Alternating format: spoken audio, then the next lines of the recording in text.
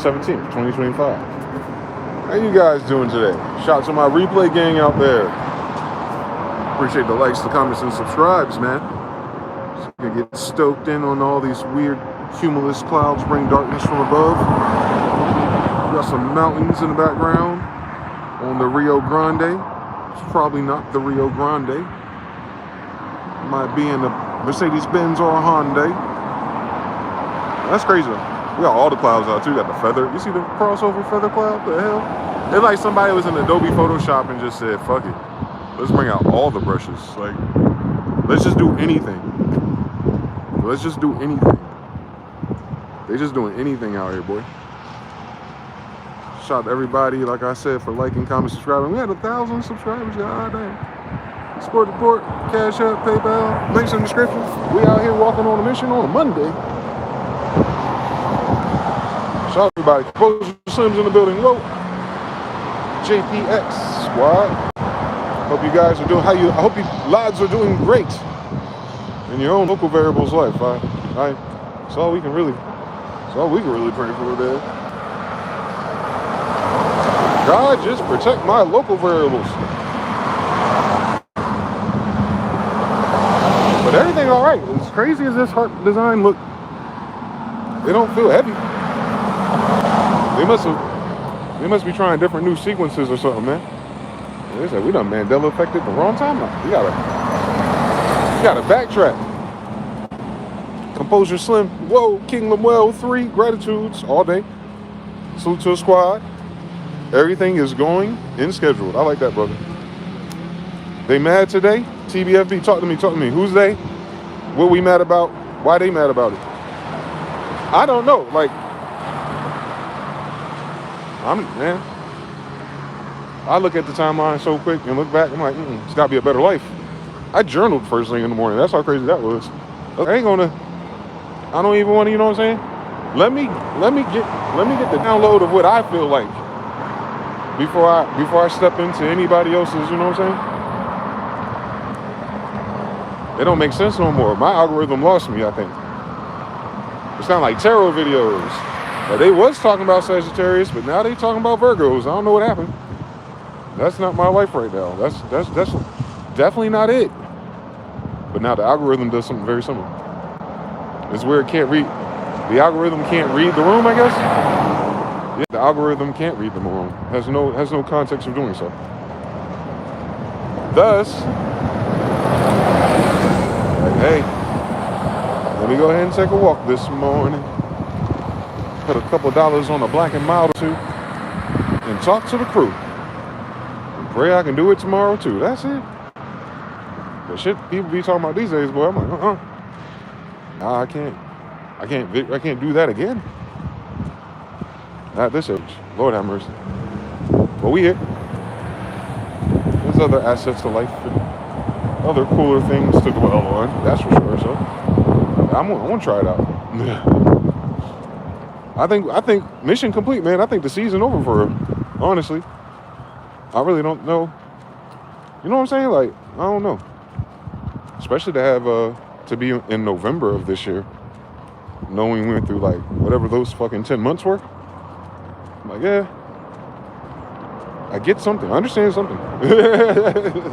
I'm good though. I don't need no more. I don't even want to figure it out no more. You know what I'm saying? Like, you know what I'm saying? You took enough of the minimum requirements and stuff. You're just trying to open up Omnisphere, boy. You ain't trying to read no manual. You know what I'm saying? Like, I ain't. Where the leads at? That's it. Like, I'll get to that other stuff one day. Never. That's how I feel. That's how just interfacing with the gross consensus reality. And normally I would think that was like me getting older or bugging or something. Like, you know how it is. You get out of sync with your society. I was like, nah. They saying the same shit I'm saying on the headlines too, I guess. Goddamn. Alright. It's a headline thing. Alright, oh shit. If it's headlining, I can't do shit about it, right?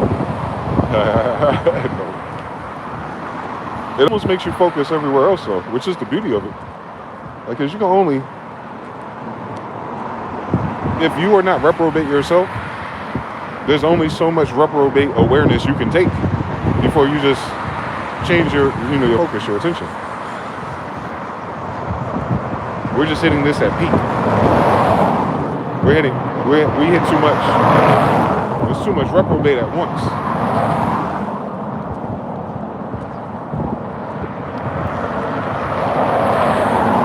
But once the attention wanes off of it, it'll kill. It'll disappear by itself. No one's really got to do anything but stop paying attention to it, honestly. Which is about to happen with Trump. They won't be able to keep up or pay attention to him because of the shenanigans, and vice versa.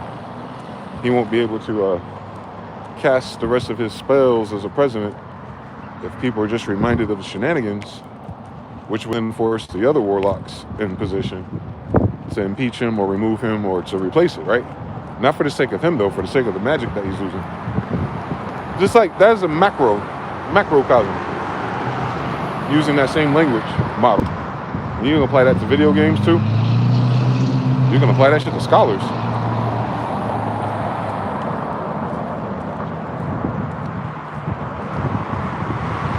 Everyone's finished their book.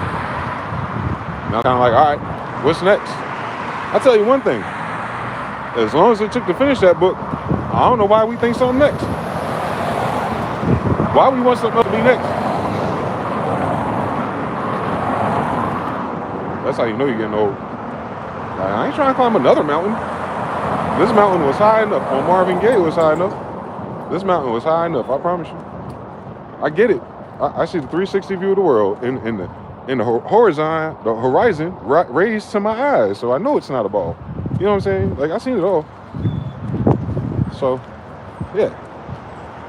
I think we're at that with this season of America, that's all. Yeah, there's no more plot twist, man. Then let y'all ride out through Thanksgiving. Awkward. Somehow people still buy a whole bunch of nonsense for Christmas. They always do. It's over. That part of it is over, I guess. All that release tension, Cliff High, Alter Report, pause, was just for your president to come out the closet. Cool. Like what he said.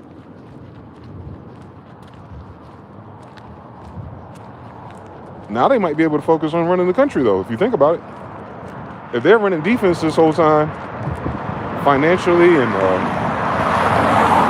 panic room type shit, trying to call Olivia Pope's dad and shit, B16.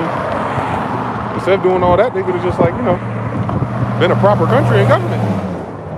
I think they're starting to see that with Mexico and stuff. Like, damn, we really could just be a government for real. Once your government starts reconsidering its role in government, I'm telling you, man, we almost around the corner on this shit. Cause like that's what the consensus is at. Like, damn, everything's corrupt. Yeah.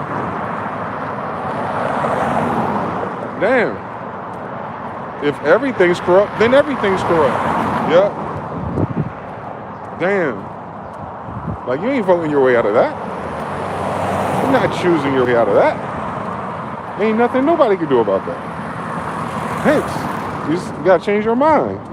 Like, oh shit. Can you fucking imagine if we, the government, was a government of people? Oh my God. And if we took care of the people first, because it's such a bottom line note on all of our budgets, it seems. Like, if we reverse the polls and put the people first and just got that out the way for the year and then see what's left and then go government from there. Can you fucking imagine? Can you fucking imagine the magic that would happen? So that's like the only timeline left. That's the only ridiculous, impossible shit we've never seen in human history. Shit working out. We got through all the Illuminati mysteries, all the sex cults, all the weird spiritual psychosis bullshit they got, trying to read Africans in Hebrew, whatever's going on. Now we get to go, all right, well, if we in the fucking upside down, ridiculous universe I've ever heard of, Mandela effect, then we might as well, shit, try to see what the fuck happened. Worst case scenario, this shit might be functional soon. Oh my God. That's a fucking horror movie, right? Watch. I do a whole 6 episodes on Netflix, straight hard, all first 5 episodes. And then on the last episode, the plot twist, the cliffhanger, I was like, oh man, it's just a weird dream, man. This nigga really lit out here. His dream ain't that bad when you realize how rich he is. Like, yeah. It's terrifying. We done hit the most terrifying part politically, I think. Especially with people. Some weird motherfuckers out here, boy. But it's okay. Give them time to heal. Give them time. Some matcha with the young kids are wearing the zipper joints, the little fucking Old Navy fleeces now with a little matcha. Give it about 6 goddamn years. They'll even out. Give it 6 years. At least 6 years. Some of the changes we're waiting for, you won't see it for a few years anyway. Even when the code changes. It'll take years before the envelopes. Even in yourself. You set yourself to do certain things that are new or different paths or whatever. It wouldn't surprise me if that should take a couple years. But all I know is it's going to take a couple years. AKA it's going to get done. It's going to happen. That's the highlight story here. But it takes time for humans, for whatever reason, to adapt across. We adapt the fuck shit really fast, though. We get the fear and the mandates really fucking fast. We make up a whole bunch of shit that don't make sense and repeat it from the news really fucking fast. But when it comes to, like, restabilizing, that shit seems to be slow. It's like we're predisposed to fuck shit. Like, fuck shit. It's like, yeah, show up, fuck shit, majority. Even if you're not on it, you understand it. But then when it's time to do, like, the right thing, it's like, one day, we all have to stand up one day. Like, what are we talking about? Who's we? We've been waiting for you. One day. Resistance. We resist the best types of change, actually. We don't resist change. We resist functionality. Lord have mercy.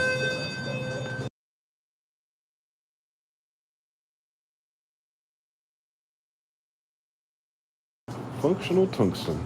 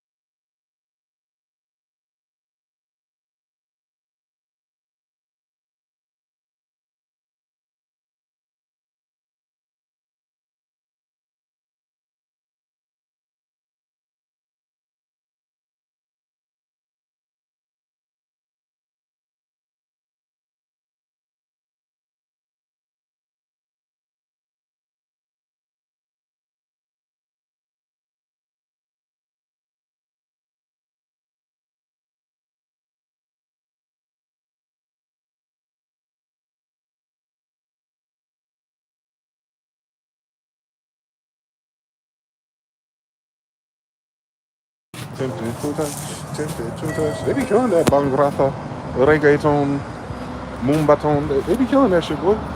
You think that should be played out after 40 years? It is not. I be worrying about the shit I be making. They still doing the same boom, chop, chop, chop, chop. Like, it don't go nowhere. Or, like, and they in Arabia with it now. With that shit in Arabia, I'm like, oh, shit. We gotta come up with one good rhythm and just use it for 20 years in a fucking row until motherfuckers get with the fucking program. That's all. That's it. On Judah Tribe, you do. Shout out to the chat, part 10. Salute to the squad. TBFB's in the building. They mad today. He never told me what they're mad about. Shenanigans in the building. Peace to the tribals. Mr. Now says 702-9. Boot. Hey, Italy's in the building. King Will 3 down in the sip. TBFB 13-3, you right, we up. Harut, peace everyone checking in before I eat. Denmark on the other side of the time zone, so you know it's late. Bub, Chafe, don't feel bad, homeboy. It's the same in Canada, my man. Damn it. Canada, what's going on? We used to be a proper United Kingdom before these others showed up. What the fuck going on in Canada, man? What the fuck going on in Canada? What y'all got going on?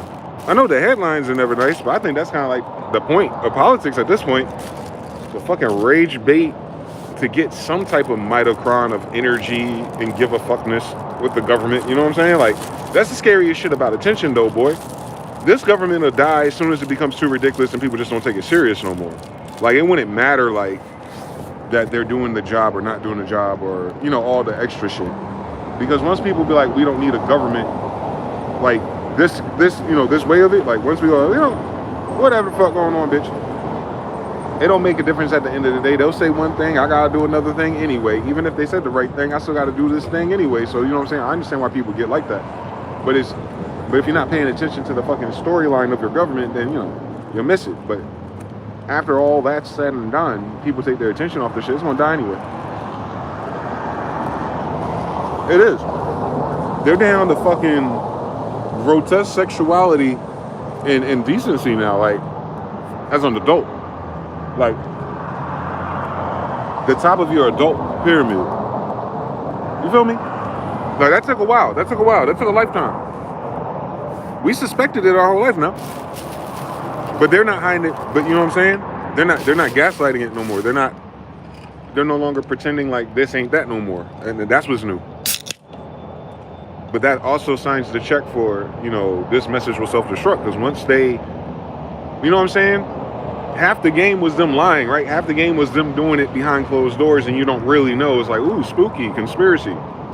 But once they out the closet, proverbially, it's like, oh man, get these fucking freaky frogs out my fucking face, part 3, the end. Like, ain't nothing else to talk about. Every time they talk after that, they lose more and more people. Because there's too many clowns. There's too many people gonna make jokes all the time. You feel me? Like, the more they try to push one way, the old way, the more energy they're going to lose and influence. And I don't think they realize that, losing all their damn news channels. Like, they didn't have a whole lot of shots at this shit.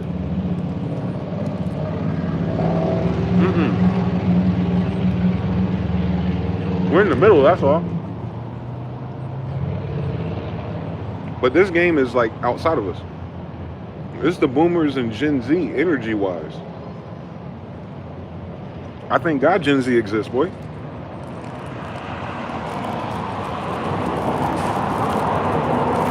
For real. Gen Z is like everything they try to beat out of us. If you come from my side of the tracks, that is. Gen Z is the result of everything they beat out of us. And they just beat too much, I think Gen Z is like recovering the recipes for us. They're not taking none of this shit seriously. And I really think that's a beautiful moment in human history. You have a new generation that for whatever fucking setup, rigged, opportune, program, systematic reason they can't get ahead of it, right? So instead of like going head to head with the shit, nah man, fuck that. They can curse in front of their parents now, boy. Come on now. You know, we've been we way outside of Zion, boy. These people can, soft parenting, they can curse in front of their parents and shit. It's off the hook, man. And I'm looking at the shit, I'm like, yo, how come my parents just didn't let me, like, you know what I'm saying? I'm prolific. But they're beating stuff out of us for some reason. And like Gen Z just made it so like, you see why they beat it out of you?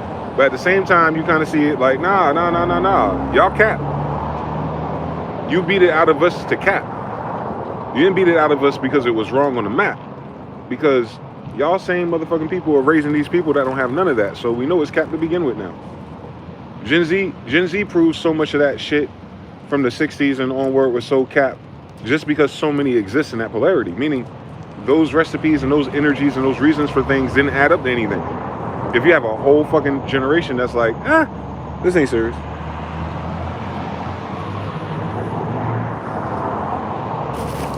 I realize they're not wrong.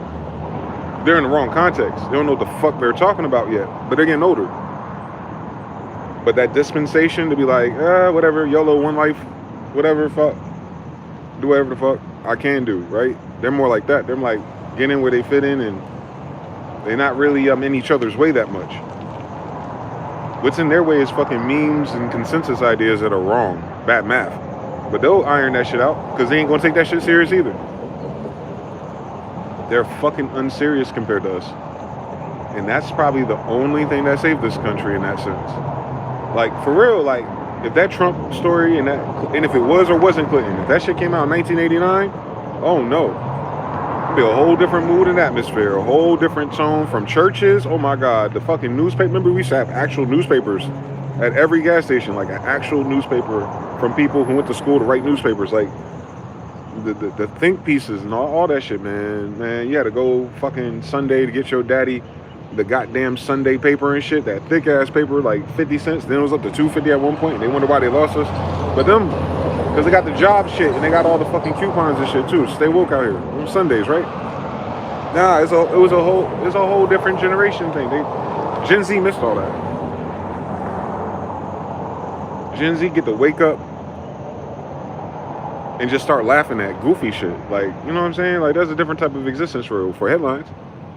Like, for real, they found out, they are today's years old when they found out, yo, United States the president might be sucking dick out here for real. And another president got that shit on video. Like, that, you know what I'm saying? Like, they got to think about that. Like, they just got here. Like, that's a crazy world to be born into. It is. You remember how this shit was when you was a new human?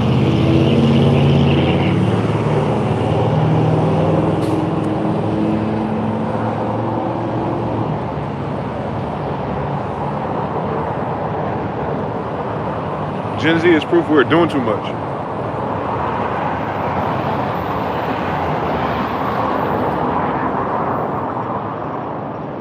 They're just proof that we were doing too much. Whatever that system was, we were just doing too much. Because now you see clearly it's all fake. That does not give an excuse not to be a decent, tactful, couth, you know, civilized, you know what I'm saying? We can get the civilization part back. But they're kids. Remember that part. They're still kids. So the civil part will happen naturally. But the reference point of the government and the trajectory of everyone's dream and shit, oh my God.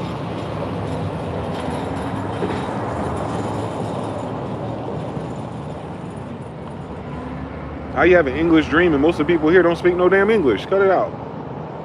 Cut it out. They just finding out now that there's Afro-Mexicans in all the damn wars. Like, come on.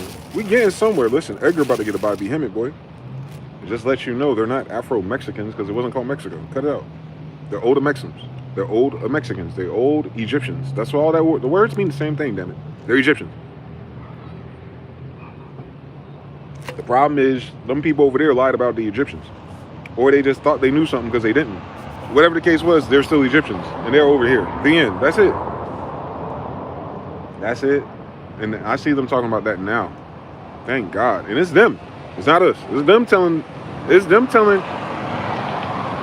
trying to tell my granddaddy something like that. They trying to tell somebody's story over here, but I'm letting them tell it themselves. You know what I'm saying? That's what I'm saying. Like, this season must be over. This chapter must be over. I did it. I hit the thresholds. I hit the thresholds of fuckery, audacity, 3 a.m. chastisement of the official narrative. Told her to go fuck yourself. Like I was Gen Z my damn self. And then boom. Now it's just trick. It's all telling me the same thing.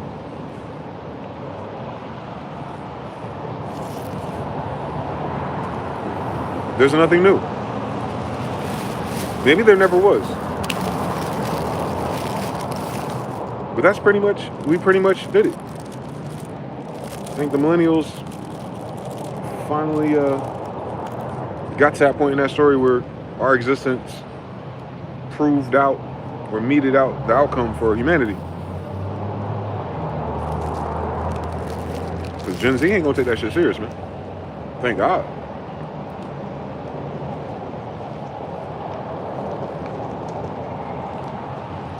I understand everything. When it comes to the system, at least. They hype it up. With all the funniest shit about it, like when you get old enough to realize what I'm gonna say, like for yourself, like when you see it for yourself, is that damn near everyone that you know, at least here, has no idea what the fuck is going on. Bare minimum. Like, you gotta start there. Like when you do Sims characters and 2K characters, you gotta start with No IQ, no game IQ. So that means necessarily that all the people that seem to do something cool rely on the other people to help them to get there, right? I mean, that's basics right there. That's team sports. But we spend our times individually, I think, as a collective, as society, as humans, pontificating so much about every society, civilization, race, gender, everything but ourselves. I've noticed that. I've noticed that a lot of the shit that's in our way is projecting into realities as collectives that don't exist currently. And we know nothing about the current collective currently, right? At any given time, that shit changes and people be mad late. But people are still debating about Egyptians. Why do they do that? Well, where did the idea to, why the idea to focus on the Egyptians would matter anyway? Oh yeah, mainstream Jewish media trying to act like they were there. So if you remove that from everything, you'd be like, well, what else would people think about? What would the reference point be? To a bunch of people not from Egypt. How come it's never, you know what I'm saying? You start running into all those loops of like, why is there so much focus on someone else's story and not their own story? Over and over and over and over and over. So much so we've never going to get that answer. And it's never going to be fixed either, by the way. That it's not that we're not going to get the answer. It's never going to be fucking addressed or fixed.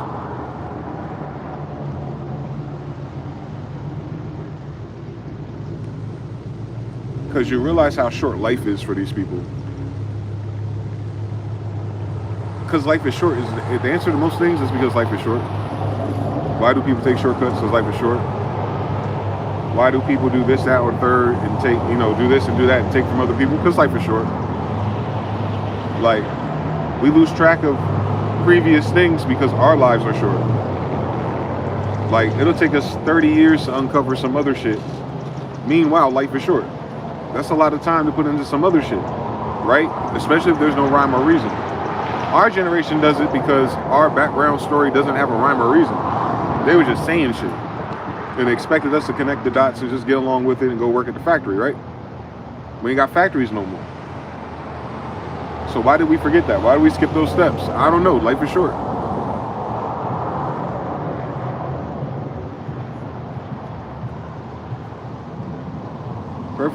Perfectly reasonable.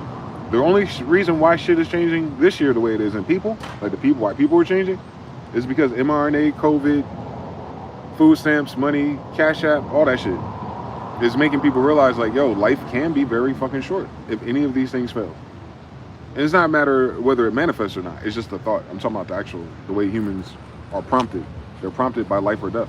They're prompted by adrenaline, even if it's subtle. Fear is what they call it, right? Now that's adrenaline, bro. Fear is adrenaline.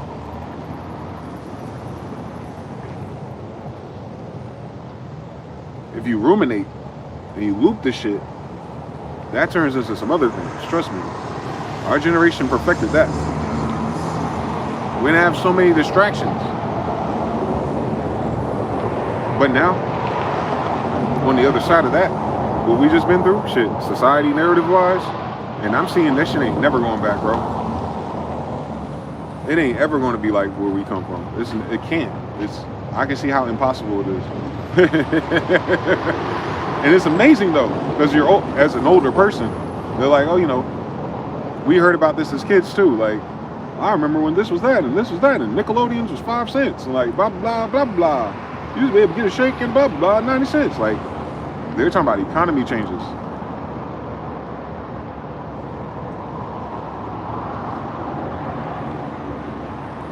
That's what economies do. This ain't that. The economy is a side effect of which changing, part 2. The people are changing. Thank God. They're getting tired of being foolish. There's no check that comes with it, man. Not enough likes, not enough subscribers to allow foolishness to rule the day. The court jesters in the DMT realm are telling you to go away. You feel me? For things to be so unserious, people are no longer celebrating unseriousness. That's called the law of polarity, by the way.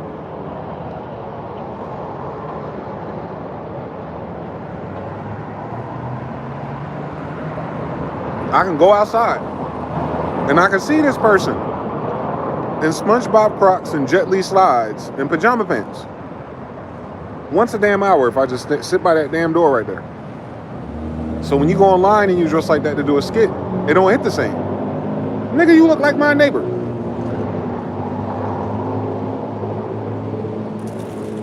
I go to that high school right there. All of them look like a Twitch streamer. If everyone looked like a Twitch streamer, nobody looked like a Twitch streamer. Ain't a problem with that. This is what they do. It's like Pokemon for them. But you understand, Pokemon for them ain't the same thing as Pokemon for us. They're not doing that shit for money. They're doing that because that was the thing to do. We weren't playing fucking PlayStation like that for fucking money. There was no fucking online tournaments and none of that shit. I wish, nigga. If a nigga would have told me if I was just hung on to Mortal Kombat Trilogy just 20 more years longer, that was already a fucking problem. Then you want to pay me to be a fucking problem? Alright.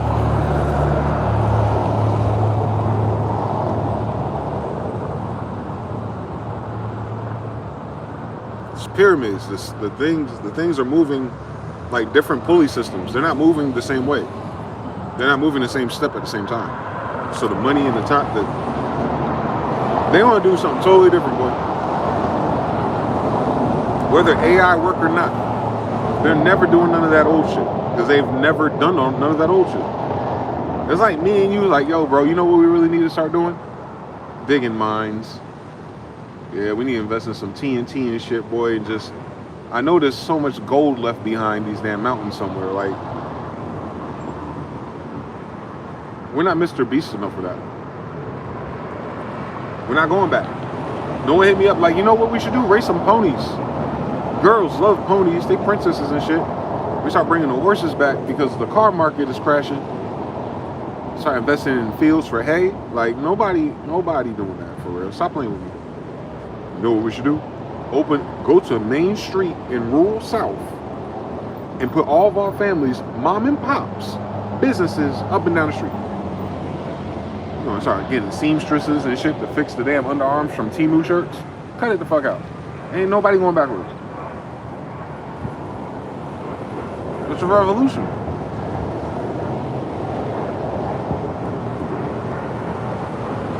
It's an American revolution. It absolutely is. It's worldwide though, Craig. Just like the American Revolution was worldwide. I know y'all didn't study all the other countries at the same time. Cut it out. Same story. Is that generation. I'm pretty sure that was that not Pluto and Aquarius? That was a generational overthrow. It was a generational overthrow. They were young people. All those people in these stories are young. George Washington and all of them.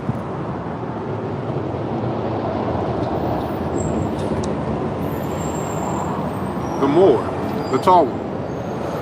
You know he was bulletproof? I just saw that story. It was one of our black historians saying that they used to put it in their history books. And the interviewer was like, why do you think they took out the history books? And his answer, goofy as hell, because the implications of God. Nah. No. Because now you trying to tell me someone took over the schools as anti-God or anti-Christian when they were kids, right? This is a boomer. Nah, that ain't what happened. That ain't what happened. That's not why you removed that story, Captain.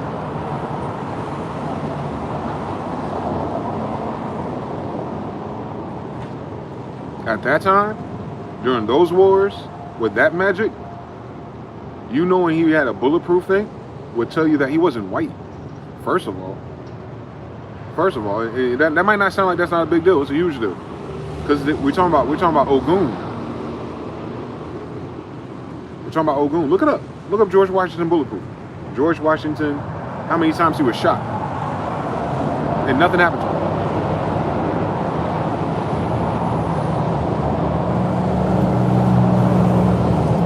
He was in all those wars with us.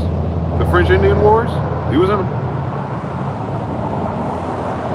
The professor or whoever fought, he said one of the chiefs of one of the old wars lived or whatever, right? And when the chief was dying later, he wanted his kids or his homies to bring George Washington to him. And he wanted to see him before he died because he said he wanted to see the guy because he, an Indian, as a marksman, said, I shot you 17 times and I don't miss, and you're still standing here. George Washington was one of them, the real George Washington. He was one of them.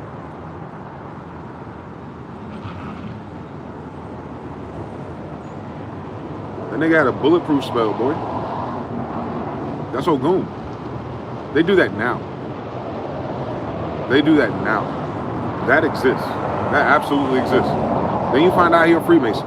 Then you, come on now, it's right there. They just told you the whole story. On Rosa Parks, he a Freemason just like she is.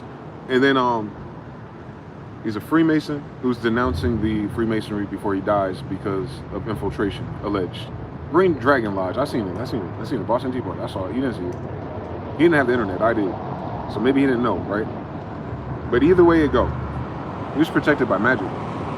Westmoreland, Virginia.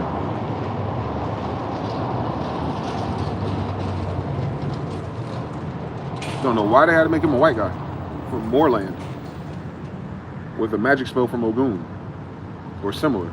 No. You ain't gonna tell me that. You ain't gonna tell me that. You're gonna remove that from my books and make me focus on Christopher Columbus. Whole time George Washington was bulletproof. I don't wanna hear shit. They tell you about a Thomas Jefferson duel. They'll tell you about a Thomas Jefferson duel, but they don't tell you he's gonna be George Washington. For real, George Washington got shot more times than 50 Cent, bro. Fucking imagine. CERN is fucking up. I already found the black one now. I got his picture if you need to see it. They talking about him. That's why he had a fucking cane.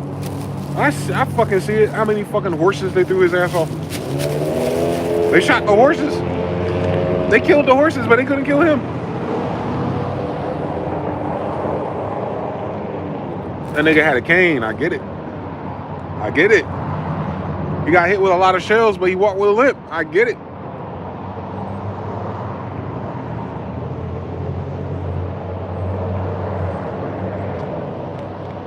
Last time we saw some shit like that, Pluto was an Aquarius, nigga. Same story. Same fucking story. So, yeah, we ain't going backwards. We're going forward again. Revolution. Mr. Now says 3 different entities that invaded the planet. We all, and we never. Whoever we they are, we are none of those. That rhythm's still going strong. I'm not sure why they mad, but they spraying like they got roaches. Strange how grotesque spells out Kavish in French. Straight facts, Anytime Television. Shout out to you, Mr. Now. Anish, Shukla. Hey man, Harut 3. Parents in front of them too. No memes about Bubba, just preaching. Hell. Absurdism. Yeah, still as hell. No check. No one to be sociable with you, even if you manage to get the check. Mr. Now. Miss Penny says Scorpio. Shh. Wait, why? What's going on? I think I'm a Scorpio. Pretty sure I am. I'm also Sagittarius. And I can tell you, I can feel everything they talking about. 3 times. Scorpio doing something this week. There's trines and septuplets. There's all kind of crossover. 5 retrogrades. Scorpio sun. Something in a Scorpio moon rising. Opposition Taurus. Like the fuck? That's my whole chart for real. They just say, yo, this week is your chart, bro. I'm like, fuck it. Where Sagittarius at? Help. I'm getting my ass kicked, boy. Scorpio, the underworld. My dreams do not match my reality no more. I think I saw Key Flow making a beat in a dream. So random. Why would Key Flow be in a dream making a beat? He like 40. Maybe I was saying about Cubase. Whatever. That ain't got shit to do with what I got going on in my mind. Yet and still. Scorpio, man. Underworld shit. Subconscious mind, subconscious realm. Come on now. That shit active. You need something in Pisces too. That means it's psychic. Lord have mercy, help us. Reverse psychology is what they're doing. They're trying it. Noel, check in on the replay. Oh, there's a whole book called The Bulletproof George Washington. Yep, dismantling social hierarchies and technologies. Keyflow just had a song with Wale on his new album. That's why. There we go. Shout out to him. We were just talking about Wale too. Ain't that a bitch? How do I do it? How about I talk about some money and a trip to Asia? The fuck? I talk about everything else and it come to pass. I ain't been to Japan yet, brother.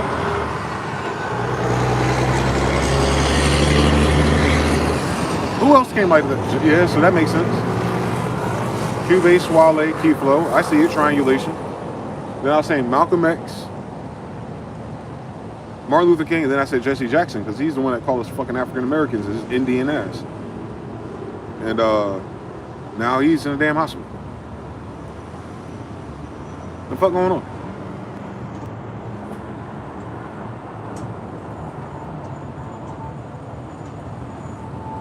I don't know.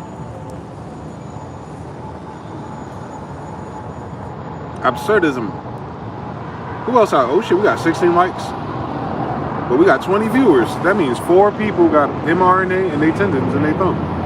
This one now says Cubase also back to square. One type of phase.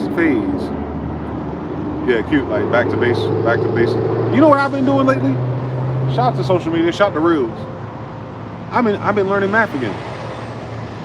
I'm following all the math hack fucking people. I was like, I knew it, bitch. I fucking knew it. They wasted my fucking time for 12 years in this bitch. I knew there was an easy. That's why that nigga could do that shit in his head like that. I could do that shit in my head if you told me you do it like that. But yeah, we got this African brother out there. I wish I knew his name. It's African. But he know how to teach you all the hacks to fractions, decimals, multiplication, 11s, 9s, like all the shortcuts, right? Like, stop wasting your time. I'm like, all right. He even showed you how to do subtraction without borrowing a 1. And he's like, stop doing that. Why are you borrowing? I'm like, shit. Because they told us to. Nah, do it like this. You subtract 1 from everything first, and then you do it. I was like, what, nigga? I would have finished my test on time. This is a good thing to do, especially when you get older. To go back to like math. Your whole fucking brain is math. So to go back and learn how to do mathematical shortcuts or reassure that you're not fucking lost the plot and you can still add and multiply shit. Yeah, Instagram and Reels are great for that.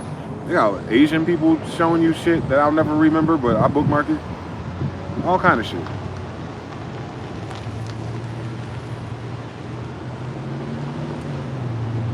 That decimal shit pissed me off, boy. I was like, is that fucking easy, bitch?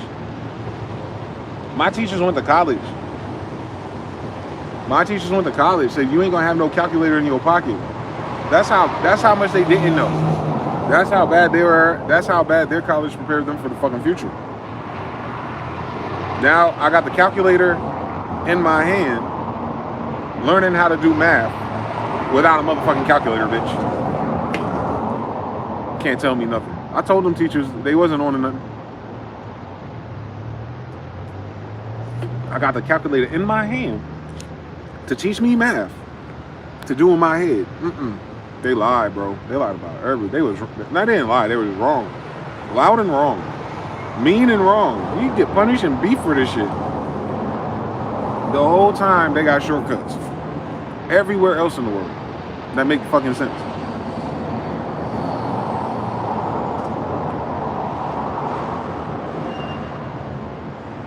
Even division.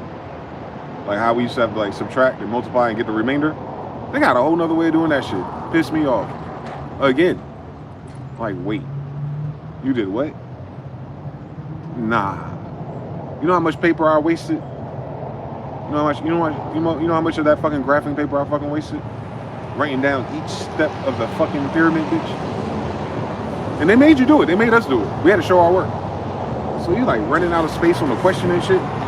Like, bitch, I ain't got no space left. Y equals mx. This slope. Why you give us a math problem and the graph we supposed to draw the fraction and the point slope on? We ain't got enough graph paper for this shit. Why I gotta draw the line? Why I gotta draw more of the graph? Like y'all didn't know the answer ain't gonna fit that bitch? Cut it out. That was us. Scantrons be damned. I wish they would give me a goddamn Scantron. I'm starting with the answer, bitch. Reverse engineer the damn equation. Does that fit? No, bitch. It's not 333. It's 3. Obviously, bitch. Obviously. It still get the shit wrong.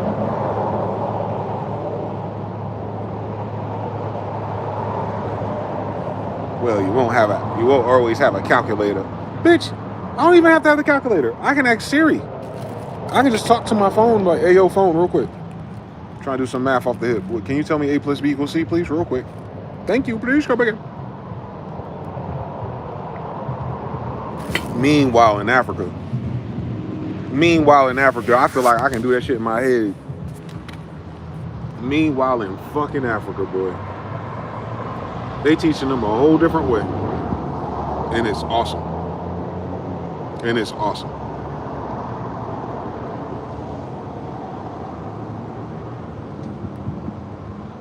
When I get my money up, I might fuck around and buy that nigga course. No bullshit. Because to go back and like master math on that level, like to go back and be like, all right, I got this K-12 thing down, boy. I got this K through 12 thing down, boy. Nah, I ain't seeing me in those fractions or these ratios, boy. Nah, I'm multiplying that shit in my head. I might fuck around and start dividing in my head. Can you fucking imagine? I ain't gotta do 12 steps. 3, 6, 9, 12, all right. Over 3, 4 times. The decimal was tens. You move the decimal to the far side. That's 1. All right, times 10, and then in your answer 40.40, bitch. I ain't got time for all that. Ain't nobody got time for all that. Yeah, here we go. You feel me? Like.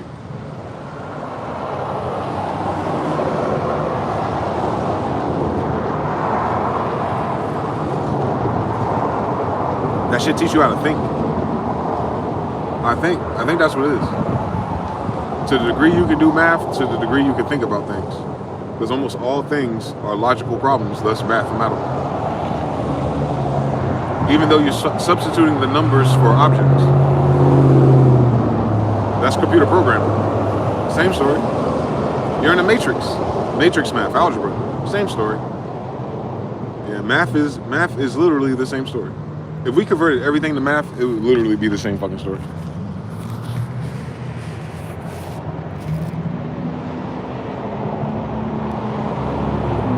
So if everything can be reduced to numbers, it'd be very fucking important to be able to understand numbers and think in numbers. That's all I'm saying. That's all I'm saying. It's so much bigger than getting an A in the class. Fuck getting an A, man. Be able to do that shit with your eyes closed, man. You wouldn't have inflation if we could do math. If people respected math, you wouldn't have inflation. You wouldn't have people talking about what's going on with crypto. It's at a, what they said, 365 low. Nigga, math. Nothing exists in current existence that makes everyone rich. This is math. If Shelly had 4 seashells at the goddamn seashell, god damn it, Shelly only had 4, nigga. There's 5 of you. Someone's coming up short. That's it. And the one that come up short doing all the damn work.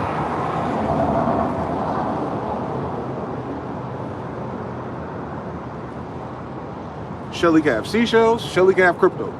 Shelly could be selling crypto keys at the seashore. If there's only so many fucking crypto fees, and there's only so much liquid for the crypto to mean something, there's somebody coming up short, bitch. And you know who ain't coming up short? The nigga who can afford all the damn crypto, bitch. That's what's happening. So the number that's public at least, I shared it again. If you follow me on Instagram, please do. I post all the bullshit in my stories. No narratives, just what I can find that are facts still. So they gave the banks $220 billion. Quietly. like I said, between this weekend and last weekend. So almost a quarter trillion, something light. And as a result, today, there's been private or quiet meetings with the Federal Reserve and these banks. So they're having a very serious conversation. They're having a very serious conversation. Remember, they didn't release job numbers. They ain't releasing that they gave them $220 billion. Like, niggas got to follow paper trails and shit. And they ain't telling you about this meeting. Cool fucking story, bitch. Maduro did said he want peace. That's the coolest of the stories, bitch. And then goddamn Donald Trump was like, we about to speak to him, we'll see. Oh yeah, they better think. I told you already. I told them they better not. And they better not. That's the dumbest shit I've heard in my life.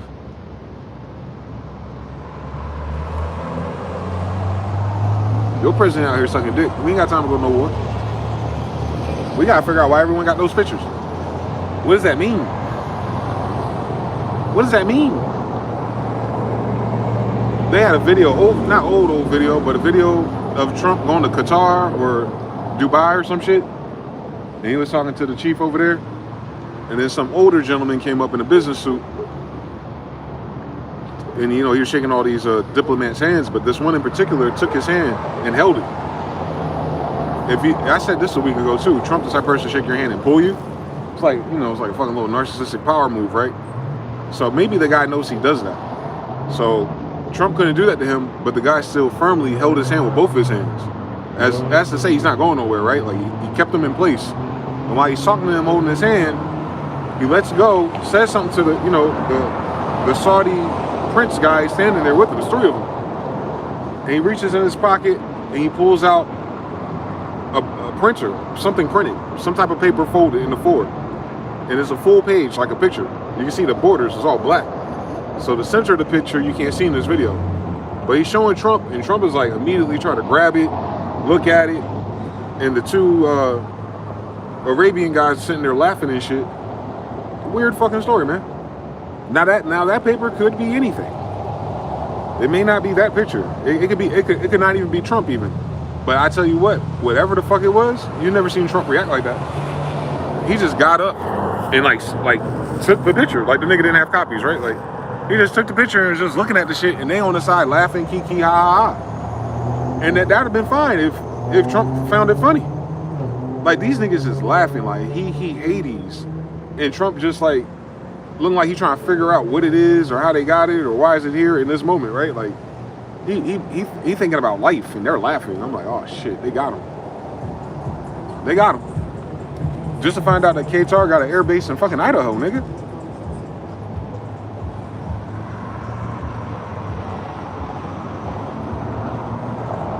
Wait, the United States already doing the fucking most with Israel.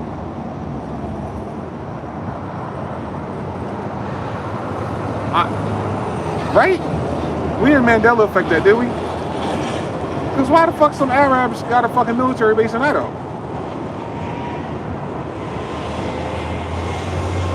Listen, a military base, not a home base, not a plaza in a Costco, not a neighborhood, not Minnesota, Somalia. No.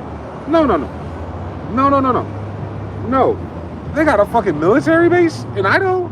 What's that got to do with Frito-Lays and potato chips? They love potato chips? How they get a military base in America? Hold on.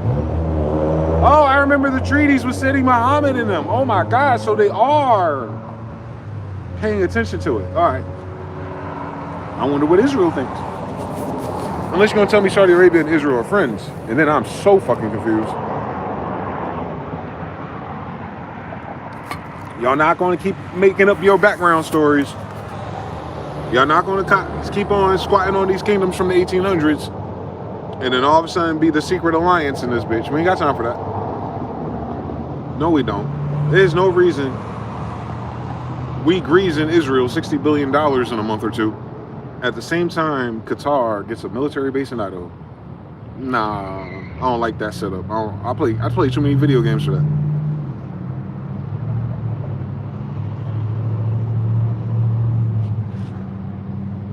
Why would you have a foreign military on homeland? I know it's Idaho. I know. I don't know the territorial districts and PO boxes that they offer that, but I know something out of place. That's in the middle of your country too, right? It's like right there. It's like it's right in the heartland. It's right there. They're Muslims, right?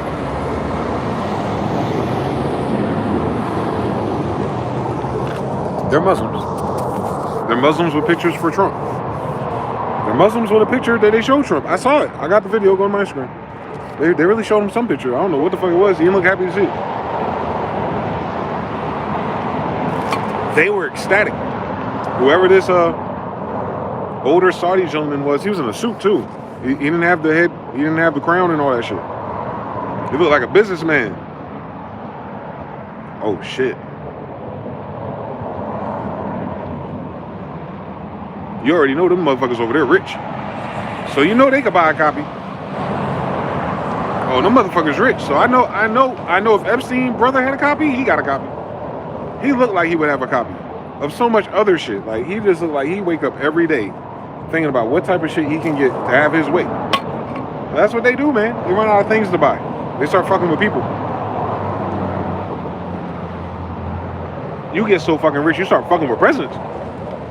I told you they wasn't on top of the pyramid, but still, that's way up there.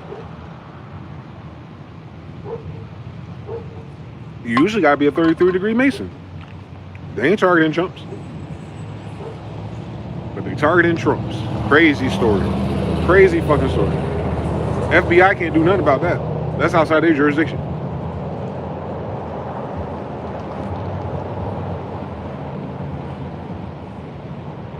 This whole thing makes all their organization currently look useless. Right? The CIA can't stop that. They didn't. The FBI, it don't matter if they're gay or not. That wasn't what the problem was. It was what it means. It means your president's being extorted. Epstein even said it in the letter. Like, he's so stupid, he don't even know A, B, C, and D. They had another letter in that shit they ain't talking about where this lady was pointing out that Epstein was talking to somebody and said he was awaiting marching orders.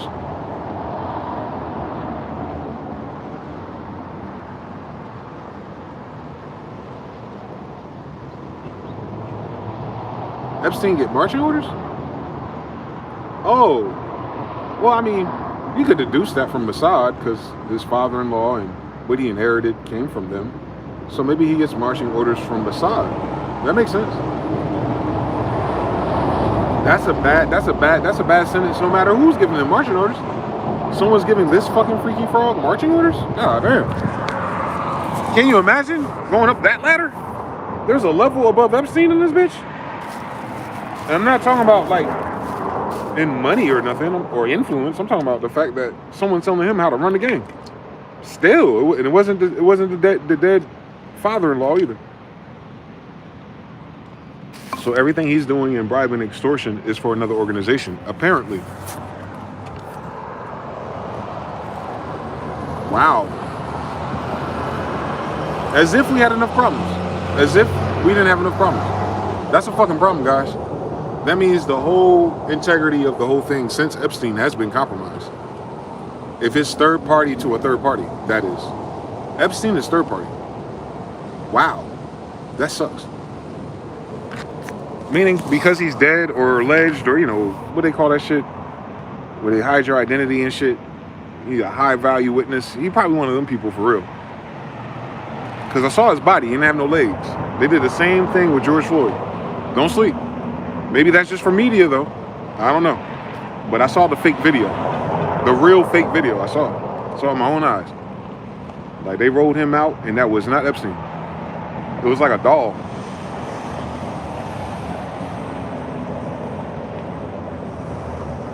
George Floyd, too. That picture is very hard to find.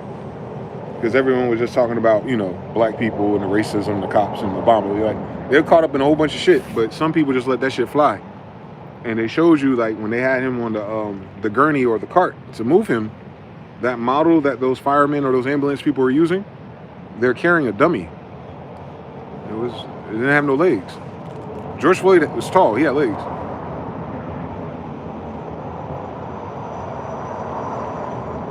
They focused on the cop. They focus on, is another white cop going to get away without justice of killing niggas? You know what the answer is. We was just doing that a couple years ago. How soon white people forget? But anyway, we're not going to do that today. We love them. But yeah, man didn't have no legs. So that was Project Mockingbird or Smith and Bunt at action here. Just like the pandemic was, which is why I knew I had a heads up. Like, these motherfuckers are already faking the news, niggas.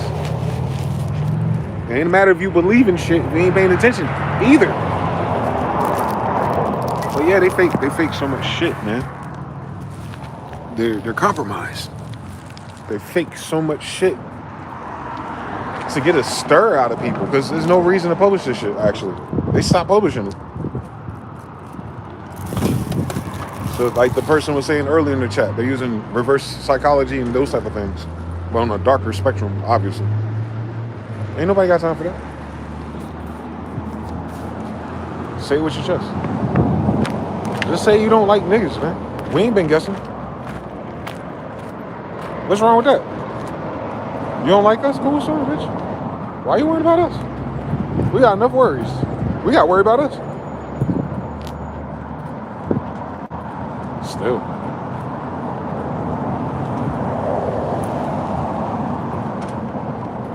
Thank God Gen Z ain't really in that energy like that. They're probably the most united recent generation there is. One hashtag at a time, Gooners. But yeah, the president's gay. His Lambo's blue. United States American Revolution Part 2. Civil War for somebody. The Reds versus the Blues, I guess. But we out here chilling though. Check out this mountain. Hold up. Now they want to do chemtrails. These assholes. As if we needed them. As if we needed chemtrails. As if we needed more. Bitch, it just rained all day. That's what's annoying about this place. Their chemtrails rarely form rain. So it's like, you're not geoengineering nothing, bitch. You're just making my nose stuff. What is this, the flu update? It ain't gonna rain. It ain't gonna rain. The only reason why, first time they said Vegas rain all day too. I'm telling you, I'm breaking records everywhere I go. I swear to God I am. The hottest Seattle ever. The fuck, bitch? You ain't got no air conditioners in this bitch? The rainiest Vegas ever. Motherfuckers talking about anyone got an umbrella. I'm like, if y'all don't stop your melodramatic ass, you go walk through their rain. That's how much it don't rain here. When it do rain, it don't feel like it rained here. It'll flood like one or two streets or something because of the shape. But you walk right through that shit. Take your ass to North Carolina and try that shit. You can walk through light rain in fucking North Carolina and your sneakers are cooked. You like, I ain't gonna rain that bad. Ain't that many clouds out here. It'll just rain on your block. You're cooked. Fucking just downpour. And then it got the nerve to be humid and hot. Then downpour. It don't cool shit off. It only cool it off in the fucking morning. It's cool here the whole fucking time, boy. This desert air, oh my God. 70 feel like 50 in this bitch. They have no idea. They have no fucking clue. Like this shit, I ain't gonna complain though. Cause I felt this bitch at 120. But damn, the rain don't stick.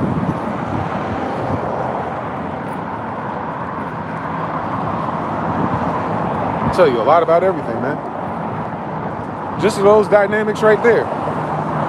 Growing up in the woods, I guess. Yeah, North Carolina is definitely the woods of the Americas. Then to be out of the woods.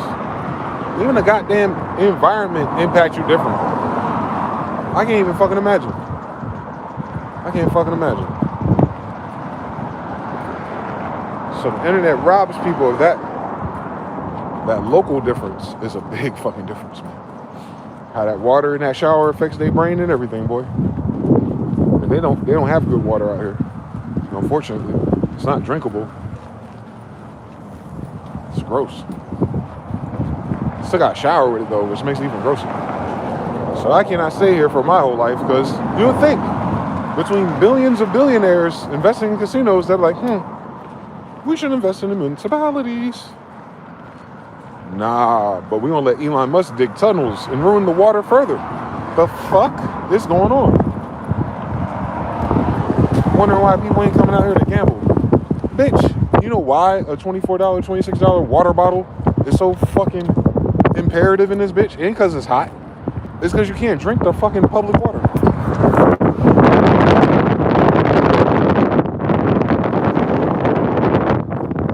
That's why that shit evil. You can't drink out of the fucking anything out there. So you have to buy a bottle of water. 20-something dollars. These niggas evil.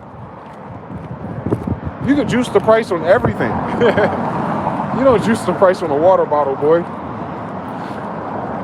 In a place with horrible water, that is. You feel me? It's like going to Flint. You feel me? You pull up to the drive-thru and shit, and a Sprite at McDonald's costs $10 because of the goddamn water. Cut it out. Cut it the fuck out. Shut the front door on this bullshit. But yeah, growing up in a different environment than coming to this goofy ass environment, energy-wise, weather-wise, whoa. You motherfuckers out here, boy. Y'all don't get cold until November? Man, that's crazy. That means they hot come back early too, don't it? They'll be hot by fucking February. It just got cold. They say it's the first day of fall for them. Fuck out my face. If I was in a place that had a state fair, the state fair is the first day of fall. That's the middle of October. We at the other side of the middle of November talking about the weather. Man. Look at these chemtrails. What the fuck they doing? They don't give a fuck about gas prices. They got like 10 of them bitches out here going nowhere. Laying in my fucking face.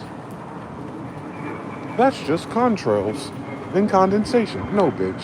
Contrails don't make tic-tac-toe boards. What the fuck?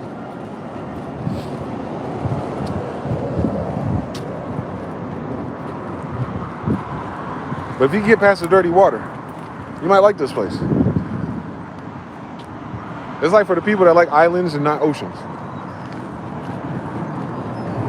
This place feels like a fucking island. That's how small, like, you can see edge to edge, of the, you know what I'm saying, coast to coast, mountain to mountain. It's a fucking desert island, bro. So if you like that island lifestyle, resorts, a bunch of foreigners and tourists, hotels and casinos, overpriced everything you can live off of, and it's just not home, yeah, Las Vegas is for you, buddy. Las Vegas is for you. This place is a goddamn island. It is, I'm telling you, it's an island. Don't make sense, but it does. Ain't nothing around this bitch. They said it used to be an ocean, right? All right, point set match. There used to be an ocean. And this probably used to be an island in the middle of that goddamn ocean, because it's sure act like it. Look at these bitches. What the fuck is it? What is SpongeBob doing here? You look at this shit, if you don't know where I'm at, you be like, yo, you in California? Technically, if we were drawing the maps, yes, but I'm not. But it looked like it. Until you see that damn mountain. It's bizarre, man. Shout out to the Moors, again. Las Vegas. It's in our language. It's in our language. That's our language, Carlos V. Moorish Latin. So, we are out here, man. Shout out to Georgie Porgy, he's back. Bam, bam, bam, bam, bam. Like, comment, subscribe. mgthefuture, aka Days on Live. Ha ha ha. I see these two guys talking about physics a lot in my reels. He showed up how the order of operations matters, even in normal additions, and translated it to real life. For instance, how 3 + 1 + 5 is different than 3 + 5 + 1. It matters. I'm going to sending you the Japan Walk Around Fall Asleep channel. I see I don't mind the notification. Terran Art, Mr. Now, Snoop by DJ Georgie Porgy. Right, that's what the people look like. Let's see. Let's get a nice little view of the bus stop view. She dressed like fucking Vegeta and Yamcha, but I ain't saying nothing about it. I've never seen them orange boots before. So Koshi says, oh, from the math, multiple choice questions, but you only get half credit if you don't show your work. Oh man, they reasoned with you. Maybe the 600,000 students from China could do this. Don't play. Don't play with us. Don't do that. How they gonna help us? We ain't going back to school. If they bring that many people here for schools, that's gonna be the only people in school, boy. This is such an unserious country right now. They used the good ink printer to pass them around too. They did. The edges of that paper was saturated, black boy. You got your ass whooped in damn 8th grade if you try to print a fucking Goku with a black background. Your ass is cooked. You go to that little Epson, where the Q is to see how much ink you got left, and that shit blinking, red, green, and blue. Like, damn. I didn't even print Super Saiyan 1000 yet. Shit. That's before my dumb ass knew I could have fucking resized. What I should have did was resize all the images. We didn't have fucking AI upscale either. Fuck. I would have loved that back then. We had an upscale and the resize, and it just take more advantage of our paper, man. You didn't need like one piece of paper with a little Vegeta and another piece of paper with a huge Vegeta. Like, you just make them all the same ratio, and then print them all on one piece of paper, and then take that shit to school and draw it. That's all we were doing. Taking them to school, because everybody didn't have a computer, everyone didn't have internet, and everyone didn't have a fucking inkjet. So it's like bringing burned CDs almost. But it was like fucking what's that shit? They tried to do it again with crypto. It was like NFTs. That's what it was like. We had the Dragon Ball NFTs. That's all. Yeah. Because even if they had the internet, they couldn't find my website. Nah, I got my shit from the source. Tripod GeoCities. I went straight to the Japan side. Stop playing with me. Just copy and pasting the fucking Japanese characters to find it again.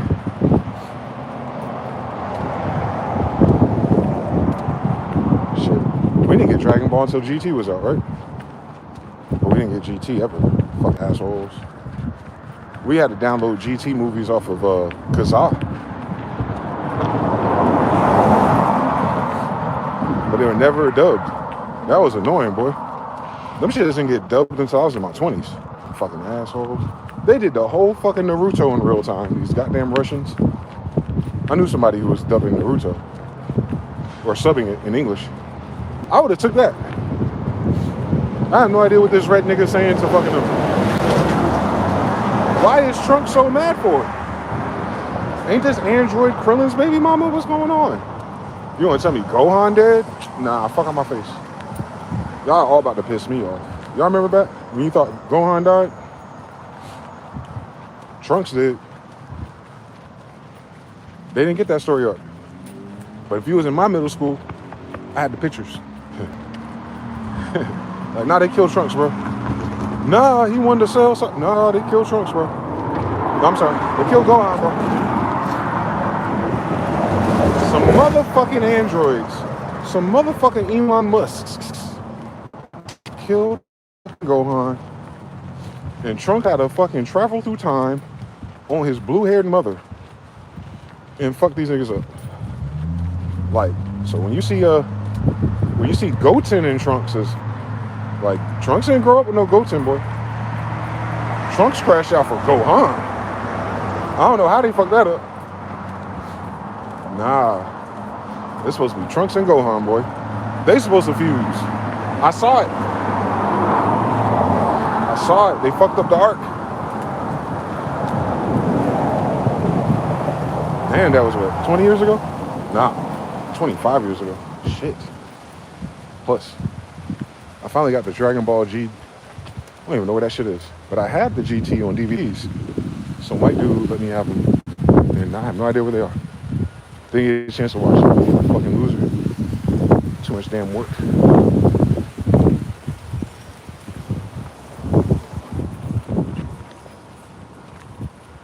They used the good printer ink and passed it around too. The dude looks like an Obsidian Order people because of the black glasses on top of his suit. The Men in Black Noel was talking about, probably. The Interpol of extortionists. That's crazy. Mr. Now says, the Men in Black, track addicts, peace to the tribe, peace to you, brother. They show Trump the black dot from the pirate movie. Oh, Lord. Orange Man is not having a good day. I know his ears are ringing.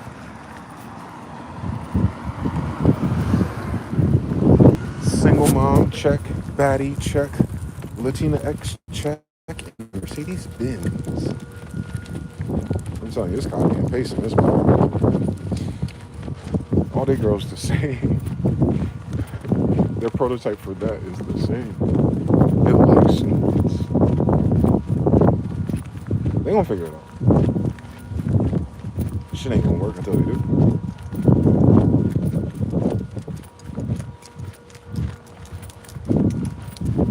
That's very interesting. You always hear about single mothers and the black persuasion as a black person your whole life, 40 years. And then I get to go to another space where there's not so many of us, it seems. Or at least on this side of town. You know they used to ban black people from this side of Vegas? That's another thing that's so fucking hilarious about my goddamn life. Fucking, they let niggas live on the east side. They let niggas live on this side. I'm on the side of the side. I'm like right there. All that shit I'm looking at down the street is the... They try to act like it's not Las Vegas because it's a new square. But it's like far, far east Las Vegas. Yo, black ass ain't supposed to be there. And I can see it. I can see it everywhere I ain't supposed to be 50 years ago or so. This street probably wasn't here, but I probably couldn't be here either. Thus, that shit funny to me. Gotta just move your ass around everywhere. He don't care where you land. Don't care what the story is. Like, well, my grandma, we don't. I ain't supposed to be here. That's crazy, but I'm here though. And then you see all the other kinds of people, and they have single mothers too. These stories are not told to us. It's a lot of single mothers actually, everywhere. That's a new phenomenon, I think, right? Per capita. To see so many women doing it by themselves around our age, that's a new phenomenon. We knew something was wrong with them when we was kids, though. I can tell you that. Like, we knew this was what was going to happen. Trust me, if you ever been in my fucking lunch tables. But to live through it with people with totally different variables, and obviously no black people around them, so we can't pivot there no more. Fucking internet. Nah, there's a lot of single not black mothers here, bro. I don't know what that means. I thought it was just us for real. I knew it wasn't just us, but the narrative. It was so much us that it couldn't be no one else. That's the way I thought. Like, everyone else got to figure it out. They women are agreeable or something? Nope. No, they're not. It proves to me it's generational. That's all. It's not it wouldn't matter if they had money or not. 3, 1,000. Yep, he did. Benz detected. Shankla rejected. That's crazy. Intelligence agencies deplore. Trump advisors are Mossad handlers. And probably some other groups, too. I think Mossad is the cover story. I don't think we understand what Mossad is because we compare it to the CIA. I don't think they're the same type of thing. They don't act like they care about military as much as they care about leaders. Like Mossad niches in the leadership. Just like the quotes they use from the Jewish families. None of ours, but I don't care who your president is as long as I control the money. Whereas Mossad is like, they care about who the president is. The bankers care about the money. So they work together. It's very clear to me that Mossad is more about the central bank or Federal Reserve, whatever that bank is behind them. I think they're more of their Templars, if you will. Since they like to copy everything niggas do. That's their Templars. So the magic and all that goes. It's like their versions of high degree Shriners. They're not doing office things. They're doing people. And the crazy thing is, if they didn't, they have nothing else to do. They infiltrate. And that's their job. They're not working on an investigation. They're trying to fit in and nudge and extort you if you don't want to move. But they live like that. Like Mossad is life. You know what I'm saying? It's like being a double agent for your whole life is what I'm trying to describe to you. They don't have a hometown. They don't have a country. So it's like, they got to do that no matter where they live. It's weird. It's evil. So we figure out what the fuck they want. They should try working with the Indians, man. We got the gifts now. I can help you find them back, man. I found far more with far less. I fucked around and found myself. Like, comment, subscribe, support the support. Money sign, mgthefuture on Cashapp if you want me to have some water. Nasty ass desert. Anyway. So my battery didn't die. That's good news.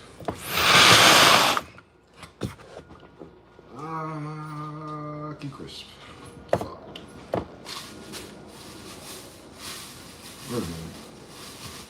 We're good. I'm gonna have to check out the Bible, figure out what the spirit of the ancestors got me on today.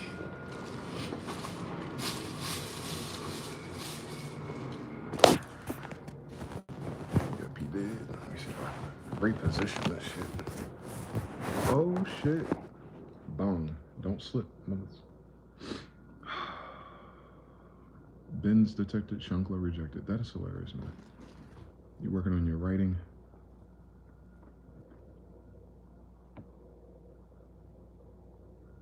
Yeah, Job is a fucking play, bro. Job had a lot to say for 33 chapters of Flunked Out. Speaking of Masons, let's start there. Job 33. Yob. You need $100 to overcome my debt, my friend? Me too, brother. When you get your 200, send me 100. Money sign mgthefuture, mgthefuture@gmail.com, man. We can get it together, man. But please, Job, hear my speech. Why? And listen to all my words. Now open my mouth, my tongue speaks in my mouth. Pause. My words come from my upright heart. My lips utter pure knowledge. The Spirit of God has made me, the Spirit of God. And the breath of the Almighty gives me life. If you can answer me, set your words in order before me. Take your stand. Truly, I am as your spokesman before God. All right, so Job got an intercessor? I also have been formed out of clay. All right, so you know, this is some Hebrews 13 talking. Surely no fear of me will terrify you, nor will my hand be heavy on you. Trying to gain his trust. Surely you have spoken in my hearing, and I have heard the sound of your words saying, I am pure, without transgression. I am innocent, and there is no iniquity in me. Oh, that's that callback to Sodom and Gomorrah, right? Asking Lot about how many there is. Yet he finds occasions against me. He counts me as his enemy. He puts me in the stocks. He watches all my paths. So this angel is telling him, this is what you said, right? You're saying that you haven't done anything wrong, but somehow you still on the wrong side of God. Look, in this you are not righteous. So you are searching for your iniquities, but let me point this out to you. I will answer you, for God is greater than man. Why do you contend with him? For he does not give an accounting of any of his words. Wait, so because he God and he says so. For God may speak in one way or in another, yet man does not perceive it.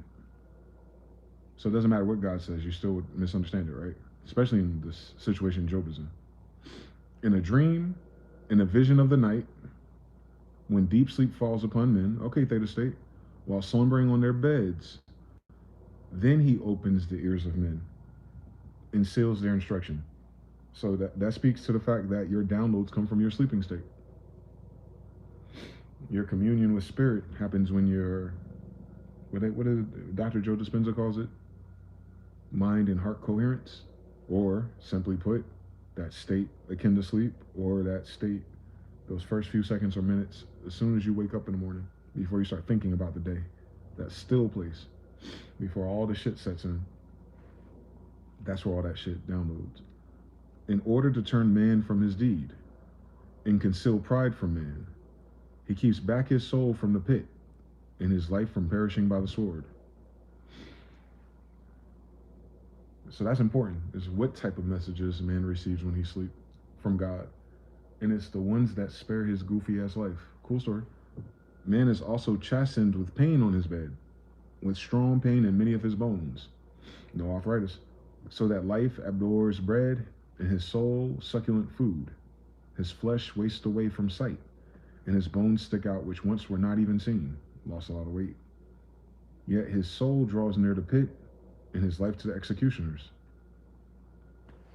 If there's a messenger for him, a mediator, one among 1,000, to show man his uprightness, so that's important, how many mediators there are, how many mediums there are, one among 1,000, so rare, to show man his uprightness, then he is gracious to him and says, deliver me from going down to the pit. I have found a ransom. All right, Joseph. His flesh shall be young like a child's. He shall return to the days of his youth. That's kind of like what Neville Goddard was getting at too, right? That state that they're akin, that they're aware of where all the dead people are and they're all younger. He shall return to the days of his youth. He shall pray to God and he will delight in him. He shall see his face with joy and he restores to man his righteousness. Then he looks at men and says, I have sinned and perverted what was right, and it did not profit me. He will redeem his soul from going down to the pit, and his life shall see the light. So he's saying, like, because he started with, like, you keep saying you haven't done anything wrong, so maybe you don't understand something. And what he's describing is like what every man could fall into, and it's in the quotes. I have sinned, and I have perverted what was righteous. In doing so, it was not profitable to me.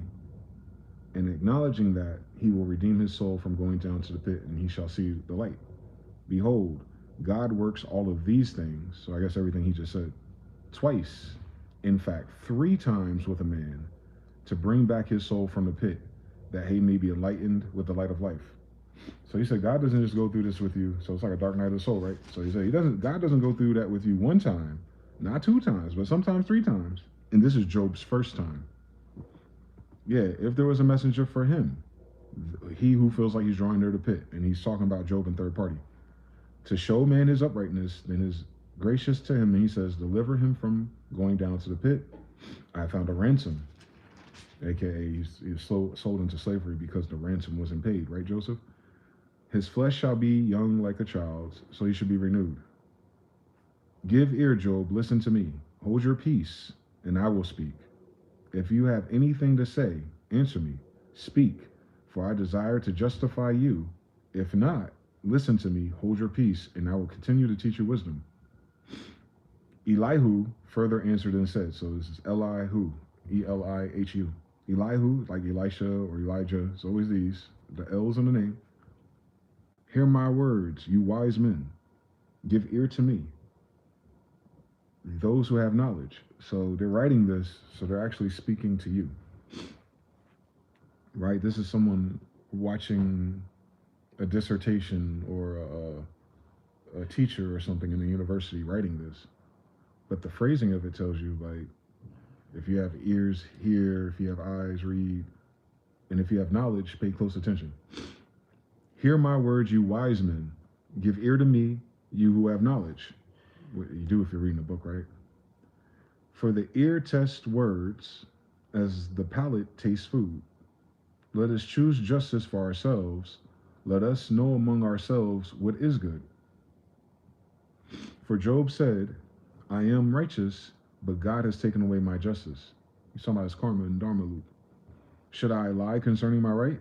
My wound is incurable, though I am without transgression. He's saying I've received all of the punishments that I was warned about if I did these things, yet I've never done these things, and these type of punishments happen to me.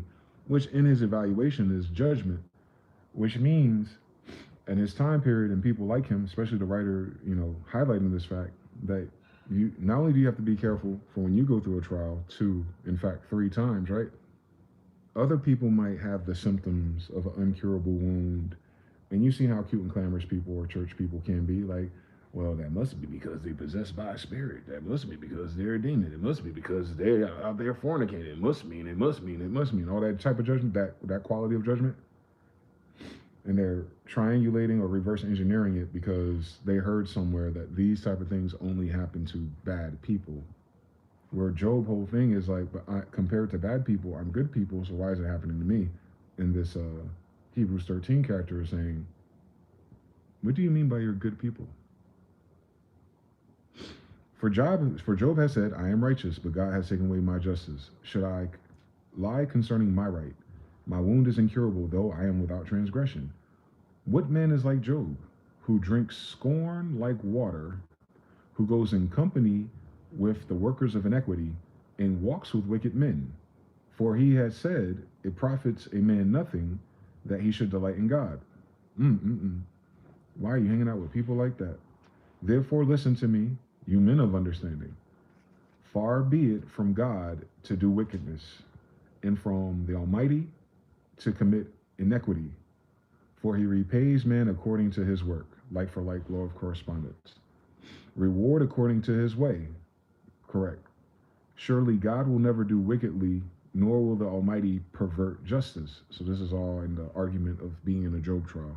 All the things that you'll call to your attention and trying to judge and figure out why you're under the fucking chopping block versus, or at all, right?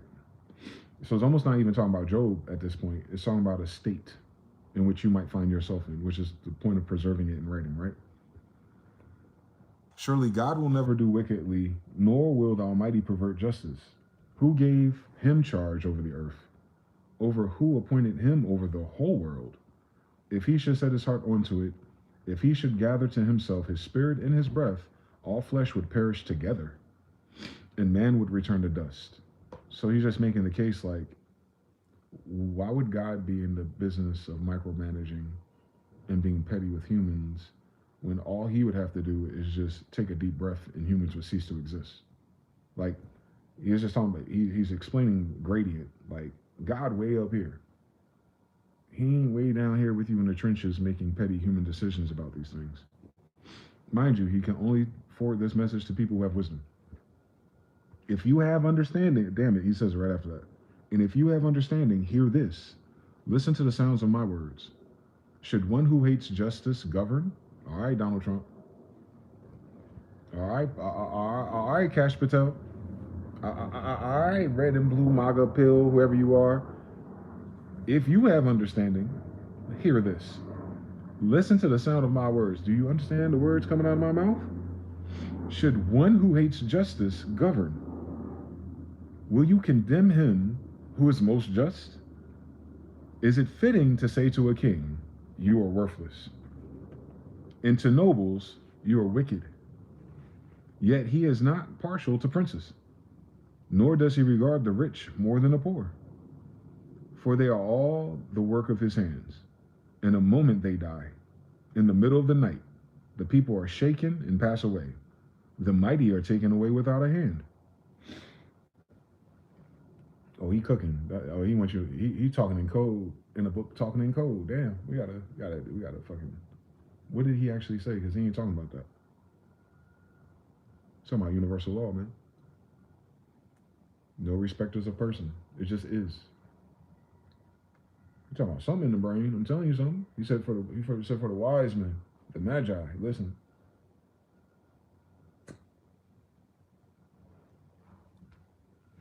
All that shit common sense. So common sense cannot be the point of his message. He's teaching you the polarities of things. Is it fitting? So algebra, is it equal? Would it make sense for you to tell a king, you are worthless? Who the fuck are you, right? Is it fitting to say to the noble class of people, that you guys are wicked? Like, that divorces the variable of noble. He, God, is not partial to princes, nor does he regard the rich more than the poor, meaning God, the source of power, the power of healing or the power of attraction, the universal laws don't care what state you're in. Because he keeps telling you, you can find somebody, an atom, with a lot of value, and just as simple as anything else, it could die by the morning. Meaning all of that energy it collected doesn't really, for God at least, it doesn't stand out from any other part of the connection. Which makes sense. This is what everyone in religion they try to express that somehow. But humans are not living life as God minded, so it doesn't help them, right? Humans are looking at human to human, hill to hill, level to level, stair to stair. That's why he's referring to this for wise people. I get it. For his eyes are on the ways of a man, and he sees all his steps. There is no darkness nor shadow of death where the workers of inequity may hide themselves. Makes sense. His eyes on the sparrow. He watches over me, but he don't just watch over you, he watches over everything at once in terms of how this law works. Because remember, Job is trying to figure out what universal law he broke. And this Magi character is cooking. He's doing reversals of polarities. Because obviously Job is on a timeline. You can tell by how his wife was talking to him and how his friends were talking that they're reprobate, kind of. Like, they got the game fucked up. And Job didn't do nothing wrong. He got the wrong idea. It must be generational, right? For his eyes are on the ways of a man, and he sees all his steps. There is no darkness nor shadow of death, where the workers of iniquity may hide themselves. He need no further consider a man, that he should go before God in judgment. He breaks in pieces mighty men without inquiry, on Ahab, and sets others in their place, on Nebuchadnezzar. Therefore he knows their works. He overthrows them in the night. Remember, you're talking about the dream state and mental. So, like, you go reprobate, you go to sleep a king, and you wake up reprobate. Hate to see it. And they are crushed. He strikes them as wicked men in the open sight of others, because they turn back from him and would not consider any of his ways. So he's talking about once they're saved. Once they already know that God or it works, and then they turn their back on it, meaning laws, upkeeping the universal laws, balance, justice. This is all about math. Like being righteous, doing the right thing for the right reasons.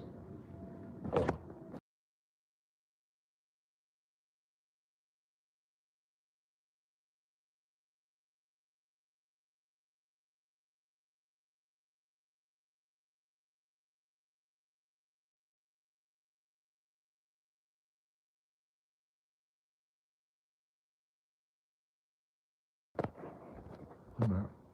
The theta state, Harut.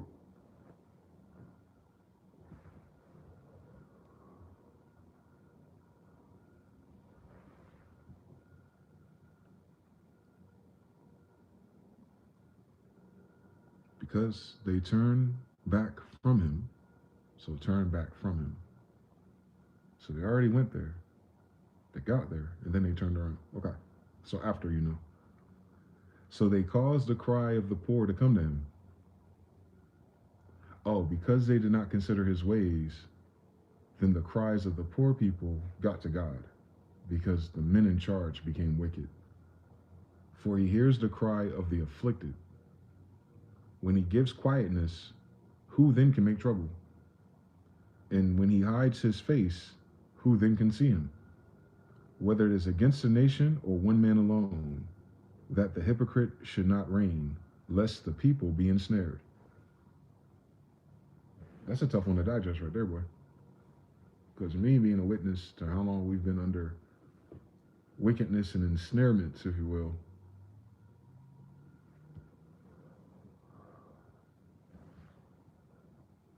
that explains all the spell work.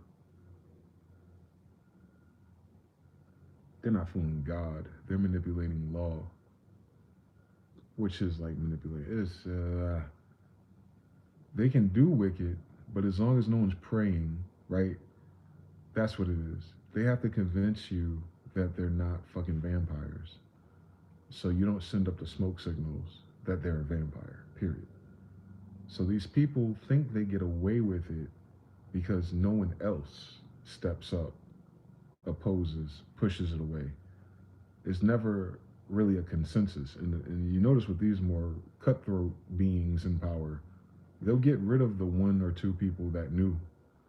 And then, you think they got away with that. But then as time goes on and now they're in control of the thing that they removed people for, they never get stability out of it, right?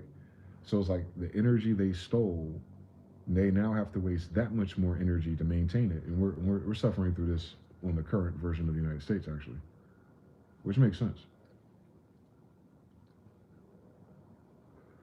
So you can use it mathematically because these people are mathematicians. If you expect wickedness to stop because it will ensnare the people, like wickedness in high places. If it continued, eventually the people under it would become ensnared to the same thing, which is ultimately turning their ways away from God, which we can say more simply, it becomes a reprobate state when you have corrupt officials.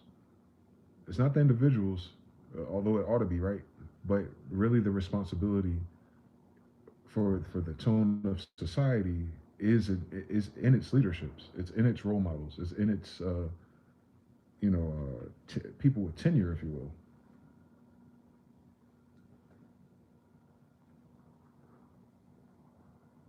And when he hides his face, who then can see him? I'm talking about God. Does it seem like God is in the dancery? Where's he hiding? Whether it is against a nation or man alone. Like, so is God hiding his face from the whole nation? Like making a judgment on the nation? Because they what? Would not consider any of his ways.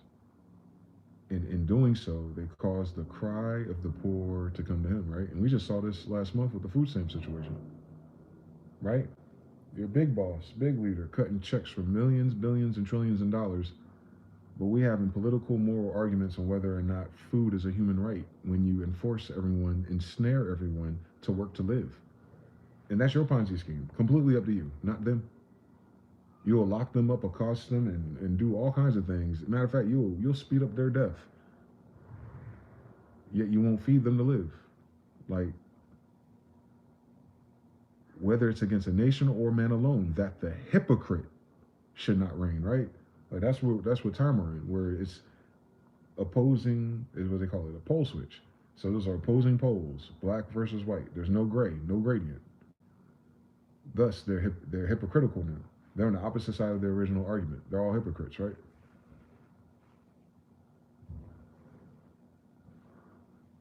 If Trump is a closeted gay man, then he becomes a hypocrite for so many other issues in the dancery. And mind you, this is at the level of leadership and law and benefits. If he's compromised by Russia, Israel, whoever, Qatar maybe, on top of that, like, all right, then he'll be a hypocrite, pressing Hillary, right? Like, and what I'm saying is you can see Trump is just a sigil, right? He's just a random guy playing this game, right? And he happens to be the president of the United States, and that means something to people, obviously. But everywhere he turns around this year, he's facing a mirror, a magic mirror of everything that he stood for. He's now the inversion of. Like, he's the poster boy of the opposite thing that he stood for, right? That's not a man, though. That's not. He's the sigil. He's not the source, right? So what I'm saying is, him as a sigil of what that means, of hypocrisy, on a gay level, on an evil level, on an abuser, taking advantage of humans, basically, right? However you look at it, it's abusing his power against people who are less powerful in order for a gain, and then weaponize that, and then use that to manipulate and get more corporate gains, and then fire people for not looking or dressing or performing a certain way. Meanwhile, they have the most heinous performances. They're damn selves, right? Hypocrites. you become a leader, becoming a hypocrite is like a death sentence. It's not like another person. It's not like your girlfriend or the person you broke up with.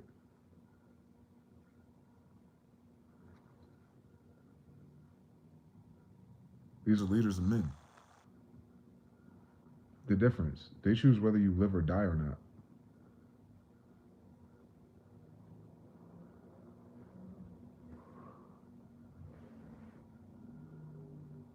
That's why God is so hard on it. And this is in Job. This is like the oldest script they have for the Bible, by the way. Like this is closer to what we think Egypt is. And I'm just speaking to like the consensus. Like whenever you get a corrupt pharaoh, it fucks up so many other things. They're not the source of the fuck up, but they're like the cheerleader. They're the avatar, meaning everything that's connected to it is equally fucked up. Thus, in judging Trump, there's also a type of judgment against the nation itself in which would elect somebody, like naturally or not. It could have been another person, but with those qualities, like to have the face of hypocrisy of everything that freedom, liberty, and justice and all that shit we're supposed to stand for. Free, we freed the slaves, but here all this trafficking is going on. And we get great deals and steals from buying from third-party websites that get it from the same type of slaves on the other side. Like, and then, it's limited contact, so I guess we divorce it from our mind, but you see how the nation, the people of the nation kind of become hypocritical themselves.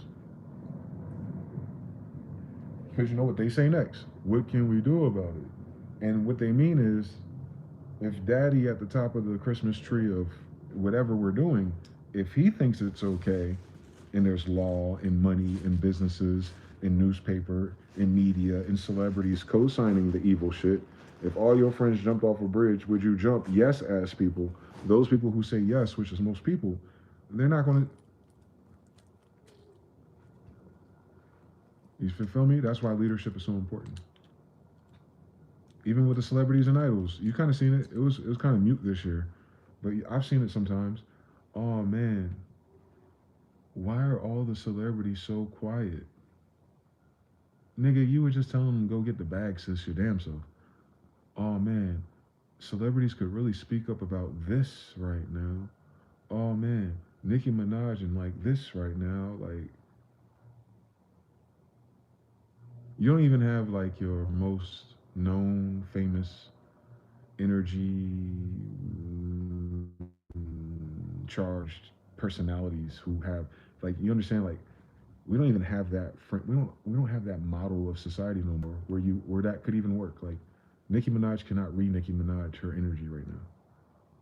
And quite literally probably never again to the level it was 2010, right? Like what life was like and what it meant to be a celebrity or a female or rapper, whatever the fuck was going on. Like all those variables to be like to have a hive of people, right? She can't she can't she can't speak about shit. Once once what happened to her personally, the hypocritical nature of her personality, who her husband was, and all these other things, the things she said about other girls and Meg the Stallions and back and forths. Like if you were outside long enough, you remember what her whole story was.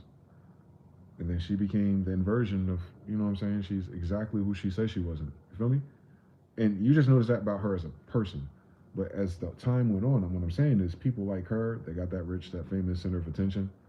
All of them so far from our generation has been exposed with some type of this thing that kind of sours it for you about them, right? Right? And it's probably the thing they were hiding too, which is the craziest thing about life. Like you can't hide it. You can't fake this until you make it. What they say, if you can't heal it, some time will reveal it. You know what I'm talking about? Like you can't. So they can't garner and gather morality and attention in their ineffective leaders. They're false American idols, right? They had all that power, time, and attention, and now they barely got none of it. Easy come, easy go.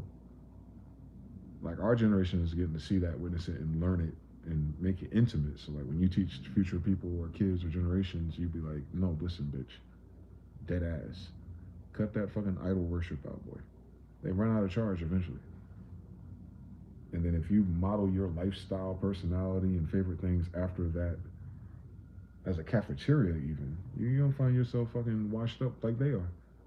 And that's what's wrong with a lot of people's personalities. They based it on these uncharged idols. And they've been uncharged since the goddamn pandemic, right? At least, at least, at least 6 years ago, they got cooked all at once. All of them. Even them taking down Tory Lanez like that. He was the only one trying to bring energy into the pandemic side of things with all his shenanigans, right? And the music and stuff. And then all of a sudden, Rock Nation got him out the way. For what? For shooting at a girl? Allegedly? Alright. You sure he did it? We don't know. Alright. But what about all those stabbings and shootings and all that shit that Jay-Z was down with? Where's this hypocrisy and justice for his victims? For him to be the person putting a lawyer against Tory Lanez. Same if you ask me. What's the difference? We got him on video mean mugging a girl. Like he shoved the fuck out that girl backstage. Like he really put hands on that woman, right? So it's not that he couldn't say anything against that or about that. It would just be very hypocritical for that support to be the reason why this boy's locked up with no evidence.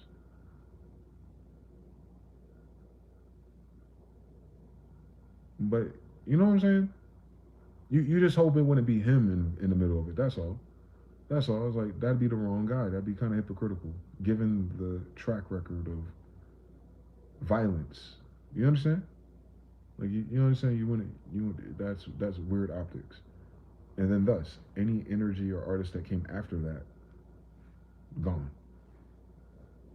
So they zapped Tory and the energy he was mustering, and they didn't transfer to, I think Rock Nation signed a Nigerian artist or something. You probably don't know her name.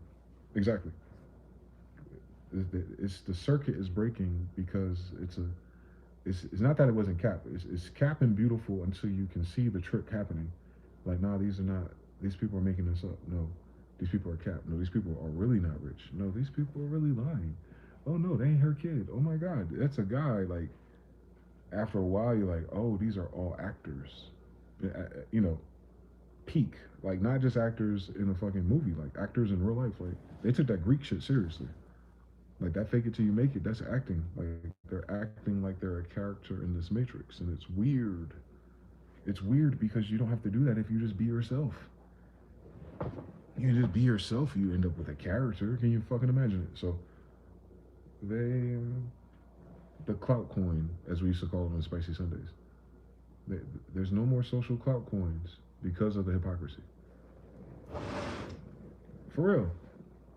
Everyone going to speak up about something. Even all the people that spoke up about, like, Nicki Minaj's baby daddy or whatever. People that have that same type of energy day after day for Trump.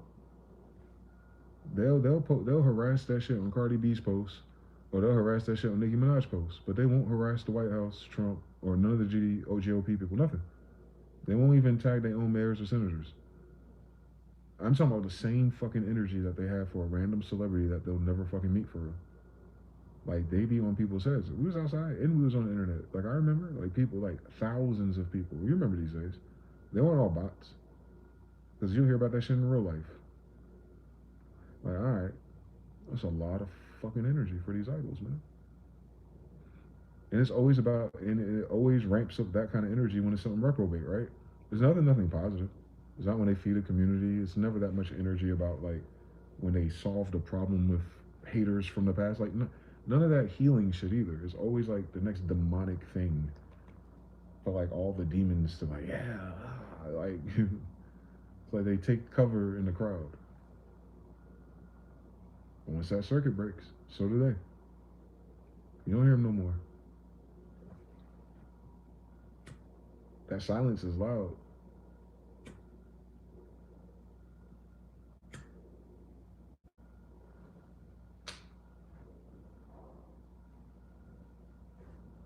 That rations is loud. That silence is loud now. They're saying that kind of shit happens because God did it, though. In case I lost anybody. Like, when your whole society gets hit with, like, whatever the fuck this is in terms of, like, the people who had all the energy, the leaders or the idols, and the fact that they don't have no more motion at all.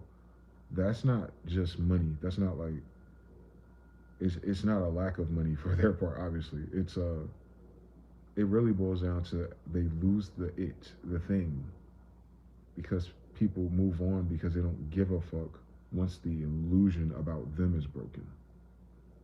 You feel me? Like I can remember just a little bit being hyped up for Christmas, like first grade, and that same Christmas that I figure out what to get hyped up about, the classroom, the activities, the TV shows, the commercials, that same time, like in your head, you're thinking this shit could be real, or it's just exciting at the very. I remember being very excited.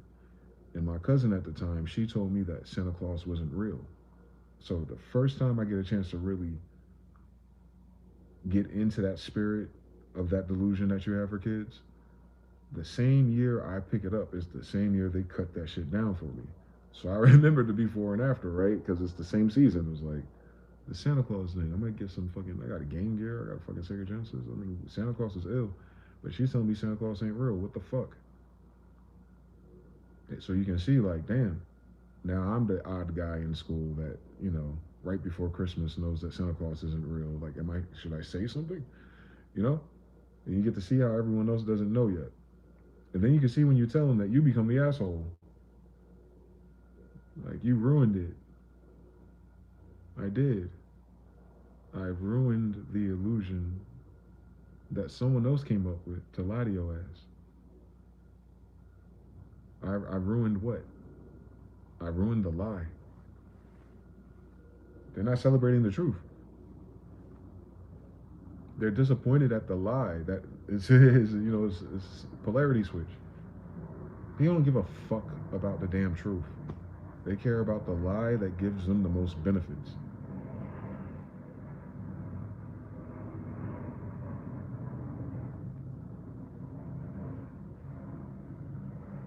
That's how they operate internally. That's how we operate it locally. That's how we operate globally. The lie, the story, the narrative, the perspective, the angle, the proof, the burden of wherever the greatest benefit is. Truth don't rhyme with none of that shit. Truth does not have an agenda. These people are agendas, man. Idols have an agenda. Obviously. Obviously. We used to say that shit 20 years ago and people go like, ooh, spooky, conspiracy.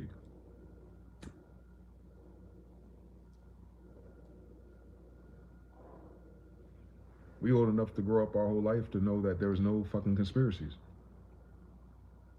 But an unwillingness of people to discuss and think about these things before this ever happened because of the word conspiracy. We saw a word stop swaths of people from even thinking because it did not mirror the narrative of their leadership.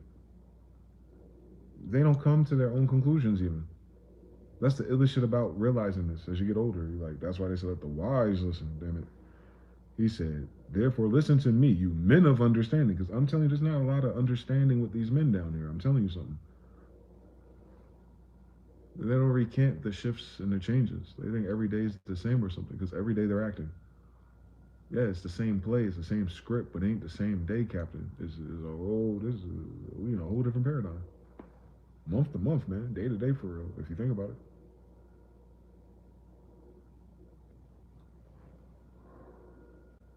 And the only thing that has been removed from us is Santa Claus.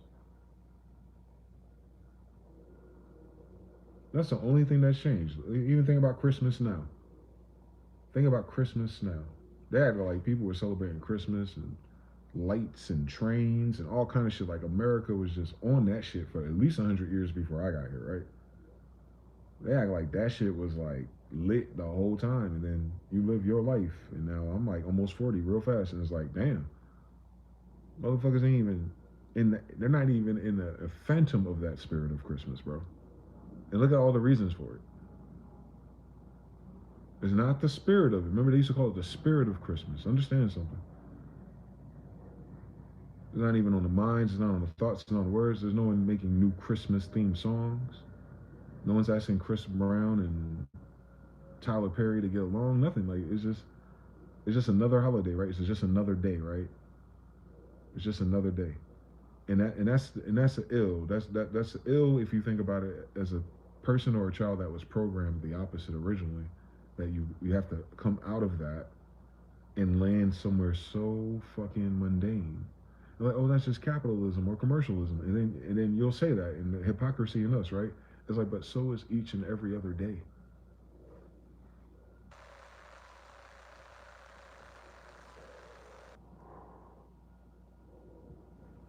Your job ain't no different than Christmas, nigga. We all making up shit.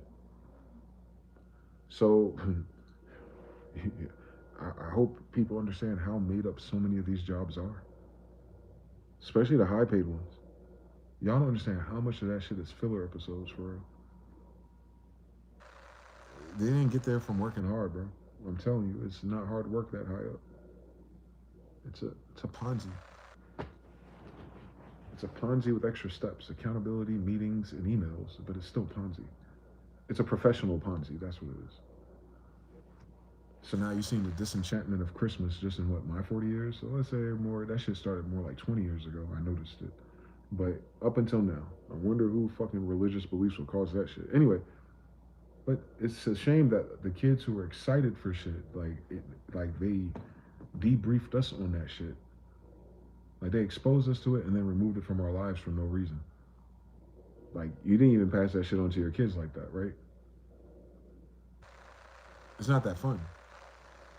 It's not social media, although social media kind of made it corny because people were trying to do the most. It'll fuck it up. But in your own circle, with your own family, right? At the very least, right? You get to eat with your family. Can you fucking imagine the novelty of these experiences? Like you would look forward just to that, right? If you had it, if you had it. Everyone didn't have it. Everyone didn't have it. I had it. I had fragments of it. Different families too. All kind of shit. Back and forth.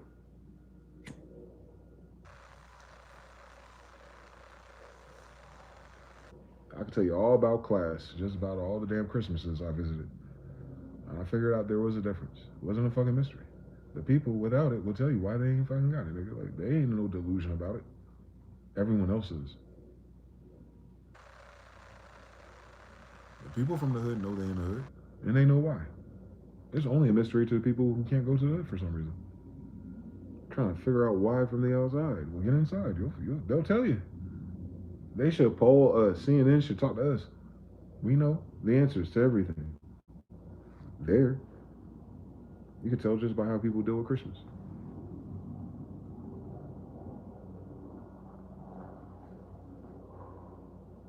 Now you can't. Now you can't. Now you can't. They can't tell you which fucking island St. Nicholas went. They think the Antarctica was a landmass. At least they told us reindeers and elf shops. That shit a goddamn ocean today. Santa Claus had a house in the ocean today? I don't fucking think so. Someone lied to me. But the whole thing was a lie anyway. And that's how history is. Like they can Mandela affect some made up shit and you trying to figure out the authenticity of some made up shit. Same story, part of American history. How you doing? Same story. So we a very unique generation that they can do that on. But they can snap us in and snap us out so many different lies. Like a stress test.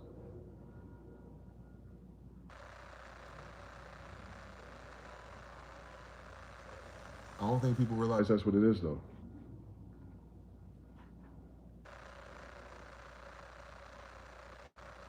Christmas season obviously has a corporate benefit, but it obviously has a church overtone and belief system embedded into it. So they're pimping the Christians if you're corporate. Whereas the individual, Christian or not, is participating in the same type of sport. They're spending energy, at least, to conduct themselves for a holiday. Cool fucking story. But then you find out the premise of the holiday religiously or culturally is kind of weird, right? Carpetbaggers or someone kidnapping kids. You know how niggas remix shit for evil. But it could be, right? And then you got this other shit with the deer is weird and the red nose and somebody else is Jewish. And then you got so many different things to this shit that they make everyone participate and add their own block to. Need it for you. You're like, damn. Well, we know that shit fake. But let me go back to what's real. Paying these bills, right? And it's crazy because if you're not careful, you miss something. If they can do that to you about fucking Christmas, they can do that to you about everything. Everything is Santa Claus in this bitch.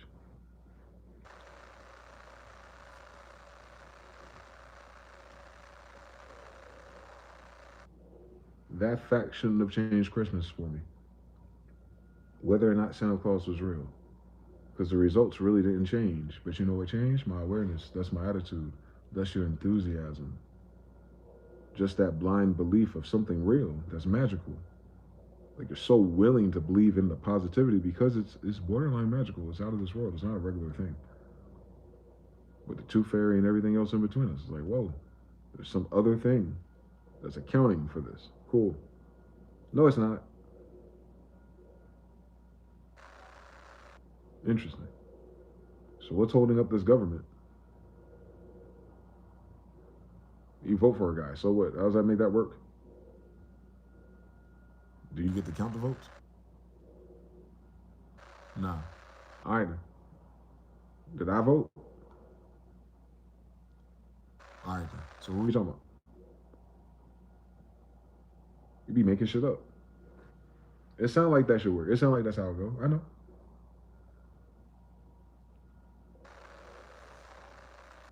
But they fucked it up with the ballots. They don't want to talk about. Democrats or Republicans, both of them are cheating with the mail-in ballots now. The machines. Obama lied to you, said the machines can't be hacked. Those were the machines that were hacked. And then they blame the Russians. Like, wait a minute. Why are we blaming the Russians? Obama said these can't be hacked. That's why you got them. But who are these owned by? Oh, that guy, Palantir, a whole bunch of Bin Laden friends. All right. Anyway, weird fucking story on 9/11 again. But so who? So I hit this button and it gave a vote for another person, and you caught that a few times. Did you catch it every time a few times, or did you just caught it these few times? Or are you gonna check the other ones for the same story, or is it done already? So they ain't gonna go back and check it because 3 hour delay. Which one is it? And they on the internet. Cut it out. Cut it the fuck out. Shut the fuck up. Participating in the vote is like celebrating Christmas. If you have a corrupt government, Machiavelli, you cannot win a game playing fair if there's cheaters. If there's any cheaters in the game, corruption, then doing sane normal things don't count no more. Not for you at least. You need to play Counter Strike at least, man. You know what they mean. You join a Jap server, you'll see how unfun that game is.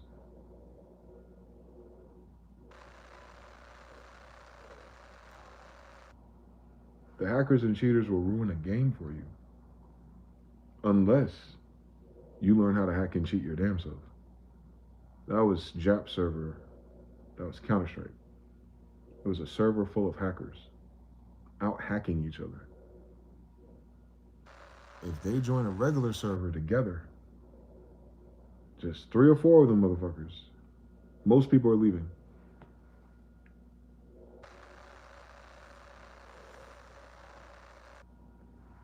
But you go to their server and everybody on their server just doing the fucking most. Aiming through a brick for no fucking reason and shoot through that bitch. And someone across the map get killed. Like these motherfuckers are perfecting, exploiting the white brick level of a game. So much so, like even if they turn that shit off and they play a regular game, they're still so much better than most players. Even without hacks. Because of how fast they can play that game. Because they know where every angle is. They can see through the walls. They know the best. They even see how people behave because they know there's a hacker down the doorway. So like when people know I'm here, they like to hide behind this box right here. I'm on perfect aiming at that box right there and taking niggas out. So even if I go on a real game and I flashbang and I know they at that door, I'm gonna aim at that same part in that box. Boom, headshot. Might not happen every time, but it's gonna happen enough. So that's how everything is. That's how all the hacker manipulation systems are. That's how the stock market is. I posted that video in my story today too. The guy's like, yeah, they are manipulating the stock market. And the guy is asking him how. Their computers are faster than yours. The end. I was like, that, see? I was telling niggas that. They thought I was tripping. I was like, nah, kid, crypto's a crypto. If a crypto bad idea, man, they gonna, niggas, if you got enough to fuck around and find out and you ain't got nothing else to do with your money, have fun, bitch. But that ain't the way out. Tragic. And then the stock market, mirror. Now they want to talk about it. Like, yeah, their computers are faster. What does that mean? They can see your order before you place it, take it, and then sell it back to you at a higher price in damn near real time. What?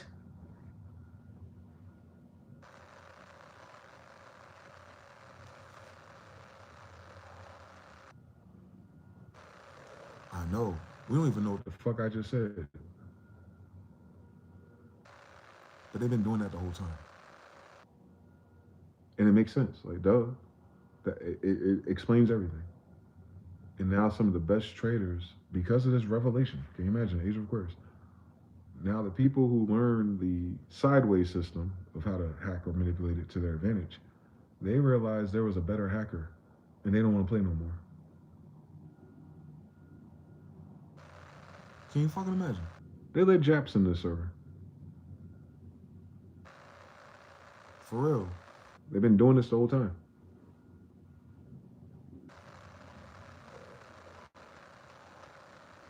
Michael Jackson been buying his own records the whole time. Nvidia been buying its own microchips the whole time. Interscope has been paying for views for streaming and YouTube too the whole time. Everybody cheating, bro. Remember they had Jay-Z lie to you. Men lie, women lie, numbers don't lie. Wrong. Wrong. If men lie and women lie, then the numbers are damn lie. Because the numbers come from liars. First of all, let's do the science.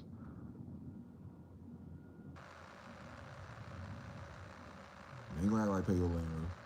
You go to SM Zeus for real. When I was a kid, we could do that shit for free. I did.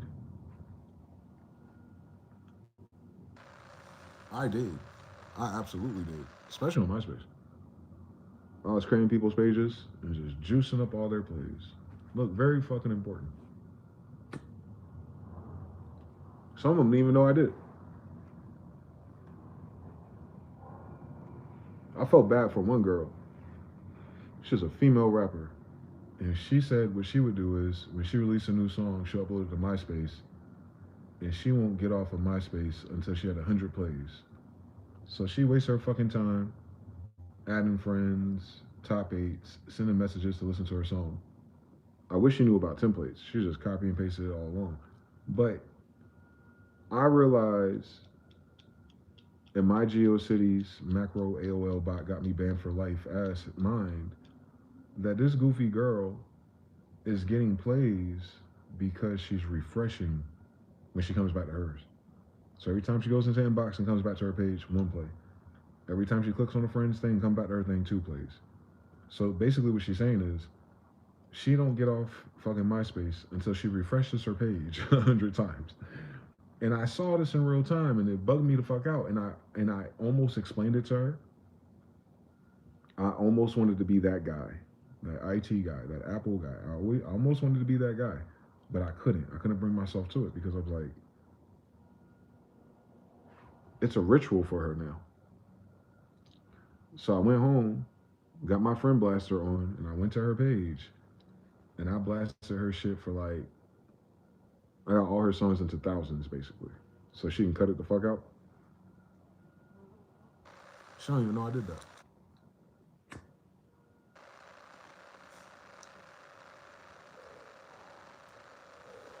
The magic in Santa Claus and shit. She didn't know Santa Claus wasn't real. So I see what it does. If a person thinks that those numbers mean something more, they'll act and change and shift a certain way to get more. So when these people start manipulating views professionally at a corporate level, now you know that's a different territory. That's not hacking no more. That's up there with embezzlement and shit. It's illegal. And they do it, and they do it, but they say, no, we're not doing it. We're doing it with 5 more steps. Therefore, it's something different.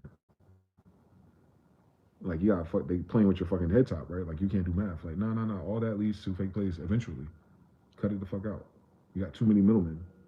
That's just gonna get expensive. Anyway, so like yeah, the numbers are the lie. They don't count everybody. You've never been polled in your life. Cut it out.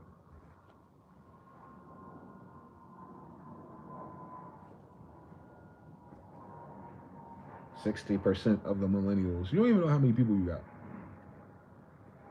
60% of what? Y'all never ask me shit. 60% of who? They ain't never asked me a millennial question since I've been a millennial. Cut it out. You know, how is it gonna be 60% if I ain't in it? They assuming shit? They rounding up and rounding down shit? Or do they have an equation that don't make no damn sense? Set up 80 years ago. Cut it out. Cut it the fuck out, right? So I don't know. Once you start to realize all of it's like that, it's all manipulated. It's all Santa Claus. Particularly at the top of the pyramid where manipulating pays off. So it tells you if there's Japs in this server, someone got an aimbot on it. I don't care what their screen name is. I don't fucking trust it. There's Japs on this server. This is a Jap server. I don't care if they sleep right now. I know everybody else is on some bullshit. Keeping up with the Joneses even goes for those who manipulate.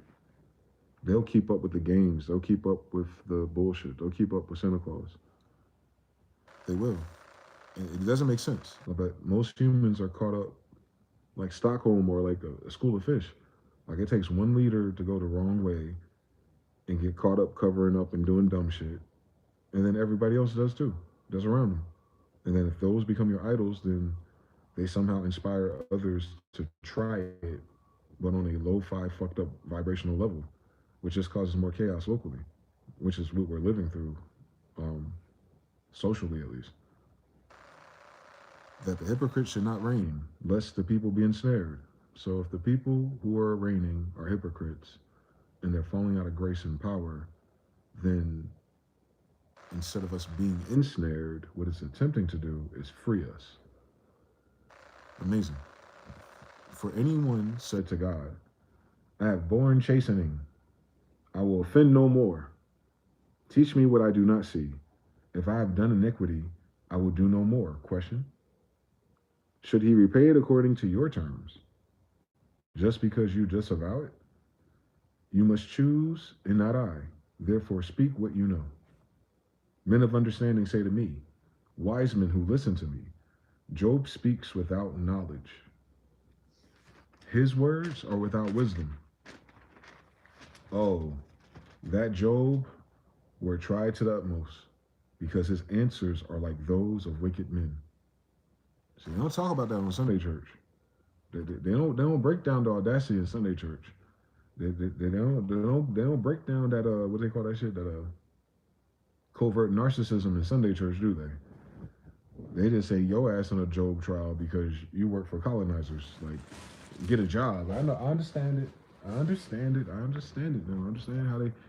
See what I'm saying? Fucked up language model. You gain agreement on the language model, and it makes sense to the people who adopted the language model. That don't mean that's what the fuck it is. Yeah, I'm telling you. It's cool that Jay-Z said it, but numbers absolutely fucking lie in this bitch, especially in the world of digital, because his answers are like those of wicked men. So he was tried to the utmost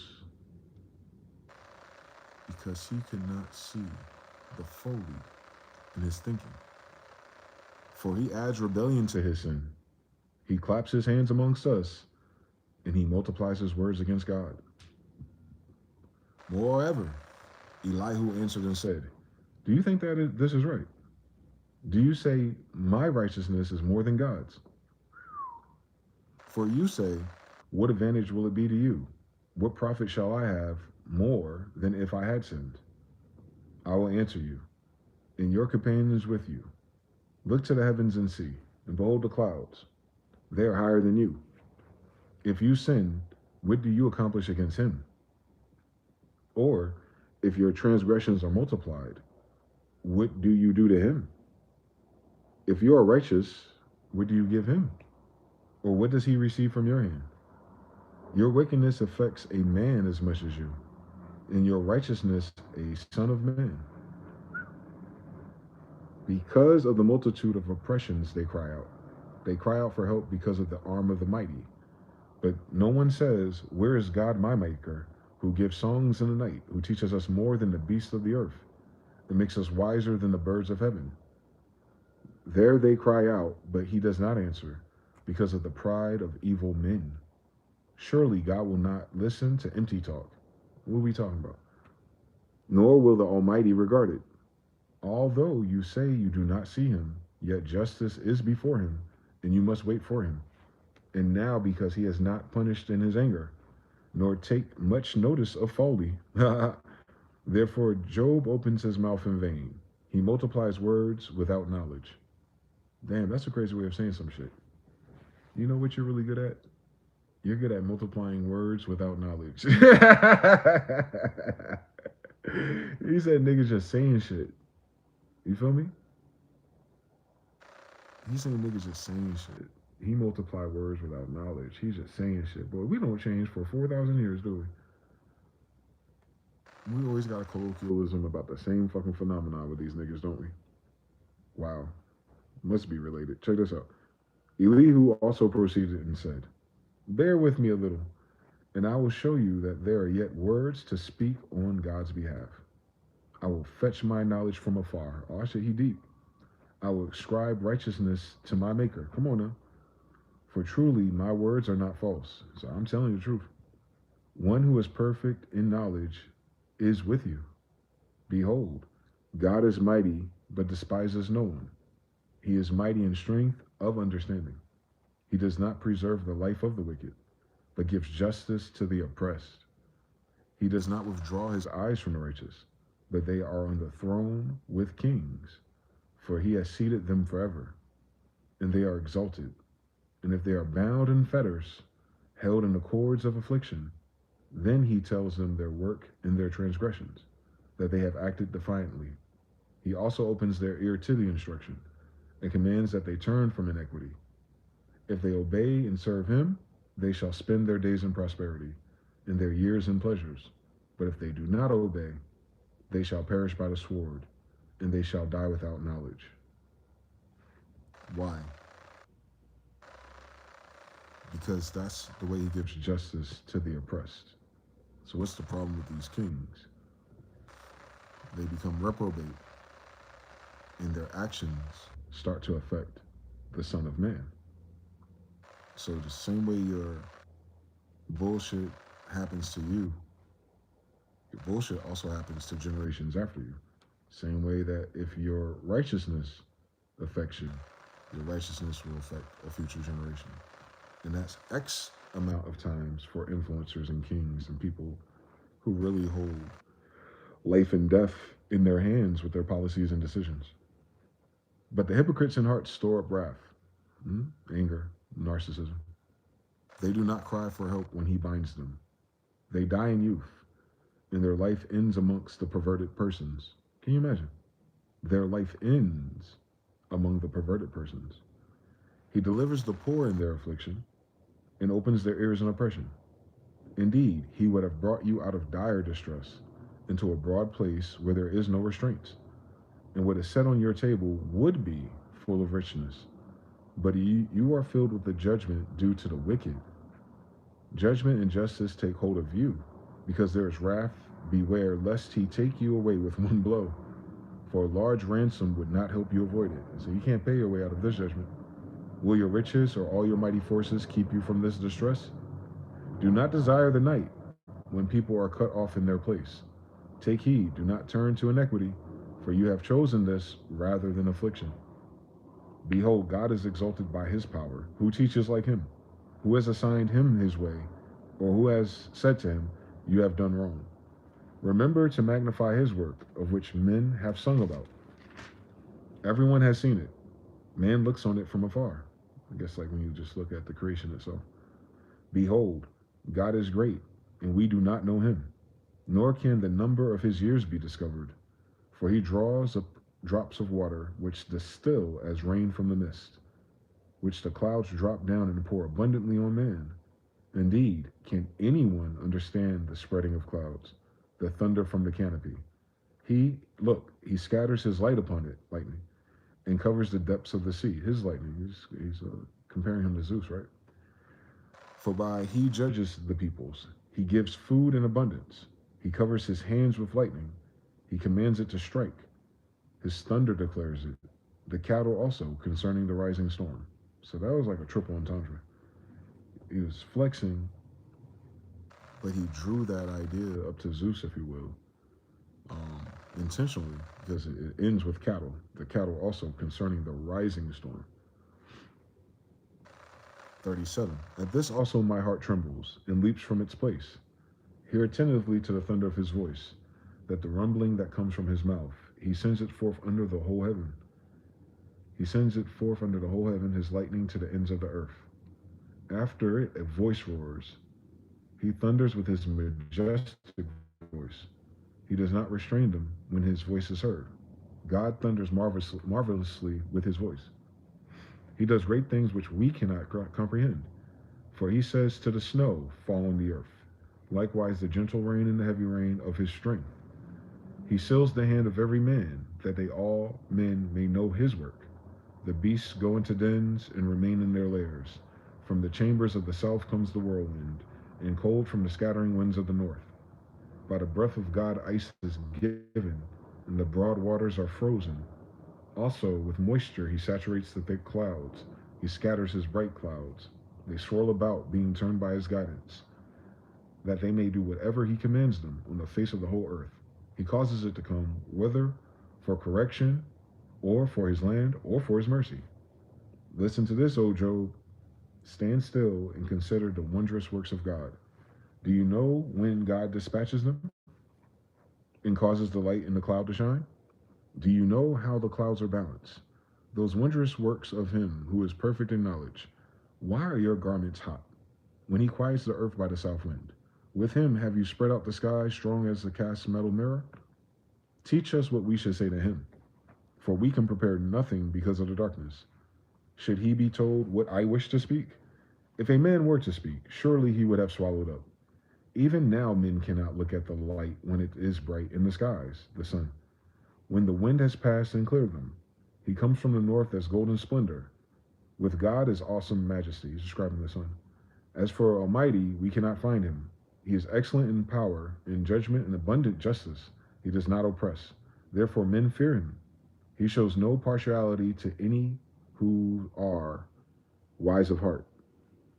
The Lord answered Job out of the whirlwind and said, who is this who darkens counsel by words without knowledge?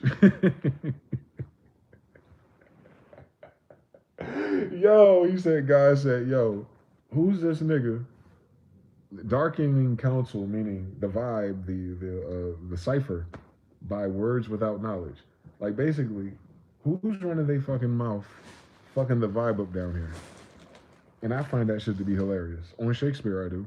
Who is this who darkens counsel by words without knowledge? Now prepare yourself like a man. I will question you, and you shall answer me. Oh shit!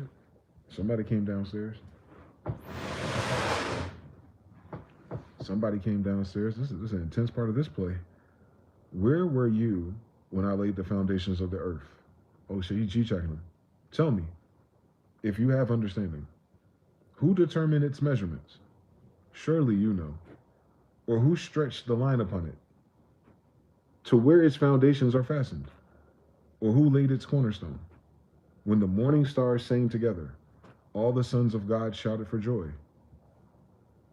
All the sons of God. Come on now. Come on, Job. He got sons. They say God got sons. This almighty God, though. We might need names one day. But this one right here, when the morning stars sang together, and all the sons of God shouted for joy. I'm telling you something. They skip this in Sunday church.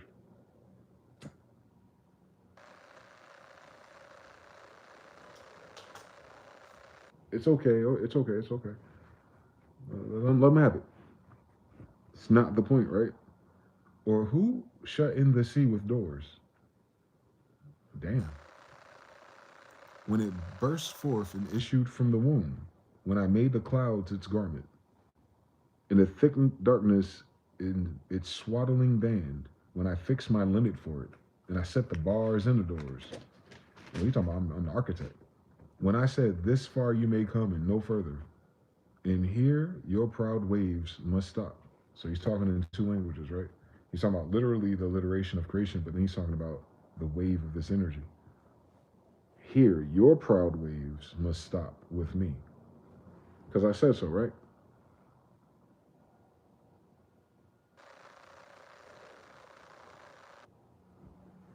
Let me put you on, right?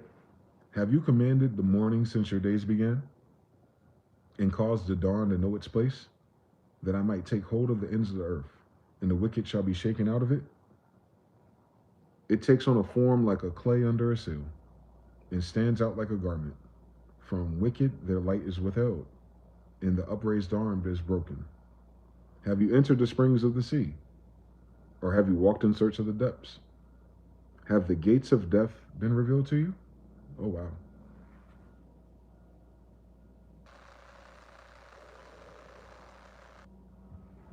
Is your third eye open? Have you comprehended the breadth of this earth? Because it's bigger than people imagine, right? Tell me if you know all this. Where is the way to the dwelling of light? In darkness, where is its place? That you may take it to its territory. You take darkness back home. The path you know, that you may know the path to its home. Do you know it? Because you were born then, or because the number of your days is great? Meaning, are you even old enough to remember how this took place? I got it. Have you entered the treasury of snow? Or have you seen the treasury of hell, which I have reserved for the time of trouble? On Noah, right?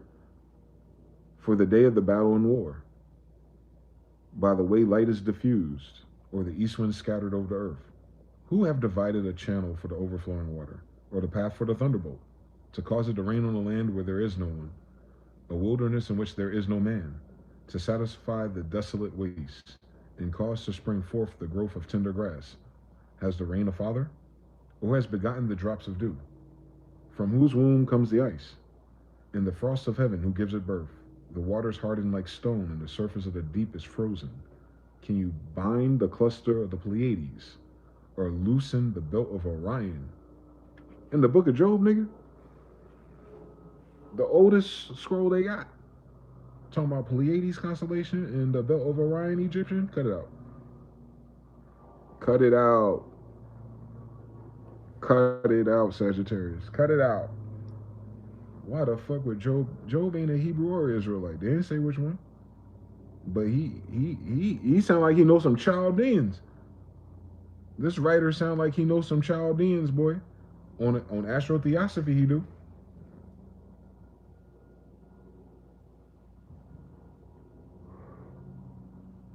He telling you a metaphor about some shit, saying what God would say to a nigga being ungrateful about his position in this cosmic play. On Orion, he said, can you bind the cluster of the Pleiades, or loosen the belt of Orion? He said, can you move the stars around, little nigga? Yo, this writer cooking. Can you bring out Mazaroth in its season, or can you guide the great bear with its cubs? Okay, Big Dipper, Ursula, Major, and Minor. All right. Do you know the ordinances of the heavens? Can you set their dominion over the earth? Can you change time, cycles, seasons? Can you lift up your voice to the clouds, that an abundance of water may cover you? Oh, this we get into some magic, ain't we? Can you send out lightnings as they may go, as say to you, here we are? Who has put wisdom in the mind, or who has given understanding to the heart? Who can number the clouds by wisdom, or who can pour out the bottles of heaven, when the dust hardens in clumps, and the clods cling together? It's talking about from the mind. Can you hunt the prey for the lion, or satisfy the appetite of the young lions, when they crouch in their dens, or lurk in their lairs to lie in wait? Who provides food for the raven, when its young ones cry to God and wander about for lack of food? Do you know the time when the wild mountain goat bears young, or you mark out when the deer gives birth? Can you number the months that they fulfill? Or do you know the time when the bear young, they bow down, They bring forth their young, they deliver their offspring. The young ones are healthy, they grow strong with grain. They depart and do not return to them. Who set the wild donkey free? Who loosed the bonds of the onager? Whose home I have made the wilderness, and the barren land his dwelling. He scorns the tumult of the city. He does not heed the shouts of the driver. The range of the mountains is his pasture, and he searches after every green thing. While will the wild ox be willing to serve you? Will he bed by your manger? Can you bind the wild ox in the furrow with the ropes? Or will he plow the valleys behind you? Will you trust him because his strength is great? Or will you leave your labor to him? Will you trust him to bring you home grain and gather it to your threshing floor by itself? The wings of the ostrich wave proudly, but are her wings and pinions like the kindly stork's? For she leaves her eggs on the ground and warms them in the dust. She forgets that a foot may crush them, or that a wild beast may break them. She treats her young harshly, as though they were not hers. Her labor is in vain without concern, because God deprived her of wisdom and did not endow her with understanding. When she lifts herself on high, she scorns the horse and its rider. Have you given the horse strength? Have you clothed its neck with thunder? Can you frighten him with a locust? His majestic snorting strikes terror. He paws in the valley and rejoices in his strength. He gallops into the clash of arms. He mocks at fear and is not frightened, nor does he turn back from the sword. The quiver rattles against him, the glittering spear and javelin. He devours distance with fierceness and rage, nor does he come to a halt because the trumpet has sounded. The blast of the trumpet, he says, "Aha!" He smells the battle from afar, the thunder of captains and shouting. Does the hawk fly by your wisdom and spread its wings towards the south? Does the eagle mount up at your command and makes his nest on high? On the rock it dwells and resides, on the crag of the rocket and on the stronghold. From there it spies out its prey, its eyes observe from very far. Its young ones suck up blood, and when the slain are, there it is. Moreover, he didn't answer him, I guess. So, moreover, the Lord answered Job and said this: Shall the one who contends with Almighty correct him? That's what it's all about. He who rebukes God, let him answer it. Then Job answered the Lord and said this: Behold, I am vile. What shall I answer you? I lay my hand over my mouth. Once I have spoken, but I will not answer. Yet twice I will proceed no further. Then the Lord answered Job out of the whirlwind. Interesting. And said, Now prepare yourself like a man. I will question you and you shall answer me. Would you indeed annul my judgment? Would you condemn me that you may be justified? Have you an arm like God? Or can you thunder with a voice like his? Then adorn yourself with majesty and splendor, and array yourself with glory and beauty. Disperse the rage of your wrath. Look on everyone who is proud and humble him. Look on everyone who is proud and bring him low. Tread down the wicked in their place. Hide them in the dust together. Bind their faces in hidden darkness. Then I will also confess to you that your own right hand can save you. Look now at the behemoth, which I made along with you. He eats grass like an ox. See now his strength in his hips, his power in his stomach muscles. He moves his tail like a cedar. The sinews of his thighs are knit. His bones are like beams of bronze. His ribs are like bars of iron. He is the first one of the ways of God. Only he who made him can bring near his sword. Surely the mountains yield food for him, and all the beasts of the field play there. He lies under the lotus trees. Location. In a covert of reeds and marsh. The lotus trees cover him with their shade. The willows by the brook surround him. Indeed, the river may rage, yet he is not disturbed. He is confident, though the Jordan gushes into his mouth. Pause. Though he takes it in his eyes. Pause. Or one pierces his nose with a snare. This is when we start into Greek mythology. That's crazy. They're about to go one more. I'm gonna give you one more. 41. Can you draw out Leviathan? You know who Leviathan is, right? Oh, it's just a Titan. It's just a Titan. It's just a Titan. You ever seen Sam and Dean? They dealt with Leviathan, but you go further back in time, so far back in time, you'll get Leviathan again. You'll get him. And Job knows who Leviathan is. Just don't miss that shit. Job, whoever wrote this book knew a lot of shit on Orion's belt and Leviathan. They must have been in a damn university if you understand everything about math and science. So he says that God says out of the whirlwind, can you draw out Leviathan with a hook? or snare his tongue with a line which you lower. The guy's like, I could fish for a Leviathan. You know how ridiculous that metaphor is? Can you put a reed through his nose or pierce his jaw with a hook? Will he make many supplications to you? Will he speak softly to you? This is a sea monster. Will he make a covenant with you? Will you take him as a servant forever? All right, Genie. Will you play with him as with a bird? Or will you leash him for your maidens? Will your companions make a banquet of him? Will they apportion him among the merchants? Can you fill his skin with harpoons? Or his head with fishing spears? Lay your hand on him. Remember the battle. Never do it again. Indeed, any hope overcoming him is false. Shall one not be overwhelmed at the sight of him? No one is so fierce that they would dare stir him up. Who then is able to stand against me? Who has preceded me that I should pay him? Everything under heaven is mine. What? That's a flex. He said, can you do any of the things that I did to Leviathan? I turned Leviathan into my pet bird, nigga. You won't even pretend to fish for that nigga. Who you talking to? Mm-hmm. That's a pretty badass back and forth to imagine back then. Thousands of years ago, ass niggas. That should sound reasonable today, actually.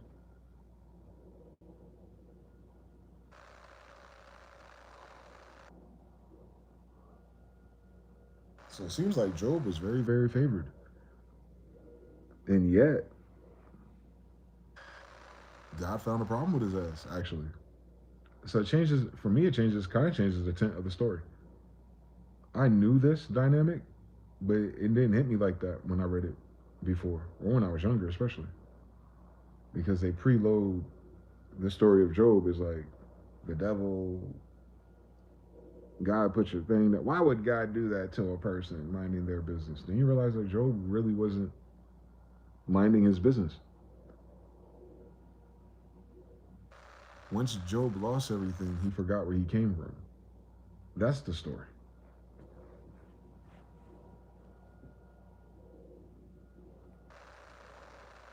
The story isn't why does God let the devil take things away from you. The story is how you want to act, no matter what you do. It's kind of a story about integrity. It's challenging his integrity, or any man reading it, because it's timeless. It's timeless for any season in your life where it feels like shit just ain't adding up no more, and you don't see the reason for it. And the book is telling you can always fucking find a reason. In so much for you not to take it to the higher mental space and like look at like God is doing it. You know what I'm saying? Like, are you in the counsel of the wicked? Are you subversively or indirectly hurting other people's lives? Are you showing up? Are you consistent? Are you persistent? Are you these things? No, no, no, no, no. You can arrange the stars? No, no, no. Catch a Leviathan with a hook? No, no, no, no, no. All right then. All right then. So maybe we overlooking something so far.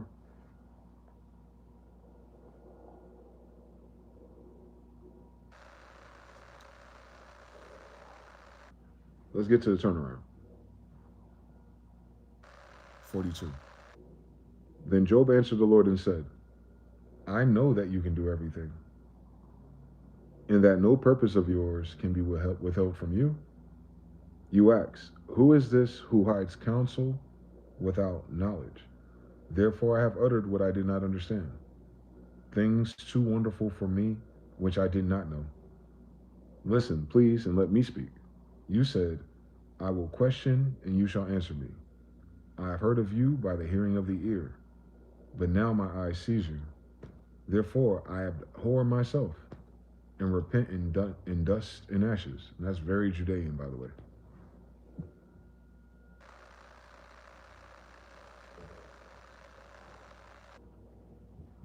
All the sisters in the book do the same thing. When they're about to pray or fast, they take off their nice clothes and cover themselves in ashes.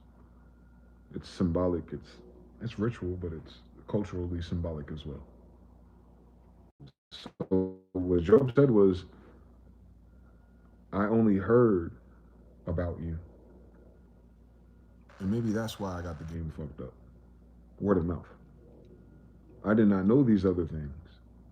But now that I can seek your face and see you for myself, whatever that means, whatever that revelation is, even if it's just evident to him, now I can actually see God for myself differently than what I was raised or heard or saw in church or, what I understood. Now I could actually see God moving for myself and then appropriately stacking God above the fishermen because they can't catch Leviathan either. Like stacking God appropriately above the cause for the seasons and why we grow things. Because remember, this is an agricultural almanac type of thing, so they depend on those star systems, Chaldeans and Egyptians, to make sure they yield correctly. So when he's asking him about all of the things in space, you have to understand as a reader, at their time, they're all farmers. So for them, it's deeper than aliens or like just saying some shit about beautiful skies. It's like, no, no, no. They, the fishermen, the travelers, the navigators, and the people who plant the crops, they're always referred to. No, no, no. They use that shit for navigation, time, seasons, crops, yields, everything. So he's like, yeah, damn. Because I think I'd be killing it when I align my shit and I plant it and it grows and whoop, whoop, whoop, I became rich, right? On some Job shit. But without considering that God was responsible for even that. You feel me? That's why they're saying let the proud be humbled because the proud in that context always seem to forget where they come from, and then that corrupts them and they become else, and then that affects everyone that looks up to them or depends on them.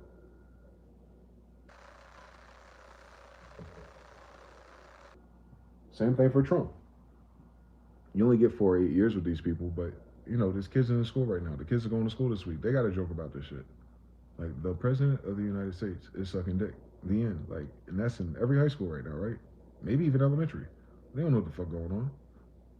But then they're gonna start learning about Monica Lewinsky. It's like, how come you don't teach that in World Civ? Yeah. See, it spoils so many other things too. Like these people got to pay attention to politics too. They trying to convince them to sign up for the draft at 18 and vote, nigga. So they learn about their presidents, and look what they learn about their presidents. I really think about the future and shit. Like that's crazy. I didn't go to school during Obama, so I don't know what that was like. But I was there for Bush and Clinton.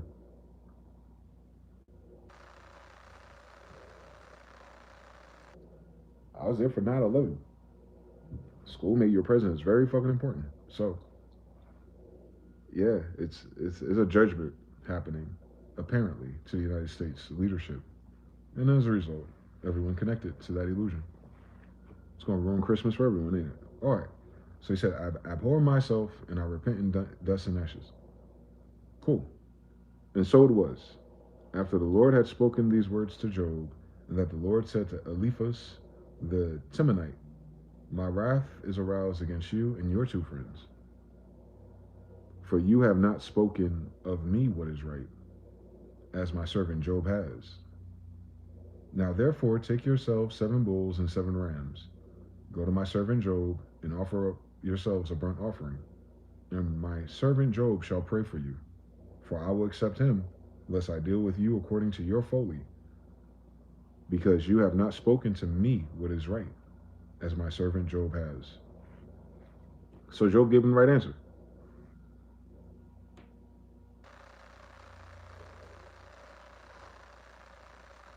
Basically, Job said, seeing is believing. I know that you can do everything, and no purpose of yours can be withheld from you. You asked me, who is this who hides counsel without knowledge? Therefore I have uttered what I did not understand. So he's taking accountability. Things too wonderful for me, which I did not know. Meaning it's above his pay grade. Listen, please, and let me speak. You said, I will question you, and you shall answer me. I have heard of you by the hearing of the ear. That was it. That was the turnaround. He said, I know where I got the game fucked up. I heard of you by the hearing of the ear, but now my eyes see you. Therefore I abhor myself, and I repent in dust and ashes. Basically saying, I'm gonna shut the fuck up. I mean, what can I say? I ain't know no better. My people perish for lack of knowledge. Huh?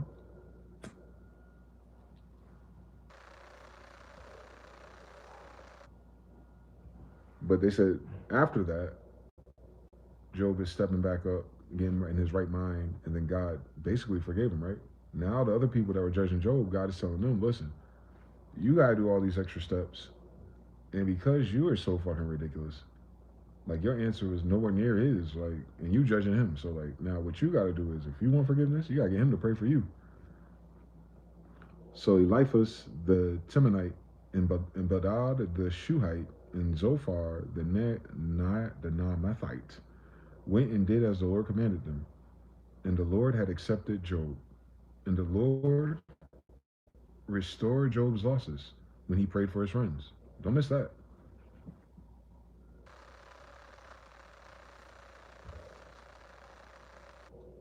They don't highlight that either.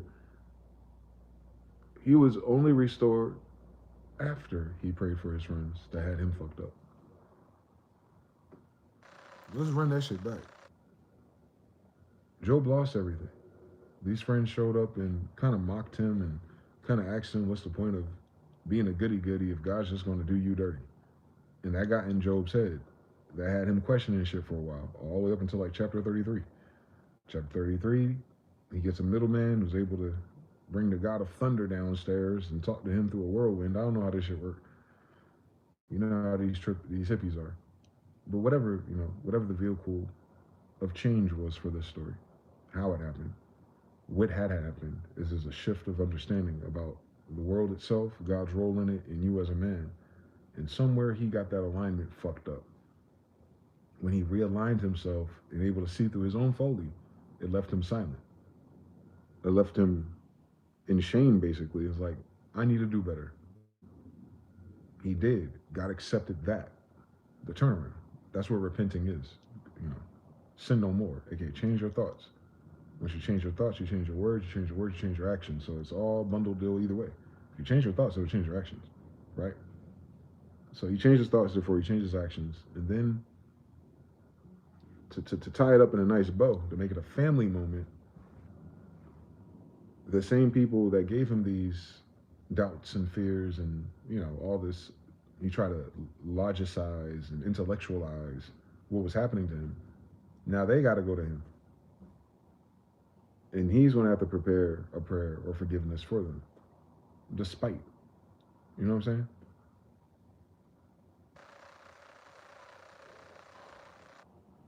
Because had that not been a requirement, he would just stun it on them. Or had that not been a requirement, he would have just, he would have, at the very least, distanced himself from those people. Once he realized where he was fucked up at, and he realized the source of some of those thoughts, he would have cut them off, I'm sure. Especially when he's back up. But instead of causing that type of dynamic to play out, God made it a requirement, and it seems, that they have to go to him, and then that he's going to have to accept them in order to even pray to God for it. So it's like, you know what I'm saying? It's like, it's a lot more than just God giving it back to him. Like, that's asking a lot from Job, actually, if you think about it. Like, I got to pray for my friends who are mocking me at my lowest. Well, they didn't know no better, though. You know what I'm saying? Like, that's why God was saying to them, don't even talk to me. Like, y'all got the game fucked up more than he did.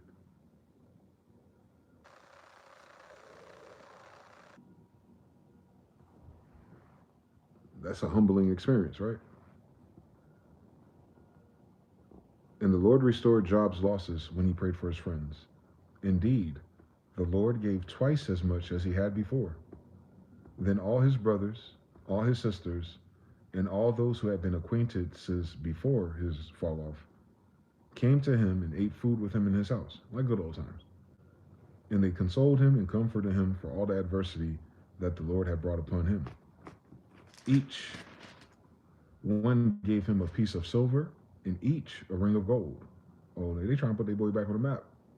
Now the Lord blesses the latter days of Job more than his beginning. So that's always, that's always my hope, for real. Like, with all the shit I went through since I was a child, even recently, I was like, you know what?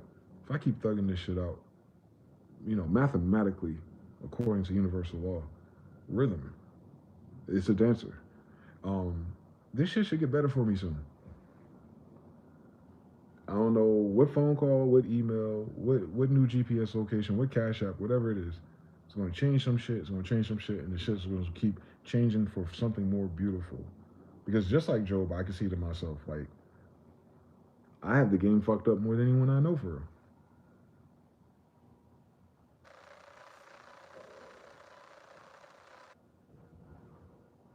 I know that. I know that. I've always known that. That's why I'm so grateful for like the fact that we have these instruments to record or to write or to, take so many pictures too. Because, even with a picture, I can kind of see where I was, just seeing myself, reading my own eyes, if you will. And I can see all these different moments that perhaps in some split universe, I could have did things better and different, and my view of the past would be at a higher rating. Maybe. Maybe. We'll never know. But because I can see what those moments are, and then I can learn from that. It's like, okay, in that situation, in that season, I felt and I moved and I did these things. These things worked. These things definitely didn't work. In this area right here, I struggled with, or I could have did better. And then hopefully I get a better idea. And then I get a better idea. I get inspired about something, and I stay focused on that. And even in doing that, you have your life and everything around you, and that still is part of the story too. It's like, all right, so when I was locked in on this, I may have neglected this, or I may have overlooked this, or I may have just got caught up in the madness of how much energy I had to spend and use to do this that I didn't consider A, B, C, D, 1, 2, 3, X, Y, or so much shit I couldn't have considered because I was locked in. And then that takes you somewhere, and so on and so forth. And I get to where I am today, and I'm saying the same thing. I'm reading this shit. It's like, for me more than anybody, because it's like, I'm not really questioning God about anything. I'd be questioning me. I use God as a reference point. Like, why, you start with Job. Like, why would God, why would life, why would the universe, I try to find the right resonance for the signal. I'm like, why would that happen in my life in general? How about that shit? Let's start there. Why do I run into these people like that over there? And how come I don't run into nobody else? Law of attraction and stuff. Is this a reflection of myself, or is this a test from someone else? I can't fucking tell half the goddamn time. But if I had to go 50-50 on this shit, would it be the best way for me to go forward?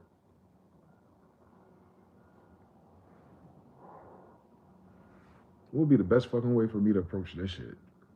Because I'm always approaching some shit. I'm always got to navigate some shit that I don't feel like I would need to navigate if it was the right shit to begin with. Like, why I always got to navigate the wrong shit? You know what I'm saying? Like, why is it always...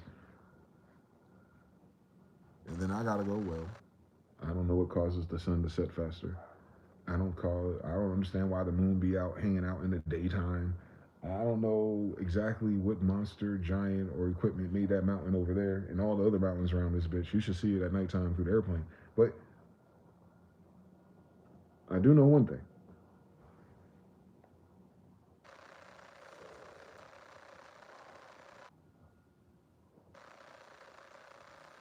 As long as I keep going forward and I keep seeking that wisdom to understand something and change and live through the change and watch it change and really absorb those experiences as life, as that is life, then I know it gets better. And it gets better into the proportion I get better. I don't get better when it gets better.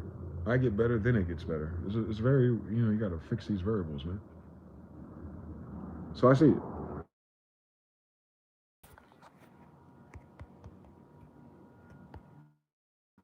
Am I back? Am I back? Am I back? Am I back?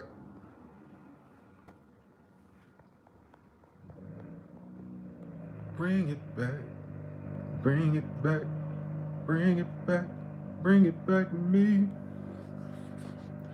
We back 3. Yep, we back. Yeah, it was about something. It's another confirmation. That was a cool confirmation. What's funny about my life? The way my magic works? We call it magic. It might not be. Well, I'll call it. It seems pretty fucking magical to me. I'll talk about it after I finish. Let me finish this one. This is the end of Job. So he's back with his homies. Everyone that kind of like, obviously he lives in a civilization that understands when God strikes somebody, you stay away. Now the Lord blessed the latter days of Job more than his beginning, for he had 14,000 sheep. This nigga was balling. 6,000 camels. He can go anywhere he want to go.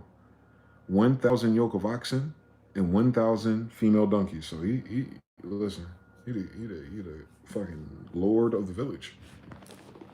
He might be a chief. Probably is, actually. He's probably Indian chief, actually, the way these camels, right?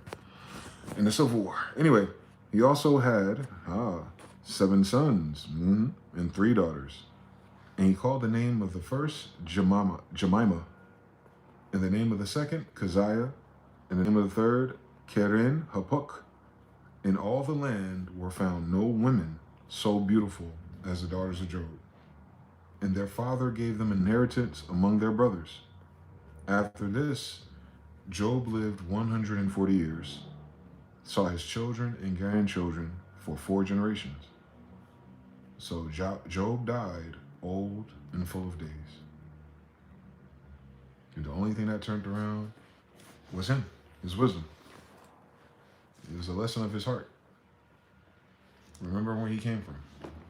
Remembering who's in charge of all of it.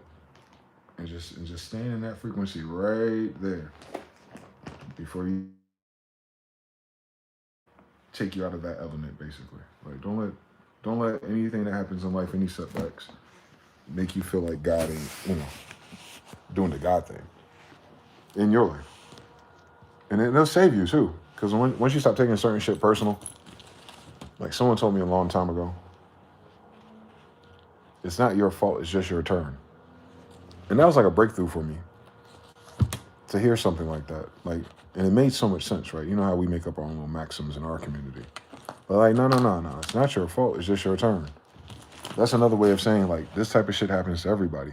It doesn't matter why or the rhyme or reason, but the fact that it's happening to you, it's your turn. It's your turn to go through that. Now, little did they know, if they knew what I'm going through, they know they didn't have a turn yet either, so stay tuned. But I've had someone else say that too in a different way. They said, yeah, that makes sense that you're going through all that. And he said, and in fact, I'm kind of happy. I was like, what do you mean? Why the fuck would you be happy that this shit over here is A, B, and C and not working? Because I was thinking you were weird. And I was like, huh? Like, it'd be weird to meet a person who hasn't went through none of that. Like, that'd be kind of weird. Like, the fact that it happens to you, and this is the story or the lesson or the moment you're in, tells me you're not weird. You can play that 100 different ways, but I understood. Like, yeah, it would be fucking weird if I lived my whole life without attracting, running into, or dealing with these average side quests that most people go through. So when you go through those side quests that don't add up to you, what's important is to not let that spoil your default state.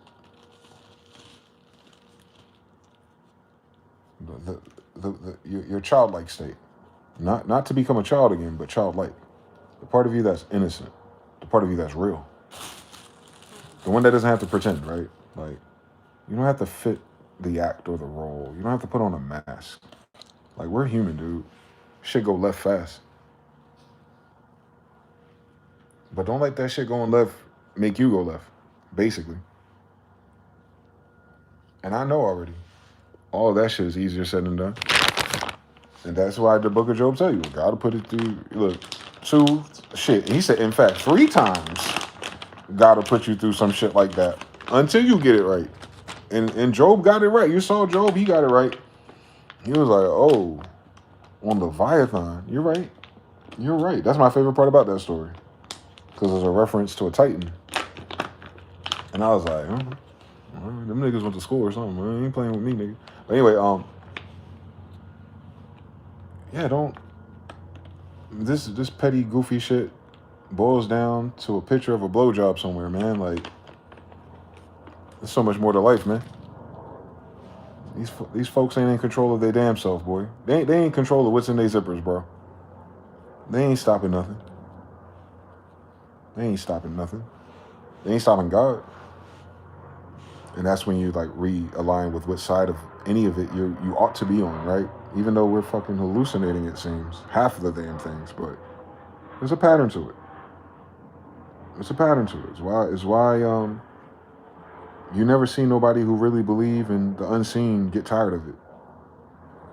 Like I can get tired of Tony Hawk Pro Skater, and you couldn't tell me that at 12. I'm like, get the fuck out my face. They got a version 6. Man, y'all niggas is bugging. But when it comes to like this journey right here, buddy, no, that shit don't get tired. It's impossible. Yeah, shit. You think shit gets so weird just amongst people in your life, let alone life itself. Like you always want to be looking for answers to something. And it gets interesting when you start getting them. I think some people don't stay logged in long enough to get the answers that they're looking for. Like, split mind, ADD, whatever the fuck it is. They don't take it seriously. Like they forget they be asking spirit and God for things, and sometimes they forget when they get the answer. That's not very helpful. Until you ain't got no damn choice when it's your turn. So even in that kind of discipline, the way that those ancestors put that on us. You say he was 160 years old? Yeah. Even the way that the ancestors, outline that shit. Like, you go through anything early in life. As long as you figure it out, man, you'll double it up in no time. What did Job figure out? Did he figure out life? Figure out economy? He figured out how to manipulate people? He read the 48 Laws of Power? He didn't go to school for a little while? What did he come to terms with? God, and that was it. That's very unique in our ancestry, though. A lot of other groups of people and stuff, they don't have that. You feel me? They borrow it, but that's not in their source code. That everything can be solved by God. Not that it will be, but that's what God is. Like God is the equalizer. Like God can show up and change these variables, and mean that shit. Y'all know like how rare that is. I'm talking about actuality. I've tried to explore in financials my damn self. People don't have a good language model about this. Spirituality kind of makes it sound more of the same, but even that's not what I be talking about. Although they're the same category, I'm sure, of madness, of the unseen. But most people don't have that account. That they prayed for something and it happened. That's rare. That's rare for people even to believe in something. Like the same people that are taught that Santa Claus is real until he isn't. Like those same people won't. They don't try God in that way. For real. For real, for real.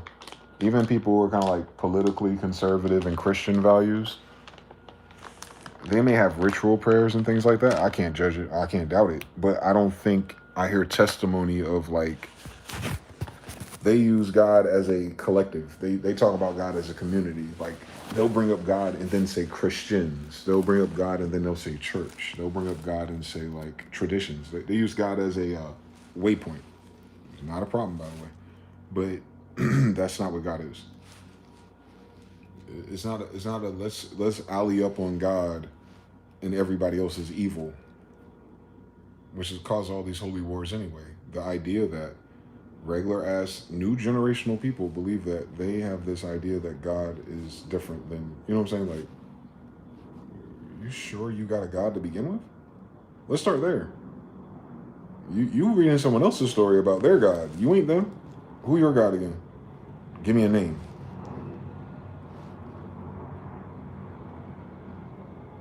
So I know they ain't taking it seriously. I always knew that. Just the people in our own churches. I could tell who wasn't taking it serious. Who was just kind of showing up and they treat it socially. I get it. There's a time and place for churches, I guess. But that ain't what God is. That's social. We make God a social system. God has nothing to do with socialists. God is you can really pray and things change. I hope you know that. Like that part, I tell you, You gotta believe everything in that Bible being literal, except for this. You can change global variables, bro. If you acknowledge that it's God that does it.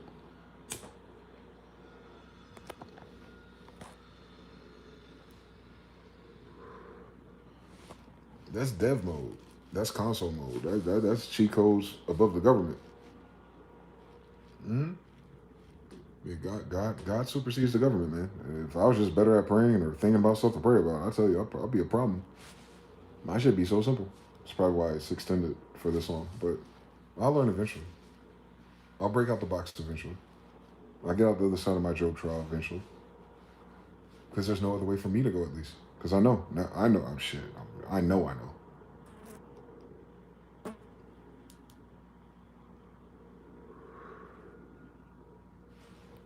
We just thugging it out because God is real to us. That's it. It ain't because of the conditions. It definitely ain't because of the terms. We thugging it out because God is real to us. That's like that's a universal Instagram filter right there. Like, all right, shit don't add up. Well, God does. I'll find God one of these days. Listen, God gonna show up. Listen, I might have a bad day or two or a few hours or something, but God gonna show up again. God hasn't missed.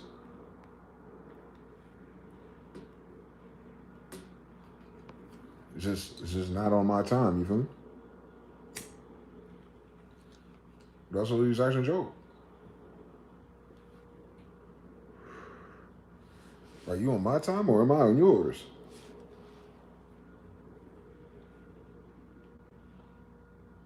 You feel me? I think it's because our society put time in our hands erroneously somehow. Like you're running out of time to work harder, to save more, to acquire things, to store up, to have a good life one day.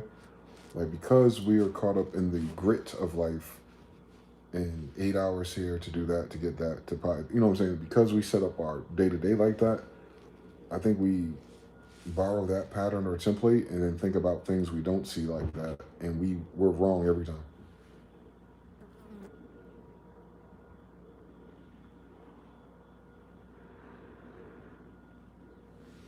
It's very difficult to straighten out too, because you have a generation of religious people or church people who are unique for their generation too. Like our ancestors weren't like them either.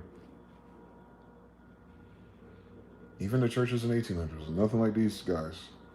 And that's okay. It's generational, right? How they try to interpret and get some shit together, basically. You know, you look at them as human, you're like, they're just trying to figure some shit out.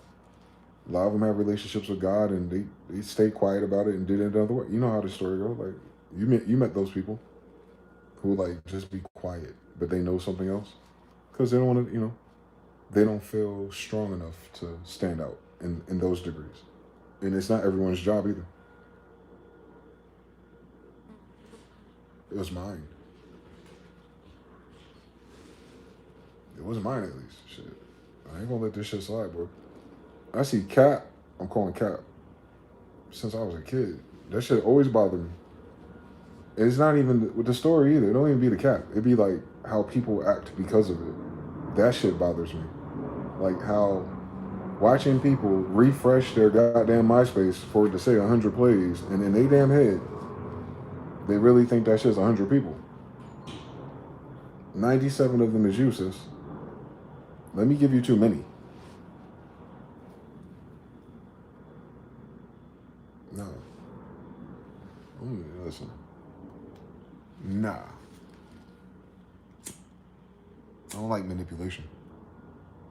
I don't like when people manipulate other people's free will. That's what it is. I feel like that shit's sacred. I don't give a fuck about a woman cheating. I give a fuck about her lying about it. Because you're manipulating my free will. You want to be one of those people? You want to jump around beds and swap in spirits? Cool. My grandmother warned me about you. Be fruitful. However, don't do all that shit and come back to me and lie to me and play in my face, because you're playing this game different than I am. You're seeing the game from a different perspective, obviously. You're between me and everyone else, it seems. But I'm thinking you're just at work here with me and you, and me and you are building a new thing eventually. I wonder when it's going to fucking work. It wasn't working because you were playing in my fucking face, right? I don't give a fuck about you playing in my face. Go that way. Stop coming back to me. Don't lie. You know what I'm saying? Like, you're lying to me to manipulate my free will. You know that as soon as I find out, I will not be here no more. Or you would not have to lie to me. So you want your cake and eat it too, but you can only do that if you're lying to me. That's the problem. I don't like that shit.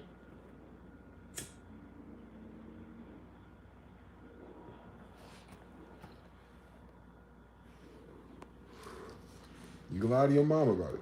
You can lie to your pastor about it. Just don't lie to me. Because you're changing my willpower. You don't have me go against the fucking grain, questioning God, myself, and why my magic isn't working, because everything in my life is going to stop working because you on some bullshit. And my spirit team, if you will, is going to stop the whole show no matter what. And I'm not going to know what the fuck going on. I'm like, 2 weeks ago, this was just working. Something's off, isn't it? I can't go no further. Where's all my resistance? With this one. But nothing's going on, alleged. I should start paying closer attention.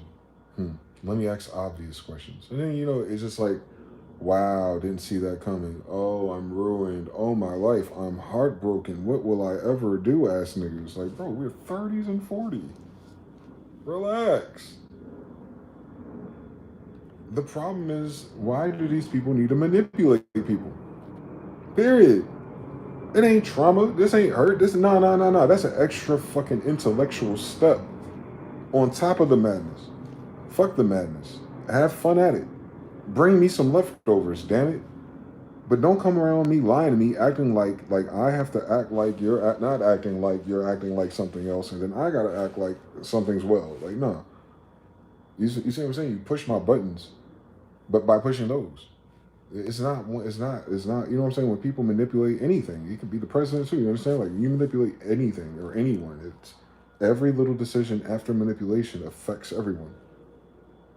You know how these stories go. It's the manipulation. It's not the fact that someone made a mistake or did something stupid. We be on the internet, bro.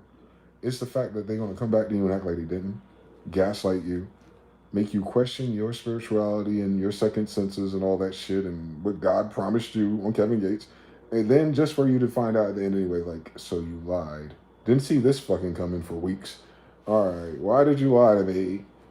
I don't even fucking want to know the answer. It's a hypothetical question. Why would you lie to me? Because you see, it becomes emotional and irrational.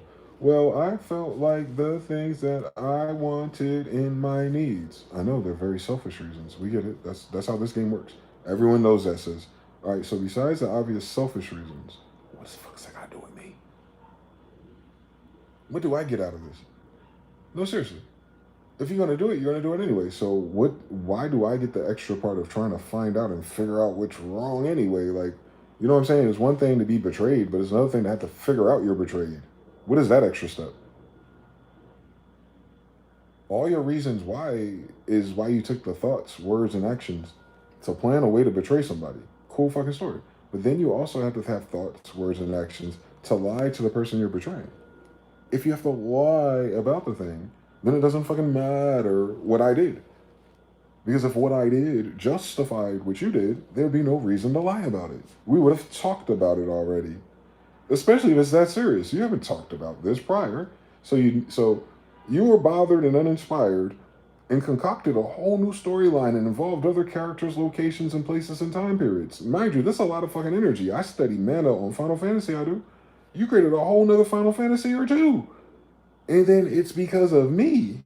No, I am not talking about what you did with who. I'm talking about the stage play in between. Talking about you were tired all the time. Look at all these worlds you created. No wonder, bitch. Right? That would be what the problem is. Trying to figure out where the thunder came from. Like, what the fuck? The whole time? For the past 6 months? And you mad at me last week for some shit that happened 2 weeks ago. Bitch, you've been cheating for 6 months. Like, on the top of the fact that you're fucking pretending and gaslighting me, you also have the filter of growing the audacity to find other things wrong and make a big deal and ruin my day still. While you're living in the wrong hypocrisy, right? It's the hypocrisy for me, right? It's the hypocrisy for everyone. I don't really think it's the fact that someone walked away from it. It's the fact that they lied about it and wasted your time and energy, right? When it's those, you understand? When it's those, it's like, yeah, that's fucking weird. I don't have no problem letting you go. Why didn't you ask?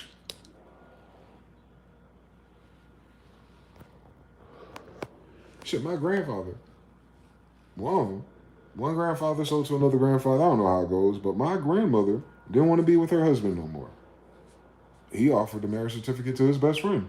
They had eyes for each other. $5 and it was over. Then he went outside and he shot both of their asses. But everyone lived. So maybe it's in my bloodline, man. We can do all that shit without shooting each other.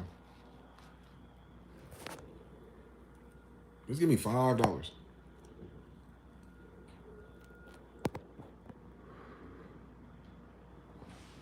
All I need is $5. The fuck? Why does this gotta be a musical? Shout out to Jonathan 3. You know what I'm talking about? Why does this shit gotta be a musical? Why we need to involve so many feelings and what ifs and emotions? Like, motherfucker, why am I in an emotional spiral? You just out here fucking people. Why are you acting like you about to out emotion me? You have the benefit of fucking other people and being emotionally. I need to get outside, bitch. You holding me down. I'm waiting for you. Nah, you ain't waiting for nobody, apparently. We're not even at the same eye level in this story. Yet you gaslighting me. Bitch, man. Come on, dog. This ain't a movie. We talking about real life. Don't gaslight me.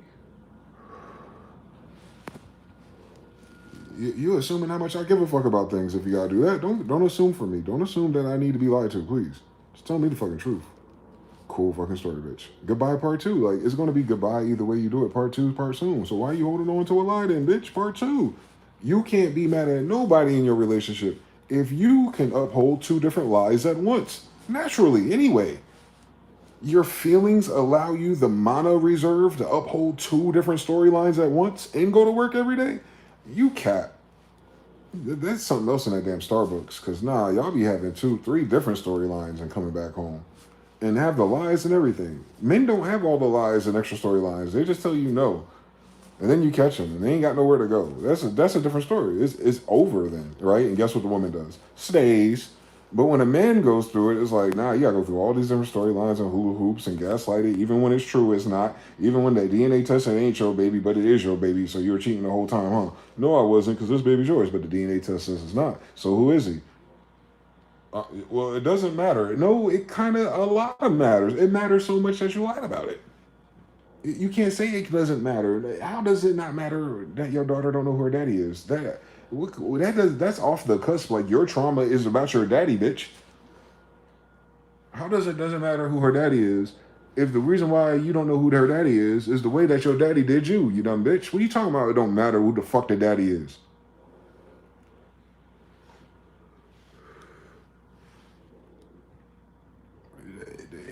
That kid got his genetics and her goofy ass, not mine. She ain't goofy because of me now.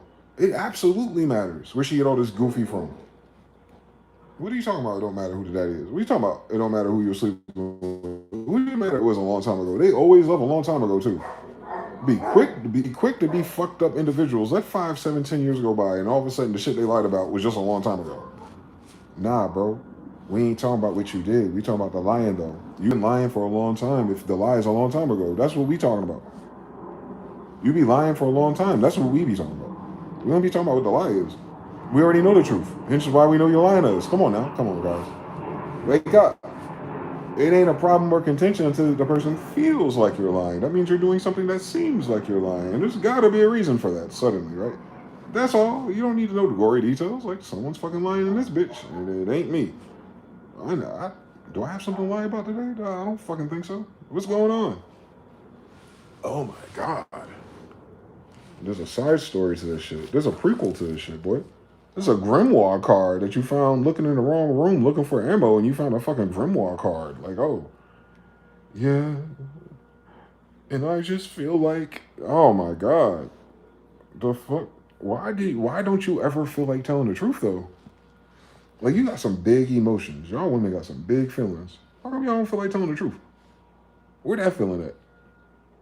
How come they got a cable TV with 168 channels, and the last 68 is telling the damn truth, and they just don't ever watch that shit. BET on 52. I don't know. You see what I'm saying? You only describe that phenomenon that way until you're older. When you're younger, you don't know what's going on because those are not the outcomes of the previous generation. Normally, you're asking people who already passed some type of story like that. That's not normal for them, even if it is. It's not normal in their zeitgeist or language model. It does not foley out the way it does for us because we're a different generation, different expectations, and different tolerances, all kinds of shit. But they're trying to apply that way of life and thinking and benign neglect, basically. It's a strategy. It's way bigger than people playing in your fucking face or cheating even. Like that strategy in itself, like the whole way of it, how they do that, that's how most of every other social thing is too. Like, I hope we don't miss that. It's deep. It's deeper than we think. That they all you don't even know what story I'm talking about. I ain't even give you no details about the story I'm talking about. I don't even know if I was talking about my story actually. But you see how universal it is. That math part of that equation, the energy part of that equation, that's what it really is. Thus, that's what wisdom is. When you break that shit down to numbers, energy, frequency.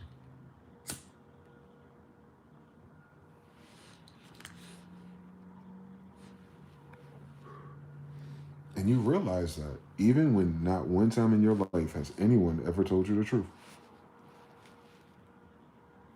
Mm-hmm. So all the soldiers out there looking for closure, don't look for it. You're not going to find it with someone else. Closure is the truth. The person lying to you cannot be closure. I don't know why I'm saying this, but someone needed this October. Or is it November? And this applies to the girls too. But y'all have plenty of red pill content for you. The brothers don't really talk about it. Definitely not this age group. We didn't have Gen X talking about it. Gen X was buying houses when they were affordable, I guess. Anyway, closure does not come from a person telling you what you feel or know already. Closure comes from knowing why they can't.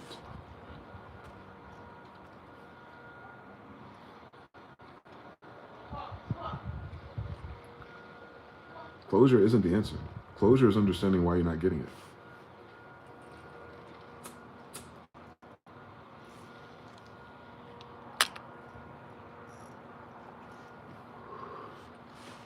Closure is understanding that person cannot give you closure.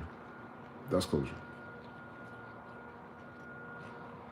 Yeah, women be looking for something different. Nah, sorry. This is not a movie. I'm talking about real life, math and science. The person that caused you the problem cannot also fix it. Anyway, this is good math. The source of your problem is not the source of the solution. I'm telling you, especially when we're dealing with people. So the only closure you're ever going to get. And thank God, too. Sometimes not knowing what the answers are spares you the gory details of fucking up your memories. Character building steps. Don't let them knock down your character building tower. Fuck them. You still are who you thought you were, at least, right? That's the closure part.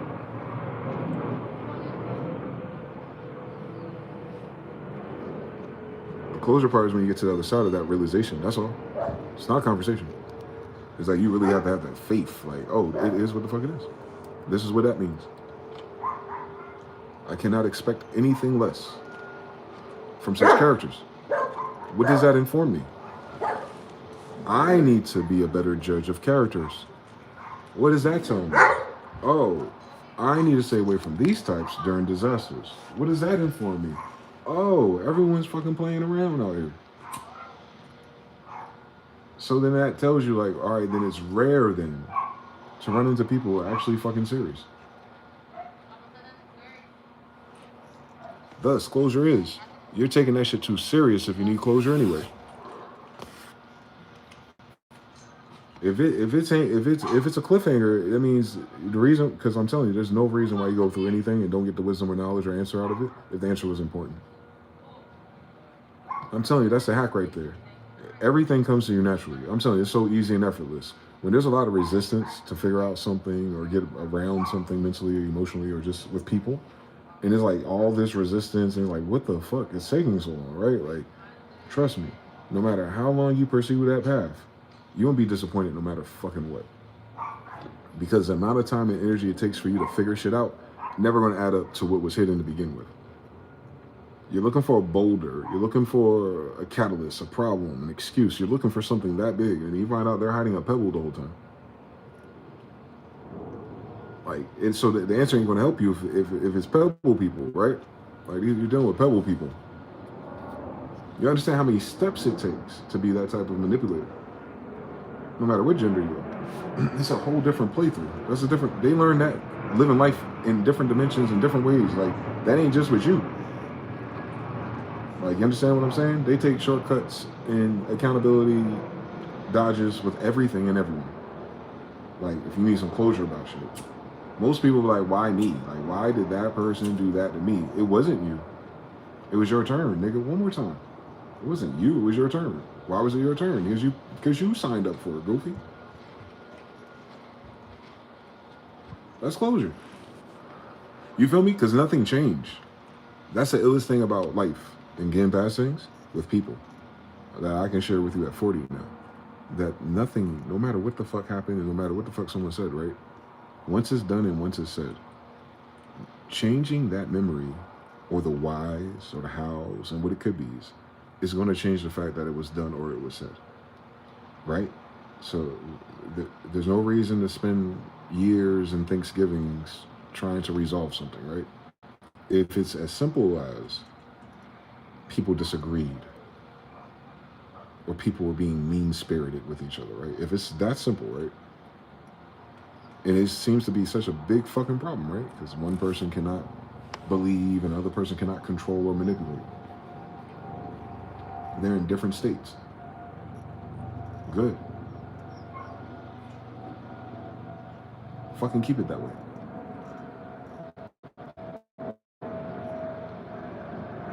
If you're supposed to fix it, or if it was mission critical, then the mission would focus on fixing it, and it doesn't, does it? No, it's always a side fucking quest.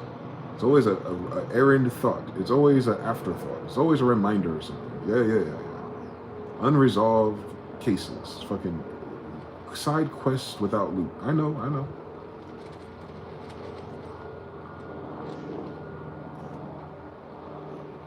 That's the point. You get old enough, you realize that's the point. That's the fucking point. First of all, we're not girls. First of all, you gotta be a little bit more logical about this storyline. Two, because we're not girls, and we do not require a Shakespearean, Machiavellian approach to why things happen with people. You just have to come to terms with people, or generally on some bullshit, to their benefit and advantage. You know how I interpolated this story much younger? The Gramps used to tell us this. Like, the girl single over 30, she crazy, right? That's like level 1. But I had a grandfather, he was a grandmaster. You know what he leveled it up to? He leveled this shit up way to the sky. He said, grandson, every woman is crazy. You just gotta pick the crazy you can deal with. I feel like that right there freed me from so many dummy missions. Because, I listen to these brothers, literally. I come from them, right? So, I really pay attention to when one of me say it, right? One of my me said it. One of my OGs was like, yo, all of them are crazy. You have to pick the crazy you can deal with. Notice he didn't say, most of them are crazy. Notice how he didn't say, some of them are crazy. This is very important because that qualifier, this is algebra. He's telling you something. He's giving me a very specific equation. Because he didn't say, don't worry, grandson. There's some not crazy ones out there. He didn't put me on the fool's errand. He didn't sell me hope. He didn't need my vote like Obama. He told me, no. Oh, if your issue is the equation, that you're dealing with crazy women, fret not. They're all fucking crazy. Now, what does that mean? Now we got to put the parentheses around crazy and multiply it by everything. It is crazy to a man like us, me and him. We're the same story. So I'm like, oh, okay. Oh, you're not looking for not crazy. The crazy part is normal. But there's a threshold in which you can and have to and don't have to really deal with the shit. But don't go out there thinking you ain't gonna run into a crazy bitch. Because they all crazy. At least. Parentheses. Some people got YX plus crazy in the parentheses, so it doubles the crazy. That you got to stay away from those. He was just telling me, realign my crazy threshold. He didn't tell me they wasn't crazy at all. He basically what he was telling me is it's not me, right? Like think about it, free at last. And I think that was around 19 or so. Like I was young when I got that gem, that recipe right there for all the fellas out there. Listen, they all crazy. You just gotta pick the crazy you can deal with. And once you understand it, you gotta understand the default settings is crazy down here. To a man, right? To a man in a world of women, that is, right? It's very specific. The things that we would seem as crazy, right? To us, men. So, yes. I feel like that's why the truth is so important. Because that is the truth, right? It's a better way to pivot off of that. I can interact with public so much differently.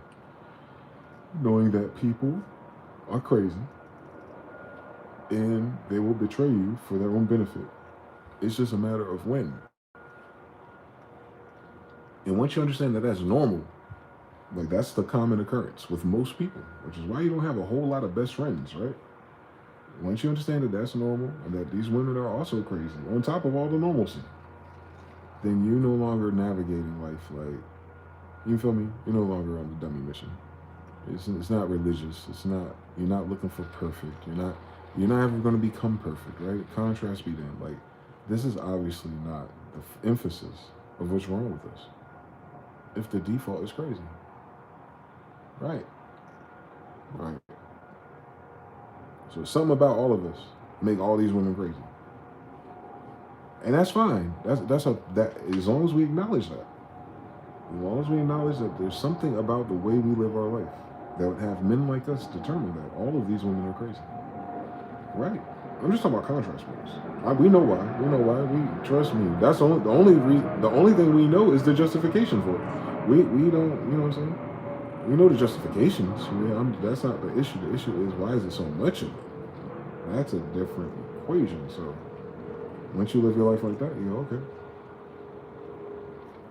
It saves you so much time and energy. That's why they call that shit wisdom, man. That's why they call it wisdom. The old heads have wisdom, boy. Because they start simplifying all the equations. I'm pretty sure when he was a young man, he was trying to figure this shit out too. I'm pretty sure my grandfather was a young man, he was trying to figure out the shit too. And it just dawned on him one day after 60. He was like, nah, bro. No. Don't beat yourself up. Nah, don't think because that one over there looks different, she's not going to be crazy. They're all crazy. Now move.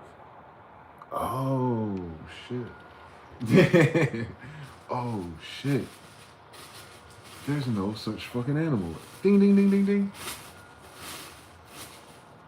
This is a species. This is a giant, bro. These are the characteristics. That's what that is. Oh, that's what it is. That's why you have to be like this and act like this and talk like this. Yes. Oh, it's not red pill. No. It's understanding the fucking assignment. Ding, ding, ding, ding, ding, ding, ding. But they always say the opposite. Yes, that's species level. Ding, ding, ding, ding, ding. They lie about everything. Yeah. They have to.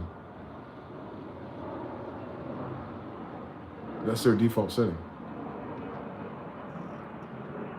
For real. So just like Granddad said, there ain't no such thing as not a crazy woman. And I'm gonna add to his book. This ain't my idea, but he kind of inspired me. I want to say, there's no such thing as a woman who's gonna tell you the truth. You see what I did there? Let me know if I need a whiteboard real quick, because I'm gonna help everybody out. This works for men on women. I don't know. Sisters, get your own body in it. Y'all figure it out. But I'm just letting you know, my grandfather, he almost figured it out.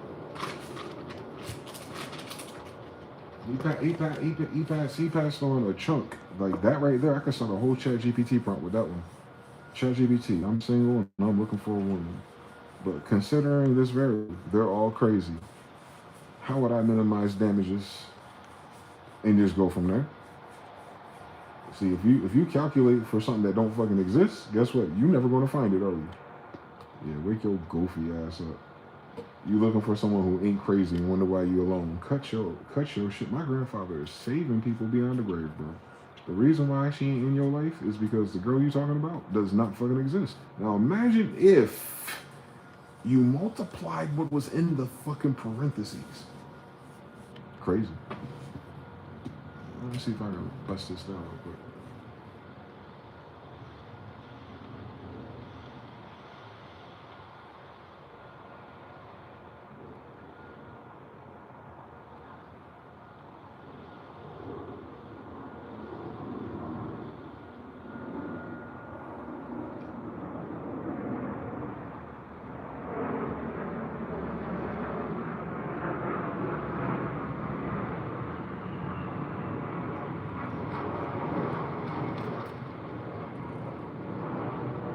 So you got an equation. You gotta do the equation. As a man, though, this is math. This is man math. Only men could see this. Only men understand this type of. Only men have this version of ChatGPT, so the women are not going to understand. So don't worry about it. Stop using their definitions. Anyway, so women equal, according to my grandfather, all women are crazy. So you put that in parentheses. You want to multiply that times the woman, right? Y equals mx plus b. So there's going to be different types of women, different types of degrees, things you like about them usually. That'll all vary. Size, weight, height, colors, everything in between it. That is what changes. You know what doesn't change? Crazy. No matter what that is, when you find her, Torta, Nut, or Ebony, and everything in between us, you have to multiply whatever she is times crazy, right? Once you do that, you stop looking for this by itself out in the fucking Pokemon woods. This Pokemon don't exist. It's part of a function. You're looking for this. Oh no, you can do that with AI and robots. You see, they trying to, but you're gonna be missing something. And what you're gonna be missing every time is goddamn crazy. What makes women important and what makes life interesting is the fact that women have crazy. But this equation multiplies different depending on her other variables. So knowing that crazy is a minimum, a bare minimum in their fucking archetype compared to a man, then what my grandfather said is then make sure that if these are going to exemplify any other variable in a woman or harlot of the night, make sure that you balance this equation, the variables of what you can deal with when it's multiplied by crazy. It ain't about, if you can make this equation minus crazy, I mean, we can get really heady with the shit and maybe achieve that. But I'm not trying to induce a fraction yet, because we still got to do with the lie protection service and all of them. See. The reason why you don't consider crazy is because when you multiply the crazy, it cancels out on their Pokemon card. You don't see that they crazy because they're under the lie protective service. This is an OS that's not installed on everyone, but it's on so many of them. The chance for the lie protection service to be built into their personality operating system is really fucking high, depending on what these variables are. And let's say if these variables was Y equals Western women today, oh my God, and B is liberal, then that's going to be there, multiplied times itself. Now you get a square, and then you still got to multiply the result by fucking crazy. My grandfather was trying to give me an equation, bro. Because what he's saying is you can't deal with this and then be confused when shit get crazy, or you in the middle of some lie and some messy shit, right? Come on now, come on. Yo, Clyde was a real one. He was on to some shit. He didn't know I was neurodivergent, I don't think, but he talked to me like I was. So no matter what it is, crazy is coming down no matter what. Lies are coming down no matter what. And it can be little lies. They like to lie, boy. They lie to themselves. And that's what I'm saying. You can't take it personal because these things come with it, right? So like this is not personal. This is not you. So you know what I'm saying? When you calculate these degrees, what you got to do is leave yourself out of it. Like, you got to minus self from this equation. This shit ain't got nothing to do with you. This is not personal. Now, once you remove yourself, your ego from the situation, that's how they'd say it, right? You know, you stop being so toxic about it, right? Because all of the conflict comes from what? The resistance. That's what the fight is, right? It's the opposite polarities. You know, it's black versus white, if you will. And it doesn't matter what the narrative is. Some crazy fucking lies. Yeah, most dramas are. That's a narrative. A narrative is a cute way of saying a doctrine. It's okay. We all got one, by the way. This ain't unique to women. This is just an equation for men to understand something about them. You can't do this calculation without crazy and lying, nigga. Cut it out. You could only hope you could roll different MXs and Bs. But that lie protection system and that crazy molecule, that is part of that shit. Let that shit go. You gotta let that shit go. You gotta let all that shit go. That comes with it, boy. So what does that mean then? Strategy-wise, as a man, like, then what is the man supposed to focus on? And you hear the degrees of it all the time. He's always like, I want someone who's loyal. Right. Because of the lie protection scheme. Because of crazy. Loyalty is that high on the man's list, right? That's a survival trait, though, right? You know how important it is to rely on your team to survive some shit genetically.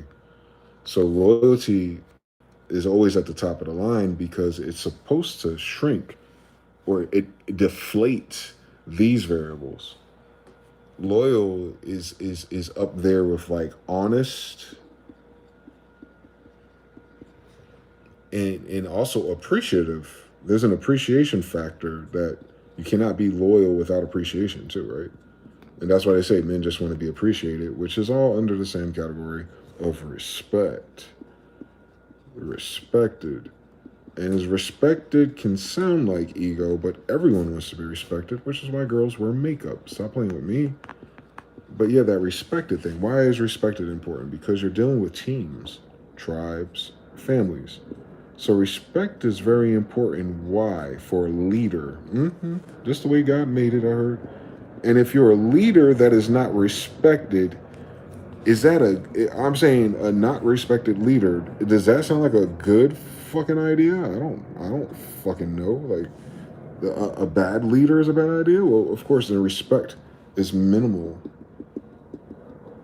to a man's blueprint because the man is assumed to be the leader of his tribe.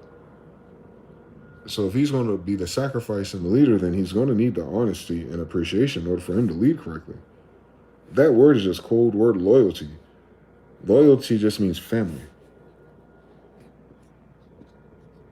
You need someone that's like family, not someone who's like a transaction, correct? And it gets really deep because then you get to these storylines, you get a little bit older, and you're like, shit, you can't even trust your family. You can't do family without crazy and lies, can you? So if you're a man, I mean, a woman is not too much of a different equation than your family for real, except for you don't choose your family. Your family is the equation you can't choose. But you know you want to multiply times crazy, and you know you want to lie protecting services is in somebody's story and that shit. The difference is your woman, who's your new family, by the way, you choose, your wife is the family you choose, which is why you need her to be loyal to you, family dues. But you have to be able to find someone who you know crazy and be lying sometimes. That's just part of their narrative, kid. So how do you resolve respect in a world that's crazy full of lies? Where do you find your respect? AKA, what is below you? There's a lot of shit I'm a below, but there's a lot of shit below me. These equations, boy. There's a lot of shit that's below you. Yeah, that's why I tell you, keep looking up. A lot of this shit below you. Correct. That's why it's so much easier to find the right thing. It's not going to be down here. They gonna be up here. You gotta find you up here somewhere out of the shit. I'm telling you, you ain't gonna change none of this. Right? So if you are the man looking to be the loyalist, right? Is you're trying to be a respected man, then who is in your tribe and who are your followers? The people you're paying for, the people that is there while you have it, the people who be lying and going crazy if you can't provide what they're demanding, or do families choose leaders? Oh shit, field goal. The craziest thing about life is for a man, the woman is going to choose him to be the leader when it's the correct one. And that honesty and appreciation is going to come with it because something snaps in her to attract a guy that's like that, if that's what you're emphasizing. But our society is transactional. So most people have only looked at the transactional values of relationships. They're not looking at the familiar value of the relationship because your partner is an extension of a family that already exists in your equation too. Remember, tribes are extended or merging of families. We are still doing that even though we switched the narrative. That shit crazy and a whole goddamn lie. Because all these people halfway damn near my cousins. So stop fucking playing with me. Leave that shit downstairs. But what I'm saying is, we be trying to live up to the family role as big brother, as the leader of our household, if we had a single mother, as men that are respected and in charge of our tribe's survival. That's the key. Not life, survival. So like we're responsible for protection, survival. And you love to be appreciated for the survival part that the rest of the family deems as transactional. And you know it's not transactional because something happens to you, then something happens to them. If we're honest, which is why loyalty is what you're looking for, right? Yeah, because you're looking for family members. You're looking for tribe members. You're not looking for transactional people.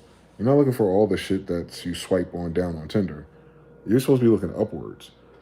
Because if you're not, you're just going to keep clashing. It's going to be keep fighting black versus white. Transactional versus family. Real versus fake. See, all these values are correct.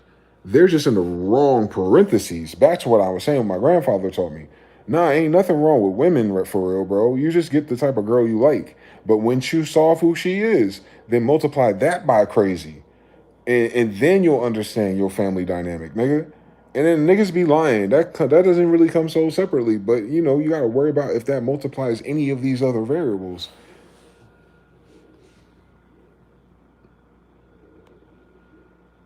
Yeah, man. We're the leaders of families, bro. Fuck what people talking about. Men are the leaders of tribes. Especially if they have kids. That's their tribe, nigga. Like, stop fucking playing with us. By default. By default. As soon as we're born. If we have kids, we're leaders. Period. It's not if. It's not traits. It's not like if you're good at it. No. That's a role. Like, we don't choose that. Like, you have a kid, you're now family, you're a leader of your tribe. And if a man cannot grasp respect and appreciation, loyalty, and honesty out of his tribe members, then the only thing that is left is transactional shit. That's what men are tired of, right? The transactional part. They say, I am not your ATM. Provide. Nah, that's not what that is. If he has a family, he already provided everything. They're fucking DNA. This is bloodline things. First of all, like before anything else, before you join and make up a new government, Anne Frank, this is older than time itself. This is a bloodline thing. So if a man becomes a leader by having a family, he's already providing the family everything. The bloodline access, first of all. We lost our damn minds in the narrative about what this could be, is, and might be, blah, blah, blah. Because that's a lot of crazy ass lies going on. I know that's right. But that's the narrative to keep everything black and white. So people keep fighting with their ego. They're making all of this very personal. So they never solve the equation. There's a lie protection unit. I know that's right. But anyway, man, out here trying to survive some shit, trying to keep it honest and be appreciated, touch down and shit. Just at the end of the day, respect me. Fuck my ego real quick. All the different tribes down here, bloodline, same thing times 10 and shit.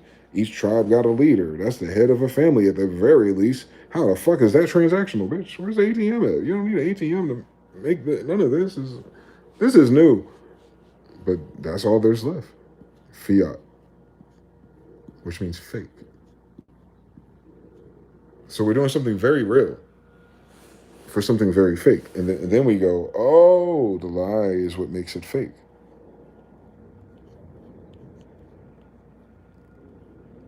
So it's crazy times fake times whatever variable you put in the middle. You're going to get what you're supposed to get out of this shit, depending on the narrative.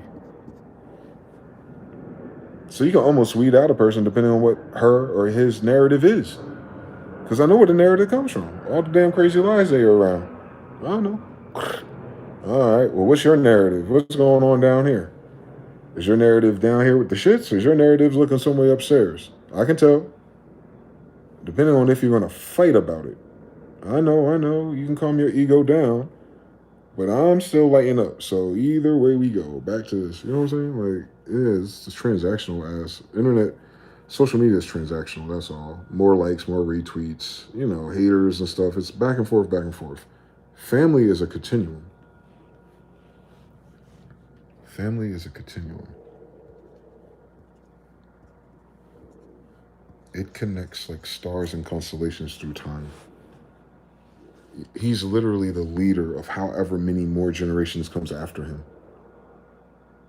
And the quality and the chances of which that can happen over hundreds of years is going to be in proportion to his ability to be respected and appreciated as a leader of a family on some bloodline shit. We ain't doing none of that right. Don't even talk like that. You ain't seen nobody pop the balloon about none of this shit. But they're using the words of this, but they're applying it to transactions. Like, they want somebody to treat them like they're their tribe and their bloodline and their leader without the family? You want me to treat you like this without the family? I'm not leading you. I'm leading the family. I need you to make a family. But the family that we make, de facto, I'm the leader. I'm quite sure of this. No matter how we do it, I'm the leader of it. Anything that comes after me, in fact. That's how this game works. It's not a transaction. It's succession. It's meaning we're trying to manipulate the variables of something that can't be manipulated. It's built into our source code. It's in our DNA that way. So everything else we've been trying to do is because of the narrative. A lot of crazy lies. I know, but because we have so many crazy lies, this is just really the program. It's not what women are. That's what the narrative is, though. I promise you. That's how they think about things. So the program times the person, the variables of the person, times the lie protection, all the fake stuff. That's what protects the big system altogether that defines what a woman is anyway. All the crazy lies, narrative, Are you down with the shit or are you trying to rise? I don't know. Let's fight. That's it. I'm pretty sure I got it. It's not hard to understand is that men, I think, fall to word games because we all know what this word cloud means and be triggered in family. So to us, that's serious because that's the survival of our species. That's what makes us who we are. Like, if we can take care of this, period. Fuck the job, fuck the beats. Oh, no. Once this is real, it's serious. And that's the most important thing to a leader. Like, the thing that you're leading, whether you're connected or not, like it's in your blood, bro. Like, you know. And depending on how crazy that shit goes is going to determine what happens to that leader, which is why they spend so much time trying to get the variables right. To avoid all the fake shit and all the fucking crazy programs, what they call liberals or whatever the fuck, the hoes, the feminists, whatever the narrative is. They're going to come with that narrative, kid. And that narrative ain't going to change until people stop looking at it. I'm telling you, you got to get back to family. You're creating a bloodline through time and space. Cool, 2025 sucks. But what if 22,500 doesn't? What do you want to pass forward? Just like our ancestors passed it to what we got now. Shit, I know my ancestors passed some shit down. Shit, I ain't get that from these people. I got this shit from a long time ago, apparently. So yeah, man. Shout out to the family. Shout out to the ancestors. Honor thy mothers and fathers. I put an S on it, man. All of them. All of them. To be respected and appreciated for what they gave to us. Honestly, like, how can you live without that, actually? How can you not be a good leader if you cannot acknowledge how you got here? Because leaders are leading other people to where they're going. So if you don't, how you want to tell me where to go if you don't know where you came from? Like, you understand? Like, the intrinsic value of this means you know where to go because you know where you came from. That's how you become one of these, by going through shit, right? Right? And if you have a family, trust me, you know you're going through some crazy shit. So just how you navigate and ping pong and survive at the end of it and throw the ball one more time for somebody else to do it better. That's the objective of the human thing. Everything else is a narrative of the ego. Duh. That's what I'm saying. That's why the whole shit fake. The whole thing is multiplied by fake. Because we're distracting ourselves from such a simple Ponzi scheme. Can you fucking imagine? You can just be born a certain gender and find someone of another gender to unite your bloodlines and just keep the groove going. Without any of the corporatism, consumerism, and capitalism and transactionisms that you require for foreigners. You transactional with your family members? That's a weird story. That means the outsiders and foreigners got into your family members, nigga. But before that, it wasn't too long ago, family was everything but transactional. And that was since Home Alone came out in 1990. Don't play with me. Yeah, because we are survivors, first of all. For your president sucking dick, and we got to survive. Either way he do it. That's some family thing, man. We be treating family like community, family like neighbors, family like foreigners. No. Hold on, did I come back? I can't tell if I'm frozen. Lord have mercy. Am I here? 3 in the chat if I'm still here. We got cool. But yeah, man, it's math. Back to the beginning of the video. I'm trying to learn math again. So I can balance out these equations, huh? Easy story. It's an easy story, man. You just gotta live long enough to see the path and which way you took. I can tell you exactly which path not to take. I'm telling you something. Wisdom on stake.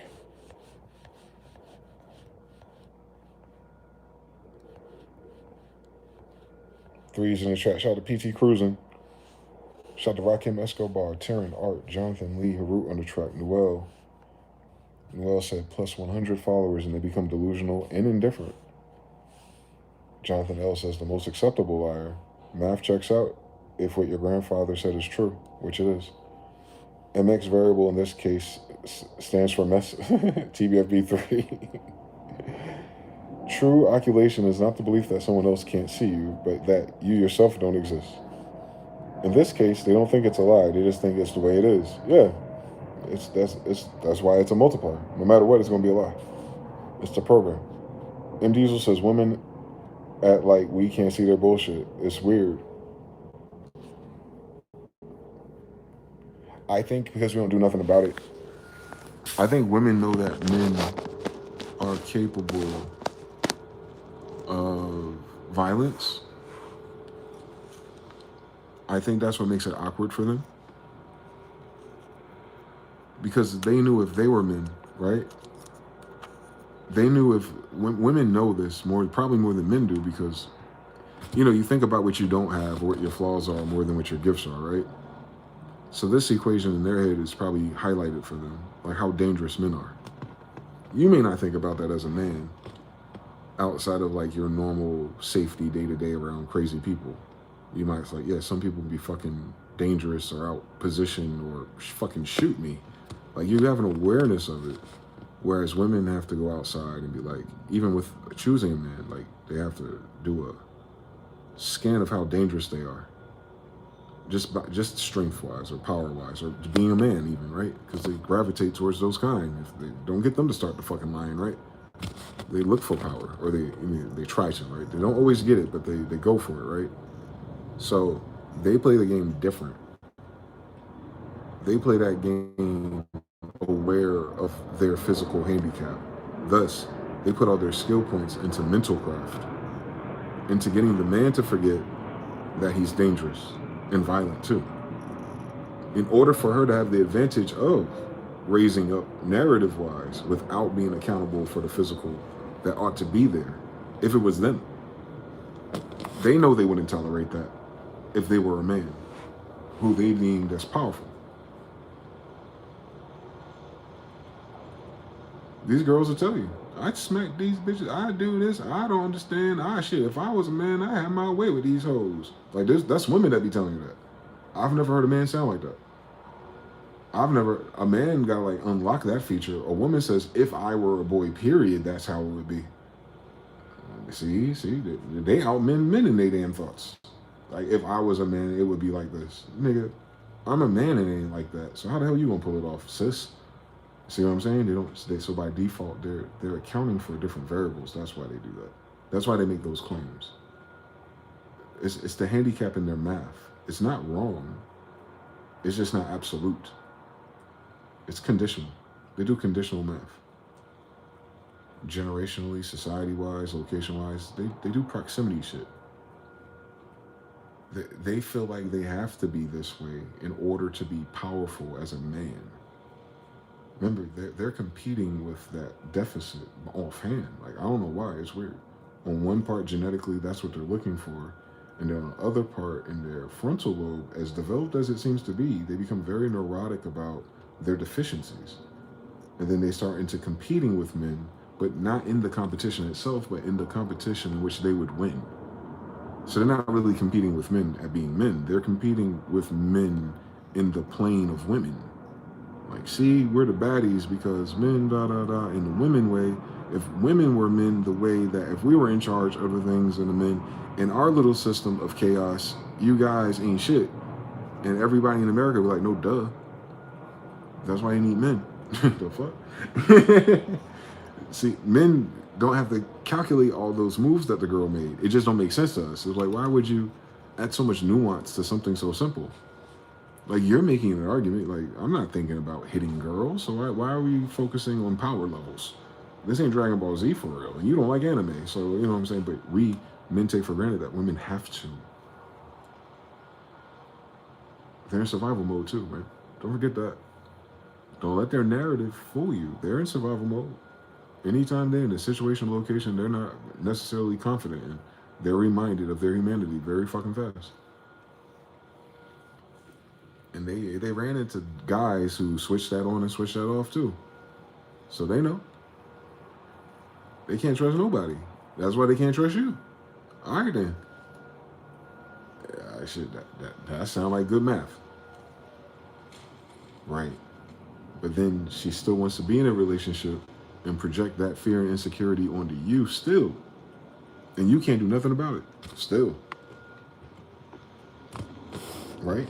And for her, once upon a time, it was absolutely true. For sure. She ran into some evil motherfuckers. I know they do. I know they do. I know they do. I know they do. And I know they continue to. And then I know when they run into the opposite, they run away from it too. When are they going to be honest about that? That even they become addicted to the danger of surviving. Living life on the edge, man. What a rush. Yeah, they're addicted to the game itself, guys. Know that. They're not prioritizing being strong women, dude. Like, from a family definition. They're trying to be strong women, like a woman as a strong character in this cosplay society.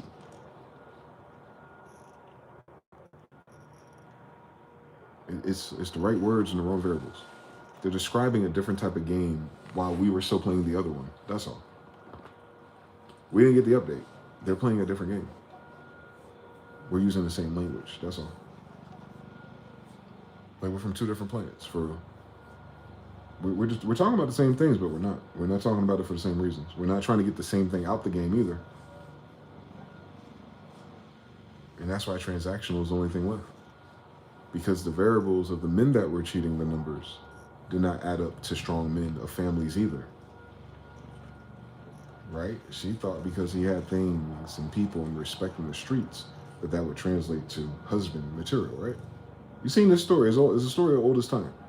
They took the shiny things and the trinkets and the substitute, the fiat, what it allows you to do, how it allows you to position yourself through a society without actually earning the credentials of a tribe leader or a chief, because you have things, right? And then that doesn't translate to strong families, depending on how that person acquired those things. And most people take shortcuts. You gotta put that in the equation. Most people will take shortcuts. So most people that you run into with those things are probably not the real ones. But we're gonna chase it anyway because of percentages. Women take 1% chance and max it out. They believe they're the 1%. A man takes a 99% chance and go, all right, I'll try. I'll give it a shot. This parachute has a 99% chance of deploying. Fuck it. But if you told us I had a 1% chance of deploying, we're like, nah, fuck that. I know I'm crazy, I ain't that crazy. Where a woman would take that 1% and be like, if I feel like jumping out the plane, I'm jumping out the plane and someone's gonna catch me. We're seeing the same field, but we're seeing it from a different vantage point. Their end game is different. They're looking for a power that only they know that we have. First of all, they're using the wrong words for what they're trying to describe, what they're afraid of. It's not in the gym. I know, man. You just gotta get a little bit older. You gotta wait for people to start watching tarot videos and start getting the language model down, and you'll hear them say the same thing differently. But they've been talking about the same thing the whole time. They know we're different. That's why they spend so much time trying to manipulate us. Like no one, like everybody, like men and women, like y'all haven't noticed that, like the key thing that's always revisited, at least in our generations, is the, I'm telling you, the thread that ties all the fuckery together is that manipulative thing, that manipulative program, code, or spirit. It's the spirit of manipulating things unanimously across the board.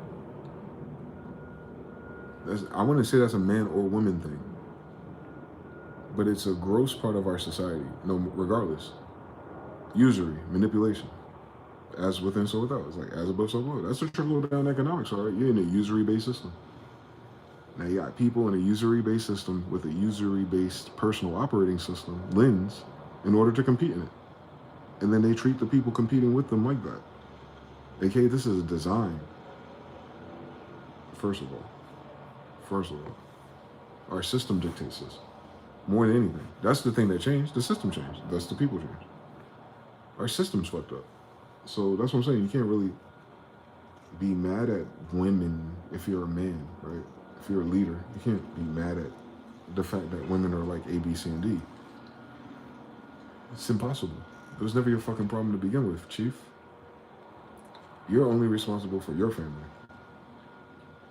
You're not responsible for women. You're not responsible for the dating scene. You're not responsible for the girls in Vegas. You're responsible for your family. So you approach those two different hobbies differently, wouldn't you? You want to be listening to Myron. You ain't get married yet. People are confusing Sex in the City life from the early 2000s, like having money to hang out and frolic at restaurants and link up with people who are crushing their dreams to become power couples and skip the other 20 years of scenes that every family requires out the mud, but we'll skip it, right? Because we have the money. No.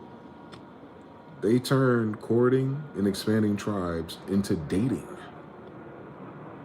Dating at my age is so difficult, bitch. No one ever in human history was dating at your fucking age.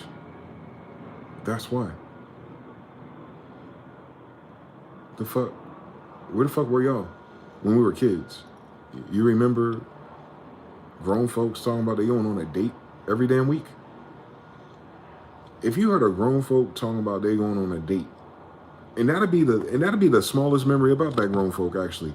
You'll hear a woman going out on a date, and you a kid, you don't give a fuck, like, oh cool, whatever, get your groove back, Stella. And then the next time you seen Stella, she living with that man. He a cop or something. He got a car or something. They're not dating. They weren't dating.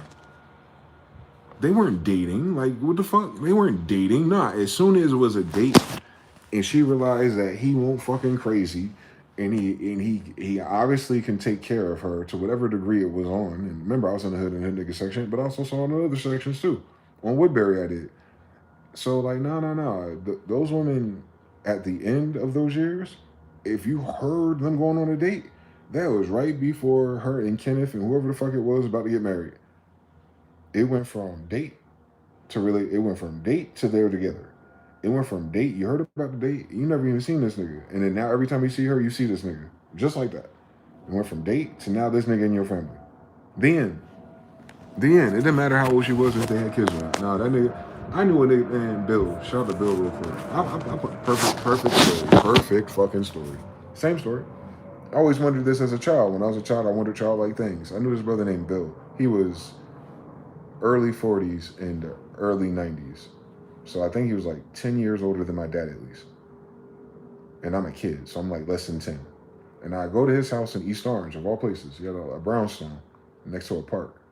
And I remember he always had like technology. He always had all the video game systems and shit. And he's a grown ass man. Like, he used to be in the Manhattans, I think. Singer. I think it was the Manhattans. Later.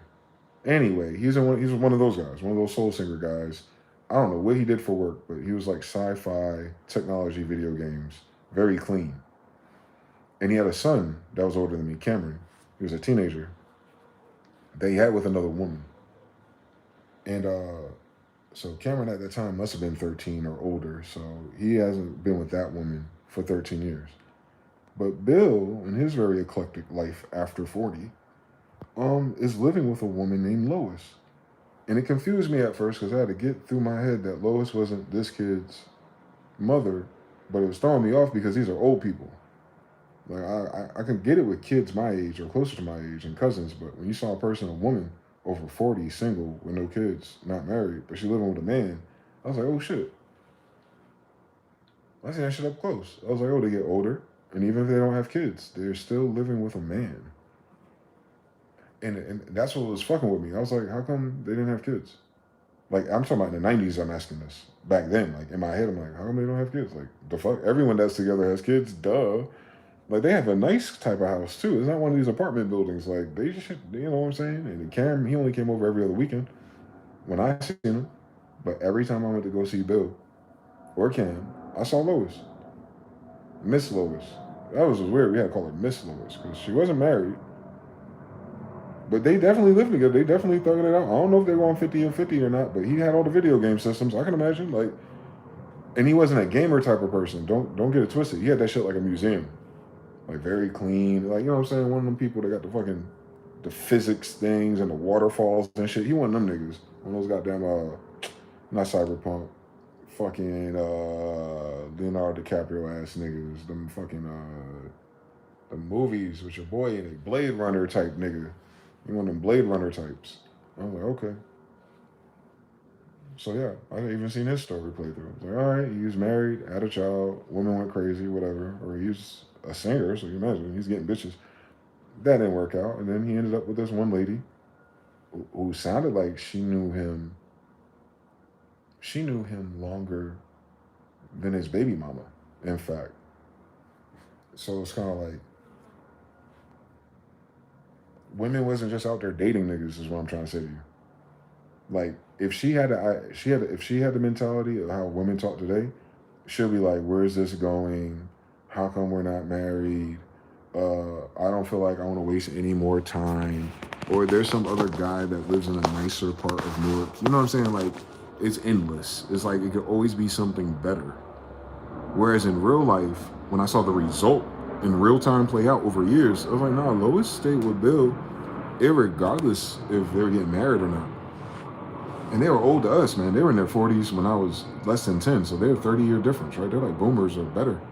So it's like in the 90s, and they were 40s, you feel me? Like, I mean, they lived 40 years already, so they're outside in the 60s, 70s, and 80s, for context.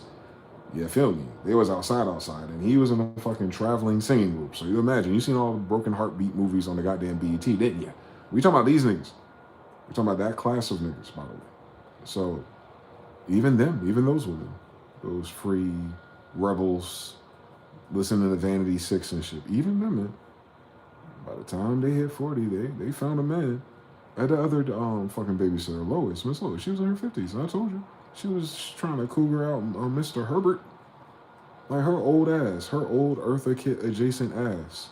Sultry for no reason. Snitch too. Fucking snitch got my ass whooped because she snitched so much.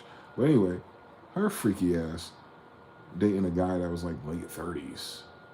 Like she had her own apartment. She an independent woman for real. Like she was independent for at least 50 years because her ass was not married when I met her. And she dating a dude 10, 15 younger than her. And like he taking it slow because he got a daughter. I knew his daughter. His daughter's my age. And for whatever fucking reason, he went up. I don't know if his baby mama that he had Sade with was old too, but he had a thing for the old ones, man. Anyway, but he ain't get married to this old woman, you feel me? But he courting her. And she cannot stop talking about her Herbert. Her Herbert. And my slow ass in second, third grade was like, why ain't these niggas married, or why ain't this shit going nowhere? You know what I'm saying? Like my Herbert. But I didn't understand that divide because he's a single father and he's younger and she's older, and like, you know, we didn't have fucking Instagram yet for that story. So Miss D and them, or Lois and them, or D, yeah, it was D and Lois. They wasn't making no fucking demands out here, dog. It wasn't like that, man. I'm talking about the single baby mothers too. Like these new single baby mothers, oh my God. Y'all have the illest privilege reversal card I've seen in my life. Because when I was a kid, boy, Jonesy and Tyrone was for you. Jonesy and Tyrone wasn't for everybody. They was just what was left for you. I remember. That's why I know these names. Those are single mother, baby daddy, new boyfriend names. You don't find those names in the people that get married. You don't find those names on the other side of the story. You don't find those names when these people are successful and get old and don't want to die lonely. No. You only get those names on some hood nigga shit. Like, you got pregnant as a shorty. You fast. You didn't listen to your grandmother once. You find Jonesy and Tyrone. That was 40 years ago. Now everyone find them. Jesus Christ. Erykah Badu be damn. She ruined it. But yeah, even the hood nigga section. Miss Salt, she had 3 kids out of wedlock. What was it? She might have been early 30s by the time I met her. She had some my age, one a year younger, and then a daughter that was 4 at the time. So like 5 years later. So she struck out 3 times in a row. And she wasn't a looker no more because she had 3 kids 3 times in a row. But she used to think she used to be something in high school. You know how these 80s girls were. So now she ain't that no more. But they still hang out at the bar and shit. And then she find her a Jonesy who's younger. I could tell that boy was probably 24, 25 back then. He was like the Method Man prototype type of guy too. Like, nigga got a job, but you can't tell where he worked at. Is he construction or not? I don't know, but he got money in a car and he don't live here. He live in another city. But every time, like when he started his frequency of picking her up on the weekends and shit, and she was disappearing and we were watching ourselves, right? While she getting paid for it, right? She on dates with this young nigga. And that's it. Like, and that's it. And like, whatever she can get from that interaction. Because he ain't about to move in with her with 3 kids, not off the bat, right? I remember it took them time, maybe months. And then I finally saw him. And he took us all out to like Sports Park or something. Like when shit was getting serious. And he still didn't move in. It took him like 6 months or so. And then he started sleeping over on the weekend and shit like that. And I don't know if it worked out, after years. But like I saw the workflow for a hood rat trying to get her shit together for a man. Like she stopped everything for him. Like all that shit she talked about, man, all that shit she talked about as a single baby mother. Whenever this Jonesy kid appeared, younger than her, with the car, wherever the fuck he getting money from at the time. Remember, this is like 94, 95. However he was doing it. And he was very careful. And he was very respectful too. Like he was hood nigga adjacent for real, but he didn't seem like a hoodlum. And it's very perplexing he wanted an older woman that had 3 kids too, which tells you a lot about his upbringing. So, whatever the case may be, she didn't take that shit for granted. Like that was like, it was almost like the way her energy shifted once he entered her life and it was serious. And she wasn't just skeezing around or being wasted time with the geezers in her local municipalities, which she was eligible for. As soon as she dodged the eligibility line and got the golden ticket to one of these guys who had no business being with her, I'm telling you, on looks and on by crooks, it didn't make sense to me. It still don't, but you know how trauma is. She got one. She manifested this guy. And you can tell, like, that's all she was on after that. Like, we saw women actually change their life for a man before. You don't see that magic no more. Gratitude, appreciation. She appreciated him because she knew that he can get any other girl way younger than her too, without 3 kids especially.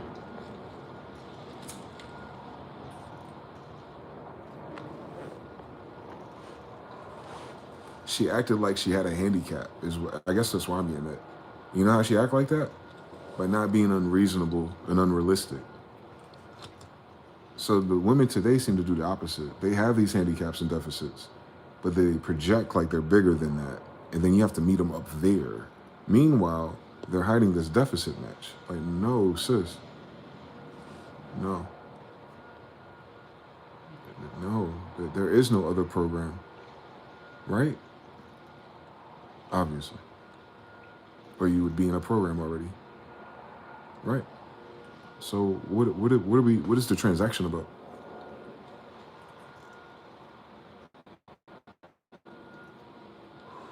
What is the prize?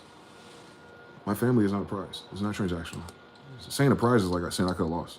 Like saying it's a prize is saying like I gotta go harder to win or something, or I can lose if I don't. What's a prize? The fact that we even have that conversation on that level about tables and prizes tells you how stupid people are on transactional values. You don't even play Monopoly like that. So there is no prize in this.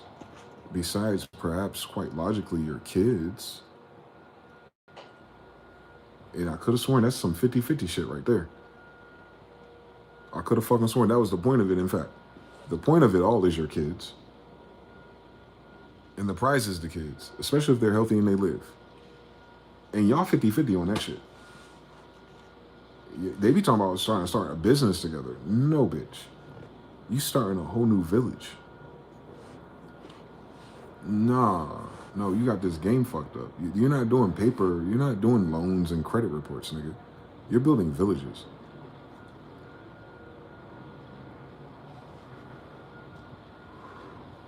You're building networks of people with certain values and experiences.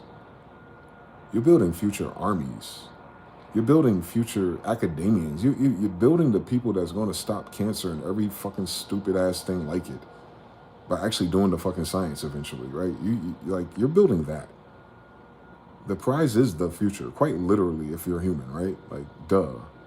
Like, hopefully we have some cooler humans from us by the time our dusty asses get old, and they would have solved some stuff for us so we can keep walking by ourselves. You know what I'm saying? Give these niggas 50 years, right? We'll be all right? Because that's the prize. That is the prize. But the prize is not you. The prize is what comes out of you.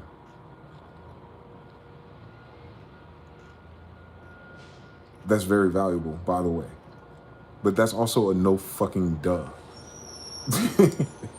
That's not on the table. That's how it works. That's what they call that? That is not a negotiable instrument. That's the whole point of it. For you. Women be forgetting, like, that's the point of you being a woman too. Like, you know what I'm saying? It's not for you to position and negotiate that as a tool. That's not a negotiable instrument. Giving birth to kids? How did you get here to even play this game?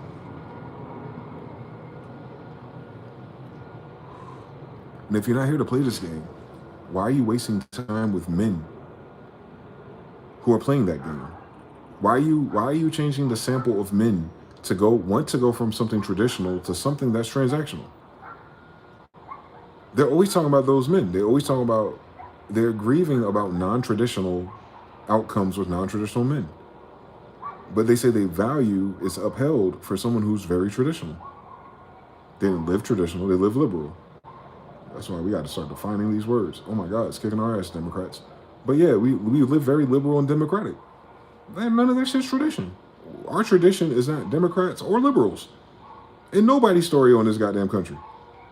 None, not one person here come from a liberal democratic background. Patriarchies be damned. None of those are those. So you didn't come from this, first of all. You know what I'm saying? So it's easy for everyone to get fucked up. This is some Johnny come lately shit.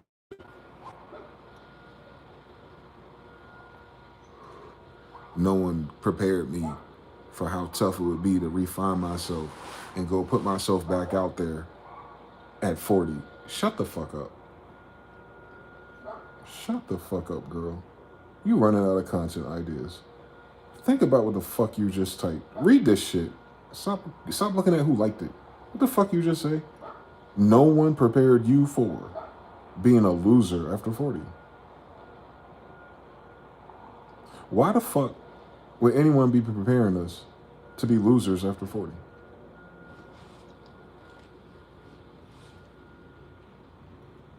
Correct.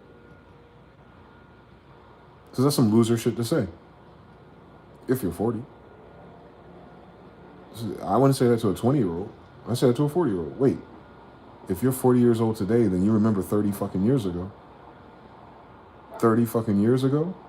If these lives were the average lives of people that age then, you would look at them as losers. I ain't forget.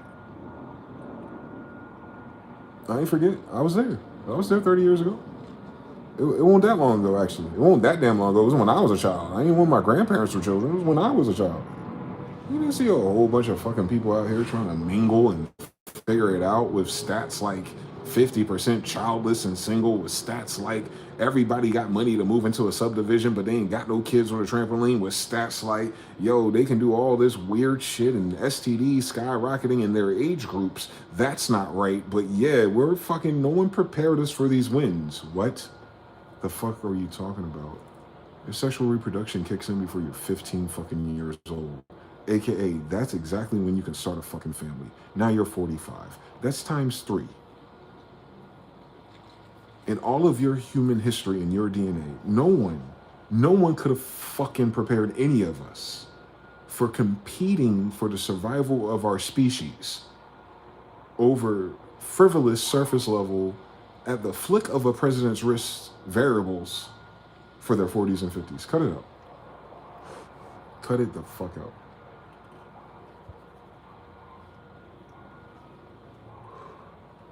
It's cooking them right now. I was outside. I'm watching them. Go to threads off Instagram real quick, and you'll see them. They're like, here's a thread for everyone who's over 40.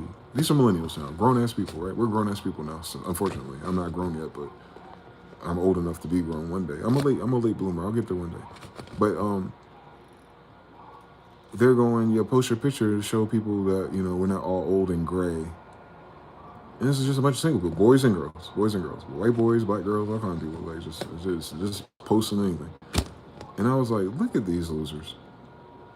Look at these pretty, beautiful, used to be successful losers, man. You know why that's losers? I'll tell you why.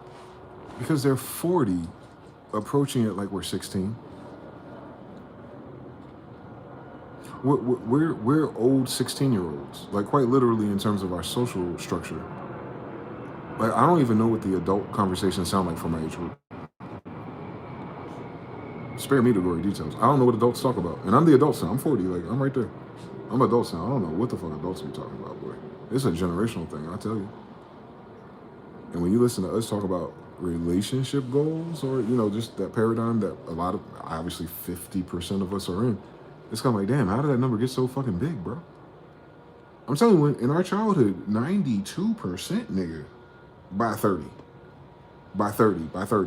So that means when I was a kid, when I was a shorty, people my teacher's age and up, most of them partnered up. Not all of them were faithful, spare me the gory details, but everyone had some damn sense that they wasn't about to do life after 30 by themselves, let alone 44. What are we talking about? There's no playthrough for that. You got a shaman, nun, priest, ogres, Nostradamus, or Notre Dame, and Quasimodo. And Shrek, you got that, he does that, who does that, who else does that? Who the fuck else does this? Who the fuck is mingling with strangers in their 40s. In any previous story you've heard of when you were a kid, go. Go. Fucking go. You know why you never seen no ridiculous shit like that ever in your human history as a kid? It's because there's no room for that.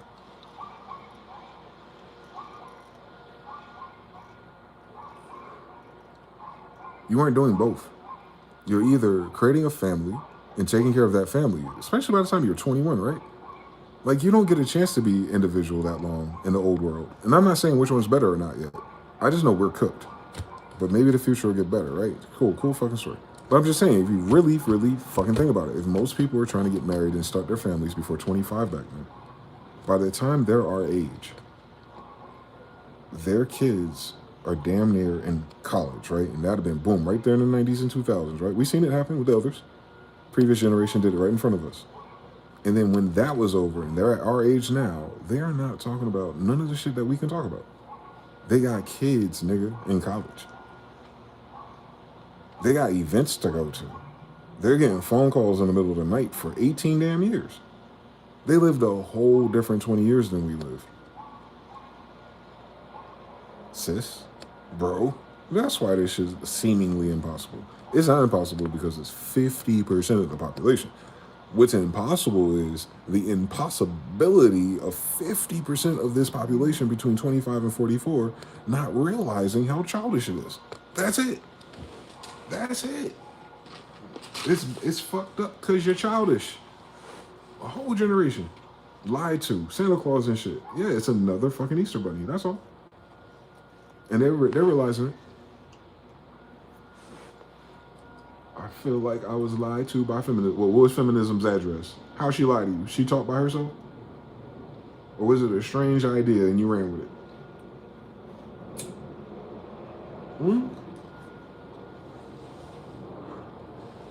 We see what people do with strange ideas. And that's why God chastises leaders.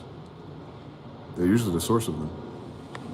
One strange idea could ruin a whole fucking generation. Or not the whole generation, 50% of it. That is a high accuracy shot right there, boy. They'll cut your ass in half. Off a rumor. Off an ideal. In a timeline that doesn't fucking exist for real.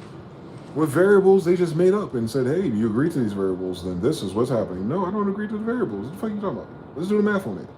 What math? You don't agree with decency? Oh my God. It's an idea monster. Run.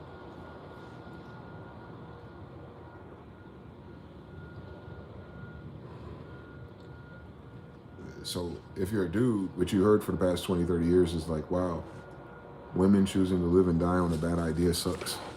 Yes. Yes. Yes. They know we know already. They know we know. Don't forget that. You ain't got to kick them while they down either. It's never been about that. We've never been competing with each other for our survival. That's not how that works. The last fucking thing you should be competing for is your survival. Your partner, you're not supposed to be competing with your partner about nothing. The fuck is... You see what I'm saying? They add a new spin to shit. I'm talking about the society. Like, it added a new spin to some shit. No, you partner up to double your potential to beat everything else. You're not leveling up your energy to dominate over the person that you want for yourself. And why are you bruising all these other people that ain't him? Or for the brothers, why are you bruising all these women that ain't her? Like, the fuck? At 40? At 40. That's wild. That's wild. That's a long time to keep getting it wrong if you're going for something specific, right? Because you got 20 plus years of experience of this ain't that. And your grandmother was married by 21. She didn't even have a catalog. She didn't have the internet. She didn't have none of that shit. You know why? Look at your ass. The end.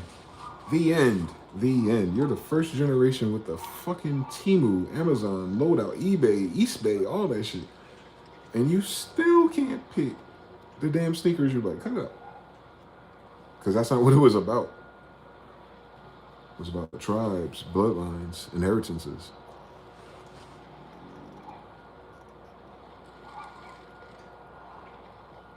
It's about nationalities, land. Like our whole civilization was baked into our civilization.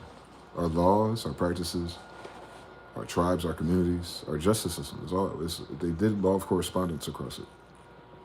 It wasn't perfect, but it was, you would know if you're in or out of line of it. The guidelines are clear. Go forth and multiply. How? You meet somebody. Chemistry, chemicals, dopamine, oxytocin. That worked? Yep. Now go forth and multiply. Do it again for someone else. Then there was no Walmart when they wrote that Bible. Don't worry about it. There was no online shopping. Don't worry about it. They didn't have that many distractions. Don't worry about it. And that shit was still difficult for them. But now that shit, everything else that's difficult for them is very easy for us. And we made it difficult to live. That's crazy, dog.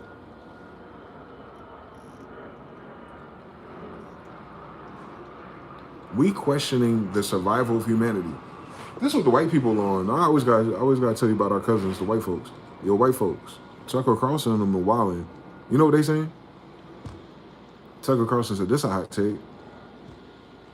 And how many years he say? He said, if we don't figure out this population thing, in 100 years, 97% of the population will be North Korean.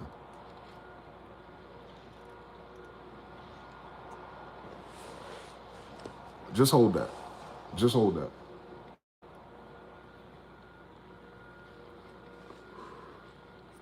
The white folks said, yo, listen carefully to the numbers that he said. He said in 100 years, that's these days shit, 3 generations from now, right? For them. So they're great grandkids, right? They won't be here anyway to see it, but they're saying, after we're gone, if we don't get this population thing under control, most of the planet will be North Korean, based on repopulation numbers. And his point was, they're supposed to have this so-called dystopian society, and what's that shit called? Dictatorship or whatever the fuck the propaganda is against them. Some people say North Korea is freer than South Korea. Can you imagine that? The United States going. Anyway, whatever. Because they actually whatever they're doing causes them to reproduce their population numbers. They're the only country, listen, North Korea, and all the weird movies they make about it, those people, that culture, that civilization, they're the only ones multiplying right now to where they would still exist in 100 years, is what he said.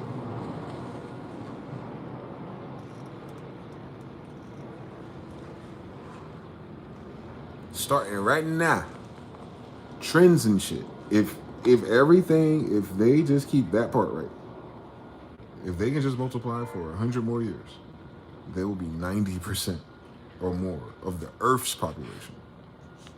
Because the rest of the Earth's current population, 100 years before this, is negative. We're negative, guys. I hope y'all know that. We're negative in population.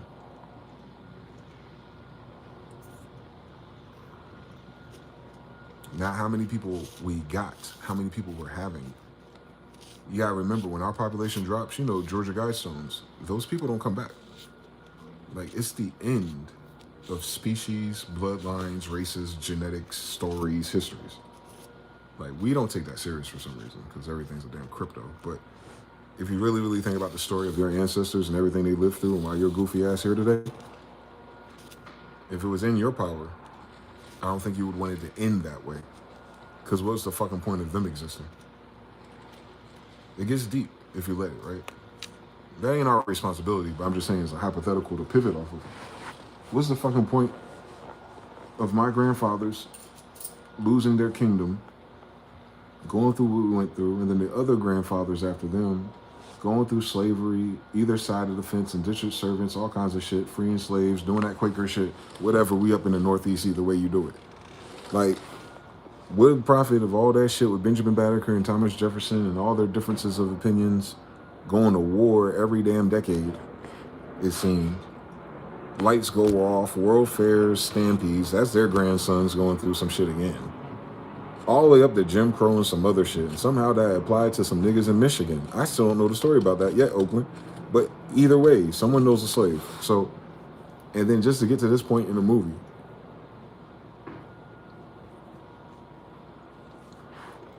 and like, yeah, I guess that's it. It ends with me.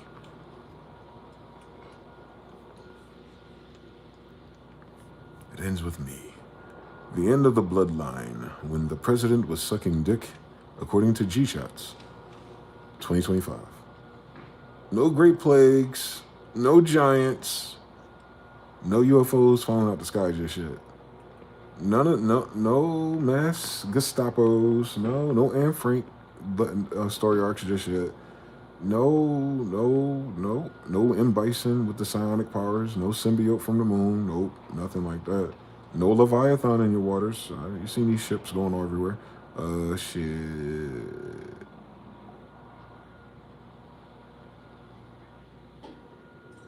Yeah, it's ridiculous. It's ridiculous to be a millennial with these particular dilemmas.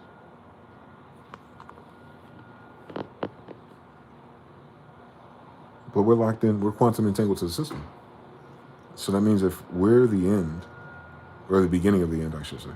We're the beginning of the end, per 100 years, they say. So if we're the beginning of the end, then that means that system that brought us here has no longer produces fruit. This plantation no longer produces crops, humans. So if you zoom out of the United States as what it is, a plantation for people.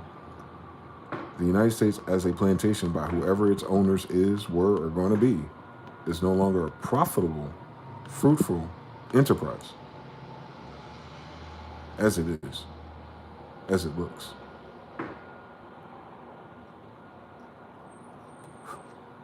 So they're not going to invest in the survival of particular people. So unlike the 60s, unlike immigration, unlike the Boardwalk Empire times, where they're investing in particular groups of people to do what they do best in order to set up the structure we have today. The good and the bad. Well, those people's kids ain't having kids, so the legacy and memories of that is all but dead. Already. We ain't gonna remember these people's stories from the 60s and 70s. We don't remember them now. And what I'm saying is there's no one in their family that's going to, keep in fact, my grandfather made the rivers here, and created that little water thing down the street. Yeah, our family was really hands-on in the municipalities and things, and really got Nevada straight. You're not going to hear that no more. You're going to be foreign in your own land if we don't cut it the fuck out, is what I'm saying. Because you're going to be outnumbered by foreigners running the things and the businesses and the ideas. It's like a system-wide gentrification, if you will, is what happens here. And they're already doing it. They're fighting back against Peter Thiel and, Palantir, but they ain't saying nothing about China or Qatar yet.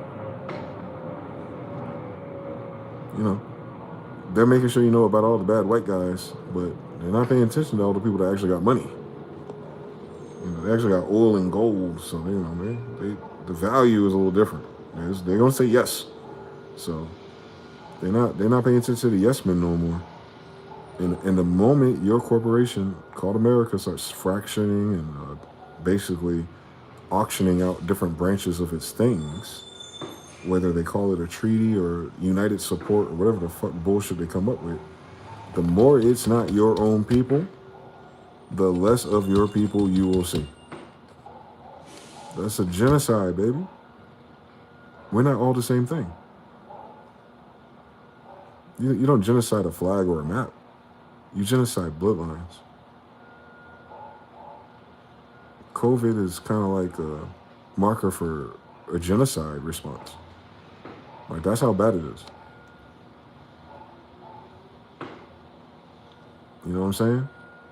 That's why everything is weird for the people who are like waking up to their age and what time it is and survivability and families and stuff. Why that's all hitting so many different people at once is weirder. Like, what about 2025 made all these people suddenly give a fuck? They didn't give a fuck 2 years ago, or 7, or 8. But now, like, why 2025? Because the narrative changed. People stopped faking and pretending like everything's working out. They're idols, they're leaders, they're celebrities. As soon as that tent changed at the top of the pyramid, and Cardi B pregnant again by somebody else, and he got 4 other girls pregnant, boo-hoo, look like a clown, don't she? But she was the baddie city girl bitch that they wanted to be. And she still ended up a fucking baby mama. What's she gonna do at 40? Like, nigga, no. That storyline ain't never supposed to have existed at 40 years old. That's some shit a 16-year-old go through. You know what I'm saying? You don't run into Stefan again after 30 years of dealing with men. There's something fucking wrong with you. And that's the thing. There is a lot of wrong with us. There is. There's a lot wrong with this society. There's a lot wrong with us individually. There's a lot wrong with us collectively. No shit. That's why it's called survival. There's not a survival game where everything's going well. You play Resident Evil. That's one of the biggest survival games for PlayStation, right? Why is it called a survival game? Because everything is wrong, nigga. People are zombies. Doors are locked. Ammo is missing. Puzzles are unsolved. And nigga, there's not enough light here. You gotta survive some things. It ain't a shooting game. It ain't about how well you shoot. You gotta survive some shit. Cutscenes and everything in between us. Yeah, we're playing a survivor, man. This life is survival, man. For humans. There's a spiritual aspect and a, ultimate aspect as the individual, for sure. The thing that goes on after being human. But what was the point of being human as that thing? Right? If being human was part of its bigger experience, did you do the human thing while you were human? Right? Right? Because you're human now. So, like, you doing the human thing or are you trying to do the thing after you're human? That doesn't make sense. You're human now. We're out of turn, right? If you really think about it. What would it matter if there's a life before or a life after this? Are we being human now? No. We're acting like something kind of like it. And it's okay. That's why it doesn't work. At least we know why it don't work, because it's fake. Cool story.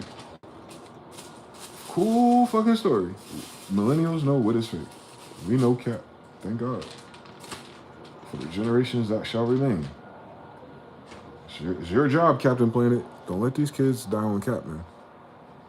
It's not worth it. There's no novelty in it anyway. They done told all the lies and sold all the stories. As soon as the government goes bankrupt, nobody can pretend like they got more money than fucking Donald Trump anyway. They're not Elon Musk either way, so. We know what time it is. I can tell by one post a picture over 40 thread at a time, once a day. Hopefully we find love this way. One more time before we call it a day. Man, wait till you turn 50. They some freaky ass people in their 50s, boy. These people acting like life is over because they just turned 36. Man, them 50-year-olds be fucking, boy. Y'all goofy fucking people. But that's the program too. Like, you ran out of time to live your life. That's why you had to do it all up front. No, you didn't. Who said that? What did they say? What did God say? What did God say to Abraham and Sarah? That it was over? No. So they'll tell you, like, they wanted to get it out of their system and rush and front load all the trauma so they wouldn't get too old to miss out on something or another. Just to turn 50. And you still got 50 more years left. Because you did everything else right? So you still got 50 more years left. What do you think? You just want to fucking sit on your porch and stitch for the rest of your life? You dedicated 40 fucking years to chasing a fucking dopamine hit. Your ass ain't sitting down in your 50s. Calm down, sisters. You just gotta hang up the family idea. Your freaky ass ain't going nowhere. Cut it out. Cut it out. Learn to follow the words. Single and childless. That is a tax. That is a tax form. They're talking about corporation level. Yeah, they ain't gonna be marrying these crazy girls, and they probably ain't gonna have no children. Shout out to mRNA. But if they drinking wine and got cat litter, they still on those apps swiping every night, nigga. Stop playing with me. Stop fucking playing with me. They ain't saying nothing about women being lonely. They said, no. They're going to be single, aka unmarried, probably living by themselves because they're baddies, and childless because that's what happened to a baddie at 40. Duh. So, what does that mean? You know? They don't have to look for a different thing altogether. Because they'll be wasting any man's time that's trying to start a family, right? Correct. And then most men trying to start a family ain't going to be looking at them anyway, right? That's just instinct, right? Correct. That's why no one has prepared you for how it's going to be dating after 33 hit ass. It's math and science.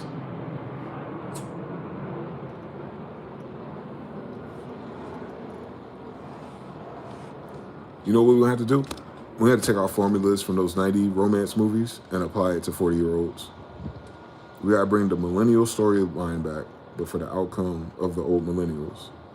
Like Macaulay Culkin trying to do a Home Alone commercial again. I ain't asked for that. But we got to do the same thing because we ain't going to do nothing until we get a new movie. Our consensus is driven by TV and movies. We need a new movie for this shit. We need a new movie to show you how this shit goes. Like, listen. In a world of no one hiring and no one inspiring, there's Will Smith sitting in an alleyway, and a woman his age walked by.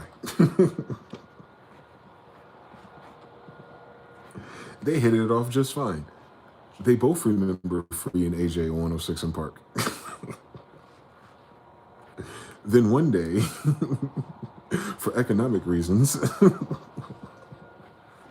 they moved in together to a mid-rise in their favorite city that they thought about for 30 years since middle school.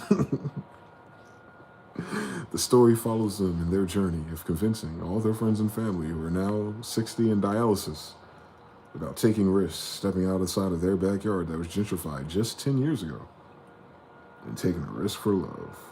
And you're gonna need a soundtrack too. Like, you can't just do that movie without the soundtrack. You need a soundtrack too. You need a song that captivates fifth chances.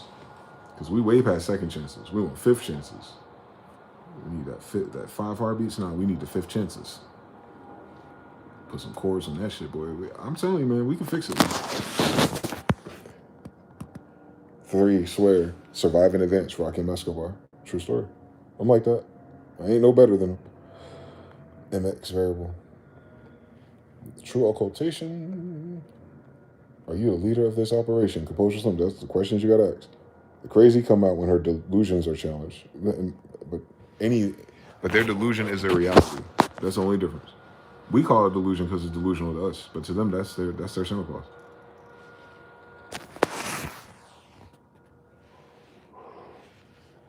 They're offended we consider it delusional. They're not offended that it's a delusion. We have a value difference between men and women, that's all. About similar things. M. Diesel says men base decisions off of logic, while women base their decisions off of how they feel. That has to be one of the top clashes. It's very chaotic. Mm-hmm. And we, in our society, justified it. Every form of media. And I think that was an exploitative decision on a social engineering level. I don't think that was natural. 3. Honor your mothers and fathers. 3. Didn't say mother and father. Jonathan L. says they have to be able to think of others in order to think of and be thankful for their ancestors, aka many narcissists are disqualified from being able to do this. Yeah, in a medicinal pathway type of way, you're right. Sizzle 560, I see you pimping. Mr. Now says, in all those rituals to get closer to it, yet you don't observe those details. They don't learn how to. They don't know how to. And that's why we have to be patient. They don't know how. It's not in their language model. What I'm talking about, especially not. CBFB 13.3. Noel L says, I'm ready to settle down. Quotes, cut it out. Don't kick them while they down, man. Noel says, Japanese single old women throw themselves out the window. That's hilarious. Are you serious? Or is that just like a couple of people being fucking ridiculous?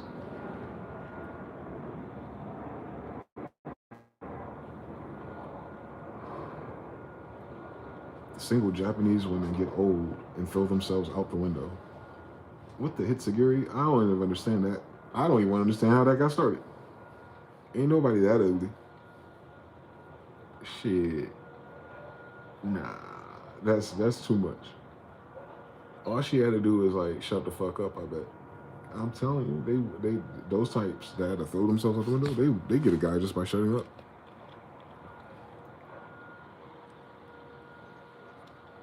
When they're old. When they're old. When they're old and unsufferable, that's a different beast. That means they're insufferable with a degree in insuffrage. It's not the same thing when we're in high school and dealing with girls. An insufferable, fully matured predator. Nope. Not gonna happen, sis. You got your price is way too high. You need to cut it. And they do, some do. If they're reasonable. And if they don't do it at that age, you're them saying they're unreasonable. That's why they're single.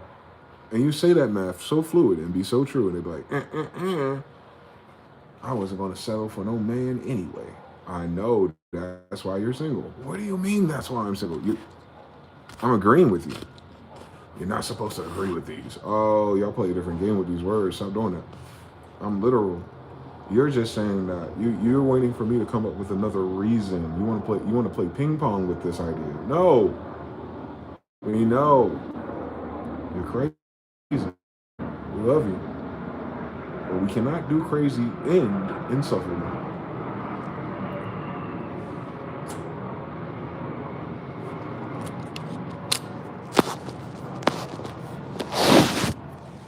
We deal with insufferability in America and they're not old yet. That is the social problem. And it's because of the program. It's not them. Eamon Ra saw a post from a sister admitting that men and women shouldn't have been competing with each other. Thank God. Shout to Chicago. Mr. Now says in 100 years. Noel says, nah, those Koreans are cloning each other. He said, those are the same ones that can clone your dog for $200,000. Make Bubba great again is crazy. Blue Sun gonna fry them clones though. Peter Thiel pulled all his money out of NVIDIA. Yeah, so did somebody else. That's what I'm saying. The stock markets, they're all pulling their money out of something. Everybody moved. The big people are moving money real quick, and there's been no announcement yet. So they said by tomorrow, because this is preemptive. Survive in advance. What did God say? TBB3. No one prepares you for how quick 11 a.m. to 4 p.m. is. That's crazy. And they never do the math in reverse. If they keep pushing younger and younger, the age goes, chat, am I cooked? Are you supposed to be cooked at 4 in 2037? Just like they don't reverse the math to education years. More education equals more years. By 2050, they want kids to be in university until they're 49. Mr. Now working that soundtrack. Insufferable for 29 years, never broke the streak. Yeah, man. That's why you gotta be very careful with that, man. Life is fragile. Just like that. Just like the men, too. We're fragile creatures. They learn how to ruin us. I mean, obviously, we're fragile. We've been ruined by women. Can't explain that with no other variable. I was fine until I was Peter Thiel, man. I had stock in BlackRock and Vanguard, too. Until I met her. And her and her and her. Jesus Christ. Maybe it's you. Maybe it's Maybelline. Shit. I wouldn't wish that evil on nobody. Me or them. That's the problem. Y'all skipping details. I better listen. I mean, don't be making this shit up. These people crazy.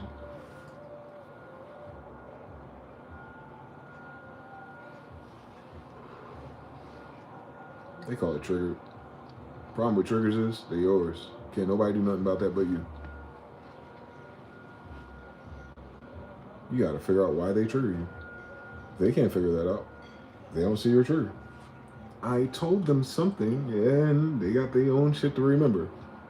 You know how hard enough it's for you to remember your triggers? Now you want them to remember theirs and yours. Now let's be reasonable. Because you never remember theirs. We have the data. We have this in 4K on tape. You want another person to remember all your soft spots. But the minute you're triggered, you forget all of theirs. And the problem is, if it didn't start with them forgetting yours. So by default, the other person has a bigger responsibility than you. Because they're responsible for your triggers and theirs too now. Cut it out. Like they do equations like that. They stack like that. They always learn how to stack an extra step to be in to be in the advantage position. Like they double jump every move in chess. And then when you point out you're double jumping, they go, but I'm a woman. But we're equal, so we should only take one step each. Yeah. You're struggling with what equality means.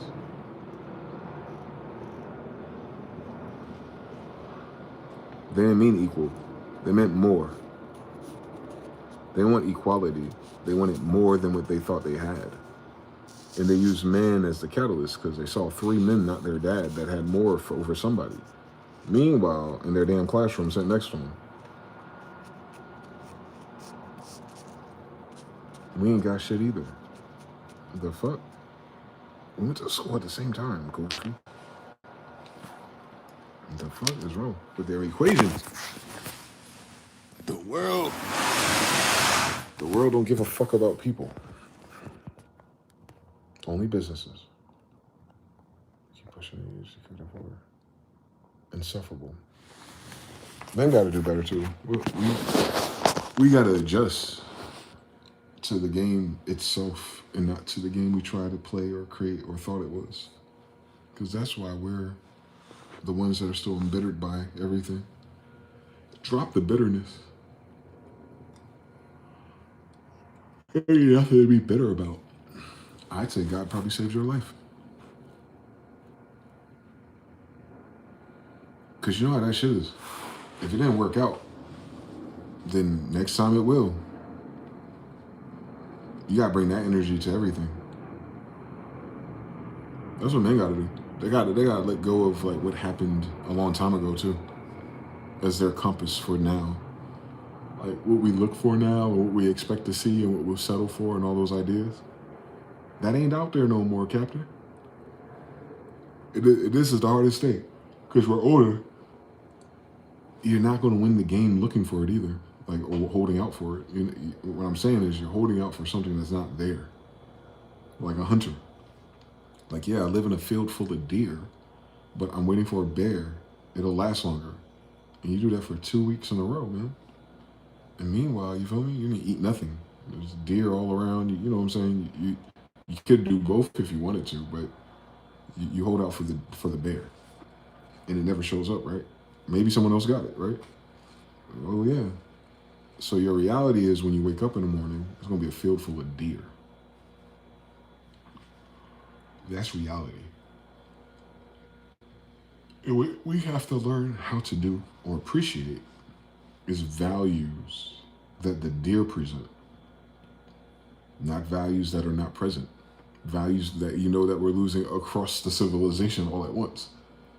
So then so what you're doing is you're actually picking it up and looking at what it is and comparing that to whatever's around it. Not your ideal system, right? This ain't a fucking, they call it a dream board. These are not dream boards.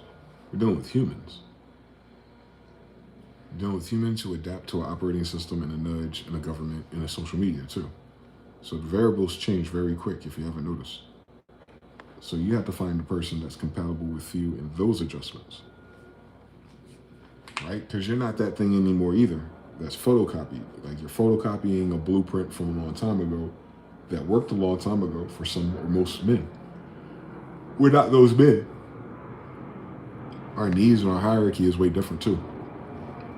It's not even a better or worse thing either. It's not even greater than or less than. None of that. None of us did anything wrong. All of us are new here.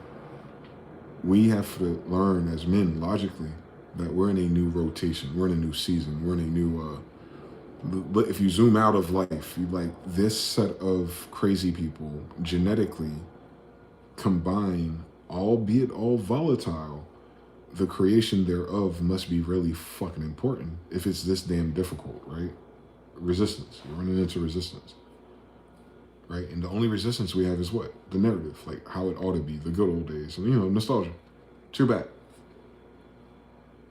You're out here today with these people. Right?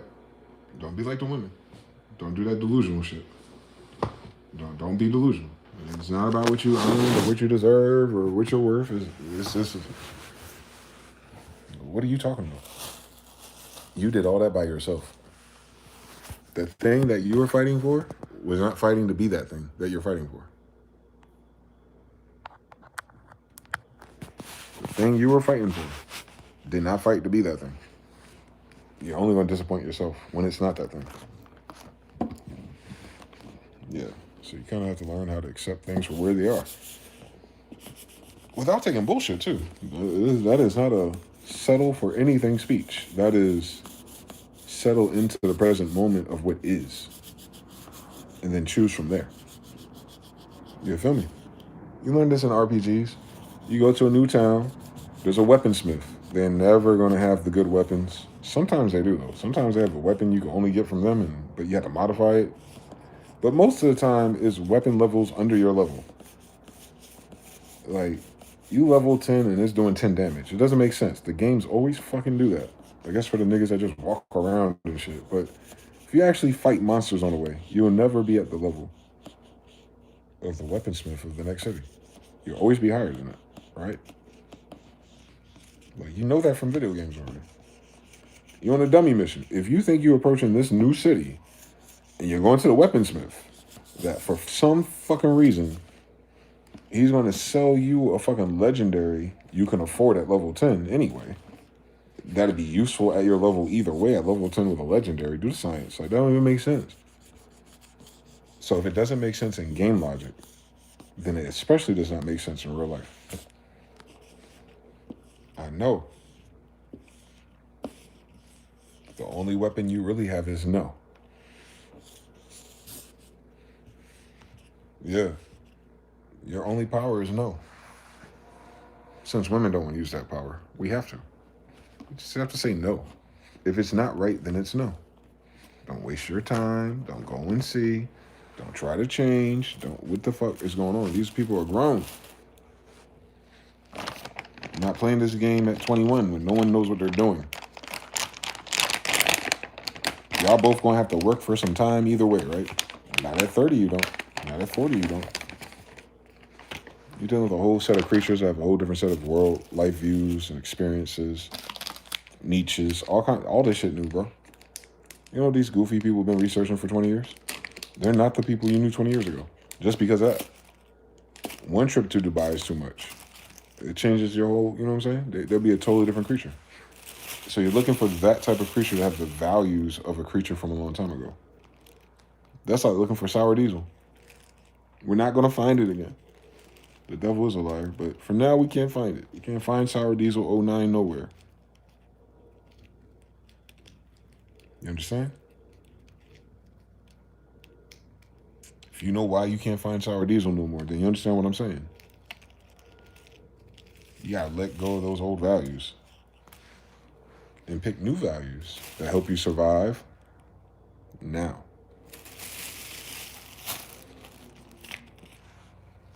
Yes, Lord. Gotta clone Eve 2.0, cut it out. Insufferable. Noel says, damn, gotta live off the rabbits. I hope not. Hope God is good to you and yours, man. We can't be mad at it. Because you're going to keep staring at an object hoping that it shapeshifts. And get mad that you can't shapeshift it. And that's what women do, right? We learned it from women. We get it. We borrow we borrow some neurons from them when it came to this. And I think it's fucked us over. If you just fucking single living your fucking best life, then half of these damn traits that people argue about don't fucking matter.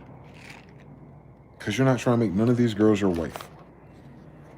So it doesn't really matter what she brings to the table. Whether she's there for 1 or 100 nights, right? So you have a lot of fucking unserious people setting the expectations for partners, mates. Whereas they're just saying, this is the minimum requirements of what things would be like if I wanted to sleep with you off the street. That's a whole different conversation. There's people trying to show couth and decorum in their 30s and 40s. Like, all right, cool fucking story. But you notice they pivot off of what they want ultimately after courting. Because they're always in a useless relationship the whole time they're preaching, right? Meaning they're not getting the thing they're talking about. But what are they getting in the meantime? They look nice. They look like they're dressed real fine. They probably will hang out tomorrow night. What is all that? What's all that for men or women? What's the roster? What are you talking about? You're courting a series of females to see which one's serious enough to marry? Or you just fucking around with several ugly girls? Make up your mind. Because if you're fucking around with several ugly girls, then God, you ain't waiting for God, you ain't waiting for signs. You're occupied with your time. You're chasing ugly bitches. And that's fine if that's where you are in life. But I mean, she should know that. You shouldn't have to trick, you shouldn't have to manipulate the game of variables and characters and outcomes either, man. It is what the fuck it is. Trust me, you want people who play the game playing your game. You don't want to trick nobody into playing that game. It's stupid. You don't have to. There's too many people willing to play it, playing it better than you. So, it's like sitting at the right lunch table. Since we're all still in fucking high school. Yeah, it's a lunch table problem.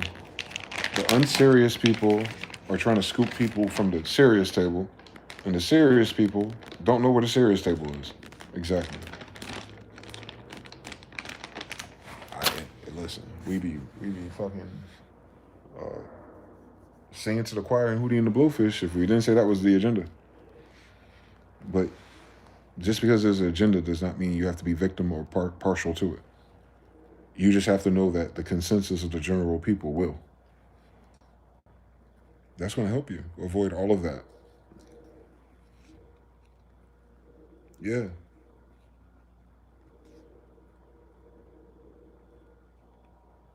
Remember, this is a survival game. You ever play a survival game on PlayStation 3 or 4? PlayStation's engine does it a lot. I don't know what that is. I don't know if it's Unity or Unreal, but they make survival games that are side scrollers. And you're in a house, and you see the frame of the house from outside, and you see outside, and you gotta go to the map and explore other houses or hospitals and shit for supplies. And like random people will knock on your door and join your team or try to rob you. And you gotta look at their stats and things to see if this would be a good ally. Or is this the type of person I'm going to send out on this repetitive mission because I want to use this other character to get the guns and stuff, right? You start planning it differently. It's a survival game though. So you're not just looking for a random person just because they're there, right? You can come across 10 strangers out there in the wild. You better read their backstory. They may not help you get out of a jam, man. They might cool to be walk around with friend, but by the time they get back home and the night falls and the zombies attack your house, they might be utterly fucking useless. Right? So, we're in a look-based economy. Who was that? There was a young boy said that too. Was it Reggie or one of them boys that hang out with NLE Chopper and all of them? He was just saying that. He said something very silly and similar. He was like, women don't know that men are not going off of looks no more. I was like, men never really was. That was boys. But you're just becoming a man. So now you're getting to the other side of the obvious. Yes. All these bitches crazy. It's the crazy you can deal with. How good she look, don't explain how crazy she is. Thank you for joining my TED Talk. Yeah, but the fact that they're saying it now, and they're the influencers of generations. They influence thousands of people when they say goofy shit like that. Yeah, we ain't even, you know what I'm saying? We ain't even basically they're not chasing the baddies no more. That class. So the men with the money, the digital drug dealer, he's now serving notice that we're no longer targeting that demographic of women, aka we're not tricking or paying for it either. Therefore, its power supply will be lost. Those prototypes, those looks, those attitudes, those narratives, those joint consensuses are going to die almost immediately. You'll see it. We're talking about consensus based on real influence. When they say stuff like that, everyone thinks about it, and then 5 more people copy that idea and try to make a skit out of it for some goofy reason. That's to help it disseminate. But the idea is the same. Like, yeah, I saw them do it with the why I gotta be rich to court a broke bitch. Like, they just ran with that shit. Like, everybody did a version of it. But yeah, I think like what that is for them, that's hopefully they know they're copying each other. But to us, it's like we grew up in hip hop, so stop sampling. But they're sampling the same idea and they spread it 10 different variations to get to all their little tribes, and they all say the same thing now. Like, yeah, I'm not gonna break my back and bring all this value to the table. And mind you, this is fucking 19-year-olds. Like, I'm not gonna break my back and work all day and do all my crypto and DraftKings just for a girl to tell me to chase her. And how I catch up to her, Princess Peach. It's not by playing Mario Brothers, but it's by spending Mario coins. No, thank you. Because once you write that shit on paper, it's like the more I chase, the more I lose. The fuck is going on part two? Like, yeah. Then you gotta chase a few. That's a multiplier right there. It's cool if you can afford to chase one or two, but most people can't afford to chase few, so it ain't even a good business plan. Thus, they're losing money. They're losing money acting like that, or they're losing, you know what I'm saying? They're losing money living up to those expectations that those are the type of girls, and that's the type of lifestyle, and that's what people want to see, you know. And then, and can you fucking imagine, longevity never works out when everyone's pretending. So the young men who people assume are successful because of their popularity, they're tired of these bitches. And I'm talking about in that polarity for them, their age. They're like maybe 10 to 15 years younger at best. Maybe. Closer to 30 than 20, I should say. They're like, nah. They ain't even hit 40 yet. And they ain't even really tired of that shit yet. They don't even know what they don't even know what they don't know that they're not tired of yet. Because they ain't lived long enough to be tired of it yet. But they're tired of it. That's crazy, boy. Until they say they were in a relationship for greater than 7 years with anybody. They ain't tired of it yet, I promise you. You tired of this shit after 6 weeks on Tinder. No, you won't be tired of this shit after 6+ years of what the fuck is going on still. Then yeah, you got that's later in life. You gotta live a little bit longer before they can have those justifications. Oh, you lived with her and moved across the world and went to Milan and everything, and it was all good just 5 years ago? Well, that's crazy.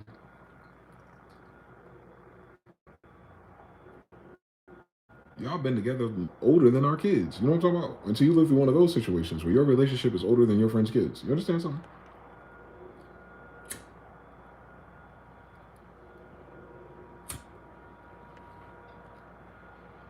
That's a whole different story. I got a book report on it if you want to share notes. No more BBL dollars. Exactly. BBLs are disgusting. Damn, gotta live off rabbits.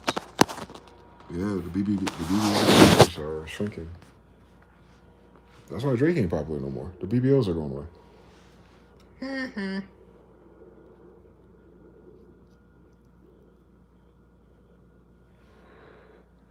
Even Rick Ross downsizing. He's selling one of those Miami houses. That means he ain't chasing them chicken wings or them girls either. He ain't get married yet, has he? Except for that first woman that was on that TV show. Who I had no idea that was his baby mom. Then I had no idea she was a stripper.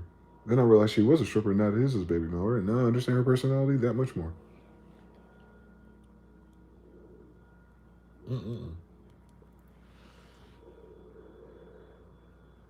She's more gangster than Rick Ross. What's her name? What's Rick Ross' baby mama name? She had a show with Blueface Mom and all them, in Tokyo and all them crazy bitches. I was paying attention. And I try to figure out why our sisters losing their damn mind. Because of these women. Being the idols or the voices. It's like the voice for everyone else. And it's these goofy grown women, man. There ain't nothing too much bad to say about them, but they're performing. They're putting chaotic energy together. It's entertainment. But then our sisters pick up on that language model and start to say it and tweet it and post it, and then men just start throwing up and ignore them.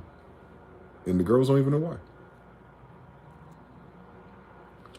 Women don't know, and maybe we should tell them.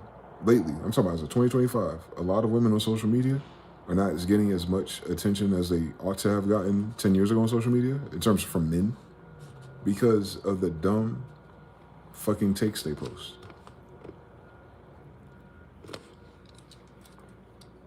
I want to help a sister out there.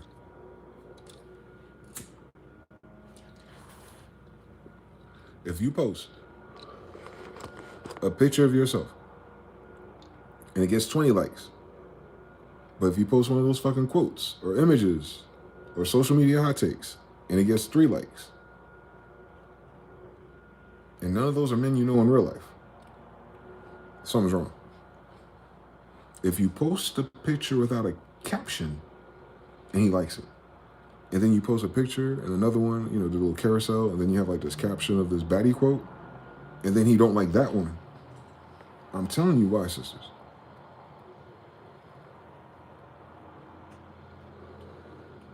Even a brother who doesn't have a chance with you will probably go through the same routine. Like, damn, she looks good, but she's stupid. Oh, well. Or not even that. It might not even be stupid. It might just be like, you just know that's a headache. That ain't gonna work. She crazy. She's stupid. And once you know that about her, she can still look good.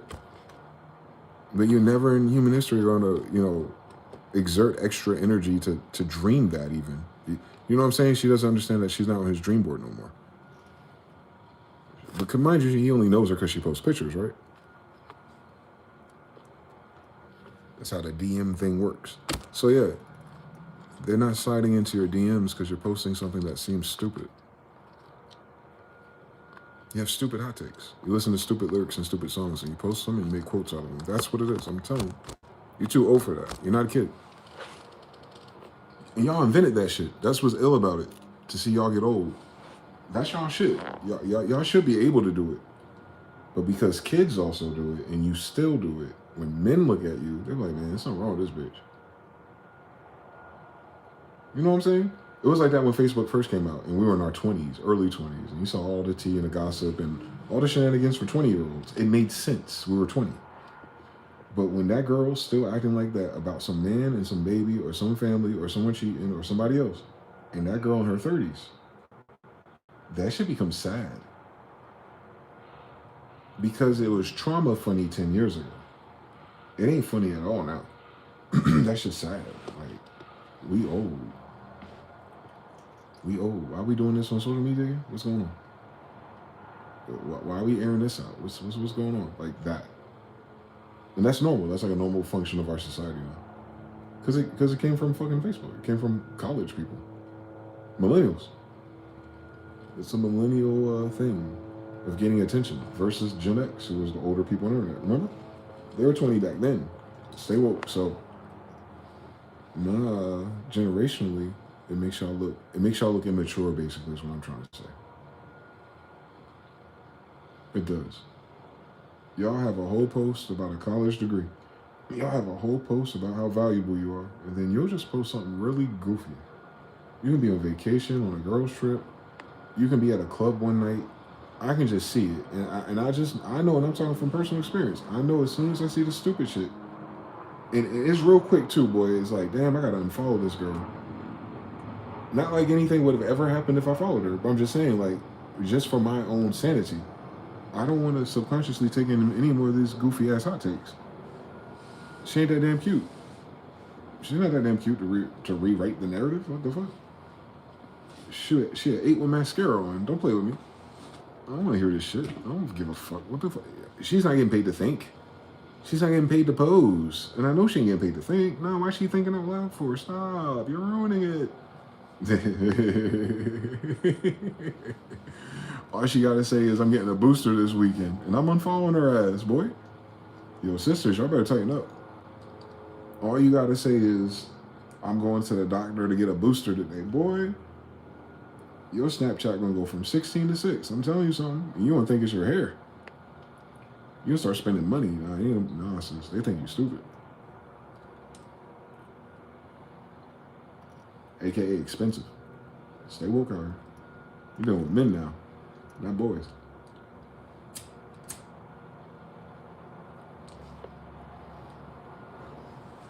What didn't work for us 20 years ago definitely doesn't work now. So I think we've adapted.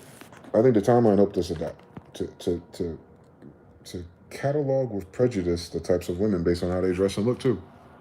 Is that true for some of you brothers? That because of social media, you can better classify women into different categories. So you can see a woman outside and almost imagine everything that comes with her personality without ever talking to her. Like you can see what type of post she make. You can see, you just gotta find out what her job is. And you go, oh shit, I know what this is. Rakim Escobar said 1,000%. I don't think women picked up on that fact that we're hunters. When we see women, our eyes open, meaning we take in way more subtle data about them. So anyway, when you're categorizing women, I can just walk past a woman and tell, oh, that's a fucking headache. And it wouldn't matter what I think, though. I wasn't going after her anyway. That is not the point of that exercise. That's staying alive.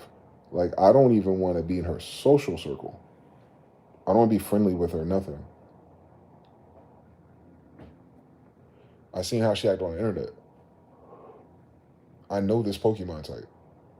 Electric is electric. Boogie, woogie, woogie. It's never nothing else. It hasn't been. Mm-hmm. You ain't even gotta be psychic no more. It's just that many that do the same thing. It's very crowd mentality, herd mentality, social. They're social butterflies for that reason. They're the school of fish. So once you start identifying these schools of fish, man, it's like shit. You're cooked. But at the same time, if you're not wasting your time, you're not. You'll just navigate around what's not faster, which saves you time. Imagine that shit. You see it so clearly that you ain't got to waste 6 days, 6 calls, 6 weeks, 6 months. Like, this might be 6 hours. Anyway, as I was fucking saying, you ain't got to waste no time. That's the best part about social media. It lets you organize people in real life. Stay woke out here, man. I can almost guarantee it, boy.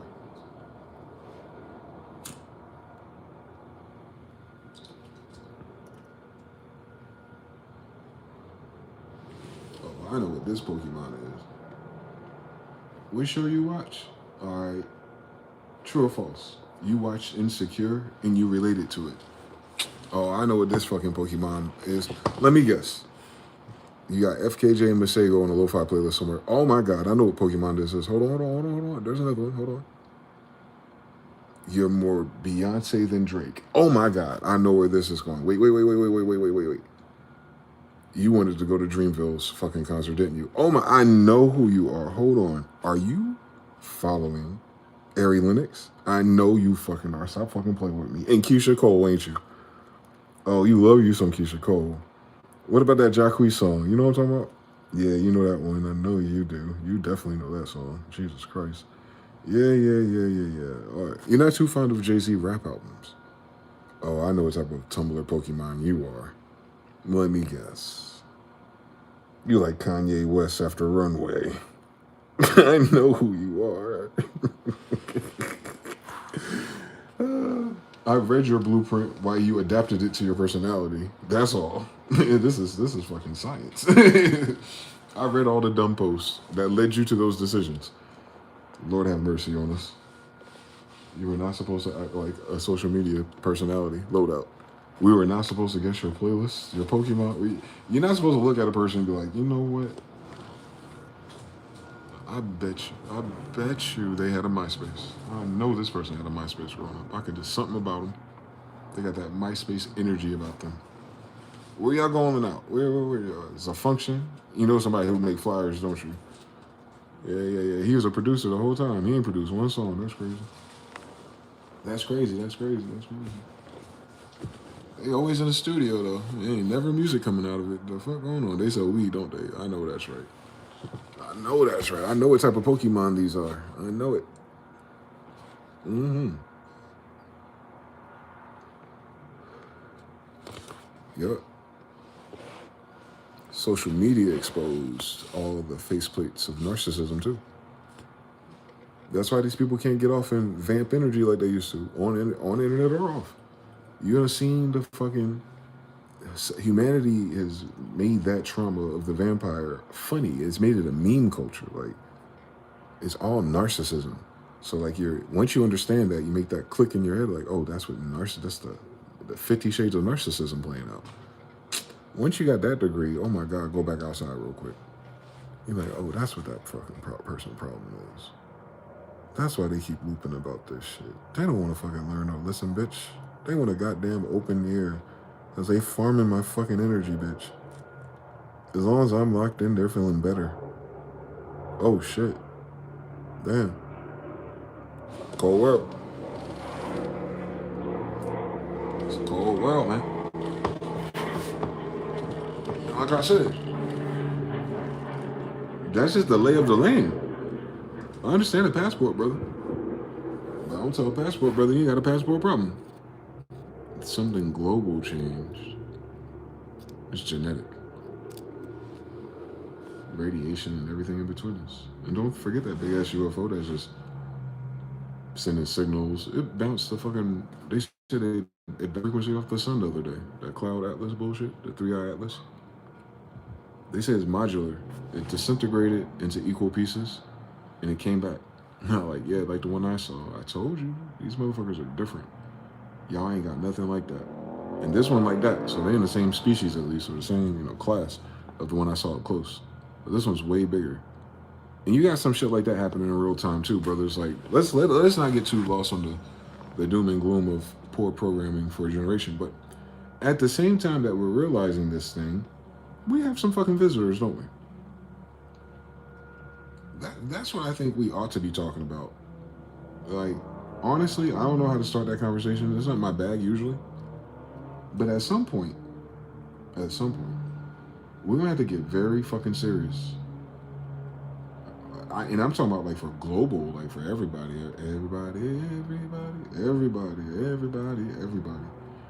Need to, I don't know what we need to do. I will say that it affects all of us, whether we do it or not. There we go. We have something that's affecting all of us that we know nothing about every fucking day so far. So like, we're having on record one of the weirdest years for societies, if you will, in all directions. Personal lives, all kinds of things. Even spiritually. Very fucking weird year. And we're talking about all the things and who Trump did what with Bubba who. And men are from Mars and women are from Venus part 2. Like, we got that down. We've had that down for years now. But what's made this year a little different, pal, is that you have a spaceship near Earth or within the firmament itself. You know how I am. However you want to toss that dice, however where you feel comfortable at with the fact that no matter where the fuck it is, it's absolutely there. In real time, right? Like, you know what I'm saying? Like, we talking about like Santa Claus and shit. Like, this is like an inverse Santa Claus equation. The Santa Claus in this story is, we're pretending that's not a spaceship. When it is. When there was no spaceships, people would be like, oh, those are fake images and people are pretending and like blah, blah, blah, blah, blah. NASA and the people with telescopes would have seen something. These motherfuckers have been seeing something every day. Every fucking day they've been seeing something. It ain't go away. They said it moved past the moon or the sun and it didn't lose something, some measurement they used to let you know it's not a comet, because it didn't lose mass. It's like, okay, so it's solid, it's real, it's technological. Oh, it's intelligent, cool. Something intelligent is behind this. Cool fucking story, bitch. And it has the capability of ping-ponging a frequency off of our sun. That's the newest story. It did something, it sent something to the sun, and the sun ejected it our way. So you know the sun is playing a radiation game, so you're not confused about anything. The sun is what's cooking people. Whatever this 3-eye atlas added to the sun's equation, it responded to it, and it kicked it to our asses. X-class flares, butterfly shapes 3 times the size of Earth, whatever the fuck that means. The sun's right there, and like all kind of wild ass equations and charts for the shit that it's doing to us. At the same time as everything else. And the adults in the military and all the woo-woo people were just talking about ascension and spiritual integration. Shut the fuck up. We don't know what the fuck that is. We don't know what the fuck that is. I don't know why, my dear white folks, y'all be assuming everything that ain't you be mad friendly with you. You ain't been mad friendly with nobody. So I don't know where you get all this love and light for when it comes to these fucking weird ass shapes in the space. But I tell you one thing about one thing and two things about the other. If it's anything like the damn thing I seen from up in space, that shit terrifying. I don't know if you want to play that game you playing with it. We might want to take that serious, Captain. Like for real, for real, for real. Forget who's sucking who dick, man. Man, shit. Another day in the neighborhood. It's like Sodom and Gomorrah Part 4. I get it. Ain't going nowhere. Now, next. Until the next generation. Next. All right, what else we got? Mids and prices is too high. Next. Oh shit, people don't know what to do. Hey, give me a high five. Next. Wait a minute. There's a spaceship. It's been out the whole time. It's been out there for months now. Like, you feel me? Like, it won't like a one-off thing, like a comet. You feel me? I told you Tecumseh's comet started that fucking New Madrid earthquake, didn't I? I know I did. I told you this story once upon a time in 94. So 1812-ish, Tecumseh. You already know what it's about. Comet in the New Madrid earthquake. Simultaneous. Happened at the same damn time, Bruce. That mud flood part 2 is because of whatever the fuck that was, right? Now we got some shit up there very fucking similar. And this might not be causing a mud flood, but I would say 2025 has been a flood of information on Aquarius, at least. So, yeah. I think, ultimately, survival level, species level, human level, we are not taking the fact that there's so many fucking spaceships in our sky serious.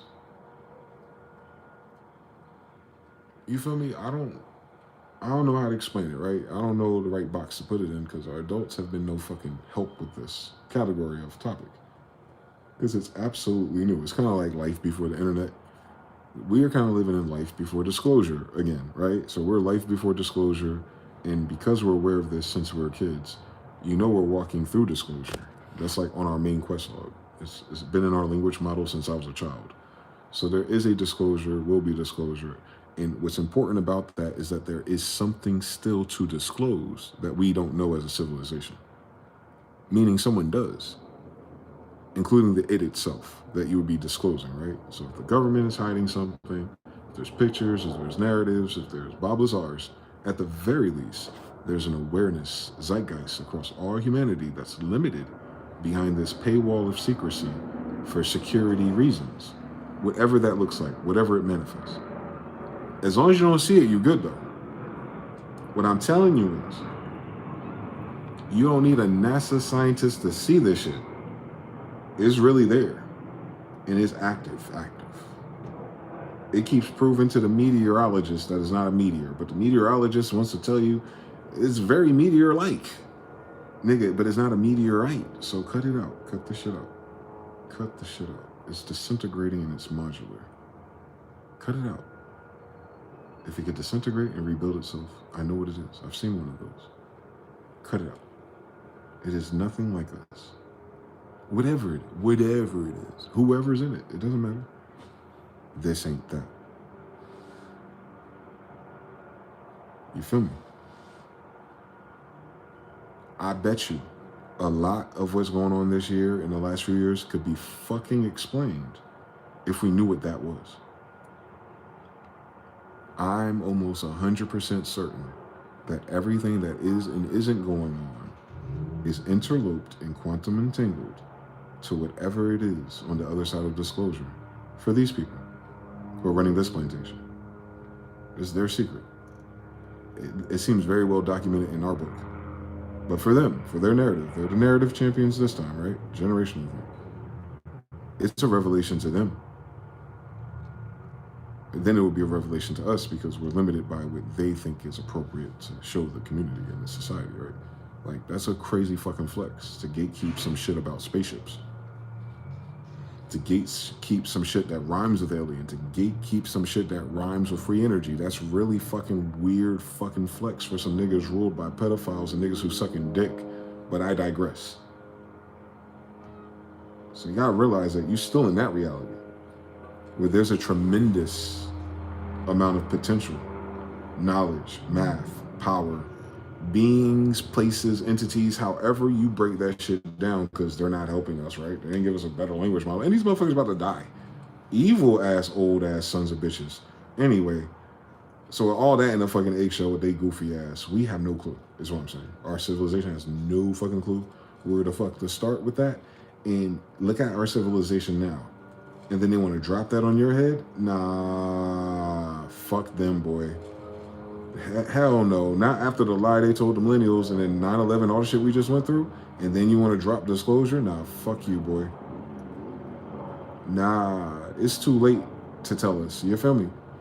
It's too late to tell us shit that they been knew. You feel me? Like, it'd be too late to bring up the damn bobbles of our interview in 2025, nigga.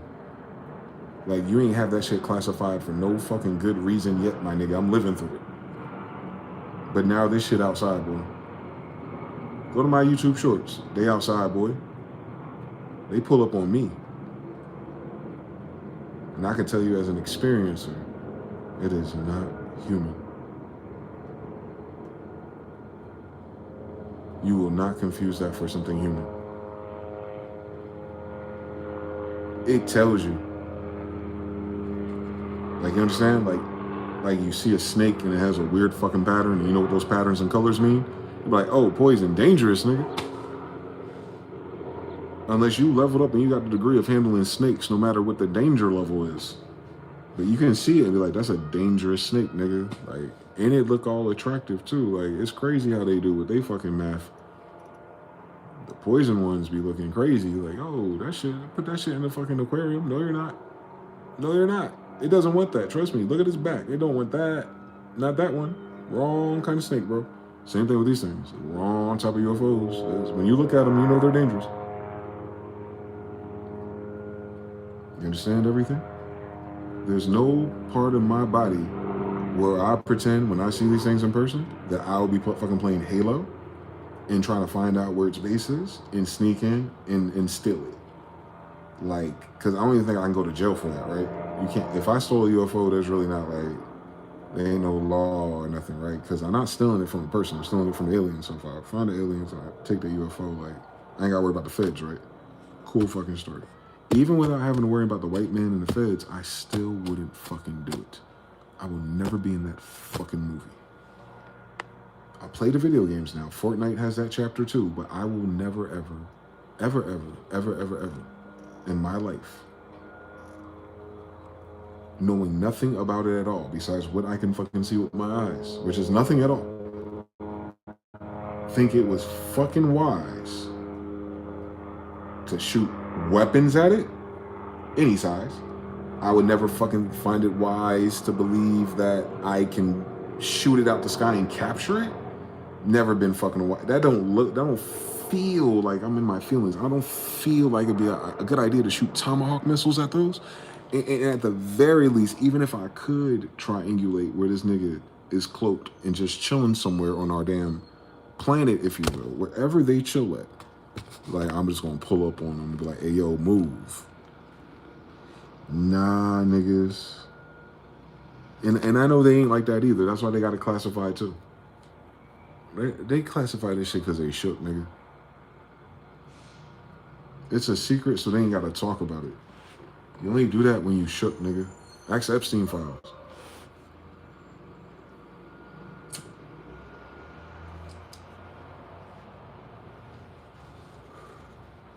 That shit's still unidentifiable, and it's still a unidentified aerial phenomenon. They don't got a new box for it yet, nigga. I've been alive the whole time, and I've just seen like 10. Like, cut it out. Cut it out. Cut it the fuck out. I think that's a serious issue, guys. We just have no way of talking about it. We can't take it further, narrative-wise. We don't know the narrative. I don't. I won't pretend to know shit about it.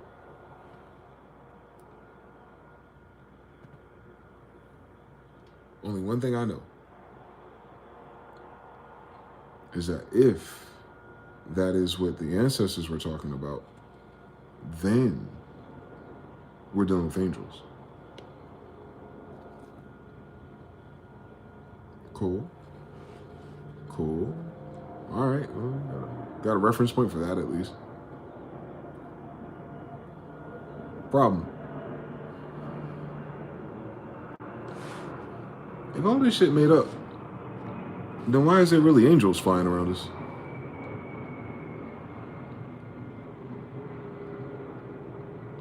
Yeah. I know. It didn't go mainstream yet, but it's going to. I'm gonna say it again on Ezekiel, on Zechariah and Malachi 4. Like, they're in the Bible. Cool. They're in the Bible described as angels, association-wise, level-wise, degree-wise. The flying, shape-shifting craft that cannot be described by a farmer. That thunder, that lightning, that craft that burns your face off at the top of the mountain. That terrible trembling thing. Technology. Compared for us, like in our word model. Yeah, they're describing a type of technology, obviously. And things ride and lead helmets and everything in between us. On and off and all kinds of things. And you've seen this in a writing, a literary device by some Hebrews. May I remind you? On my grandfather's, right? Long time ago, allegedly. Cool fucking story. That doesn't matter. What only matters is that a long time ago, someone in my family already knew something about it. Cool story. Cool fucking story, right? Wait. I'm a member of that family. And they pulling up on me. And I got videos and pictures of them, right? So just quantum lock that for real quick. My ancestor says some shit like that is real. I'm like, cool, what does that mean? I don't know for real. These people tell us anything. Colonizing our ass. All right, but now I can see this shit for myself. I think this is the category of what the fuck my granddaddies and them was talking about. I think that makes sense for me, at least genetically. It's like, it's going to be in the same line or something eventually. I'm telling you, that's why they multiplied us. So, oh shit, these are angels. Fuck. You would think it'd be time to celebrate and be excited because God's coming back, right? No. Wrong story. You can tell they don't read that Bible.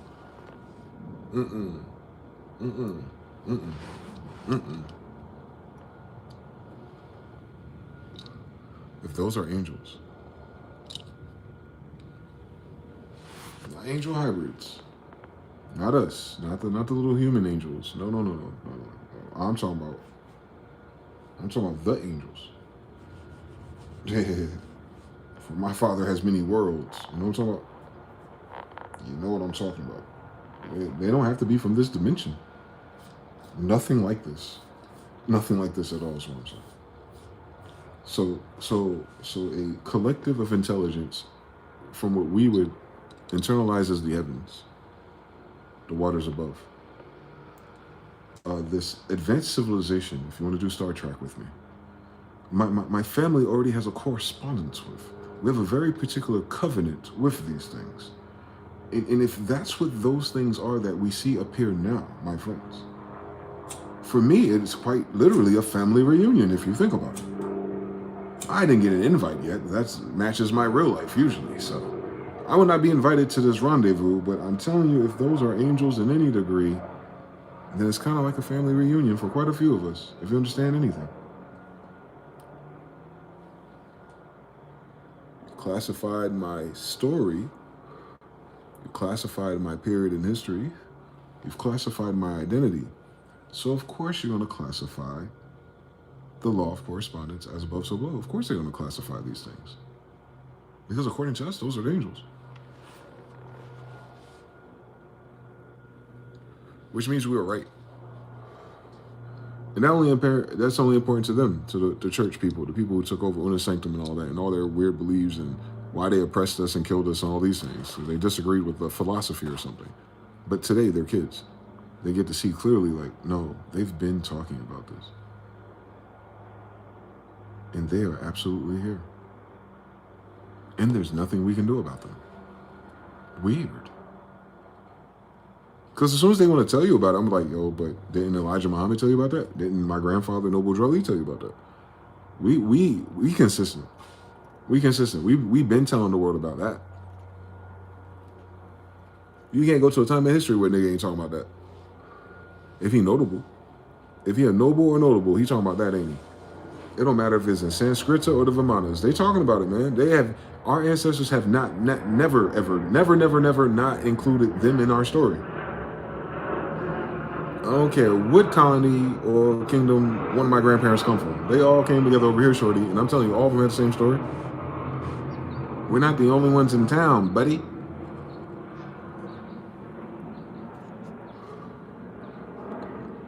But there's levels to this shit. Not everybody got the fucking passport to get in and out. What I'm saying is these niggas do. Oh, they're advanced. Brother, if the God part is true because the angel part is true and the Hebrew children part is true, then what I'm telling you on Law of Correspondence, if something can get in and out of this bitch, oh, it's got approval. No. This shit is on lockdown. If there was a threat,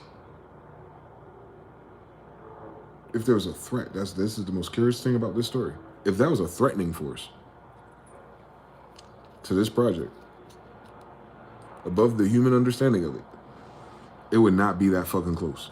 It would not be able to interact with a fucking sun, and I know the sun is local. On Psalms 19:1, the sun is local.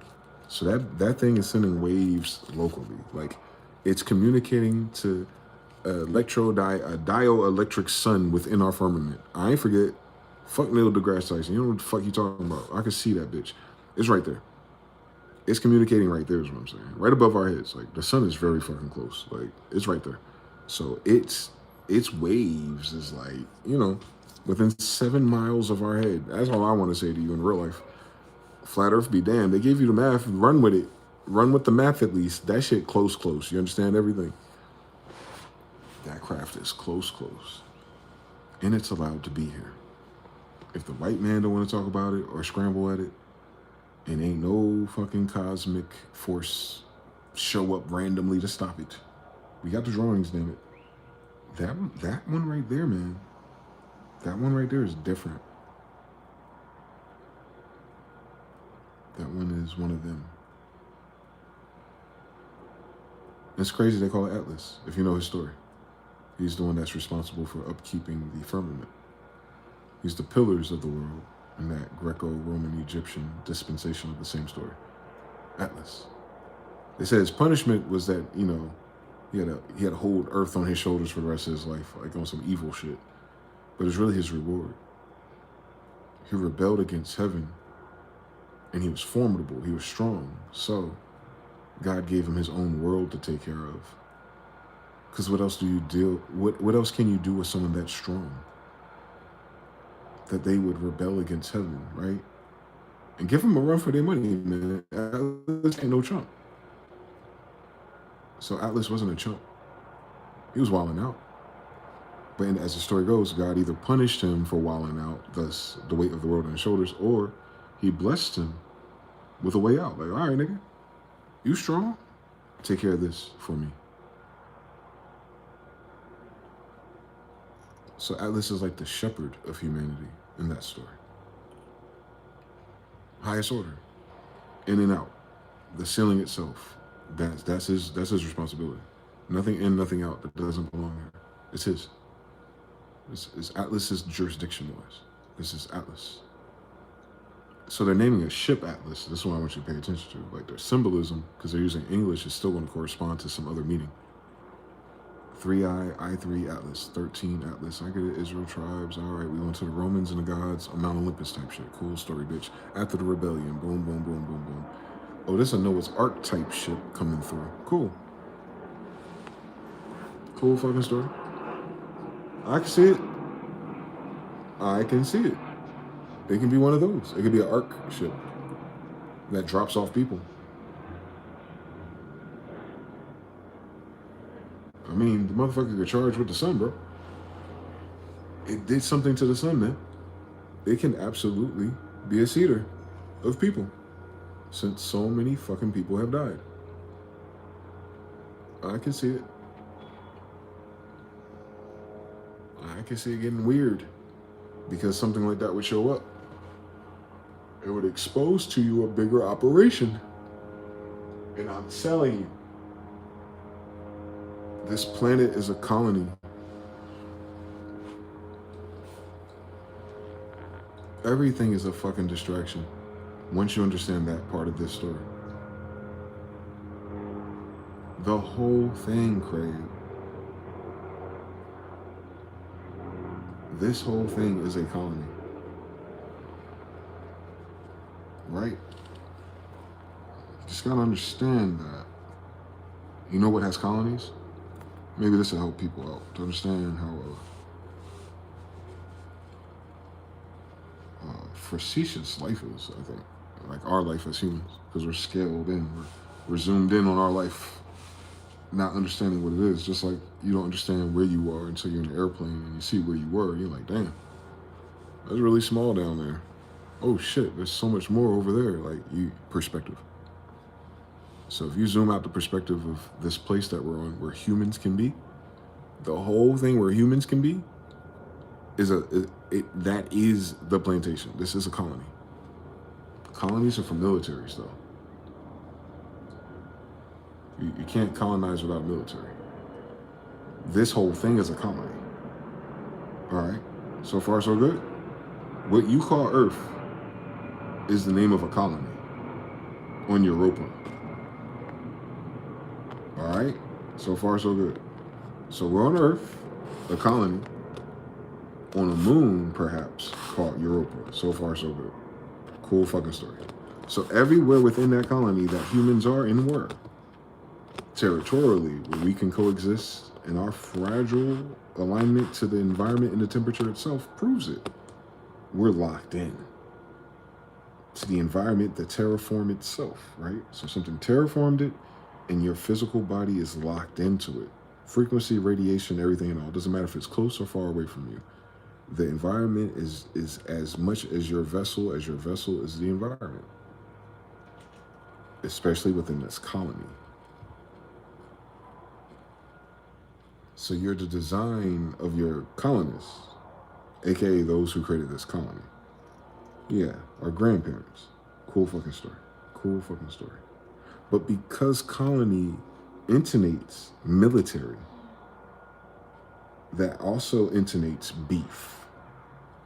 For you to have a heaven level, sea, water, space, military that is colonizing territories.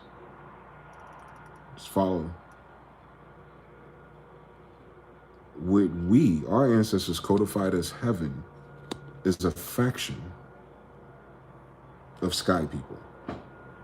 So far, so good, Anunnaki Sumerians? That faction of sky people is only important to us because that's what created us. Run this shit back in your head. The Sumerians are writing about those niggas because that's who created Sumerians. The Egyptians are writing about those niggas because that's who created Egyptians. Israelites are writing about those niggas because that's exactly who created the Israelites. And no one's confused about this until recently. And I'm sure every other religion pocket of people will have a very similar outlook. So you gotta pay attention to that. That's unanimous across all humans who have never met each other. Unanimous. All cultures, all time periods, all time zones, and all the weird shit between us with white people. Every other aboriginal indigenous culture knows they're sky people. Hebrews call them angels. Some of those angels have kids here. At the end of the day, all of those angels under heaven's colony, that faction created these vessels in this colony itself. But it's important to know, it's a colony, this is territorial, and it's military, meaning there's a potential for everything else. You understand? This part of dimensionality is a colony in something else. That means there's other things here that can come here and do something else. That is the military aspect of it. Military supposes there's opposition. Military supposes there's winners and losers, reds and blues.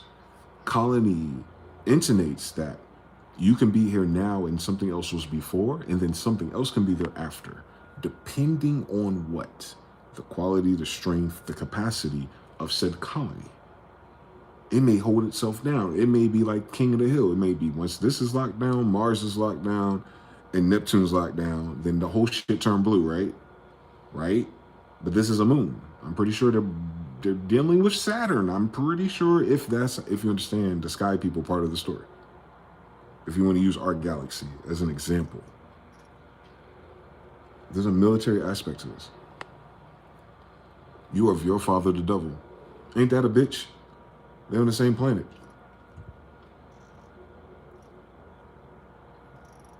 Right. Right. Don't forget that part. The Bible is about a military. First of all, man, what the fuck is going on? This Genghis Khan's people, boy. He's an emperor, but what's interesting about his empire is that they were military. Not every, you know how this shit go. People be saying shit. Nah, they're warriors. These are dynasty warriors. The video game dynasty warriors, this is what we talking about, by the way. Just imagine them as Israelites, and you got the correct story right there. That's why all of our languages are the same. Just tilted a different angle. Ask them. I posted my story. They figure it out. I'm like, oh shit, our language is based on Aramaic. Just at a 90-degree turn. I know, nigga. On Genghis Khan, I know. On Tartaria, I know. Duh. All of these cultures where all these niggas were. Yeah, we were everywhere, dog. We was kings and shit, bro. Real life. We was kings and shit. Notice how that's in past tense. Thus, it intonates military intervention. But it's a bigger colony. But within it, there was kings, and now there isn't. So that would tell me from a colony standpoint, that it's not so much that my family story was interrupted. I know intimately that that's a side effect of the planet story being interrupted because of who my family is. So for me, it's not a matter of when or if we could be invaded by other humanoid occupied forces. Obviously we are. But the problem is that third one that showed up ain't them either. So you understand, the people who don't want to talk about it are really the main people who need to. Because we know you're not from this planet.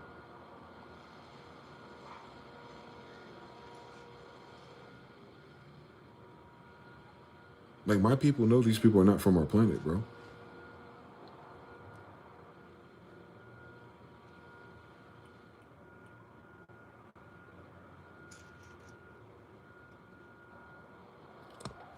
I'm telling you, it's never been stated anything differently. We have never seen these people before in human history. We are human history. The only way you can account for that, for a group of people to have so much influence or control of things suddenly that did not exist in any shape, size, or numbers, at least just 100 years prior. You can't make that make sense overnight.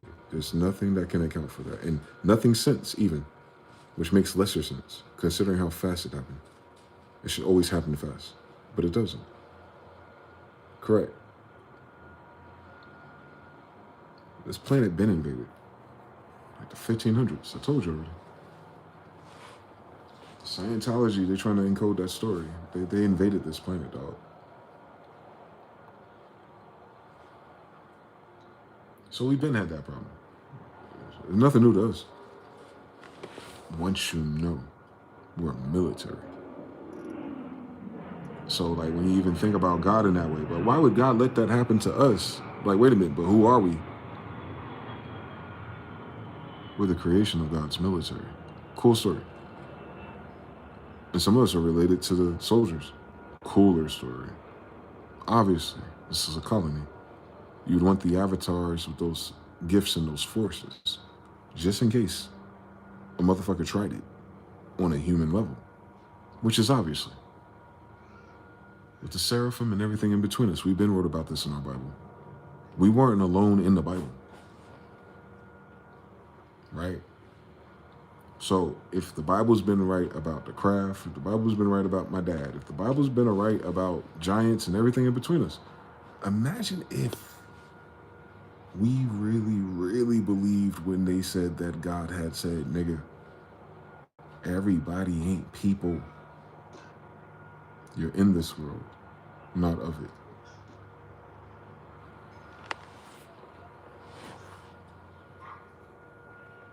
Oh man. I'm telling you, they're military, bro. Mount Zion and all that. Those are warriors. Those are warriors first, man. These are warriors with the consciousness that there's other dimensional beings here. So they're not just warriors because they beat up some people in their rifle high school. They're warriors because they're fighting gods. Hold on, slow down. They're going to war with other people's gods, bro. Other forms of technology, other forms of flight.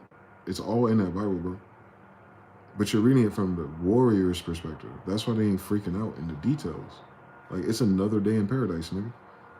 If you got one of these books about these stories, about the descendants in the current military of these people, with the bloodline that they follow based on the fragment or fractals of those powers that they inherited from, at the very least, sky people.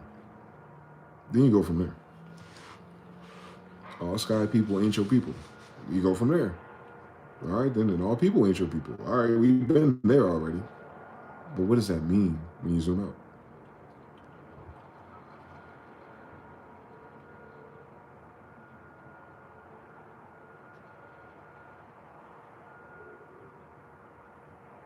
Yeah.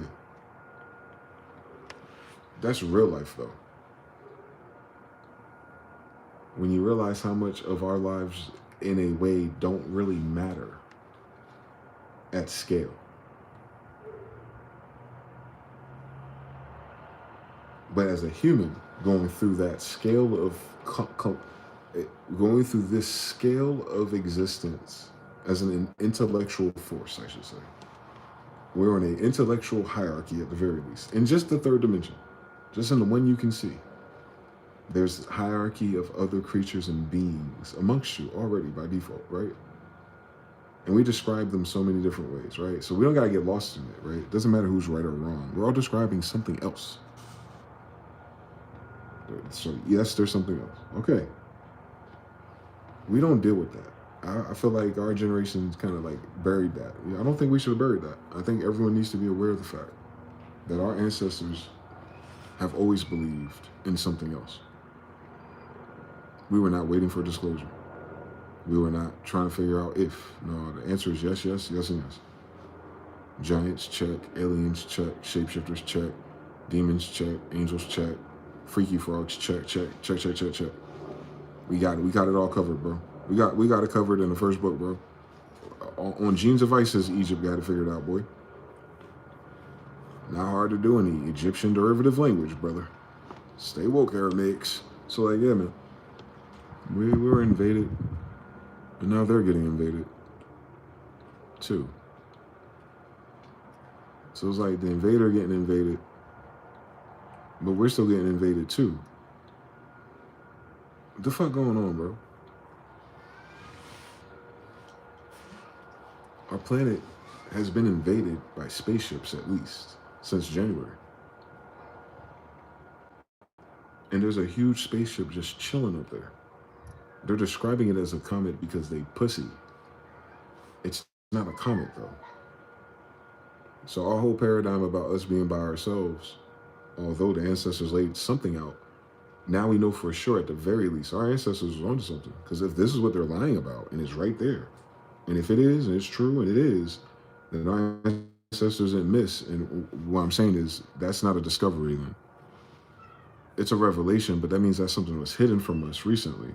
Why? Why would something take that gnosis of what's in the sky away from us? For us to be surprised and freak out and shit. Like, nigga, like your daddy ain't right about it. We ain't supposed to be acting surprised. We just don't remember what exactly it is. But you know it's important, right? No matter what you believe about them, you know they're important. You know they got like big main character energy at the very least, right? Like you don't just see these shits for no reason. Since they control who can see them. Them shits get really fucking close to me, Chief. It's uncomfortable. But imagine we write stories where they come closer to us.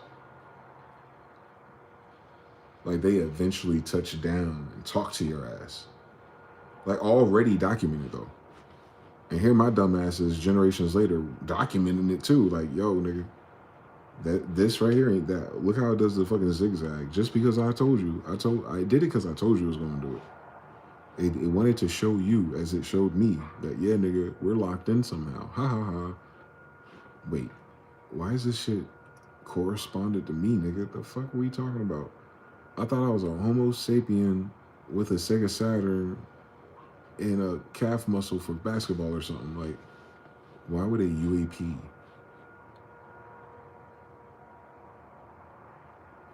What the fuck is a UAP, bro? You feel me? Like, why would a what the fuck? So the question I have is, why would a what the fuck be locked in with me?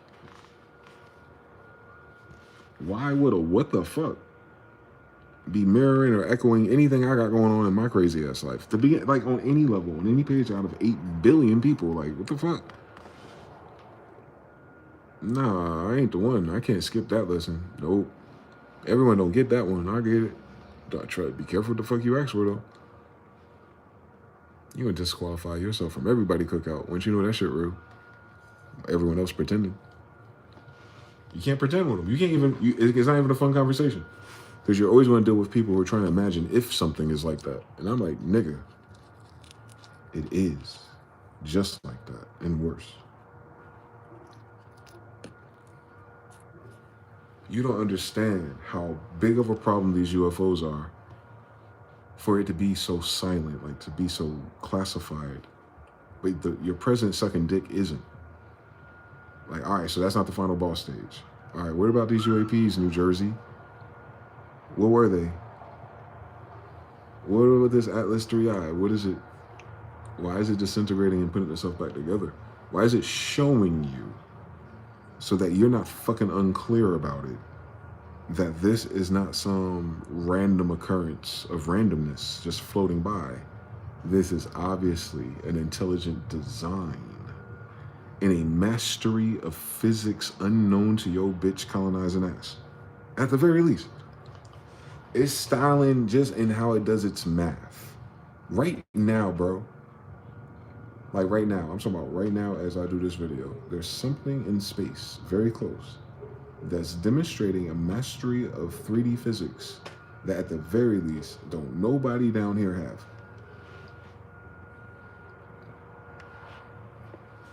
So you understand how advanced it is. You can always tell how advanced any creature or Homo sapien is, if you will, based on how it appreciates math. The more math is important, the older it is.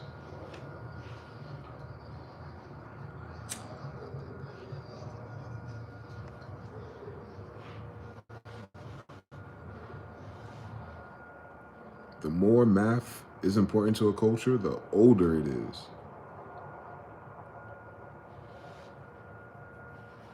Them motherfuckers really get math, my niggas.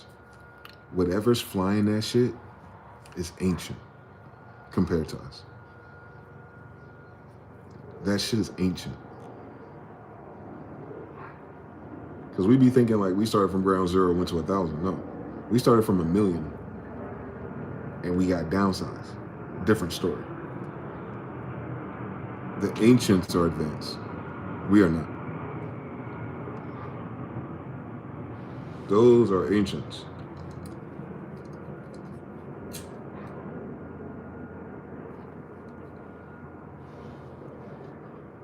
The angels are the ancients.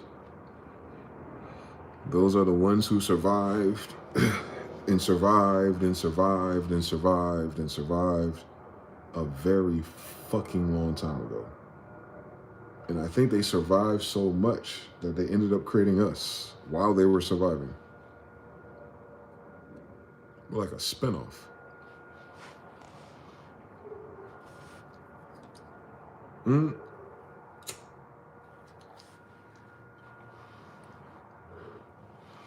The sons of God took women as wives and had children. Who are the children? They are the children of the sons of God. Cool story.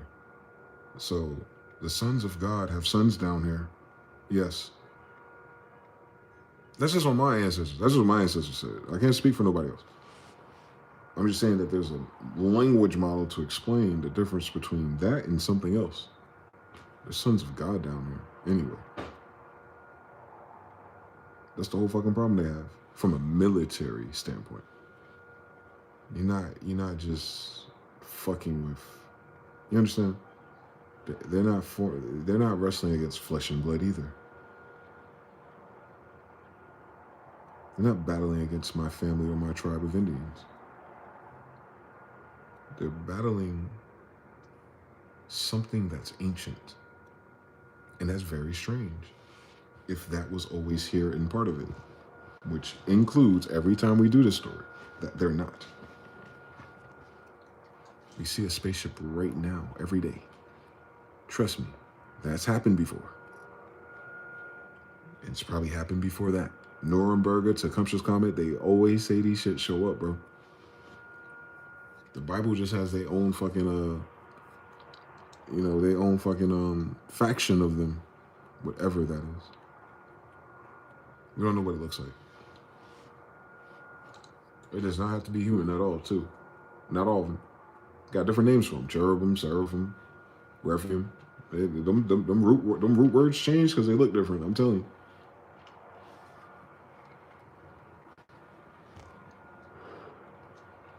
They're from the heavens, which means they're not local. If something's from the heavens, plural, they're talking about the space outside of our firmament. Meaning, us being designed is a bigger flex than any human can realize. Is that something, right? God, if you will, the Elohim, created this space specifically for us. And that's a flex because it didn't have to. That's the flex about the story. That's why you read the story of Job, the hypothetical God conversation the writer is giving you. It's like, how could you question anything going on under this roof if you weren't there when I created the roof? Ancient. You understand? What they're saying is they worship something ancient at the very least. Because it was there before the roof was up. For whatever reason. And their story will be different. Like, why did they come here? Why did they build a firmament? How old were they in their civilization? Do they have an ancient civilization too? Like, what's their day zero like? Exactly. And you know who would have a better answer for all those questions than us? Them. Every fucking question that you have as a human for no fucking reason, but spoiling our life, right? Trying to figure out the impossible answers to questions. And we live in an impossible fucking timeline right now, right?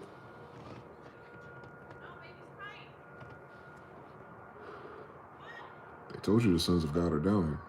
So, if you understand everything, this story is impossible. That humans this whole time, guys, the whole fucking time, someone has known, can you fucking imagine? And maybe some people still do know that we were put here by something else at the very least. We can skip evolution, we can skip Darwin, we can skip the Yakub and all the stories in between us because they're all going to tell you something else. And all the something else is going to lead to one thing. Humans are not original.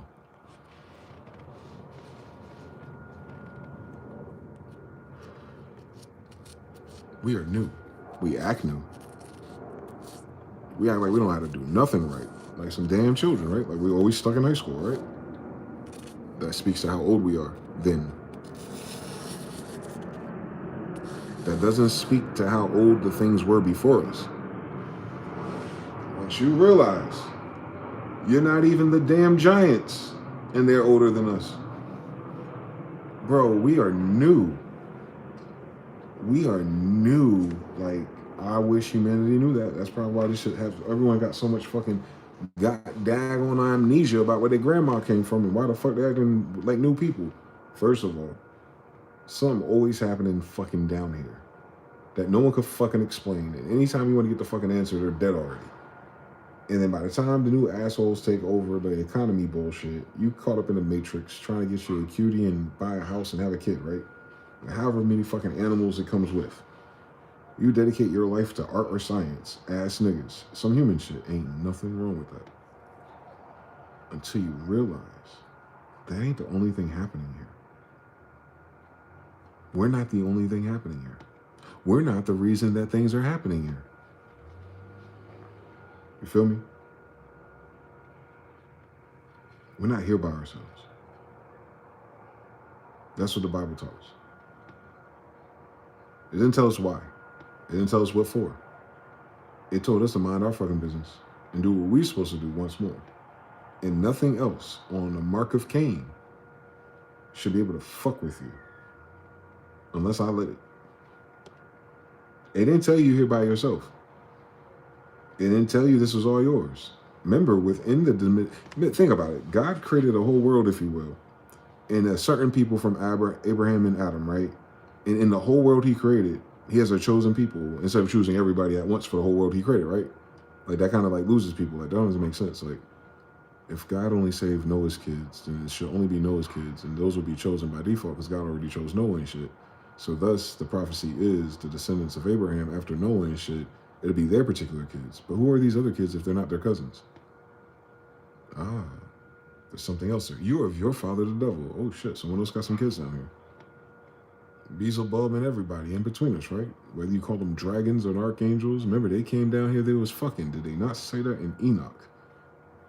They can all come from heaven, but that don't mean they all on our side. If they rebelled, right? If they rebelled. If they formed oaths. If they rejected their orders to be here, that does not make them less powerful than humans, right? It just means they don't have clearance to go back upstairs. They stuck down here on Atlas, right? You understand everything? So it's the same story. You have that element too, that things from heaven are down here too. Not just the kids. The watchers, the cherubim, everything in between us. It's all included in the damn first story. Like the book is about that. I hope y'all know that. I hope y'all know that by now, man. No cap. We talking about an interdimensional pipeline of creation, dude. That book is written from the perspective for us by us in reference to something above us. It's a different battle above us. Hence, we're a colony. We're a military operation. We're occupying space, quite literally. We claim the territory of the moon. We have an emperor of this moon. Sidi Muhammad. That means he's a descendant of sky people. He's the emperor of the moon, like, because, my nigga, because of who his daddy is. It's his moon, right? Like, you understand, the Emperor de Luna, if you want to find a picture of him. This is in Gnosis until the 17 or 1800s for some reason. Mind you, that decision cannot be local. The decision to go underground or the decision to remove that paradigm from all humans at once, it seems, had to be something a little bit higher. And it could be those who invaded, too. Whoever invaded at the end of the 1600s, they could have pushed the right buttons and hit us with a Tower of Babel real quick. That's cool. That's cool until they realize who they did it to. The Bible's about who they did it to. The only thing they gotta get right about that is not the people. It's who their God is. You feel me? That book do not suggest that we are perfect. They write about 66 different times about how they're not perfect. It don't matter what time period, boy or girl writing. It's something flunked out going on.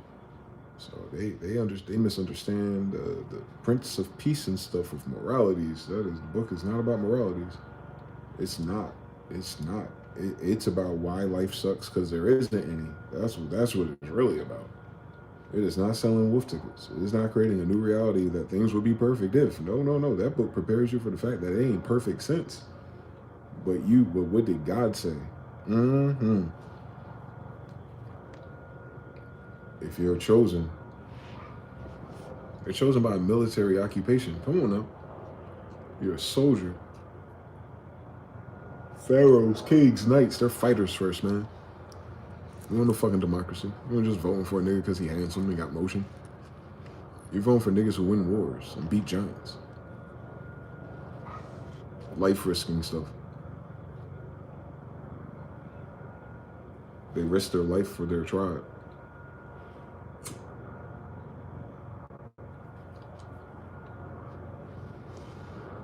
And won.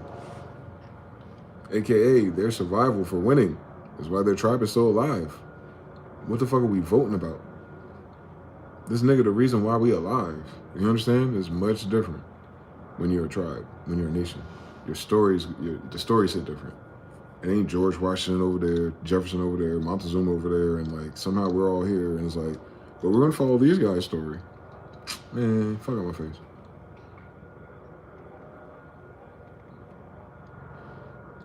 Where my granddad at during this time anyway? How come no one know where they granddaddy at in this story? Ain't all of our granddaddies supposed to be in this story, damn it? If these are the only niggas here and we here, ain't that all of our granddaddies, nigga?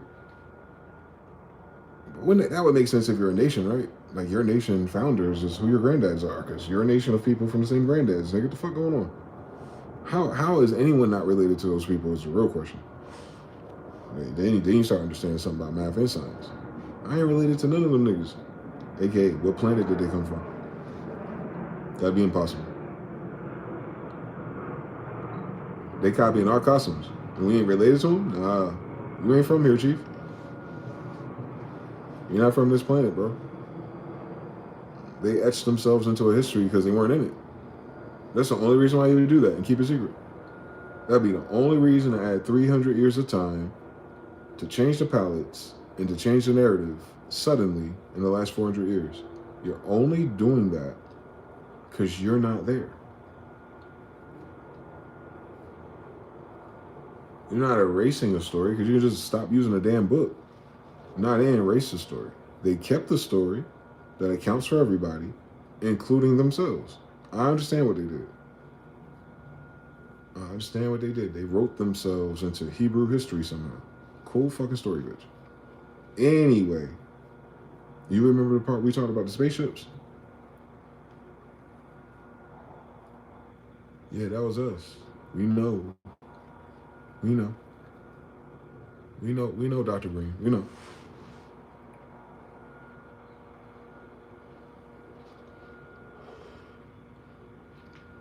We just call it the devil. That's it. We kept that shit simple. If it wasn't us, it was the devil.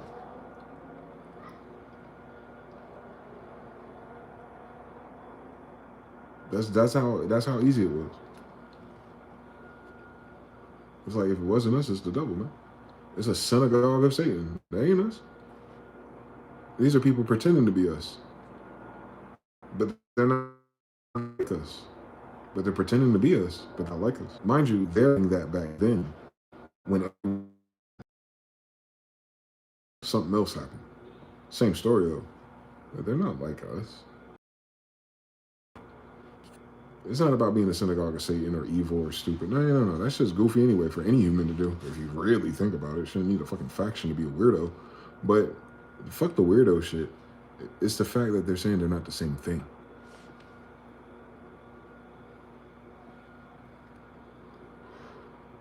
They look alike, but they're not the same thing.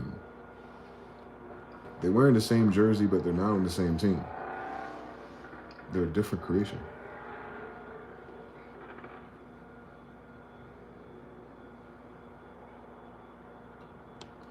They're a different creation. They're modified. They're modified. Once they were modified, they're no longer the source. Just like hip-hop records. I mean, once you sample some soul, it ain't soul no more. There's a piece of soul in it. Yes. Back to Captain Planet. That's where we're all connected at. Stuff. Not origin, though.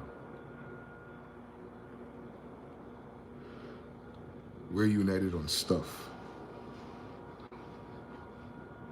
Everyone's lying about their fucking origin, it seems. So there's a place for fucking liars, boy. I'm telling you. Everybody undercover down here, boy. When you really think about it. Because if you're not on team Archangel Michael, how the hell you not? That don't even make sense in nobody's story. Hypothetically, how are you not on that team? From the beginning, from the flood, your ancestors survived everything with Michael and Jews. And you everything but Michael or a Jew. What other story or reference point do we have for you? None. Okay. So we have a reference point from us. Cool. Does that apply to you? Are you sure? You weren't there. You said it. You act like you haven't noticed for 6,000 years. This is how you treat someone you've known for 6,000 years? Weird. I thought it was generational. Nah, you only do that when you're a stranger, bro. Foreigner, alien. They'll be alien to our species if we've never met them before, right? Yes. Correct. America was invaded by aliens. Already, man. That's the story of the United States. Aliens took over the United States. Do it again. Go ahead, run it back. The United States came here with people, towns, cities, kingdoms, palaces, and everything that's been here for hundreds of years, and the remnants thereof. And it was colonized by a different group of people who are not part of that story and know how.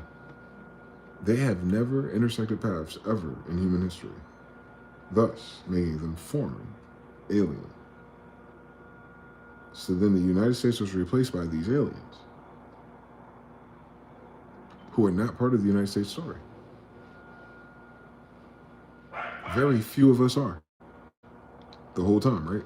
My bloodline lived through all of the changes. But there's other bloodlines here who are after the changes. That's a fucking problem. Because all of that's alien.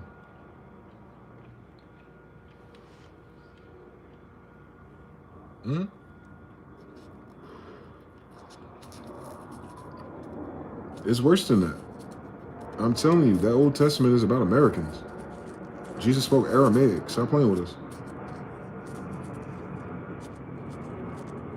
That is a Hebrew Bible. The Hebrews went to America. Right? Like, we're ancient Egypt, bro.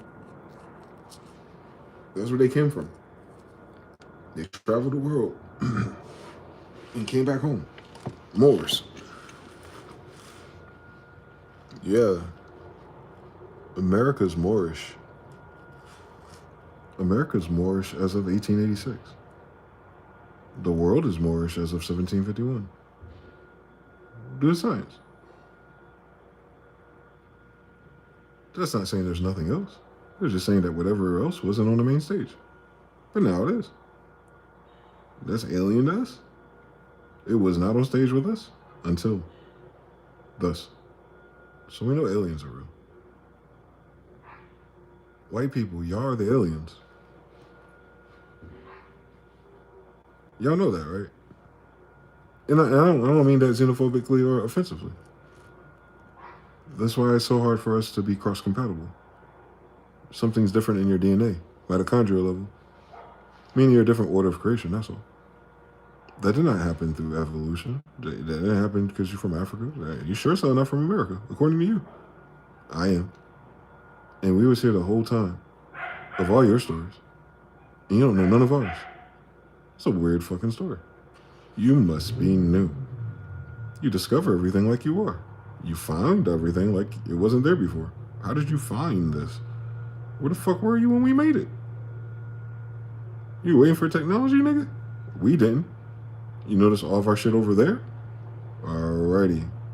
So if we've been everywhere around this world, and the only reason why we stopped is because you showed up, and everything new to you in this world, who's the alien? Correct. I think those white people know they're aliens.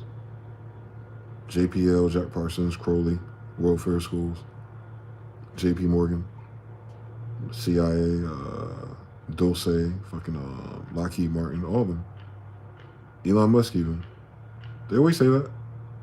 They do say it. They say it in open air, but they're like, oh, that's funny. There's no such thing as aliens.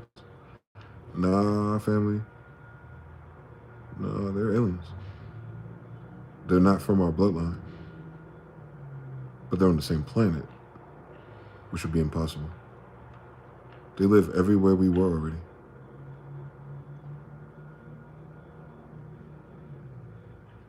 They say they come from our old hometowns, basically. It's kind of weird. Why ain't you here with us? How can we even leave together? Why are you just showing up? Because you're alien, right? They're not from this timeline, and they know it. They know it. They know they're not from this timeline.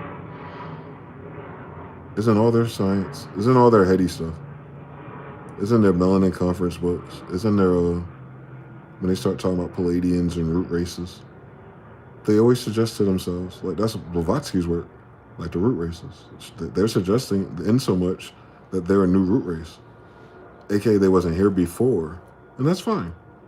But if you're not a product of the old root race, then why is the old root race still here? We ain't go nowhere. That evolution should be missing, don't it? Ain't nobody. I didn't evolve into a white guy. Even with white guys in my genetics. I'm the same Egyptian dude. Years and years and years and years and years later, bro. We still out here, boy, representing. So if the world ever asks us how we think and feel about the same variables, the answer is always different. Because of how old we are. Tenure. We're just old, that's all. You lost your mind too if you've been here as long as us. You'd be tired too if you've been here as long as us. We see it now generationally. You see these kids crashing out because the good job is boring. Nigga, we've never had a good job. Nigga, we never made six figures yet, bro. Like, you don't understand nothing. Like, you had it easy, boy. You went to school and it worked. Cool. Cool. But you're already tired. Yeah, we did all that shit already too. In a different timeline. And we still ended up here like this. With you.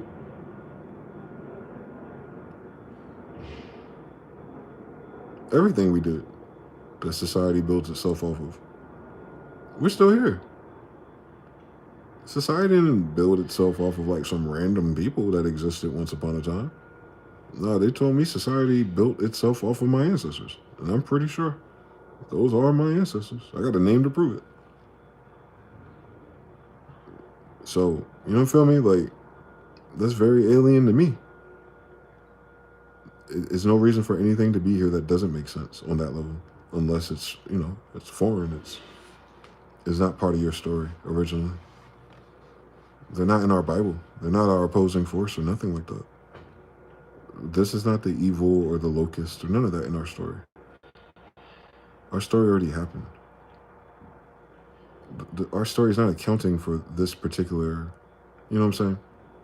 Invasion, if you will. It's not preparing you for that. You can deduce that because of how military works, yes. But that's not what this story is. The one that we live in today, no. Manifestations, Mandela effects, and all the spiritual shit that's between us too. Mind you, we only doing what we can always do. I always had that ability, right? Why? Why other than what my ancestors said? Why do we need a new answer for some shit that we established hundreds of years ago? Like, why is that in question? Why am I under fucking inquisition by these niggas? Why are they here? Why are they rewriting my narrative?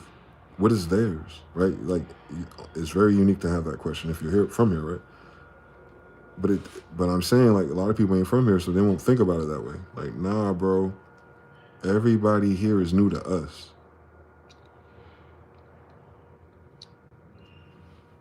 We don't know their story. They came after we finished writing the Bible. Let's keep that in mind. No one wrote this story.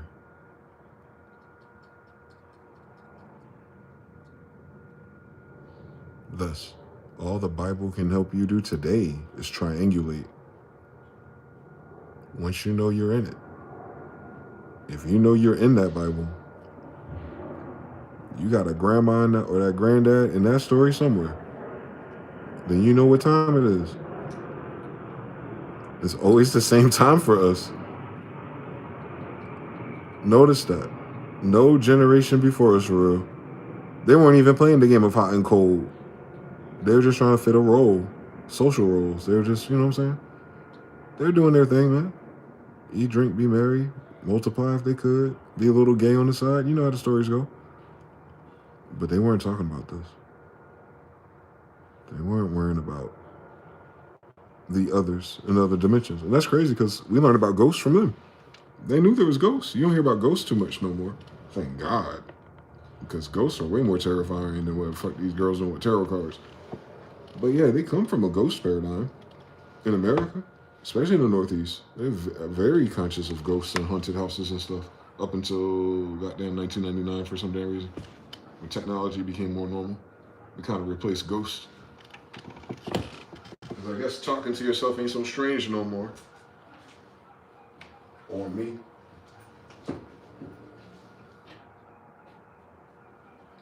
On me, it cannot be that strange because I basically talk to myself all day on goddamn black crystal.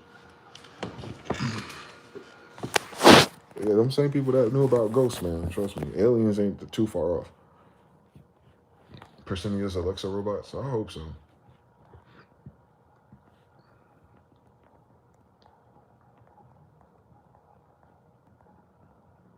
Alien stories.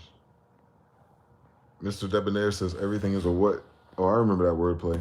I gotta run it back. Atlas maybe Ptah. Jupiter? As fast as it took for someone to disappear, as fast as it takes for someone to pop in. Yes. Noel says, yep, I just did the math. That ship dividing in 16 pieces is not just code for 1-7 under firmament already here, but also pieces as is pieces or Ptah. Sakoshi says, I had 2 pets in my family named Atlas. They died within the last 3 years. Dang. Correspondence. Mr. Now, one flashed me a few mornings ago, right before going to sleep in the sky. It looked like when you scratch your eyes hard and you see the neon white and red purple light as you're scratching and keeping them close. Left behind a highlighter yellow hue, or at least it was cloaking. Governor equals the order of Gabriel Noah. And Gov by itself is already Jupiter, Jove. Jupiter, rain, sun. Trapanese bells clanking, all day now. TBFB 13, 3 facts. It sounded like Catholics. Noel says 3, aliens. They connected through the brain chip. Yeah. Elon, the real Optimus Prime son.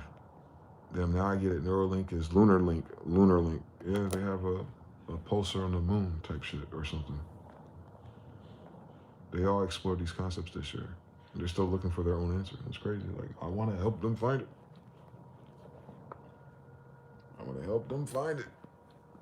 It's cozy in this quartz. Ghost in the machine? Oh, you think they might be hosting the bodies like Wi-Fi and not an actual creation from a different planet. That's a cool story too. Not impossible if we got demon possessions. We could have Palladian possessions. They don't always have to be assholes. Some demons just wanted to swim. Pigs. But yeah, some demons just wanted to swim, bro.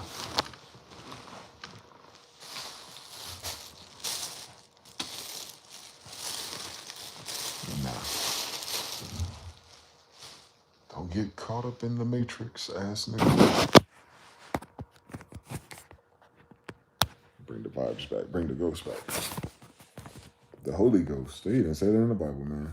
It tells you every time, every subject you can think of, it covered it. It must be very fucking recent, if nothing has changed since. What would the gods say? TVFB rocking Escobar. Well, Mr. Now. Who was the other brother? Hold on, there's somebody else. Sukoshi, I gotta remember that. It reminds me of that Bitcoin fellow, Satoshi, right? Sukoshi Satoshi. But yes, you're checking on your strong crypto friends too, man. They're not letting them win. They got them locked in. They're not letting them win, though. They cannot even pull that money out. It'll be a loss. Damn, bro. It's gonna be all right. I think we'll snap eventually.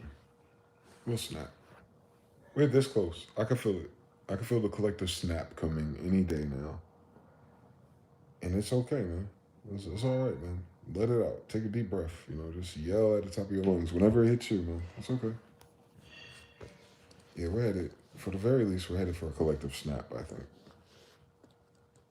That might be the 100 monkeys. It might not be 100 monkeys of awareness. It's going to be 100 monkeys of snapped, where people are just going to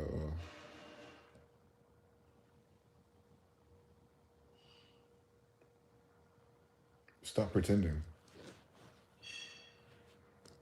about everything.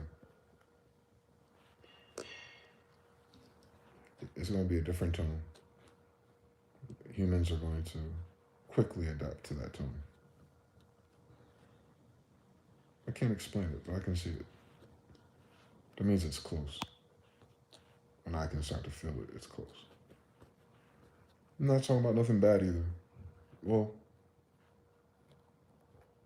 considering everything, it's what we need.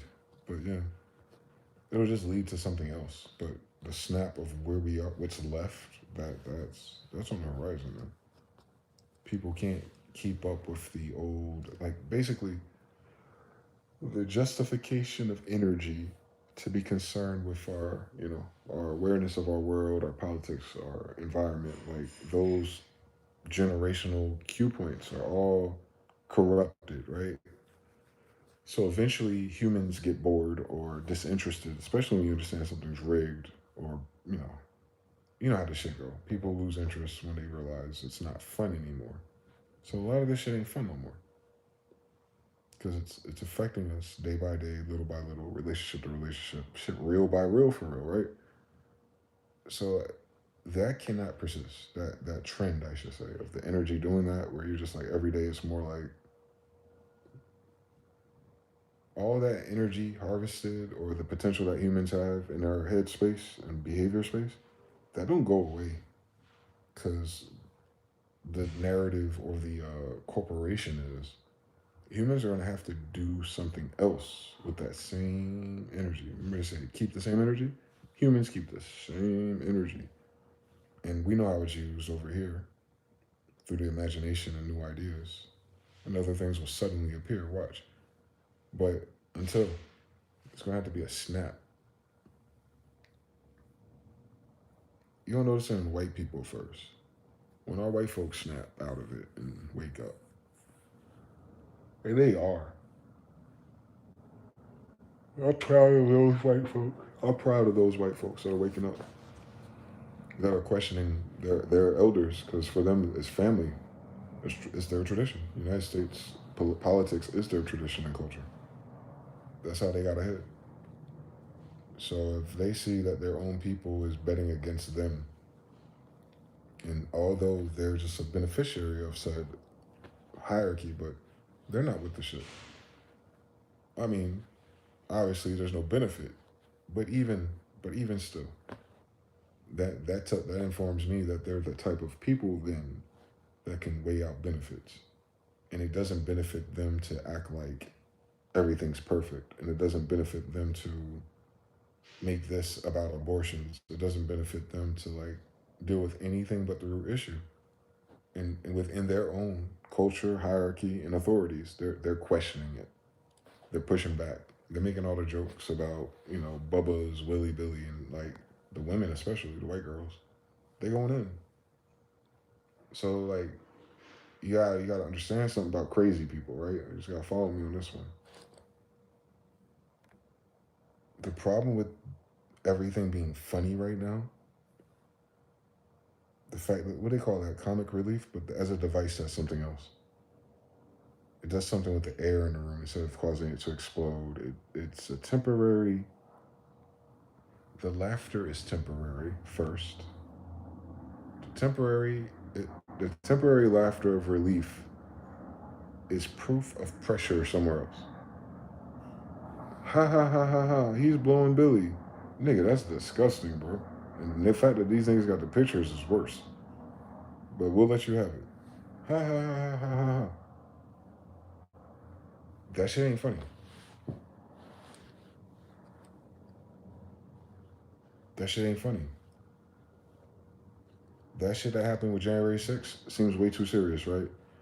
The MAGA thing, that seemed way too serious. The protests, Black Lives Matter, the burnt buildings, the missing kids, all that shit's very serious. And for all that to circle around like the end of this chapter or season, maybe series finale for real, whatever this is, with us.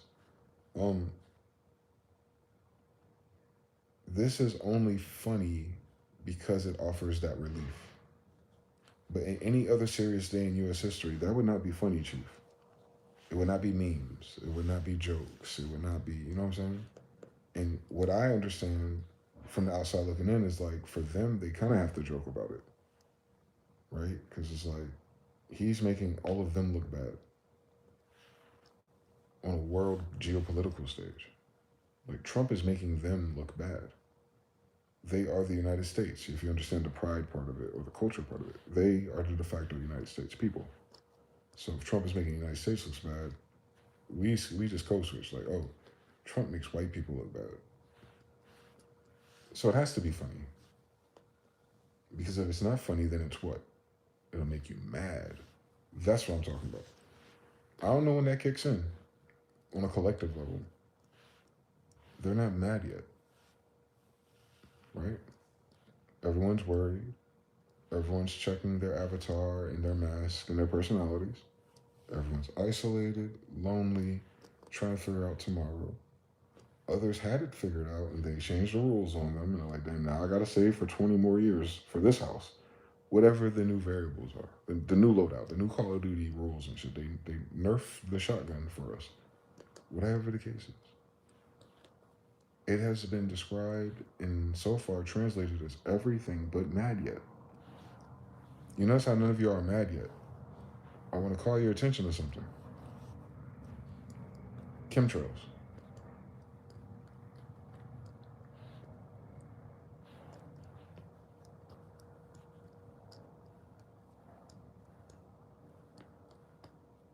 You're not mad yet. Across the board. I'm talking about people who have no. If they're triggered, they out there on dumb shit per capita. They're not mad yet. Man, it's chemtrails.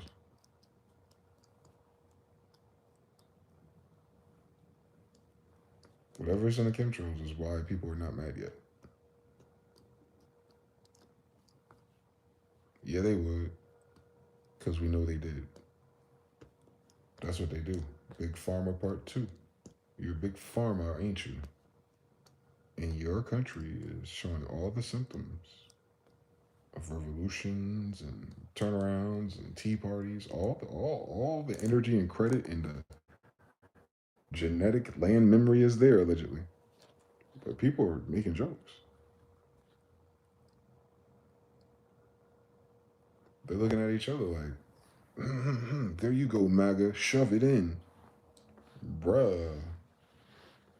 Nah, this is not LeBron and Kobe debate. No, this is your president. It's the president of white people. Don't play with us. Nah, it's the president of white people.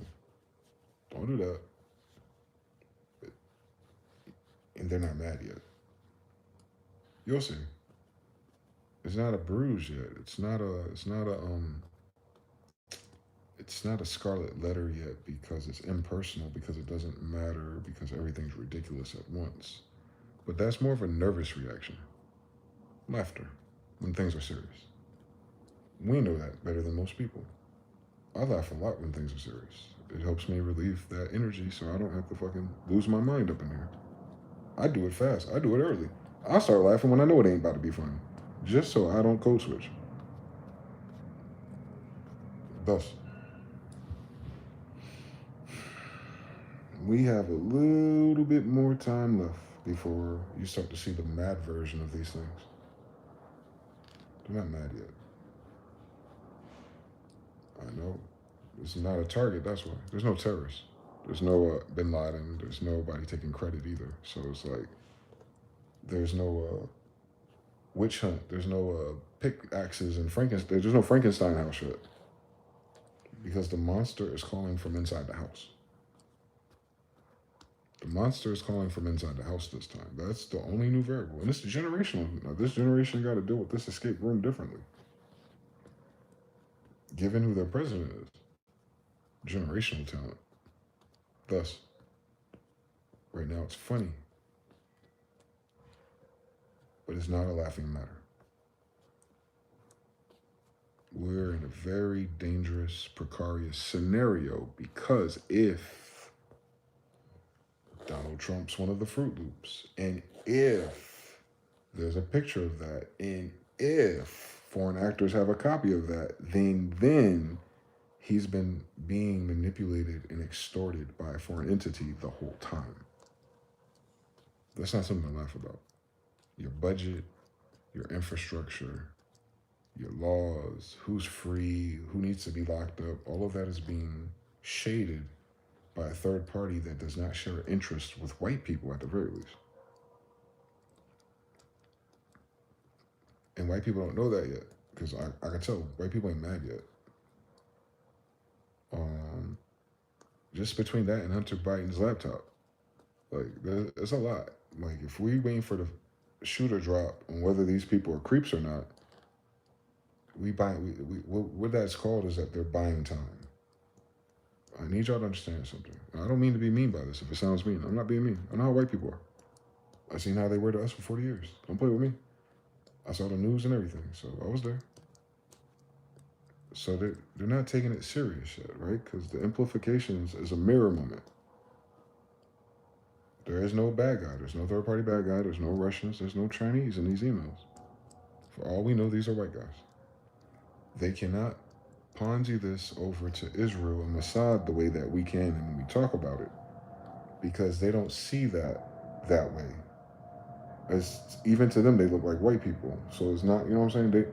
Their cognitive dissonance with Jewish people isn't the same as a black person who's a Jew, by the way. So they haven't hit that degree of like, what the fuck are they? But they're kind of like white people. So, you know, they're playing the game. That's where the money is. That's where your lawyers is. So there's an unholy alliance there by default when you get to money. So they're laughing about it. They're laughing because they're buying time. I'll say it in a different way.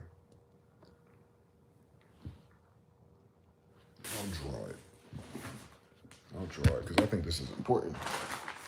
It's the only thing I cannot predict because I don't know what white people are going to do. And I know white people are going to do it. It's not a bad thing. It has to. The thing I'm trying to describe or channel has to happen because everything's wrong. And there's good white people who want to fix it. But they're not going to get to fix it until they get mad first.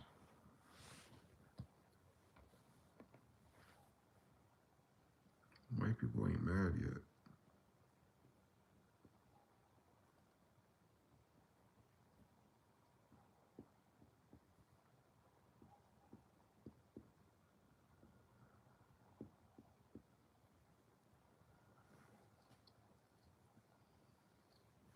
We're going to borrow time.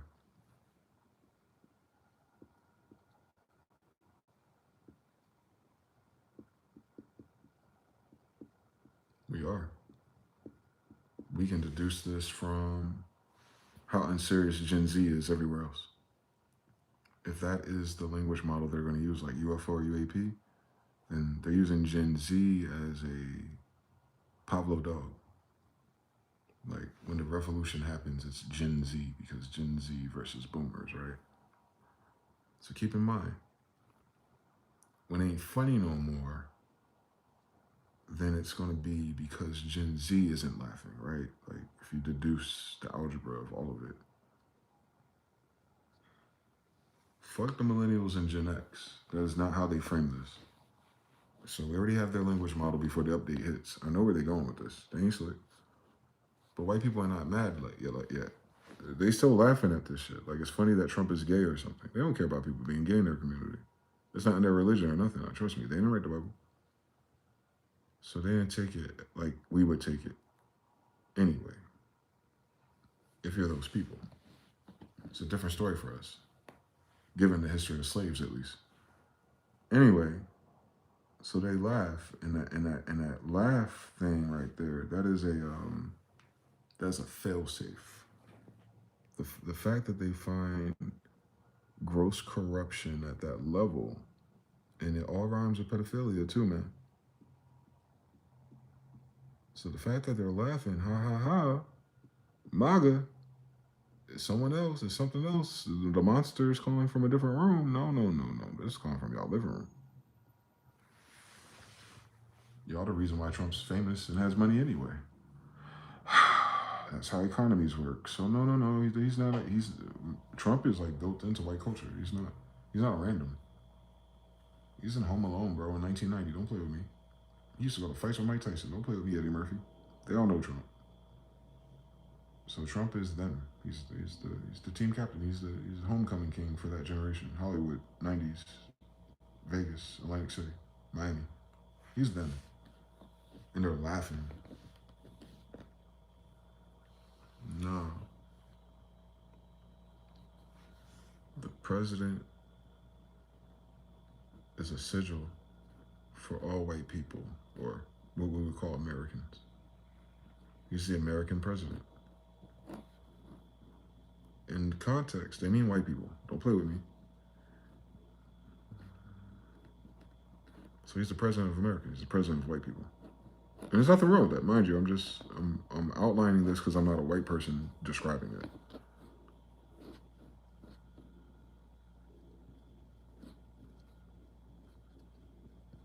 So he is responsible for making them look good as a collective. No matter who they vote for, whoever's the president has to make them look good first as a collective.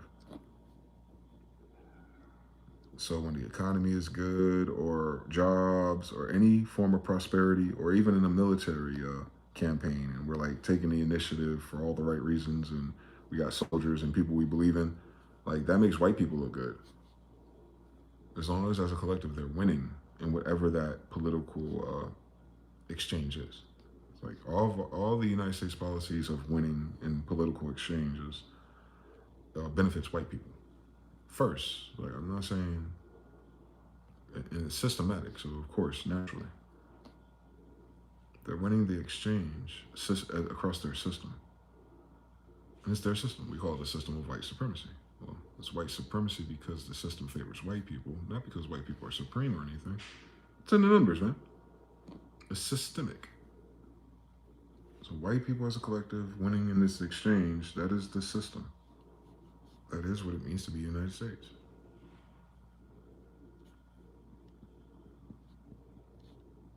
Nothing wrong with that. You can fix it. There's a lot to be desired and tweaked about it, but in the world of empires, I ain't mad at it. Why would I be? I come from emperors. I get it. So yeah, white people not mad yet. Right now they laughing. They're trying to laugh at MAGA. That's their failsafe. You rather have white people laugh than be mad any day, as a collective especially. So that saved us.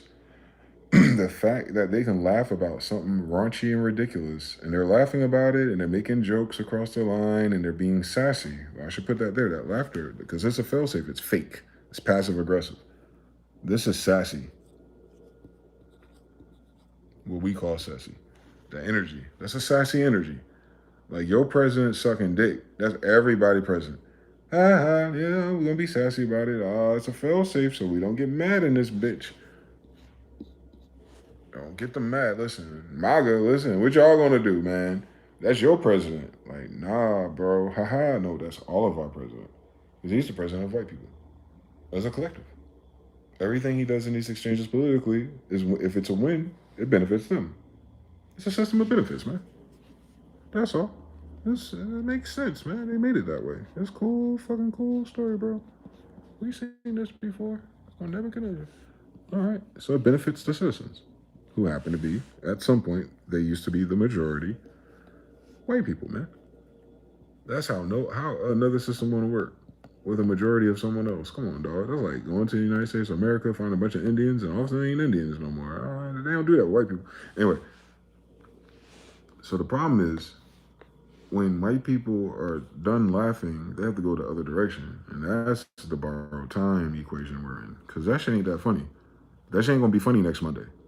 Like that energy behind it, that sassiness is temporary. That's a temporary thing. That is a failsafe. Thank God they're sassy and they're laughing about the MAGA shit. Because, bro, you didn't read those emails yet. Those emails show that this whole fucking thing is corrupt. Apollo is lost. It's entire corruption. It's like it's like a turbo. Jesus Christ, they're stupid. It's a turbo cancer.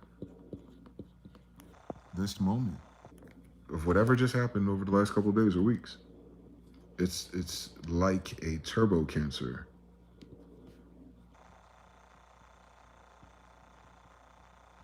You ain't got but so much time of you telling these people that there's corruption everywhere they look. You ain't gonna keep telling these hardworking white people, especially, that corruption is why there's a generational gap and we're running out of time with finances. Like, you're not gonna tell these white people who are being sassy and laughing, MAGA, ha ha ha ha ha, I went to college. It's only so much of that they can do before that shit ain't funny. It never been funny to us. But we laughing, we trying to joke over here somewhere, like, yo white people, yo president of white people, man, yo collective, man, y'all was winning, y'all exchanging something. What's going on with your system? This citizen benefits was for you. You know we ain't gonna get none, so what the fuck y'all about to do? Shit. The whole thing corrupt, brothers. Like, y'all getting turbo cancer in this bitch on COVID. I know. That's crazy. This started during COVID. What was COVID?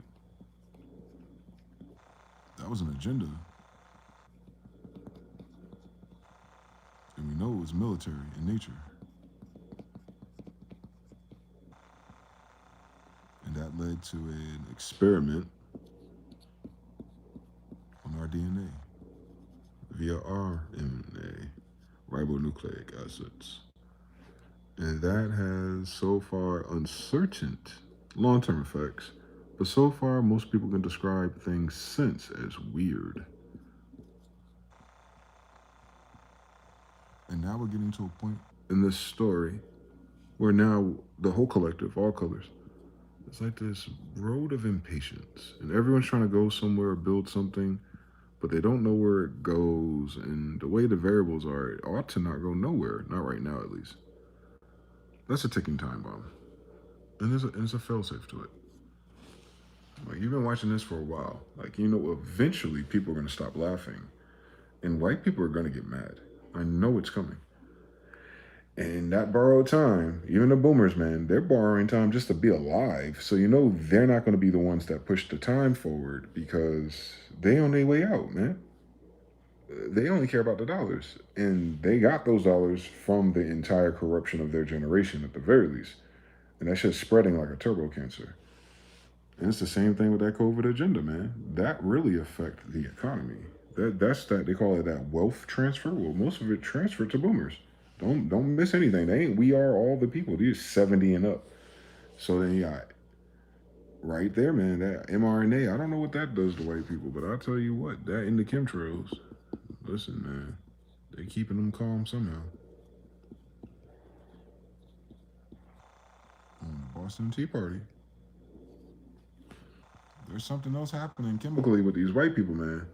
Because they laughing at shit that ain't funny. And there's got to be lithium in those chemtrails because this ain't a laughing matter, boy. We talking about the king of white people in America, boy, is not winning right now in any of his endeavors. That's systemic, man. Him failing to win in their exchange, in their market system, is a failure across all white people. And I need y'all to know that. That is their United State of citizens benefits. It's with the white people winning.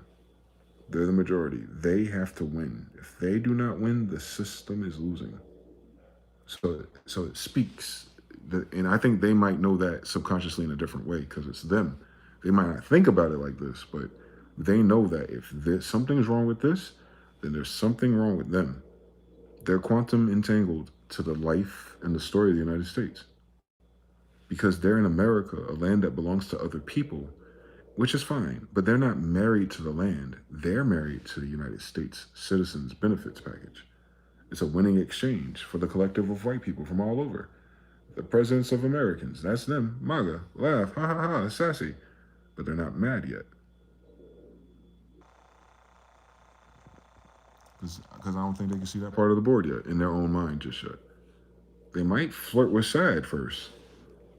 You know how it is. You told you got cancer. There's a sad story arc you got to go through. And we see a lot of sad out there too. We do see a lot of sad.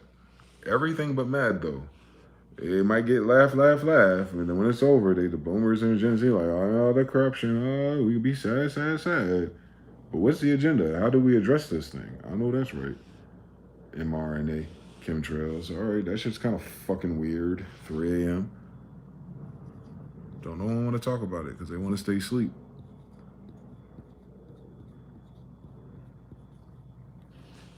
Yeah, because this side over here is not funny.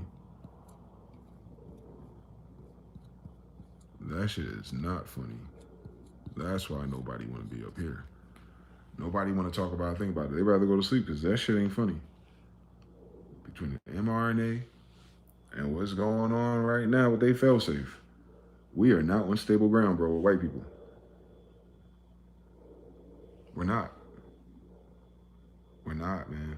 And I gotta be very conscious as a not white person.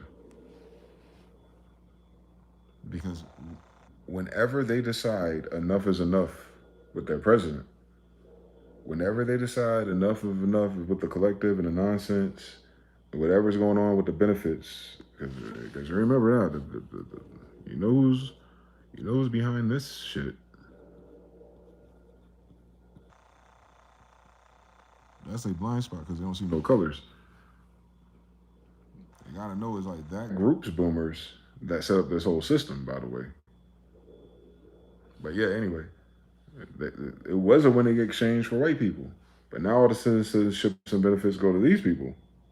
And they're like, yo, how the fuck did the priority shift? Because it wasn't about black people or Latinos. Like, don't play with us. But they know it. White people knew it wasn't them. So white people are like, yo, how did they end up with all the money?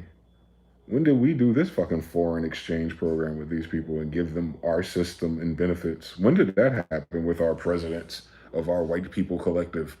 Ha ha ha ha ha. Y'all ain't mad yet. Because the only people that could have decided that shit is white people. It ain't up there with the aliens and the fucking Palladians and the tarot cards. No. It's down here.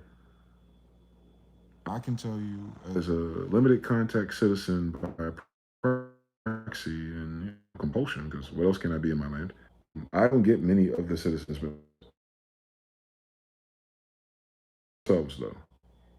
I appreciate it. But the system that it's in and how it classifies things when it comes to this, nah, it ain't for me, though. And I think white folks are just realizing it ain't for them either. I know. It's too much. When that's in the dancery, exchanges, foreign currencies, foreign players of a foreign collective coming over, mixing in with your thing, you think it's a generational problem. Yeah, the wrong ingredients after some generations, though. That's at least 3 between them. The entire generations in between them is then corrupt then. Like a fuck turbo cancer. You can see the difference between a boomer and a Gen Z. But the corruption started with X. It went on to us. Then it went to Z. And that's the only thing that changed in those time periods, by the way. Systematically, that's the only thing that happened. The only thing that happened to the boomers that was different between all the generations before them is that they did not have this collective exchange of not white people, the majority, laughing and doing entertaining and making the money. And MAGA, you can have a position over here. At least you're on this side of our board. And we over here like, bro, we still under this military fucking occupation with these niggas. And they forgot everything since the Spanish flu. Like, they try to give us syphilis too, nigga. And they talk about we need to listen to the authorities. Nigga, meanwhile, where I live, I'm just sending a Israel. I'm King David's grandson. So I'm trying to tell white people, like, hey, yo, y'all down here playing games with these niggas on a systemic level, boy, where all the exchange and winning benefits for your collective is. The majority of you. Presidents of the Americans is for white people. They ain't my people. Don't laugh at me, MAGA. You understand everything. I'm way over here. By the way, I'm a descendant of Israel. And that shit ain't funny. Don't sleep on me. It's a 3 a.m. class, and I know it sounds weird, but don't let the mRNA fool you. Shit, and me, I know the covert military agenda against my people. And now you do too, nigga. Because now it ain't you. Ha. Don't be sassy about that. You see these chemtrails in your skies too. The mRNA wasn't made for me if they gave it to you. You better think about that one more time. Who controls your military? Who's extorted?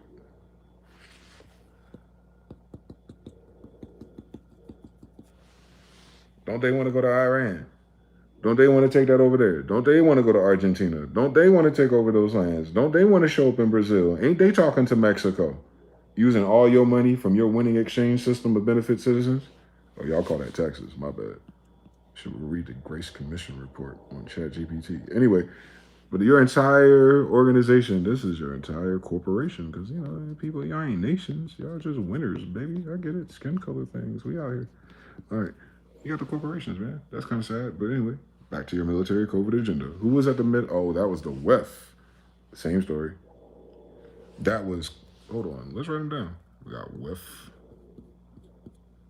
We got APAC. We got US AIDS.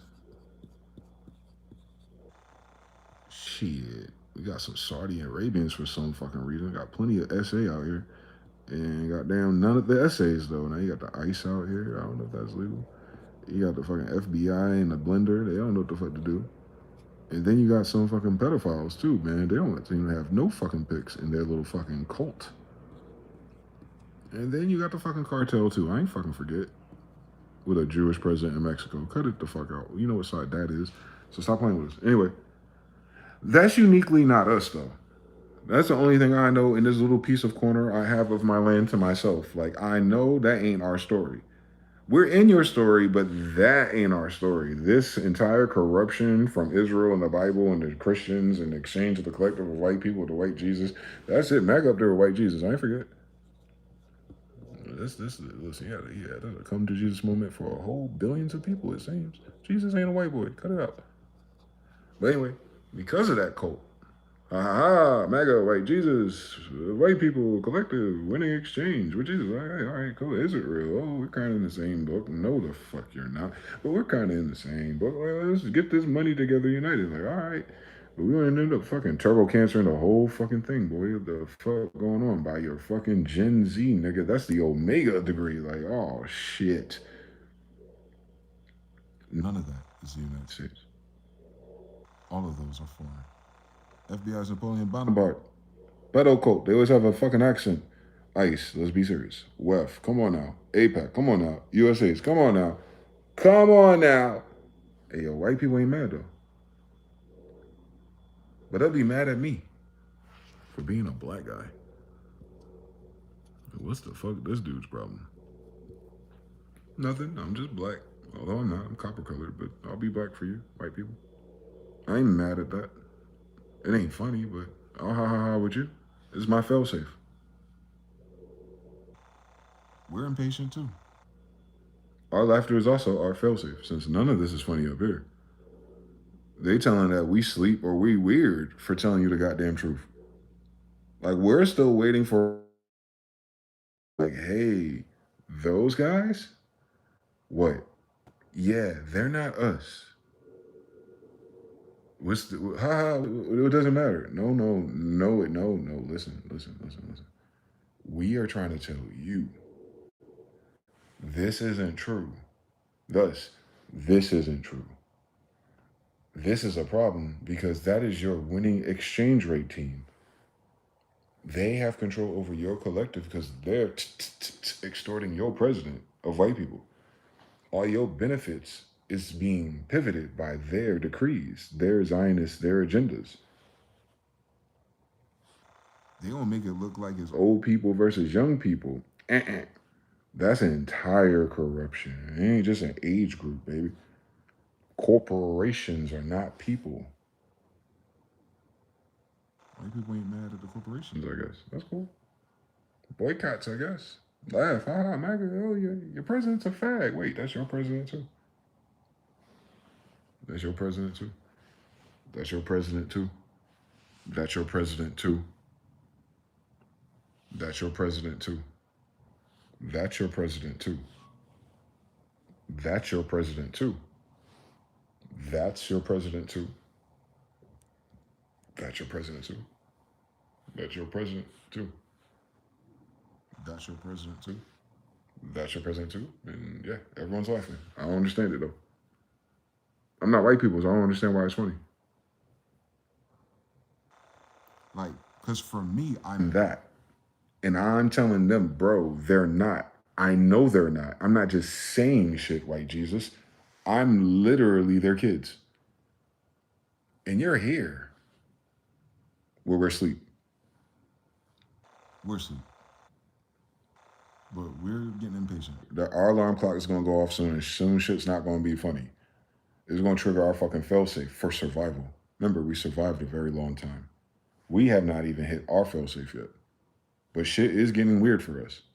On some 3 a.m. shit, like all kind of superpowers and electric and all kinds of shit on Magneto. George Washington was bulletproof at a time like this. Yeah, we laughing right now, but that's still our failsafe, man. Most of our kids are sassy for now. Thank God that black folks ain't mad. Black folks ain't mad because they don't realize that white folks don't add and that your goofy ass ain't black. You is it real? And you got a whole nother set of white folks that ain't white folks that is it real talking about they you.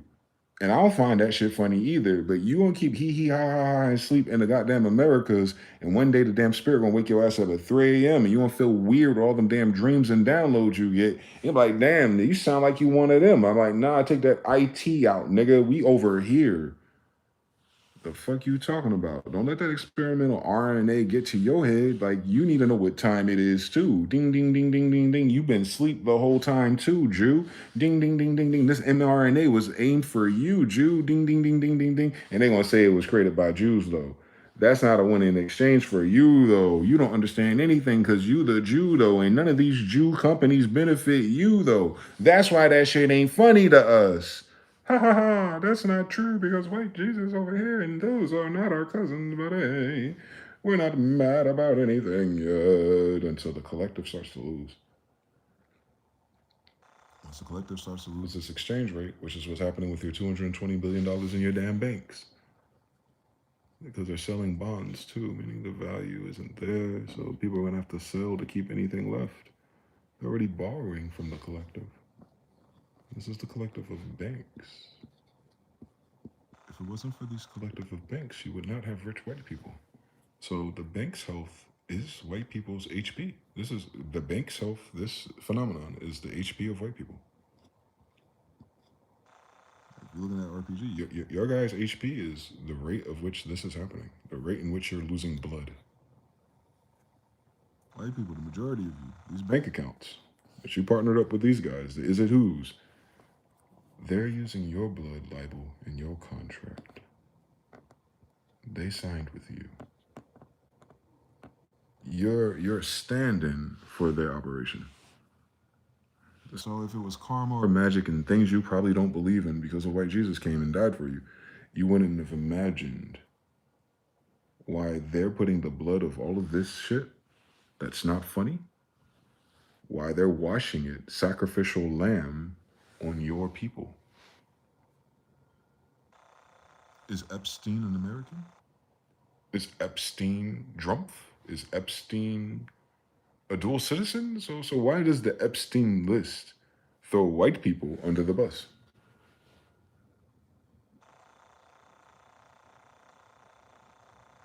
This is an Epstein problem. On white Jesus it is.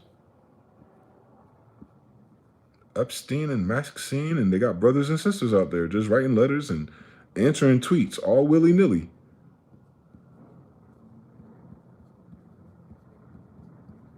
Whoever the fuck else, boy. Mark and Todd Edwards, whoever, boy. Whoever their names are. They're behind it.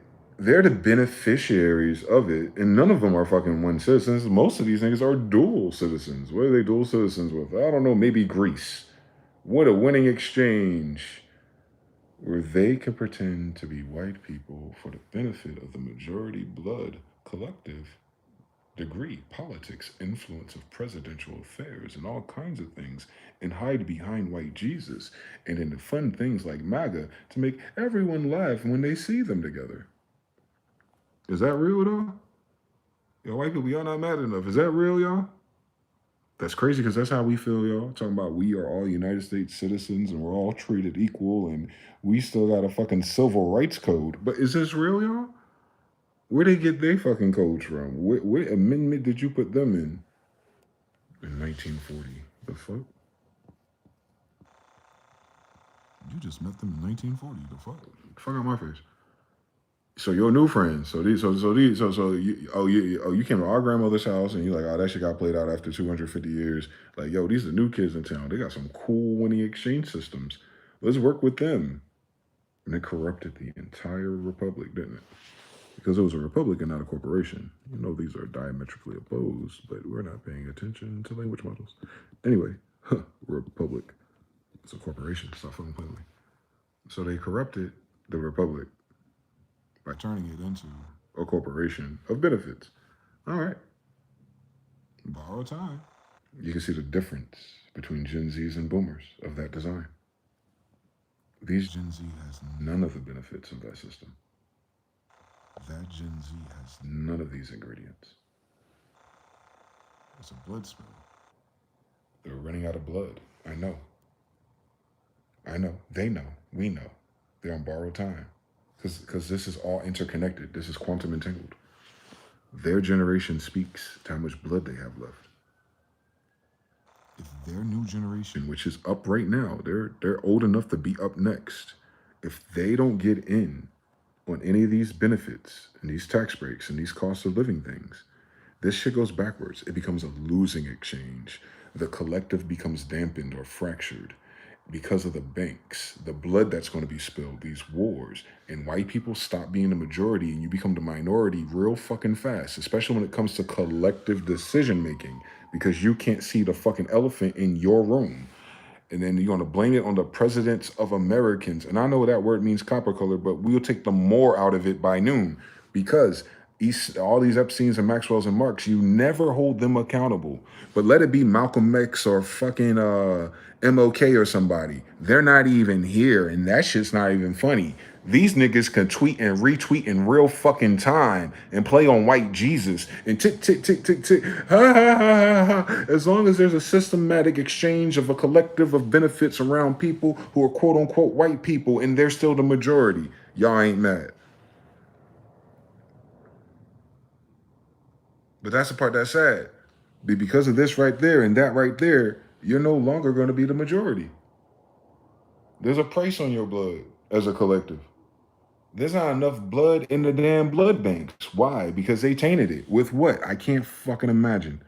I can't fucking imagine why the blood banks can't stack up your blood and can't do shit with your placentas or even get a damn stem cell to get a fucking fruit berry applicable to human skin. Because god damn it, the US got AIDS again.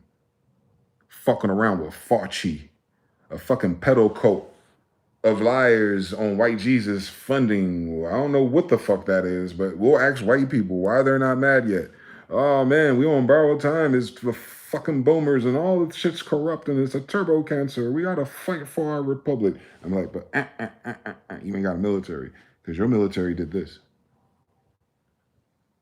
We got cartels, cults, pedophiles, foreign agents, fucking illegal fucking guards. Qatar got an Idaho fucking space field. Motherfucking World Economics ain't nothing about this is the world, bitch. They ain't even got their own fucking recognized state yet, but they're running the World Economic Forum. And they got the APAC like, we're gonna give all that mRNA to you. Kind of fucking weird that the US got AIDS again. Fucking around with these cartels, that's fucking sad on fentanyl it is. But that's a systematic benefit of the United States, and that's what you pay taxes for. A corporation. Ah, fuck out my face, boy.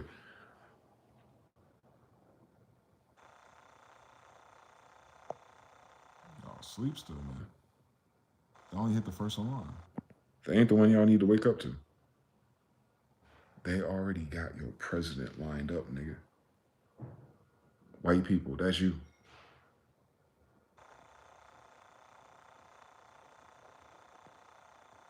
That's y'all as a collective, bro. They got y'all lined up, bro. They got white Jesus on the brunt end of the jokes because they don't know that white Jesus not white Jesus. When they talk about Christianity and slavery in Africa, they talk about white Jesus. They don't know this part, obviously. So that the merit of Christianity is about you. That the merit about slavery is about you. You're losing your blood bank, meaning you're not going to be able to pull religious. You're not going to be able to pull convert. You're not going to be able to win people over with Sunday church. And then you got this people right here, right? None of them people look like this. So the difference between them and MAGA is thin, at the very least. Cool, but they all know your president. That's one thing MAGA, white Jesus, and Epstein got in common. Your president. Your president, he's like the majority of all white people. It don't matter what color they is. He all in their banks. He helps them with their collectives. He even extorts other people, and it's a winning exchange for them. To the fact that they need so much more extra blood that they need to secretly borrow $220 billion in just the last 10 days for their banks, and having private meetings today about their system and whether or not it's still united to be a state. And what are we going to do with these citizens if we cannot provide them benefits and we're not making enough with tariffs? We're going to roll them back, and what's left? Taxes? Ha ha ha ha ha ha. You tell the story over and over and over again. And that's what I'm saying. Once you can think like that, you go, wait a minute. White people ain't mad.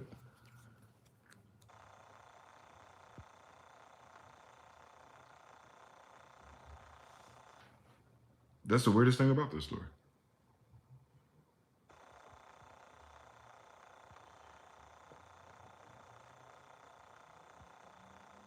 That's the weirdest thing about this story.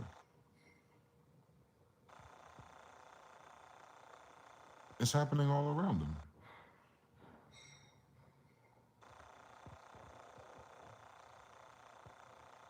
You know what I'm saying? You know they ain't got too much time left. If we at the laughing stage, it's not funny. It's sassy. It's just this passive aggressive. I get it. They're in a passive aggressive state. I get it now. Passive aggressive, like ice and everything. You know what I'm talking about? That shit kind of sad when you think about it.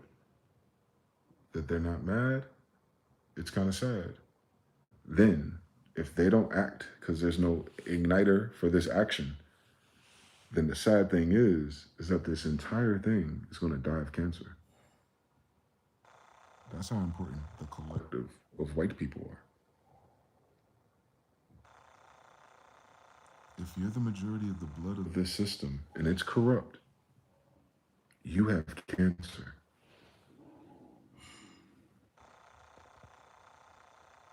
Meaning your cells are not operating the way they're supposed to. Your collective of banks should have way higher HP. If everything about the tariffs was true at the least. We're talking about $4 trillion. What is this? I know it's different systems and different money between them, but what is this? These motherfuckers were shut down for 43 days, my nigga. And they didn't pay people. Air flights, all kind of shit was wild. And they ain't giving them their old paychecks. Y'all not mad. You on borrowed time then. When Gen Z you are. Because Gen Z ain't gonna have none of this to add. They don't even know what the fuck I'm talking about. But y'all not mad. Y'all still talking about ha ha ha ha ha and boomers. That's a lot between you when it's only you. The majority of our collective, bro. This United States system needs you. It needs you. This ain't built on the majority of us no more. We been died off. You feel me? I'm telling you, we only got this much left. That shit ain't funny to us. Trust me. It's weird that we seem sleep, but I promise you, we up at 3 a.m. Because we ain't getting none of them. But we seem to be at the middle of all this. I swear I lost 7 people already. Yeah, it's kind of weird. They're still targeting the little bit of people left. That's kind of fucking weird. There's only like 13% of us left. That's kind of fucking weird. All your fucking friends. All your fucking friends. These ain't our friends. The reason why we got this shit over here in us is because of you and your friends. That's sad. That we keep shrinking because your friend said. Remember where the IQ is, where the decisions is, where the collective is, where the blood is, where the money is, where the winners are, where the system is, where the benefits are. Nah, my people dying because of you. You are the majority of this system. You vote no matter who you vote for, you're winning. And you pick the people of this turbo cancer that gave my borrowed time of generations left turbo cancers. We're dead. That shit ain't funny to me. I don't know. I mean, I got a ha he Hades for a little while just to, get some sleep. But this was way worse than the chemtrails, I think. And that was on white people.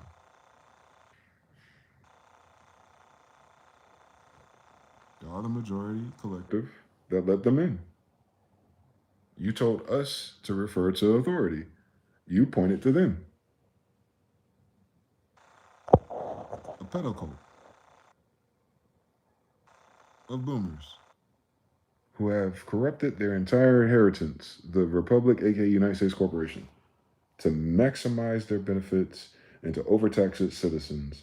And that winning exchange rate is now worth negative 20 billion. They owe the Federal Reserve 50 a day. That's a different number. That's what the United States owes. That's what's wrong with the banks. That's a bank problem. That's a United States problem. That's your federal government problem. Those are 2 different numbers, by the way. This one is the one that's affecting us. Because that's credit.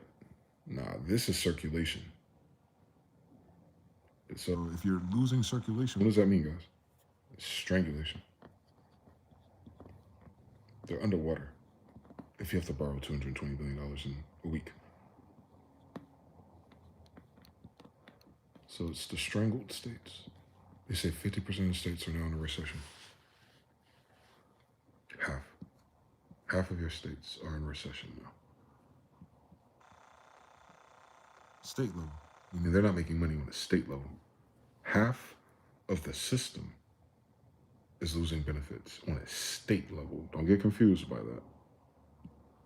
So the 50 states, 25 of them are no longer beneficial to the United States system because of this. The United States does not benefit holding dead weight, which is half of its states right now. And white people ain't mad. MAGA, you got what you voted for. No. Nobody voted for none of this, niggas. Stop playing with me. Nobody voted for that. Don't do that to them. Don't do that to your cousins. Nobody voted for that. Don't do that to your cousins. Nobody voted for that. Don't do that to your cousins. Nobody voted for that for real. You were just listening to the white people who said, listen to these guys. Who were like, all right, tell this guy. Like, oh, hey, Fauci, how you doing? Oh, there's a covert agenda for the military. Oh my God, trying to get turbo money for the turbo corporations. Now they're entirely turbo corrupted. Oh my God. Half the states are currently bankrupt. 220 billion negative liquid in the banks. $50 billion a day adding up to your collective debt that belongs to the majority of the United States, which means white people are in debt at least $38 trillion. Y'all never gave us reparations. So they ain't our money. White people are in debt $38 trillion if you're the majority in the bloodline of the banks that when it exchanges the United States citizenry of benefits. If you're the greatest beneficiary, and trust me, you are. If your status is white, I know how to read. Then you get most of the blood. I know that's right. You're the majority. We get the understanding, then you're the majority of the debt too.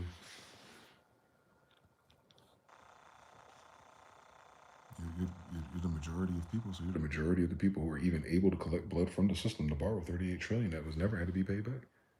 Since the system benefit off the people who pay tax, and they're usually the other people. That supports white people, I guess.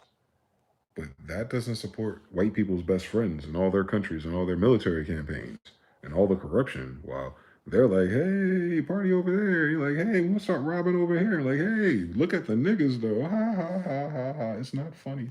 Go to sleep. Like, mRNA. All of a sudden, that's when everything changed.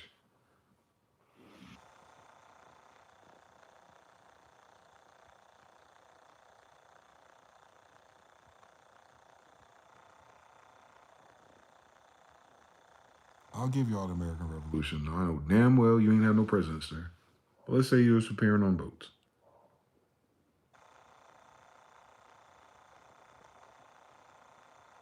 Bro. Is the United States not a majority of white people?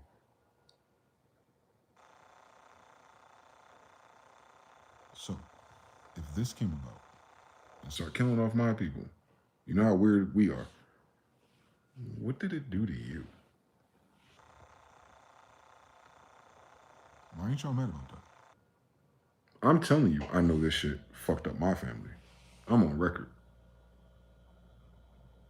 I know it's fucking up yours then. And I know since it fucked up your family, shit got fucking weird with your president. That shit never supposed to come out. You feel me? They killed his brother for a reason, allegedly, right? So on white Jesus, like MAGA should not be questioned whether or not their president's a gay guy.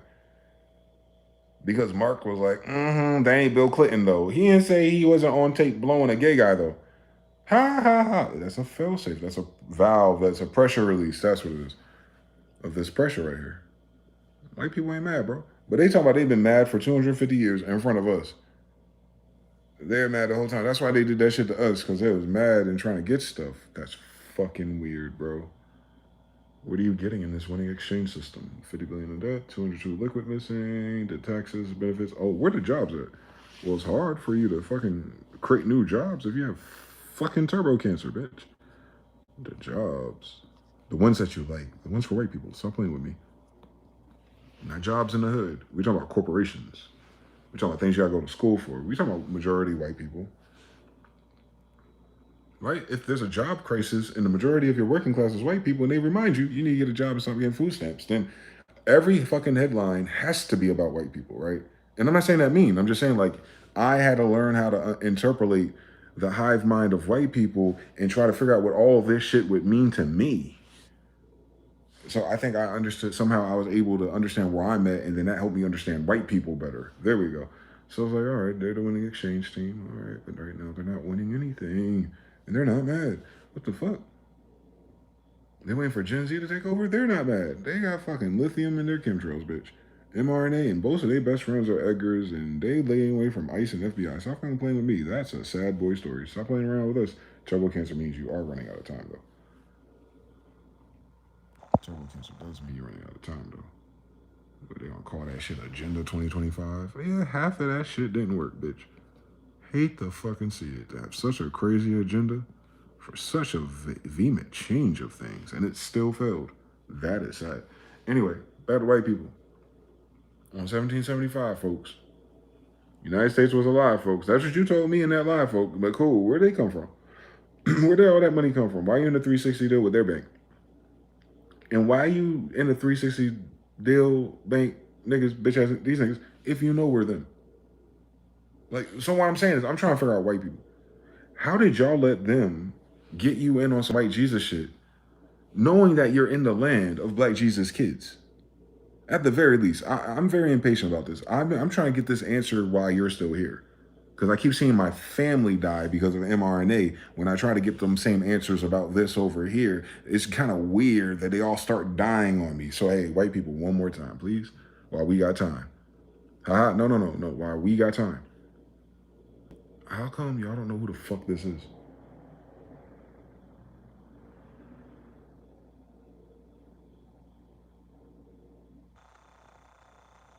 Y'all came out of your fucking whatever the fuck situation was to come here to create this shit? Debt, debt, debt, cancers, no jobs, generational issues, gender issues, WEF, ICE, FBI, pedo cults, USA's, APAC, cartels. Y'all think y'all going outside for 2025? After a COVID agenda that was military ran for some some experimental mRNA from these friends, and ever since your friends, they came to you, invited them over to grandma's house. Grandma didn't say y'all can have friends, but y'all said, "Shit, we're gonna bring our friends over. They got a cool winning exchange rate. We'll give you some one day. Ha ha, not funny, but you'll get some one day. As long as we lit, y'all you know we bringing y'all with us. It's a fail safe. Yeah, I know that's weird. Israel is your fail safe. We are your fail safe. It's the only reason why you're still here. White people. Because you don't understand your relationship with not white people, the reason why we're still around is because we're the failsafe. We're why this world will not blow you the fuck up tomorrow. Because we're here.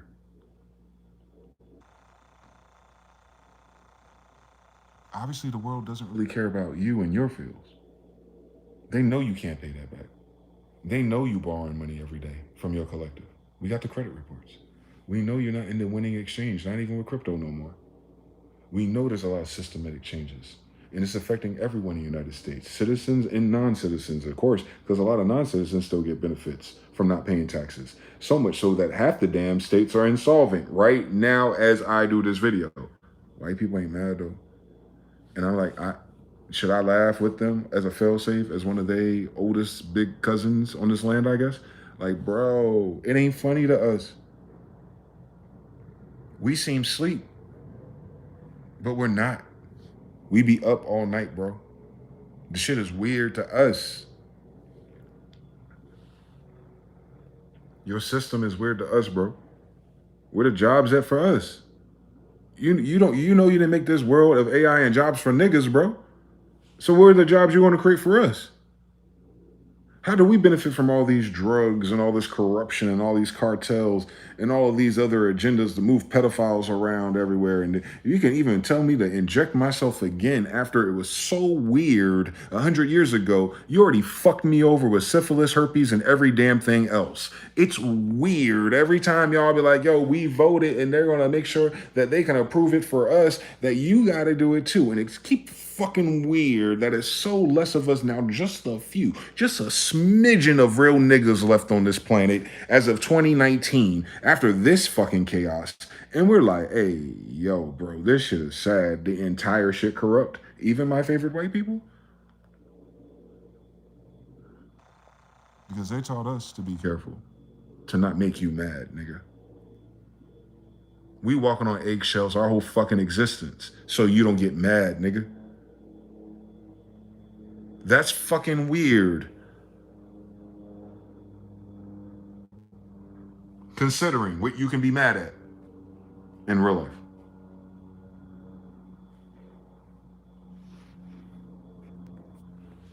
Yeah. That's what I've been talking about. Shout out to my good white people. Y'all not mad yet. It's weird to me. We curtailed our whole lifestyle over not making white people mad or uncomfortable. White people ought to be mad uncomfortable. Then what? Y'all only get mad and uncomfortable enough to attack and get away with hating on black people? In America especially.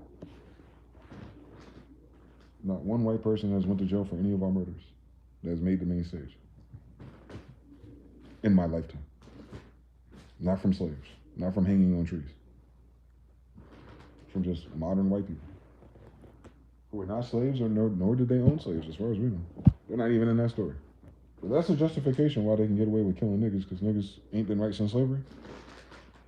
Like, bro, you know how they always say, for like, I guess if you call us as a collective black people, like every time we start getting momentum, Like our minimum requirements need to function in a society hypothecated by others in narratives. That every time we get going and we start figuring out where this system could benefit us, and it would be mutual all times because we love to pay taxes, right? And we love benefits of doing so. Have you met our sisters lately? Anyway, every time we're like the ones who can actually do the system. Like, I don't know if you know that about black people. Like, black people really believe the system, and thus they really figure out how to do the system every time, right? But they never get the reward for doing it. But the system exists because we're doing it. Like, we really keep that shit oiled for real in critical positions, or just over time and everything that goes into it, right? I've watched it in real time. I've worked for all these things before they existed. So I know where we are in these equations. And as soon as we get some fucking leg room, then they say, all right, now it's time for the feminists. Now we gotta listen to these ugly lesbian Jewish women. All right. And then every time we about to get our momentum going, and like, all right, now we gotta make some room for the Mexicans. Like, all right, now we about to get our momentum growing. Like, now niggas back to killing us on TV again. Because we have an African president? Like, nigga, how the fuck that got to do with my story? Y'all know what the fucking nationality is? That nigga ain't black people? What the fuck? A black president of my occupy? It's so much more disrespectful when you understand the United States as occupying Indian land of niggas. And then you're gonna put an African in charge of the thing occupying the land of niggas. Like, y'all don't even, bro. Everyone that ain't niggas, y'all don't even know, bro, how evil that is. It hasn't hit y'all yet. Because y'all still on that waiting to believe some shit niggas are saying. Bro, we don't need you to believe us. We know who we are. You can't make us forget it. Like, we might not get all the details no more, but we know based on the damn classes you created, we ain't none of them. Now, we these niggas over here, trust me, I seen the signs of everything. I'll show you a few more before time is up, hopefully. But you know what I'm saying? Like, so, for us, it's like, bro, when they gonna stop fucking playing? Well, everything falling apart and you still playing with us. I haven't lived a time in United States history where it wasn't a fucking problem for us to be ourselves. Like, we never got a chance to live in the United States. We've never had a chance to have a life in the United States. We have a 1% of us that do something right, but by and large, we did not enjoy this experiment. We did not enjoy our benefits packages and where our taxes went and the neighborhoods we inherited or didn't inherit, or all the shit my grandfather built and all of a sudden his name ain't on it no more. Like, that shit wasn't really fun for us. We completely tired for a totally different reason. I rest assure you, we tired for a different reason, bro. Because there ain't shit we can really do with a majority of white people. Y'all gotta shut this show down, bro. Y'all gotta fucking show up. And the illest shit about it, if you don't, for us, either way, it's gone. When we know who we are in the story, there is no winners or losers. We lose either way. Either you win and do right by us eventually, or you lose and we're in the back of the line again. We waiting for justice, peace, and prosperity as much as the next man, but we've been waiting longer than all men alive today. We've been second-class citizens your whole fucking life if you're watching me. It's 2025, bro.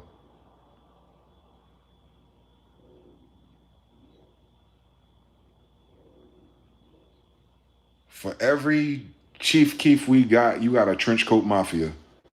It's 2025, bro. Let it go. Whatever the fuck it is y'all holding on to, because you ain't right about it. Because if you don't let it go, Mandela effect. That shit ain't gonna be funny. You won't be able to stop it.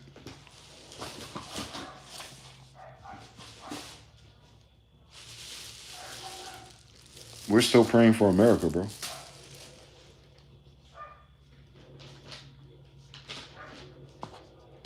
That's why it's still here.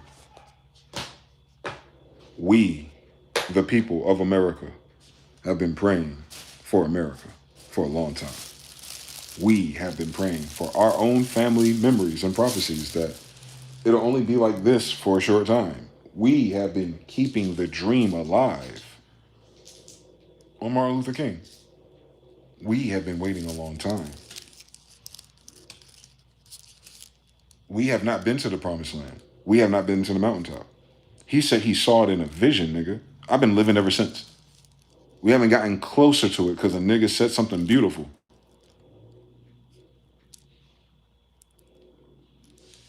You understand? Like, we've been waiting for white people for a very long time. What's the point of this? Why did you keep us alive? Why didn't you just hang all of us? Why did you drag us to 2025 to die like fucking cowards? My ancestors are dead and missing from the story killed giants.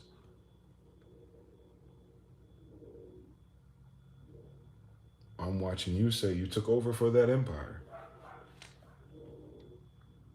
And everything is going down the drain because of what force exactly? The emperor got no clothes, apparently. Everyone's losing their damn mind at the same time. It's hysterical, I guess. All right, what's left? I'm telling you as a person that used to be the majority of the United States. It's a weirder story for me. It's not caught up in racism and slave trade at all. It's about genetics. It don't matter what the narrative is. We were the majority of the United States the other day. The only thing that changed is you. This is important. That change can happen to you. There was a time when you wasn't always here. There was a time where we were. You understand? Y'all lost. Our lost social ladders are just is. It's a game. We lose the game. Numbers. We get it. We know how democracy works with a white majority. That means the black minority never gets what it wants. Y'all do understand how game logic works, right? Like, if the chance of 75% critical on your ass, you would kill me faster than not. It's not your responsibility today as an individual. It's your responsibility to understand the weight and gravity that your positions and gains and shenanigans as a culture has on everyone else that depends on you. Because you put yourself into a dependable position by occupying our people, right? Y'all came over here and occupied us. You're responsible. That's the weirdest shit about it, because you're the only one stopping us. It's very cruel. Like, what's up with us? You gonna get out of our way? You gonna give us our land back? One of them? You think we're entitled to one of them? No, right? It doesn't make sense. Like, it doesn't compute in your history. I know. You don't read your history. So we even gotta wait for you to read the shit. You know what I'm saying? The zeitgeist, the program ain't serious. It's not based in that. And that's what our problem is. We thought it was based in math.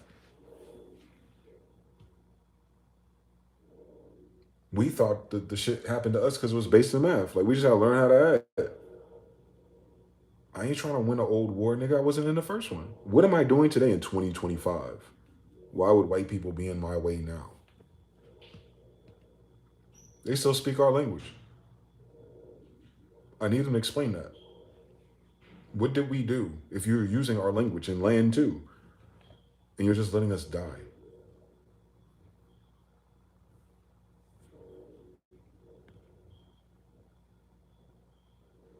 We went from 100% to 13%. You. That's karma at a level, a blood libel that you don't understand. I know. Too bad that's not your religion. I get it. But it's still universal law. You have a responsibility to the land. And if you have a responsibility to land or the guy of the Great Spirit, then you have a responsibility to what? It's people. You love that Avatar movie. It's telling you the same story. We are the Indians. This is our land. This is where we come from, basically. We don't know where you come from, but you're here with us. You took over stuff. Cool fucking story. And we're following your rules. Better than anyone else, it seems. We follow your rules better than you. There's no benefit. There's no benefit in us following your rules if there's cheaters. Machiavelli, you don't you don't reward the real winners and you never punish the cheaters. It's a time issue. You're gonna run out of time soon. Gen Z is a ticking time bomb. There's no reason to do anything right in this country. There's no reward for being righteous. I'm talking about to humans, not God. There's no reason to go to school and take it serious. There's no reason to show up and go to work on time at Target. Day by day by day, accelerated, bleeding. Because someone's refusing to make a patch update. They need to keep those. They don't want to update the firmware of the PlayStation or they can't jailbreak it no more. That's your authority level. They refuse to take appropriate action to resolve the pressure of the system because if they did, they would lose immediate benefits. It's a Mexican standoff in the mirror with no Mexicans. If they turn the light on, it's going to expose what's in the dark. And if they keep the light off, they're going to eventually trip in the dark. They have to make a decision. My people can't pivot with you in the way and then pivot the people on the other side of you that you brought over here too. I don't know the narrative. I don't know what changed in the 1900s. Something fucking changed in our social contract. But here we are in 2025. Bring it all the way back. A whole new century and millennium. Meaning something new is being born in the future from this point. And y'all not mad yet.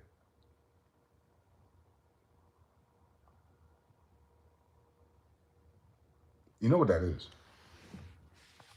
I'll tell you what it is. I'll give you a theory about it. I can't speak for everybody. I can speak to the condition, though. They can't be mad at themselves. They don't have a problem with the corruption or the acts, obviously. They don't care that he's gay. They don't care that they were doing weird things with money, even. As long as they got some, right? As long as you feed me, you do whatever the fuck you want. I understand everything. I'm from similar environments. But when you make the whole world pretend with you that this makes sense, that it's cool because this is what you do, and you're not disclosing all your benefits to us. You're in denial about how much benefits you have because you're not one of us. So I know you would not detect it. I know. Some of you do. You become our friends and see it for yourself sometimes. It just informs you to go the other direction. As if we have a chance to go in a different direction in your neighborhoods. With your banks, your businesses, your rules, your laws, your judges, your courts, your prisons. We don't own none of that.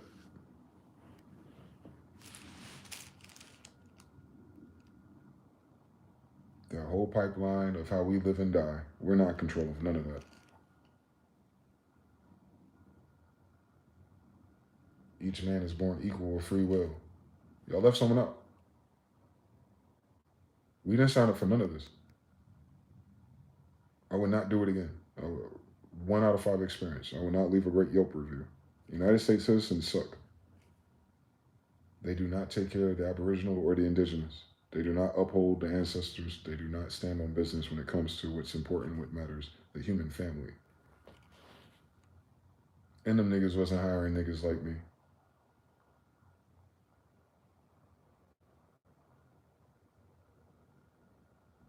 Based on true story in 2025. King James' grandson saying that. Like, y'all don't understand how deep that is. How fucked up and flipped things really are. From the beginning of where you say the beginning of you are. From the beginning of you telling my story. Well, from kings, kingdoms, and emperors to second class, third class citizens watching the ship fall apart. As if it not falling apart or it falling apart changes anything that I got going on. I will never have what's on that whiteboard. Being this guy. It's not that some other guy can't do those things. It's just me. I can never do it in this system. I'm the Indian, so like I'm not Dred Scott. I'm Dred Indian. We have a different rule set with this system. It classifies us on our land. There is no win. You can't even lead, be a chief, or be a man even. Very similar to what Dame Dash did. I gotta call the United States my daddy to do anything manly. Can't call my brothers or my cousins. I always have to call a white man if anything's wrong. If there's oil coming out my backyard, better call the white man. If I find money in the storage thing, better call the white man. If something's wrong with the electrical or the shipping or something, better call the white man. If I need something in technology, communications, better call the white man. Call the white man. Call the white man. Call the white man. Call the white man. I don't think the white man gets that. Because their answer to it is, well, why don't you just do your own thing? We did 100 years ago. And y'all let these other people in their banks, and whatever didn't burn or blow up or have a race riot, y'all bought out and gentrified. Oh, you're wondering why we can't do it again? Oh, we don't have the upstart capital no more. This country been in debt for 100 years. And it hasn't been lending to black people. You see where we live? So the banks have not been lending that shit to us. I look at it like 10 people in Atlanta and get the whole game fucked up. Nah, no. Food stamps. Ew, there's white girls get $4,000 in food stamps. I've never heard of that in my human history, and I've been around niggas my whole life. A random white woman get $4,000 in food. What? Who do her taxes? That's crazy. If you understand how hard it is when you know the people who have a hard time getting it. $4,000 a month. Can you imagine Christmas? Can you imagine Thanksgiving? That's $1,000 a week just for food. Game over.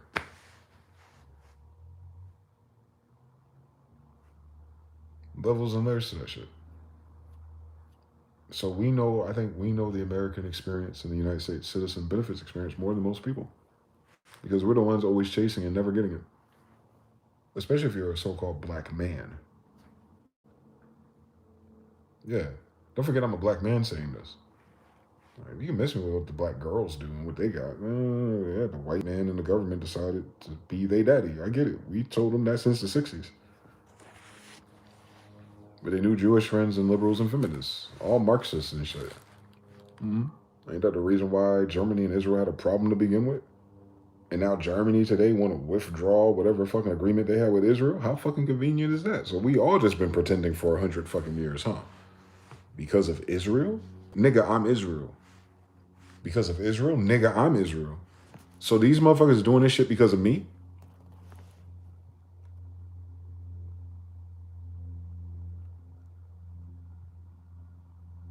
I'm a descendant of Israel directly. I am Israel. And the whole world is saying they're doing it because of me. How? Is that even possible? I'm a black guy in America. I'm a descendant of Noble Drew Ali. I'm a European.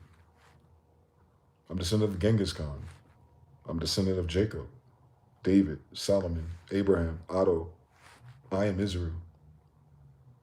These motherfuckers ain't doing shit for me. Just to help white people solve your problem. You're looking at Israel. I'm literally direct descendant of Israel. The name itself. Israel is my grandfather. Yaqub is my grandfather. I am a direct descendant of Jacob. I am a direct descendant of Solomon. I am a direct descendant of Genghis Khan. I am all of those things in one. And I gotta wait for you to fucking figure out the mystery here. I'm Israel, bro. Who the fuck are those people? Why you let them into our grandma's house? Why are you showing off in front of the company? Trying to tell me what to do. Why don't you show them out? Since you have all these treaties with Israel. Hi. Words mean things, even in the spiritual metaphysical. You got treaties with me? I am Israel, so I guess you do, right? You understand how the law of transitive properties work. I decree such a thing. You ain't doing shit for me. On Malachi 3 and 8, you ain't do shit for me. On my Cashapp is empty today. They ain't do shit for me. But they're saying that we're doing all this shit for Israel. When? When the fuck y'all do shit for anyone that even looks like my brother? Our whole world on standstill on Israel, my nigga. Nigga, I'm Israel. Go. You ain't waiting for me. You ain't waiting for a descendant of them to come down. Nigga, we been here. Telling you the same shit every time we show up. Check out Noble Drew Ali's Carfax real quick. Then look what he be saying, look what I be saying. And I never met my grandfather. We keep telling y'all the same shit every time we show up, bro. This shit's tiring, bro. 100 extra years in the fucking row. One last time. America wasn't always called America. And no matter what the fuck we called it more in the middle of it, this is where the cons settled. Your whole fucking world history is our fucking history. And you don't know that about yourself. What other book, what other college can I go to at this point? What president should I email if they ain't busy with having dick in their mouth? Y'all all playing in our fucking face, bro. The whole world at this point. Y'all ain't got no holy wars. Y'all ain't got no Christians versus Muslims. Shut the fuck up. I'm Judean. I'm a Jew because I'm Judean. I'm not Jew because of the Quran. I'm not Jew because of the fucking Septuagint. I'm Jew because my dad is Israel.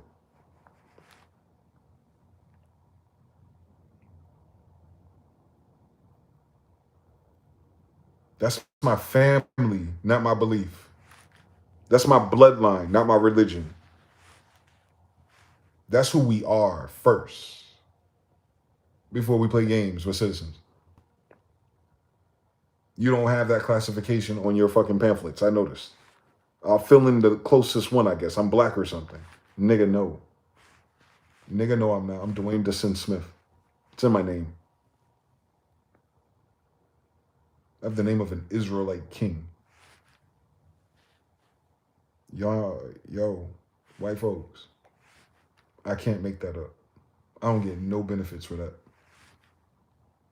I'm not pulling your coattail. You feel me? Shout out to the brother PT for the Cashapp. I appreciate y'all.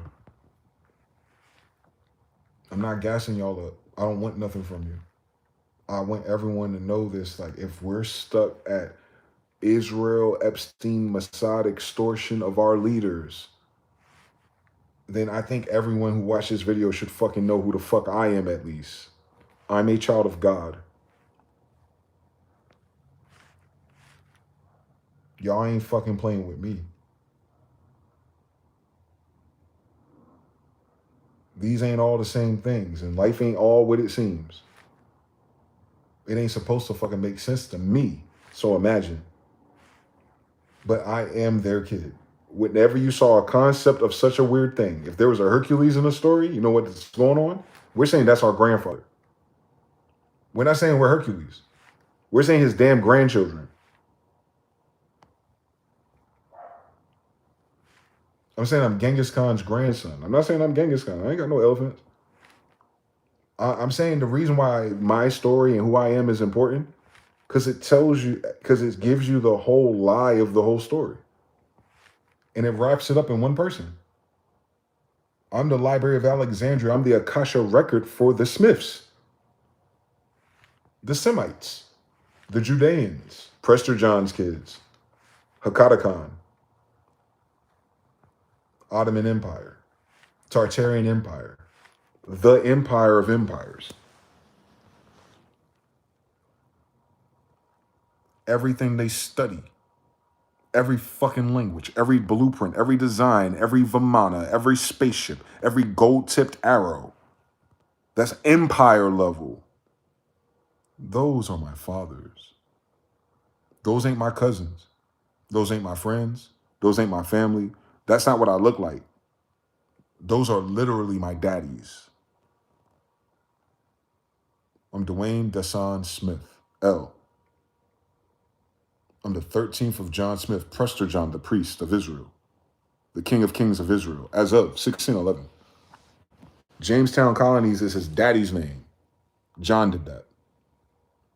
John did it for James, like Gohan does it for Goku. Yakuza, same story. Black dragons, black niggas. That's why Japanese looks like Hebrew tilted. Look at it. Look at it. You'll see English all through it. Yeah. It's in the empire, nigga. We're Afro-Asiatic. We've been mixed and raped and blended into since, yes.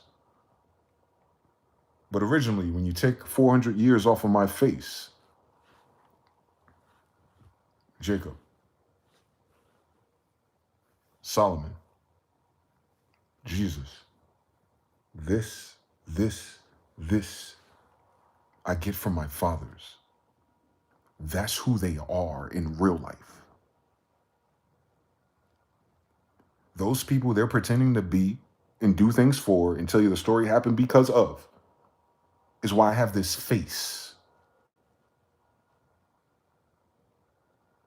I don't give a fuck about belief. I have their face.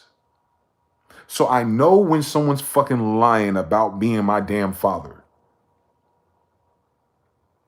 And if they telling you you're doing this reason for Sidi Muhammad, then damn it, that's my father. And if you're telling me you're doing this for Jesus, then damn it, that's my father. And if you're telling me you're doing this for Tartaria and Pushkin, then damn it, that's my father too.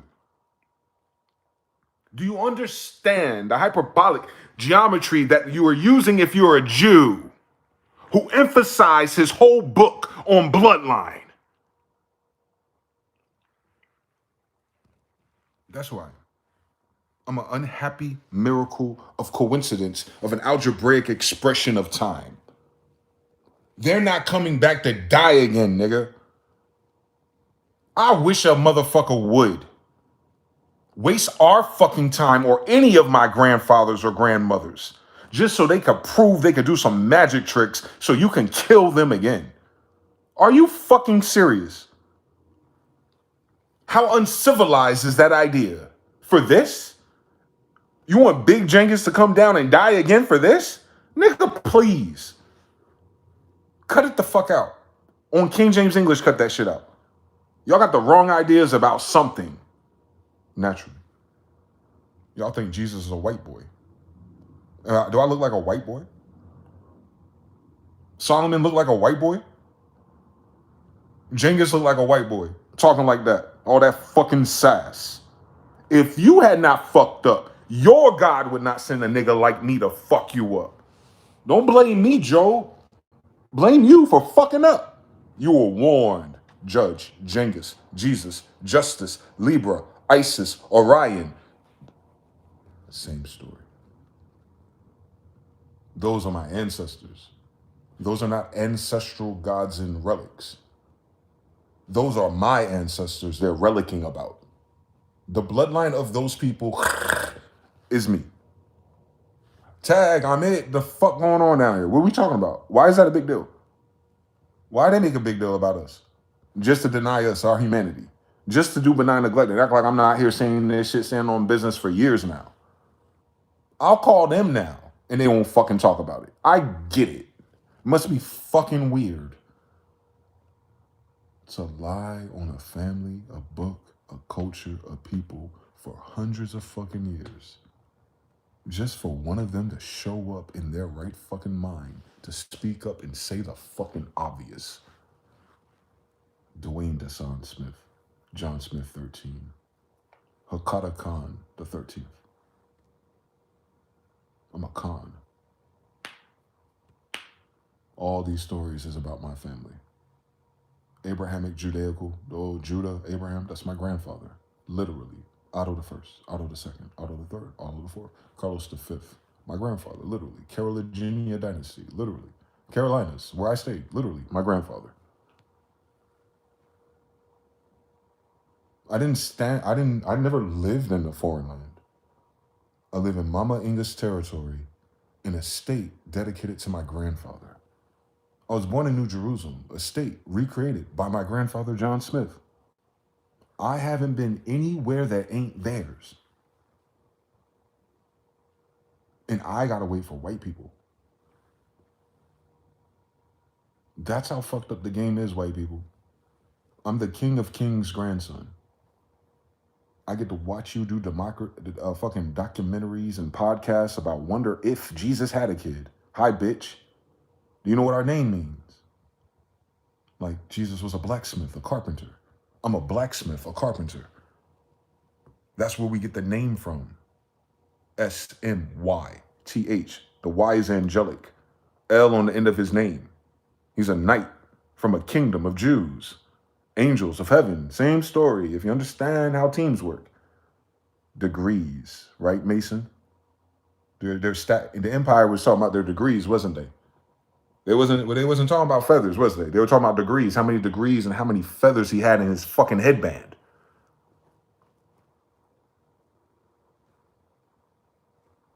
My grandfather, either way they fucking talk about it. Why the fuck are they talking about him?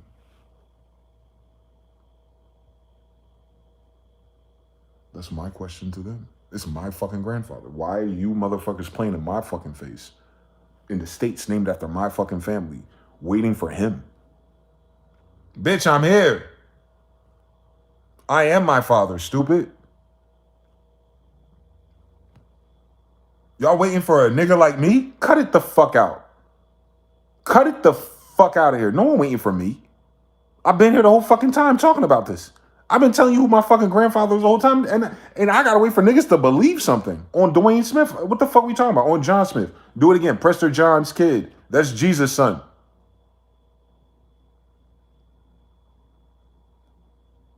Ain't fucking hidden from me, nigga. I'm giving you permission, Mason. By the way, yeah, Jesus had kids, nigga.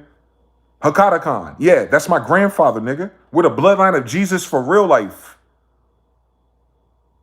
In real life, whatever that story is, yeah, that's my grandfather, kid. That's why it's over here. That's why we speak English, Angel. Not because some fucking place named England. England, Angelland, England. Same story, boy.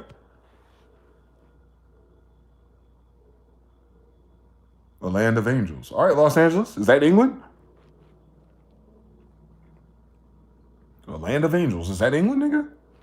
Los Angeles, England? You gonna tell me Khalifa territory, land of angels, all them bad bitches. You gonna tell me that ain't a land of angels, nigga? Fuck out my face. Niggas still trying to live and die in LA today, bitch. I'm a direct beeline from the city of angels, where the bad bitch is supposed to be. I'm hanging out with my fucking woes in Sin City. Carlos V, Las Vegas, Saturn. Come on, stop putting. Y'all don't give us these fucking ideas. Every last single parable on this goddamn map about my family. City of Angels. Where do you get that concept from, bitch? Besides our Bible. Sin City, Las Vegas, Sega Saturn, Vega. Come on now, in Bison. Where you get that concept from? A city of demons and sin from the moon? All right, Emperor of the Moon. All the black men are demons, Oxford. Okay, cool. Let us be that. Let's do that story. I love that story too. If you understand that there's evil black people, jinn, djinn, temujin, genies of people out here, they're my grandfathers. So what are we worried about? When is white Jesus gonna show up on my ass? Talk to me. Where white Jesus at? If I'm here. If I'm a descendant of demons. And maybe I am. That's the best thing about this story. You want to be redeeming angels. So you should probably read that shit again. Why we have all this fucking power and magic. We're not scared of fucking demons. Yet for some reason we're waiting for white people. That's a crazy fucking story, bro. On white Jesus. On all the Seals of Solomon and all his kids. We down here. And I'm not the only one down here. And we got cousins and shit. Are you serious? We're an empire, kid. We're an empire before it was interrupted. We'll be an empire again. Whether it's from Michael or one of the demons, trust me. Ain't nothing happening to us. We're not humans.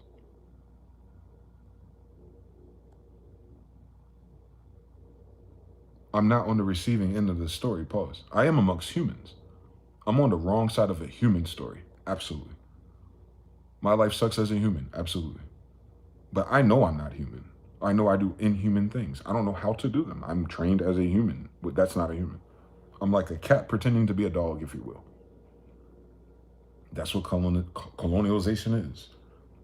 Make you pretend you do something you're not. On Israel, you understand? Israel's not a human bloodline. So I know who they're calling Israel's not a human bloodline either, or they wouldn't have the white people caught up. All right, then, so who modified their ass? Quick. Either fucking way, it shouldn't be in my fucking language. I don't know these niggas. And they're not me. They're not direct descendant of the kings. So it doesn't fucking matter what tribe they are. They ain't write that fucking book. The kings, Khans, Jews, Judeans. It's the same word. They're kings because they're angels. That's what Judeans are. They're a different species. Enoch, this is a different species. That's who's writing the book. The species that survived that apocalypse thousands of years ago. This story just kept on going. It got up to Temujin, Genghis Khan. You don't know nothing about that story. Good. Y'all don't take that shit fucking serious. Good that you don't take that. He had so many kids that they still got their Mongolian birthmarks to prove that we're his. Like we get hit in our fucking collarbone with a spear. On some Jesus shit? Yeah, because we're his kids. We still have the birthmark. We reincarnate, bitch. I got the birthmarks for real. They call them Mongolian birthmarks. I'm not Mongolian, bitch. But I am. When you read about my grandfather back then and he was hanging around with the hooligans and Mongolians, then quite clear, he was the king of Mongolians for real. That's why you love ramen noodles, goofy.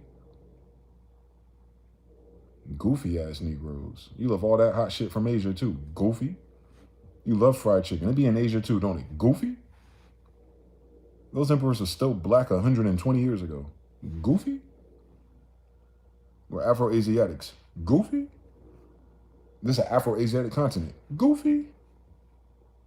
There's room for Africans. Goofy.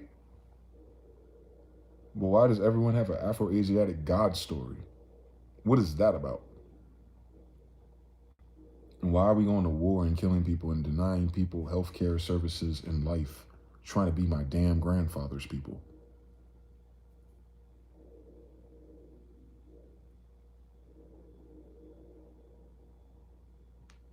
I ain't got no further questions about this damn experience. None of that shit gonna get answered by these niggas.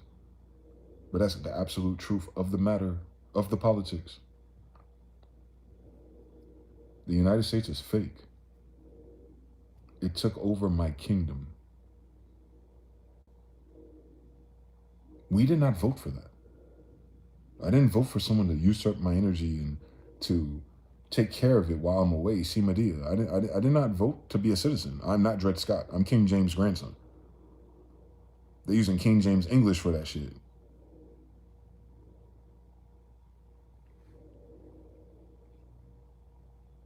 So here we are. In 2025, Genghis Khan's grandson is going, ha ha ha ha. And everything I say just keeps coming alive.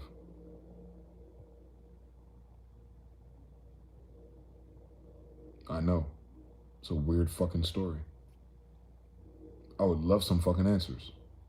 I'm not hiding my history. But someone else is.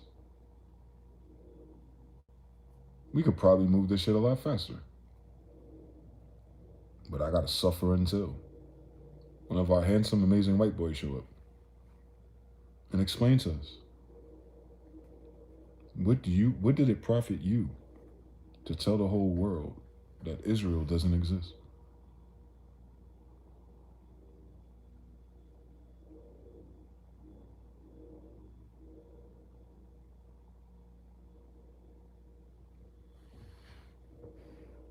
You ain't gonna dishonor my mothers and fathers, nigga.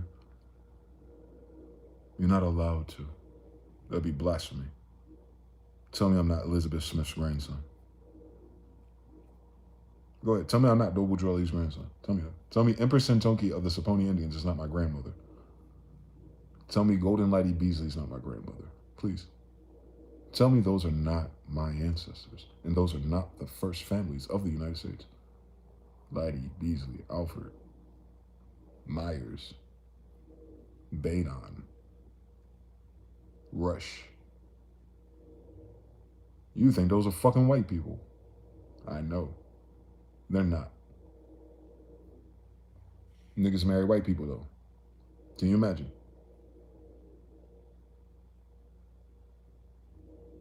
Yeah, so I ain't got no beef with you. You ain't do that to me. I wasn't fucking here. Trust me, I would have crashed the fucking out. I would not fucking be here 400 years later if they tried me like that. I'm gonna crash out for real. I'd fuck them up really fucking bad. If that was my Chariots of Fire. I love StarCraft. 400 years later, same story. So I don't have no problems with them. I want them to live. I do. I want these beautiful white people to live. I want some of them Jewish people to live too, since they want to be like us so damn bad. And maybe actually be like us one day. So we have a better music industry, right? But I tell you one thing, all people listening. Whether I live or die in this story, again, right? Whether one of us that come forward out of that bloodline speak up and say the obvious, and people believe us, or wait till it's too late, or wait till the channel is gone, or wait till I'm fucked up in the game, for real. However that plays out. It doesn't matter to me. Don't cry for me. All I need people to know is that I spent my 40 years in the penitentiary down here looking for the question that everyone told me I would never get the answer to. My intuition took me into dark, uncomfortable, hidden spaces that the people who could have shined light and enlightened me on it refused not to. Where other people behind paywalls and oaths knew what I was looking for, but they played a damn fool. Where every last single brick of knowledge I got has to come from a random or a stranger, and then I still have to make sense and trust that it's judgment coming from angels at the very least, and add that shit up and rinse and repeat that bitch for about 20 years of my life nonstop every fucking day. And then as soon as I got enough fucking money, the first fucking thing a nigga gotta do is buy some fucking books instead of fucking 2K just to fucking find my grandmother's name. Ain't no fucking Pocahontas and no King James English.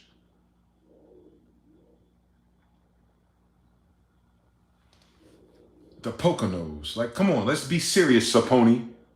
Oh, that's my tribe. Oh, yeah, that's right. That's how that fucking works. If you immigrate and you fucking local bitches, you have local empire kids and shit. Oh, yeah, them niggas. Yeah, that's my grandparents, bro. Both sides of this goddamn story they call fucking America. So for me, you know, like, I gotta spend 40 years of my life to get that part right. Disney made a movie about it. Got the colors wrong. All right, same story. All right. Oh, this whole thing is this. Bitch, I'm not a fucking Rosicrucian. I don't need a Mayflower. Bitch, I'm Hakata Khan. I'm fucking Hakata Khan. I don't need no Christian anything. I don't need the Pope looking for me, nigga. Pope Innocent writing letters looking for Hakata, nigga. Ain't the other way around, nigga. We ain't looking for churches. Churches are looking for us. Because they know who we are. They know what we are about.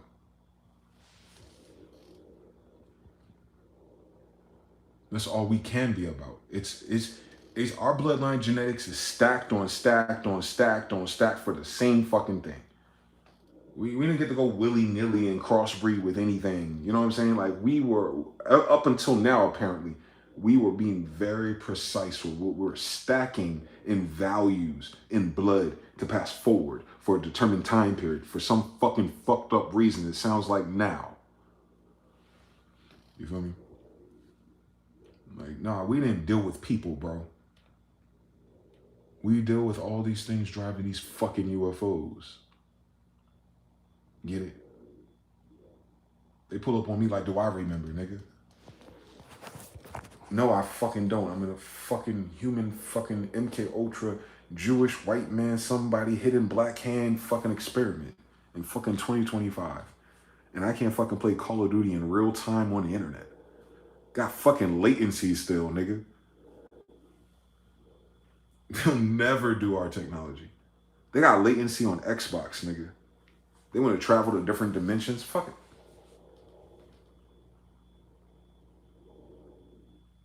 Yeah.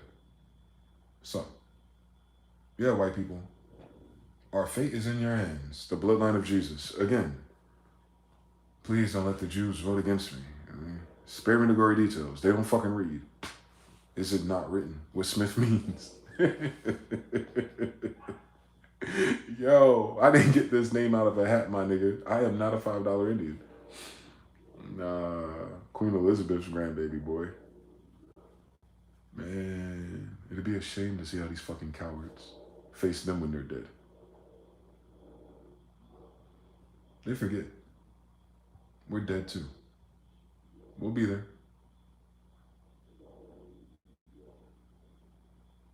We'll be there. We'll be there waiting for you. Yeah, we're the kings of the dead, by the way. That's why you would call us demons. Because it's not heaven. We're just the kings of the dead. That's what a pharaoh is, okay?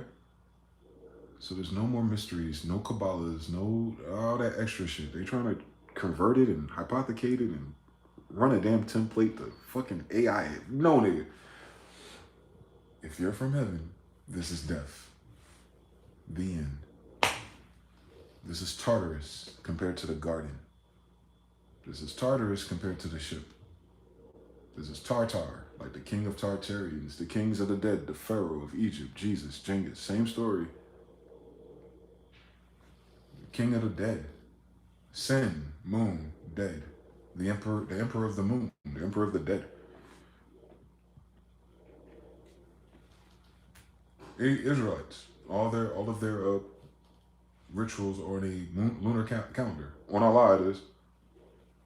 Jesus' last words on the cross, I guess. Allah, Allah, isn't it? They kill him at nighttime. Was he looking at the moon? Was it a full moon? Did they check?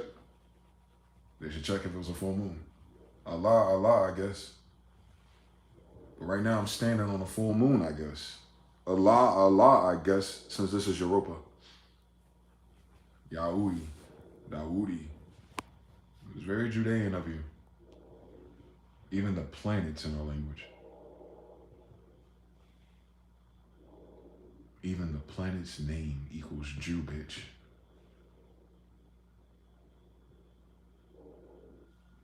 Europa means Jew, bitch. The royal Europeans are Jews, bitch. I am the European.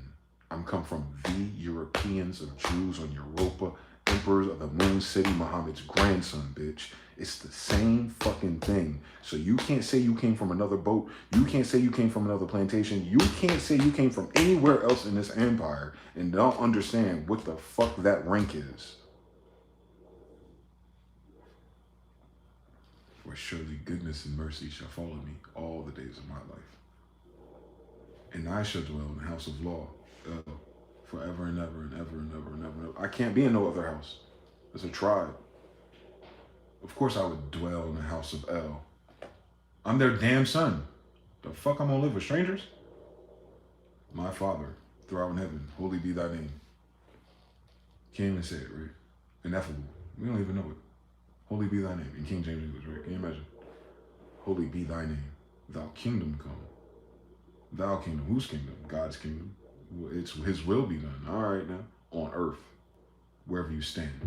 As it is in heaven. Right here. Abracadabra is Aramaic. I speak before it is. The present is what you say. The future is after you said it. The past is before you said it. And God said, let there. All right then. On earth as in heaven, thy will be done. Your intentions be done. On earth as is in heaven. So the way that I think about this shit is the way it's going to manifest out here, nigga. On earth as in heaven. You made me in your image. When you speak shit into existence, it happens. And if I'm in the image of you, a fractal, a drop of fucking Jupiter, then when I speak it, it'll happen too. Same. All right, no Neville Goddard. Same thing though. Like, all right, on earth as it is in heaven. Give me this day my daily bread. A man shall not eat by bread alone. And forgive me of my trespasses, meaning the things I did wrong. Lead me not into temptation. Hold on. Every time I try to finish this prayer, they start yelling.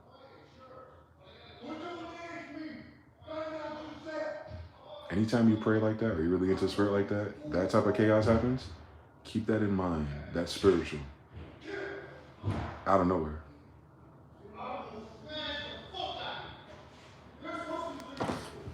Hold on.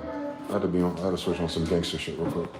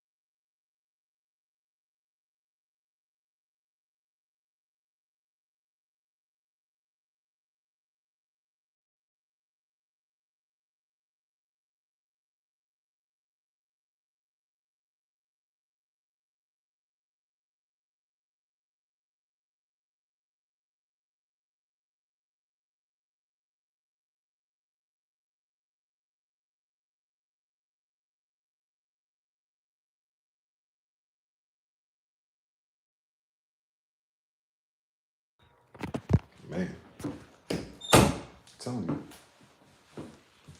On earth as is heaven. Give us this day our daily bread. Forgive us of our trespasses, as we forgive those who trespass against us.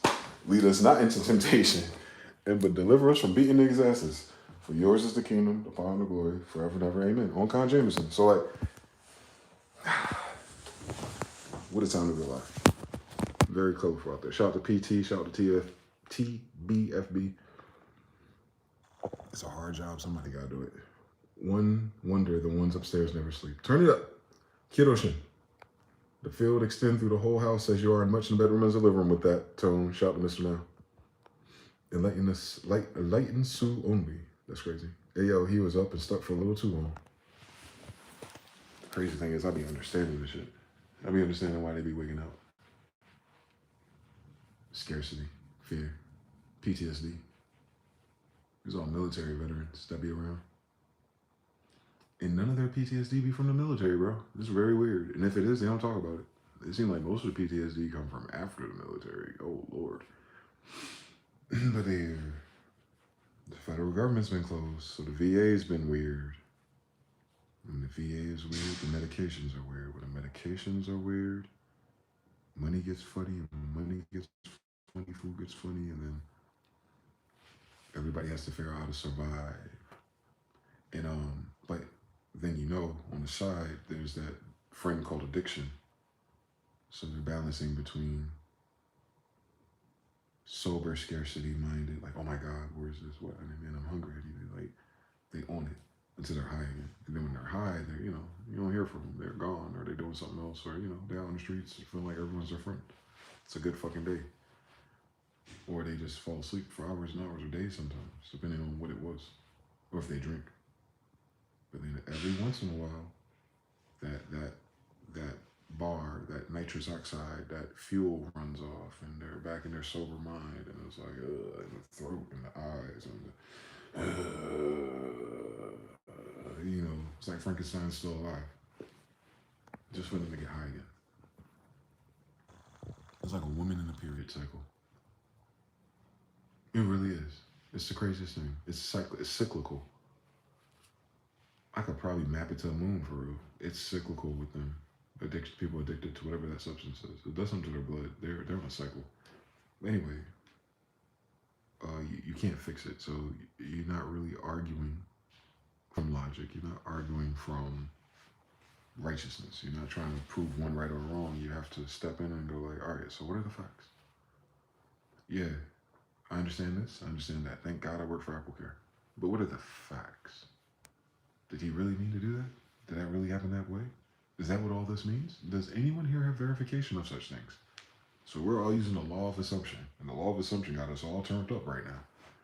You know what happens when you make an assumption, right? You make an ass out of you, an option. Cut it out. Cut it out. Stop making an ass out of you, an option. Basically, it's the energy. Because you know it's childish. And you know why it's childish. You know it's childlike. You know it's buried deep. You know it's trauma. You know it's people who learned how to survive hell and then learn how to live life. Let alone with other players. Let alone when they feel like their back's against the wall that got them here. Even if that's a loop from 30 years ago, they'll still tell it. And they're all older than me, boy. These people like minimum 20 years older than me that I deal with. So they've been here they've been on the map as long as my dad. Boomers. Yeah, they're boomers. I guess they are. They're the boomers that they didn't even get left behind financially. They're all doing better than me financially. But on paper, and if you see them outside walking, you be like, this man got some swishy sweat jacket on, a dress, and a football helmet. Mm-hmm. He got more money than all of us sitting somewhere. If he don't stop losing his goddamn ID, he'd have it. So I've been praying about that.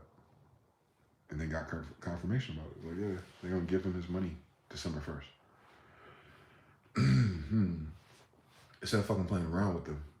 I tell you, that shit pisses you off, man. You got to get one of us in your corner. But yeah, I was praying about it, I think a week ago. Because I was like, it's so wild that a lot of this particular person needs, or on the other side of money he already has, The problem is a third-party middleman Social Security office is acting like the police. Bitch, if you know he had 10 Social Security numbers, and you know he had 10, then you know that's his fucking Social Security number at least. Because you're telling him he had 10 already. And you know it's him. And you know why he on 10 plus. He old and homeless and he a veteran. Come on now, do the science, bitch. Why can't you just print him one more for the sake of him getting access to his fucking money? What the fuck are we talking about? He don't need it. He needs his fucking money. And you're stopping him from getting his fucking money. That sounds stupid.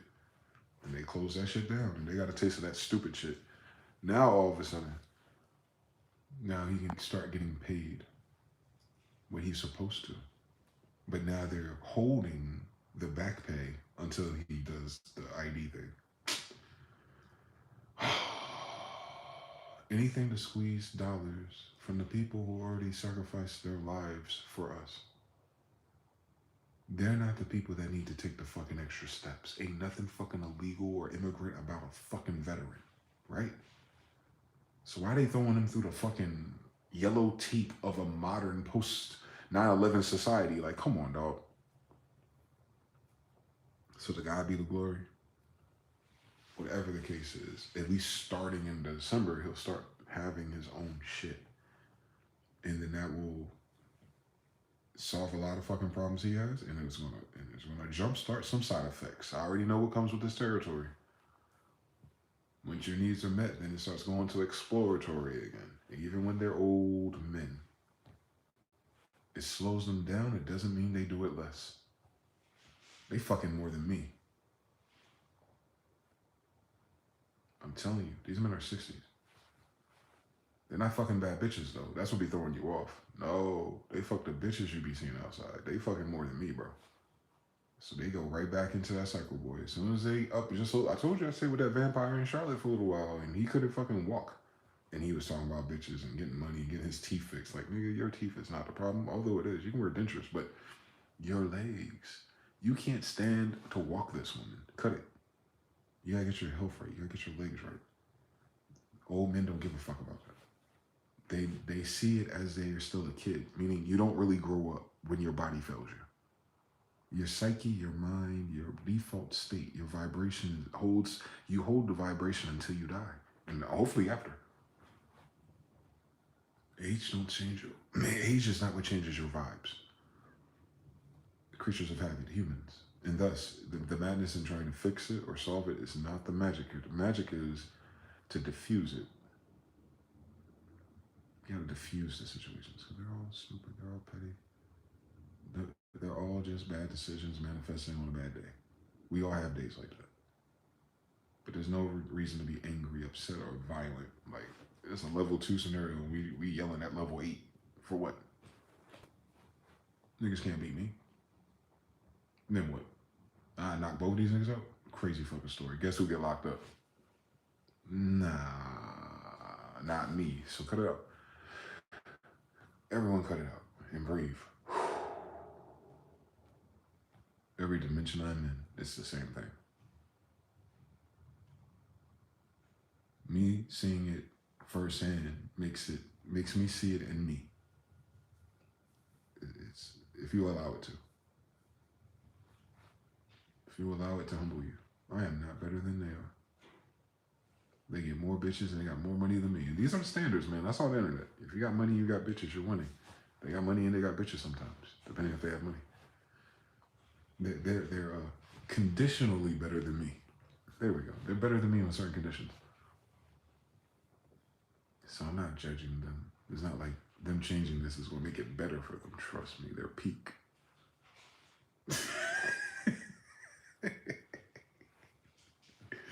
Yo, he's gonna start getting his money. He's peak. He just got his money back. He's gonna be peak. Then they have to learn how to spend it like adults and not kids.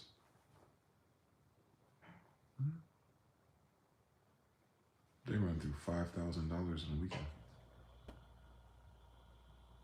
They run through $5,000 in a weekend. They're worse than Gen Z. Gen Z spends their small paycheck in 2 days. That makes sense with the cost of everything. But these people, the old people, the boomers, who are getting $2,000, $3,000, $4,000, $5,000 or more a month. That's how the fucking military fucked their head up. 100%ers. They're the ones that you see out here. And mind you, I'm in the macro and microcosm. I'm in Las Vegas. Destination for this shit. So I'm telling you, most of these people are veterans. Most of these people are spreading diseases back and forth because they get carried away on crystal, or get carried away on meth, or they get carried away on ether, or they get carried away on this other shit I heard about, but all of them got a fucking stem or a crack pipe, but none of them smoke crack. It's weird. Whatever it is. It's just all fucking, it's all sex, it's all drugs, it's all wandering, it's all scheming, it's all hustling, it's all getting more until it's Tuesday. Well, today I'm gonna do my laundry, I'm gonna act normal, I'm gonna get my benefits are coming, I'm gonna talk very professional to everyone I need to talk to get my benefits going, because tomorrow night I got a parlay, and the night after that I gotta go back to the pawn shop because I got kind of wild on Sunday. Like, and you just see it over and over and over. They're black, they're white, they're male, they're female. God damn, da. It's like a breakaway civilization for real. I'm living proof that we're amongst the breakaway civilization in real time because of drugs and drama. They play this game so much differently, and I thank God that I got a chance to be an up close witness as a 40-year-old. Like, I always wonder, like, how do other people play it out when they get old? And like, I see it. I see that even if I tried harder than I've ever tried it for the first 40 years, there's niggas who didn't try at all and still fucking ugly bitches getting $5,000 a month just to walk around sounding crazy. So at the very least, I'm taking my life way too serious. And thus, if I can't take my life serious, I don't need to take theirs serious either. So you're not trying to fix people or change people. You're just learning how to diffuse problems that disturb peace. And then you learn how to infuse peace to avoid problems. Everything else is extra. Don't do that. These niggas won't die for you, so don't try to prove no points out here, gentlemen. Just install peace where it needs to be peace, and diffuse situations that are disturbing the peace. Limited contact. Don't be a fucking hero out here. Because as soon as your ass is jammed up, fucked up, or confused, or you lose your own peace, they back to fucking the same crackhead down the street, and it's gonna start all over again by the next full fucking moon.